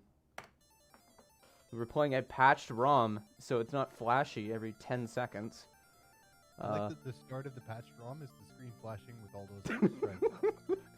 Yeah, we didn't know how to get rid of that one. Don't worry. Okay, so anything you want to say before we start the credit? This is gonna be an experience. Yeah. All right, ready? Let's see if I don't fuck up stage 1. Let's do it. All right. I'm already doing the wrong route. That's all right. As long as we don't game over, everything is fine. Yeah, so talk to me about HRTP. We had talked a little bit earlier about how having the ball in the air continuously increases essentially the chain value right of the cards, right? Yep, and you can see it right now. It starts at 100, and we're gonna suicide once more. Stage 1 doesn't matter. I'm not really going for any good score, just to kind of show off the route. That base value also increase based on what stage group you're in, from like 100 to 400 based on like stage 1 through 5, 6 through 10, 11 through 15, etc. The value will increase more on Lunatic than every other difficulty in the game, maxing at 25,000. So now we get to see the fun part. The fun part? Yep, this is the fun part. Using a bomb when you do that will keep your chain going. You just get through the stage. and that's the stage? Yep. Here we go. All right. Oh no! So it's random. It's random what fucking panels get deleted. Sometimes you'll get all of them. Sometimes you get like all but like 6, and it's just hell. And so you're already at 1.3 million, so you've already gotten 3 score extends, right? Right. There he is. You've been bombing 3 times. Alright, fashionably late. Yeah, everyone, welcome Kiwi to the stream. Hey, I didn't know you were joining. Yep. What's up, Kiwi? Well, I'm kind of a big deal. I gotta be here. Yeah. Yeah. I mean, you did play the funny bug game. Yeah, and died, but that's okay. All right. I still feel like I did fine. So we're gonna start with Jigoku route first. Okay. Which what is the difference between the routes? Different stages, different bosses. Okay. And You still bomb all of them. yeah, there's literally no difference in how you play them. You just bomb them. Like here. Oh no, we bomb again. And then I have to suicide at some point because I need one more bomb. That works. Works for me. Oops. So, is there a certain point where this game gets interesting? You're looking at it. Final boss, I think. Yeah? The final boss. Yeah? I thought that was interesting. Maybe I'm misremembering. I literally just infinite comboed it. Oh, man. Alright, so you've seen most part where I just kind of do the same thing where I go right in the middle slide. This is the first stage in the game where you need to be in a predetermined spot like that, so the bomb will actually go off and then you're in the position so the ball will hit you and continue your chain. So is there actually a reason why you didn't get the bomb up there? There was no reason to. Oh, okay. Yeah, you're just gonna suicide anyway. Yeah. So we have 6 lives. We've done nothing to earn them. What are you talking about? You've gotten points. You're right. You know, I Yeah, have you- indeed you scored. got the bomb. So welcome to bosses in this game. Where you just do this. Oh, great. Mima screwed me over. So here's the Ofuda cheesing where you can just sit under things and spam your shot button like a monkey. Does that actually do damage? No. It just deletes bullets. Alright, so we want to suicide 3 times here. I do as fast as possible so we don't lose the time bonus. Oh, I forgot to split, whatever. There you go. Reminds me of stage 3 boss in Mishi. Oh my. You know, that, like, in Maniac, I like this. Yeah, it's definitely a Mushi reference. I'm glad Zune knew ahead of time. Yeah. Yeah. Yeah. Zune was a big fan of Mushi before it came out. That's based. Oh, great. We dropped chain because I was off by a few pixels. Oops. That's fine. This is where the fun begins, when there's 1 card. Okay, cool. Stage 12, you just want to sit in the corner for the first bomb. And then, with your iframes, slide again, then bomb. You'll get, like, most of them. Yeah, they're gone. Nice. Here we want to suicide once, so we have 3 bombs. Wait for the ball to go in the thing. Press the funny bomb button again, which has a stupid input. It's left, right, Z. That's the most reliable it's really one. fun. Yep. You can't do it on any controller. Alright, stage 14, literally bomb first frame. And get lucky. Hey, we got kind of lucky. We got everything but 1. Okay.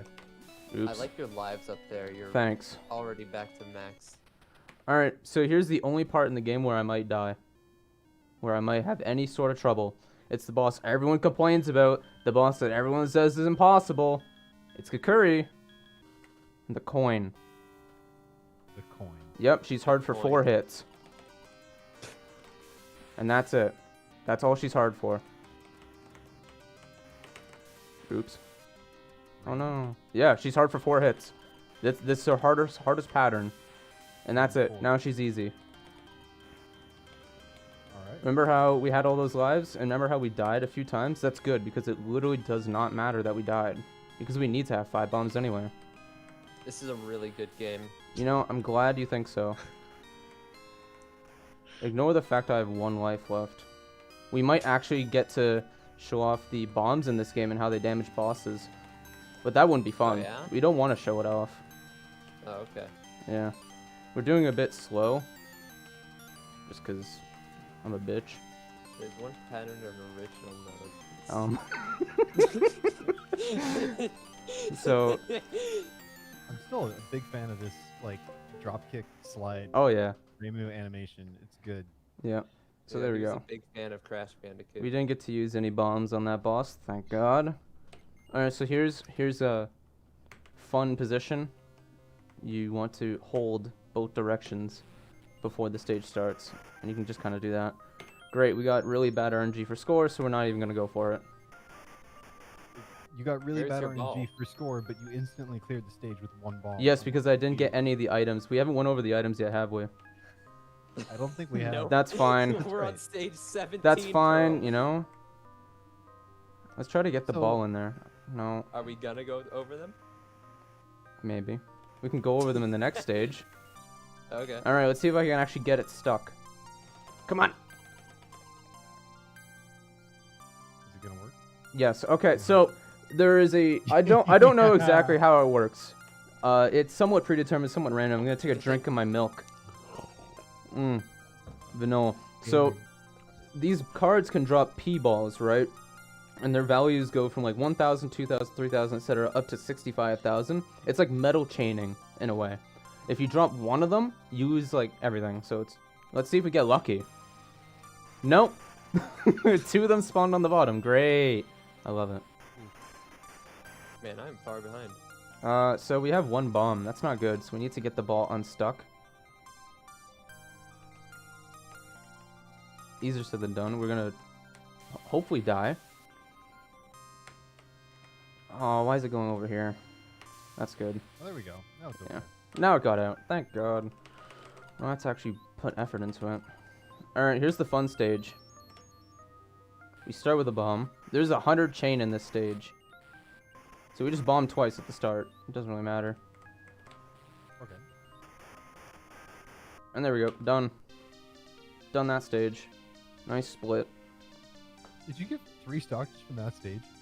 Yeah. No, if it's 100 chain, it's like 5. Someone asked what counter is underscore. Which counter? Hold on, let's wait for it to pop back up. There's multiple counters. Oh yeah, so here's the infinite. You just do this over and over. Because the boss hitbox is so massive. Oh, I died, so I had to redo the infinite. Damn it. How dare I have to put in effort? How dare you have to try? I know. Like, what the hell? Oh my god, I'm choking. I'm throwing. I'm throwing my 4 lives left. I don't think you could possibly throw this. I mean, I'm throwing the ball. Oh yeah, so let's show a bomb, right? Oh no. Alright, that's done. That ret's done. Yay. That's half of it. Nice. Remember your split. I've already split, don't worry. Oh, okay. Alright, back to Twitter. So what was that image? Which one? Now? The one that was just like grainy red and purple. Oh, I have no clue. Now we get to see the ending art. Yay! This is cute. It's good. I think this is the weird ball character. Yeah. How's Mittens doing? Mittens' art like peaked right at this point. Mittens sleeping? Honestly, it's just very, very cute. Yeah. It's the only one with animated endings. He's so cute. It's literally the only one with animated endings in any way. It's all downhill from here. Yep. Are you following the lore? Yeah.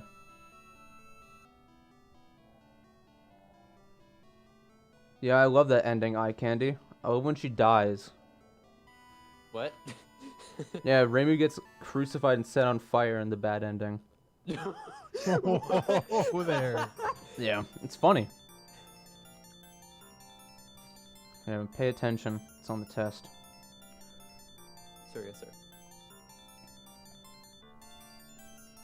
Revengeful Ghost Mima. There she is. It's the funny character that everyone says they want back.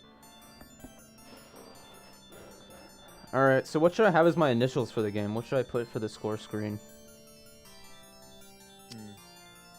Can you do SS3? Yes. There you go. What was the score? What the? Bad. Is that supposed to be Reimu? Yeah. Bad score, whatever.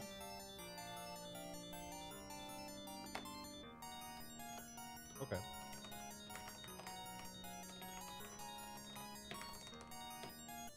Yeah, there you go. There's that run.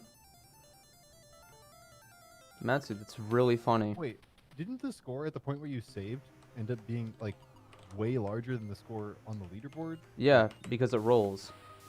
Oh, good. It rolls at 10 million, every 10 million, but you'll only ever roll it once unless you want to waste 70 hours of your life doing the infinite. Okay. Alright, we get to do it again. If the first one wasn't like fun enough for you, then the second run will be even better. Because I hate I hate Makai route a lot. So okay. How do you do the different routes? At stage 5, you click the thing that says choose next round. Oh. Are you gonna be getting the bad ending, or is this something else? There are no bad endings. What? I'm talking about, that was about Touhou 2. Kiwi. Oh. Okay. Pearl. So, what makes the Makai route so bad? I just don't like the stages. I hate the later stages of it. It's really annoying. I think stage That's it. Yeah, stage 17 is like the most annoying stage to do correctly. You basically have to use iframes. All right, let's go to Makai, where stage Alright, 8 is we're- entirely luck.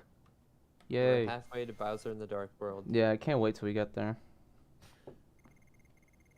All right, World record by Makai Simply. time. And world record by me. Me God. Me God. Shoutouts to the retro god. Yeah, shoutouts. All right, here we go. Stage 7. Woohoo. Are you guys having So- fun yet? For those watching, this is actually a patched version where the bombs are less glitched out. Yeah, okay, so in the original version of the game, the bombs will flash the palette every like 30 frames or something. So I got someone to patch it out for me, so everyone isn't dying in the call and in It's the like chat. full screen strobe. Yeah, the whole entire screen flashes like every 30 frames. Remember But- that one canceled Pokemon episode? Yeah. Yeah. Alright, here's the boss I don't know the name of. What is this? What am I looking at? right Yes. There is, okay, if you look in the middle, there is a female. now? But it's like an MS Paint, like Everything is MS Paint.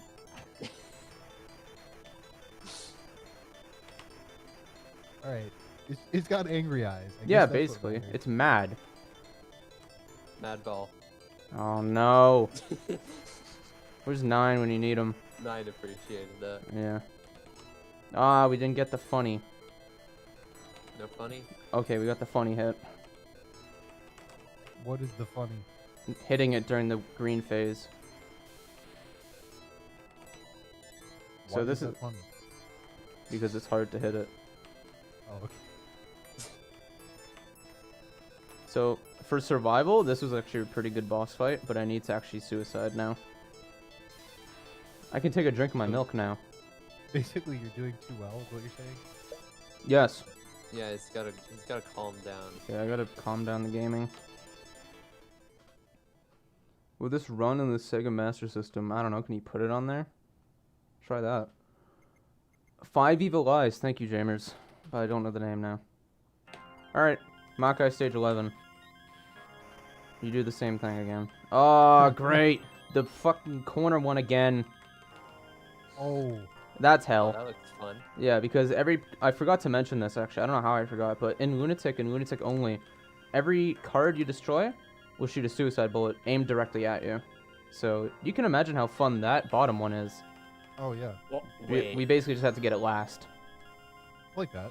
Yeah. That worked. Oh, yeah, I see what you mean. And okay, that was a mistake, but whatever, didn't matter. Yeah, we got milk. We got vanilla milk. That's a pretty annoying position you have to be in to get that bomb. But I practiced it enough over the 7 billion hours I played this game. Don't play I this like game the- for I score, like by the way. Straight up juggle. That's cool. Oh yeah, I love the like whenever people like remake this game, they always mess it up because they make the physics too good. If that makes sense. Right, like you want them to be a certain amount. There of, like, there has to be a not certain way because there's only so many directions the ball can go in this version. So when you add more directions, it gets so like inconsistent. All right, here's Count Chocula.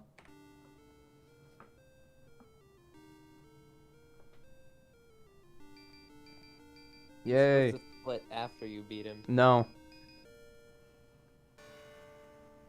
Oh, Minz is sleeping upside down. That's good. Oh, that's cute. Everyone, divert your attention to the cat Why's the better screen smaller? because. Ah. I wonder if we get to do the any like phase skip things on Sariel. That'd be fun. Oh. I'm alive somehow. Oh. All right, so last phase of Ellis, she'll turn into a bat. Very, very rarely the game will crash here. For no reason, it will just crash. If you kill her when she's in a bat or something, it will crash very, very rarely. I don't want it to happen here because it'd be not as funny. I'm sure it wouldn't be as funny. I think it would actually be pretty funny. I think that would be pretty I think it funny, would be yeah. pretty funny. In fact, you should specifically wait for it to turn back into a bat. Well, I tried. I tried to hit it. Come on. There we go. I wonder if that crashed it. Aw, didn't crash. Sadness. That's a shame. Alright, here's stage 16. Woohoo. I love when the game crashes, so I don't have to play it anymore. So to do the we did the funny special move where it literally just locks your position and does a flip kick. Dude, is that Jesus? Yeah. Oh, that's right. There's also special moves, and you haven't explained that at all. Oh, I don't need to. You don't need to do them. So if you actually look really closely at the top of the screen, you can actually see a face. That's your fun fact. I don't know which person it's supposed to be. I think it's Sario or Ramu. Alright, so here's stage 17. I'm actually in a good position for it. You want to suicide with your iframes, and then try to fucking do that. It's really annoying to do if you're in a bad position. It all depends on where you end stage 16, if you can actually do it or not. We rolled the score again, so that's good. Yeah, it's always good when that happens. This song is awful. Number go up and then number go down. Yeah. But only so that it can go up again. Alright, here's Jesus. God bless. I don't remember this actually. I love that it's just actually across. Yeah, it's good. If I had known about this, I would have prepared Christian music to play. Level design. Oh yeah, do you like how it just bounced backwards there? That was good. Oh. Well, yeah, why is it doing that? I'm sure you love that. Yeah, I'm just gonna get rid of them. Go away. Bye bye. I hate this stage. My least favorite in the game. Yeah, I got funnies, Brian H. I'm entirely unfunny. You know what? Why is this the stage after? Like, this is such an easy layup by comparison. Yep. So you know what? We haven't shown it yet. Let's show the timeout. Timeout. Okay, what happens? I thought this was a speed run. This is fast. Don't worry. Oh, cool. It passed through the thing. Whatever. Alright, timeout. During the timeout, it will just spawn bullets that will progressively get faster. It's actually a score strat to timeout here, because when you suicide on a timeout, your timer will get set to 1000. Oh. Yeah. Please die. Okay, there we go. Sario. Hurry up. Yep. It's good. Alright. So, Sario's annoying. Because her hitbox is really awkward and small.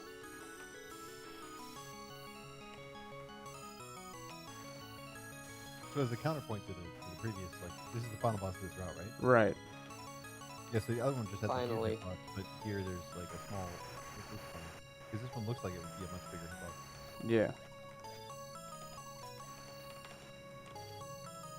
We actually used the Gohei there to deflect bullet. Oh, I saw that. That Yeah. was cool. Oh, great. We lost damage for no reason. Alright, cool. We got an extend. So, when you're at your last life, your bombs will actually do 2 points of damage to bosses, and only when you're on your last life. So otherwise it just does no Yeah, damage? it does nothing. No damage. Good. Cool. Alright, now we got the orb. It's literally an orb. What is this game? There we go. Done. Awesome.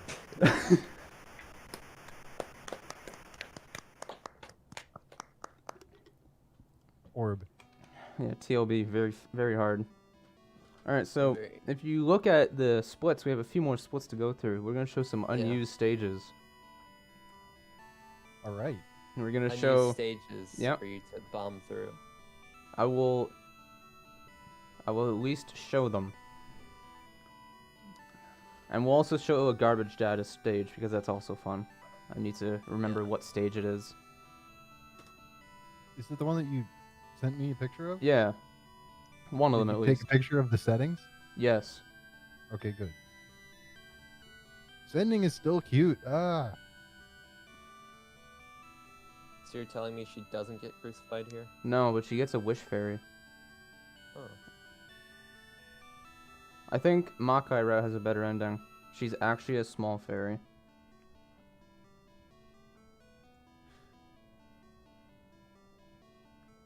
Secrets of the universe and destruction of the earth is what she wishes for. What? Mm-hmm.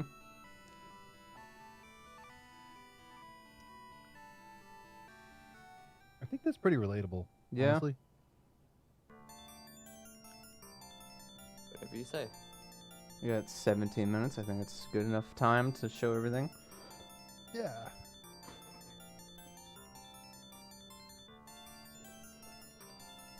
Evil Eyes. Yep. That's actually Yugen the name of the Magan. boss. That's his name. Yugen Magan.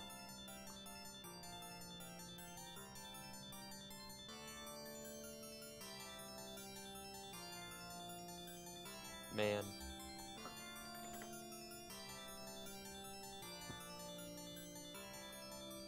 Absolutely not, Jamers. I'm not doing that. Have people done LNNs of this? Someone's done like a 7-miss snow bomb or something. It's just hell. Oh my gosh. Alright.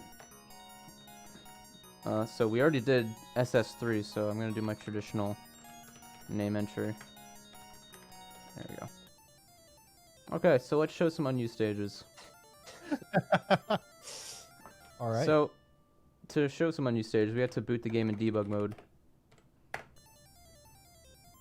Let's show off the garbage data stage first, because I think that one's also funny. So, it's asking for what stage we want. So we want stage 47,162. Route 321. And this one's actually playable. Yes. As you can see. How exactly did anyone discover that that is a playable stage? Oh, I just put in numbers until it worked. Like sequentially or just at random? Random. So, Okay. Wow. I'll show off what happens when you actually clear an unused stage, which we aren't going to do anytime past this. You'll get some broken stage value, and then it just hard crashes. This one hard crashes, but you can still boot it. So we can boot it back into debug. Okay.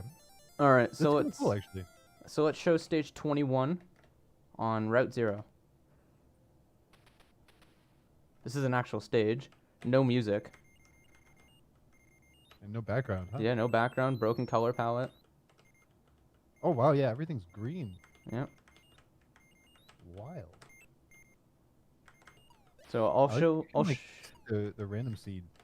Yeah. Pretty cool. So I'll show what happens when you clear one of the more finished unused stages.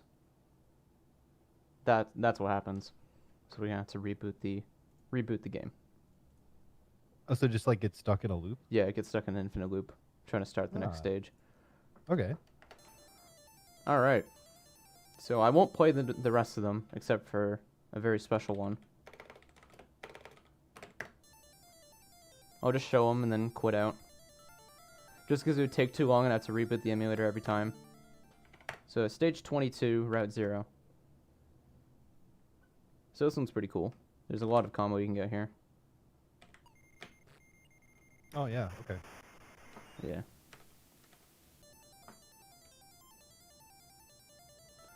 So we're gonna show. Oh, I see. You just left before it crashed. Yeah. Okay. I don't want it to crash. 20. We're at 23, right? I think. Yeah, we just did 22. Okay, so this is 23. Yeah. It crashes if you. Yeah, Legos. It crashes if you finish the stage. So I don't want to do that because I don't want to keep having to reboot it. Ah! We're not doing another run. No.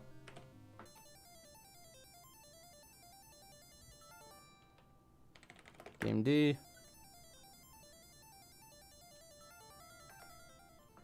Now, what is it, 23? So this one's actually really cool. It's a pain in the ass to get the ball out. I'll kind of show it a little bit. It gets stuck in this like corner, and to get the top corner ones is just hell.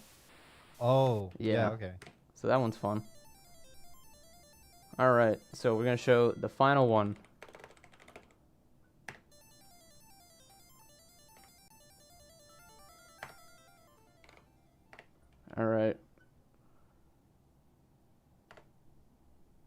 I love this stage.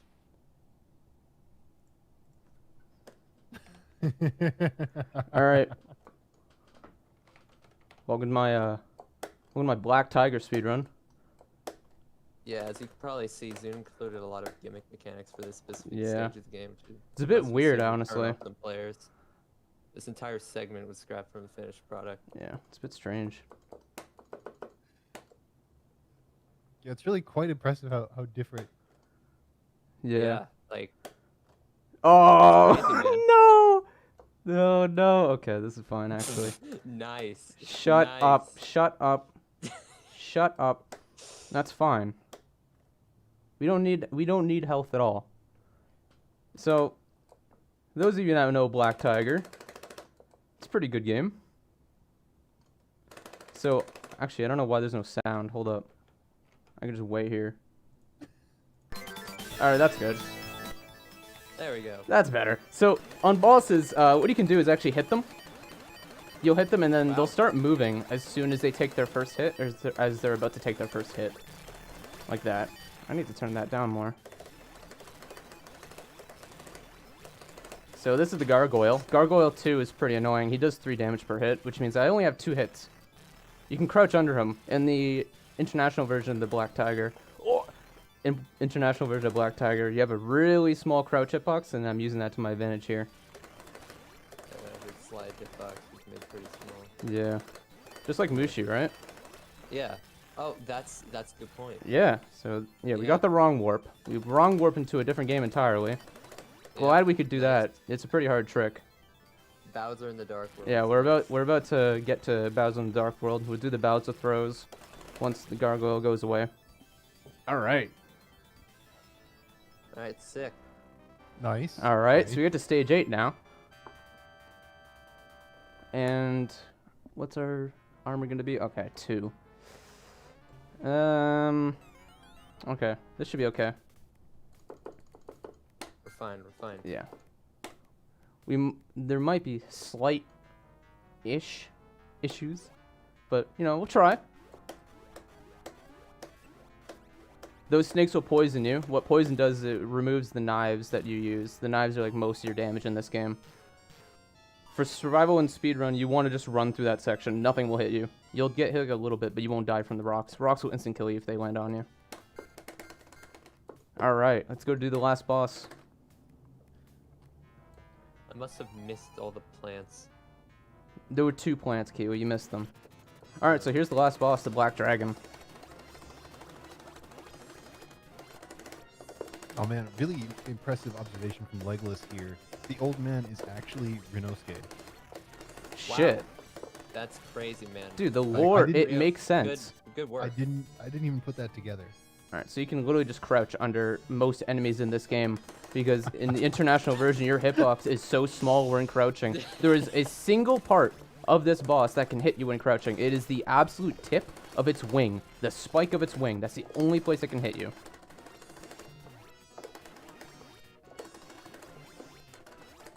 And this is... Yeah, see, look. This is much better than the rest of the game. We're fine, dude. We're just gaming. I wonder how Mark's, like, watching this. I wonder what he's thinking. I don't know. He's probably like, man, why did I do this? Why did I let this monkey on my event? So, the way this boss works is, every time you hit him, he'll have, like, insane amounts of iframes, and you'll have to destroy his fireballs to kind of lower his iframe count down. Alright. That's my Black Tiger speedrun. Coming up on the last Bowser throw. Yep, there we go. Thanks for Alright, letting you me rolled run. it, dude. Yeah, thanks for letting me run Black Tiger at this event. Yeah. Really glad. And also, I want to give a shout out to my man Price, the Retro God. MTL Yeah, Price yeah. _31. Yep. Please follow Price. Blockbuster. Please follow Price on Twitch, the Retro God. He's really, really good at video games. Yes. Sure. Yeah. There's the link. Yeah. Right there. If you Kinda want, drowned if you out by want, the color. if you want some good content on Twitch, just follow him. He will provide endless amounts of fun. All right. Any words you want to say, soft drink? No, I think you've really summed up the spirit of this entire event. Yep. Right here. Yeah. Yeah. All hail the retro god. Let's put him on screen All again. hail the retro Everyone follow Price. Give him money on Twitch as well. Retro god. Yep. Yep. And also. He beat Contra. Yeah, he god. Max lives. And all the continues. Yeah. This is it for day 1. Stay tuned for tomorrow for better gameplay. Let me put in my initials. We're gonna put in. Well, we can't put in SS3, so just SS heart. There you go. There you go. Yeah. All right, that's it for me. All right, good. Yeah. That was an experience. Yeah.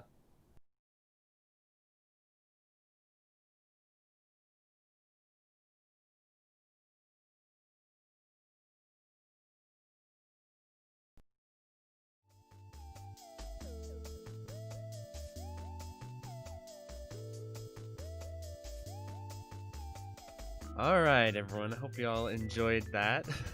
The wrong word had me tricked. That's for sure. That's funny. I know Pearl loves himself some Black Tiger.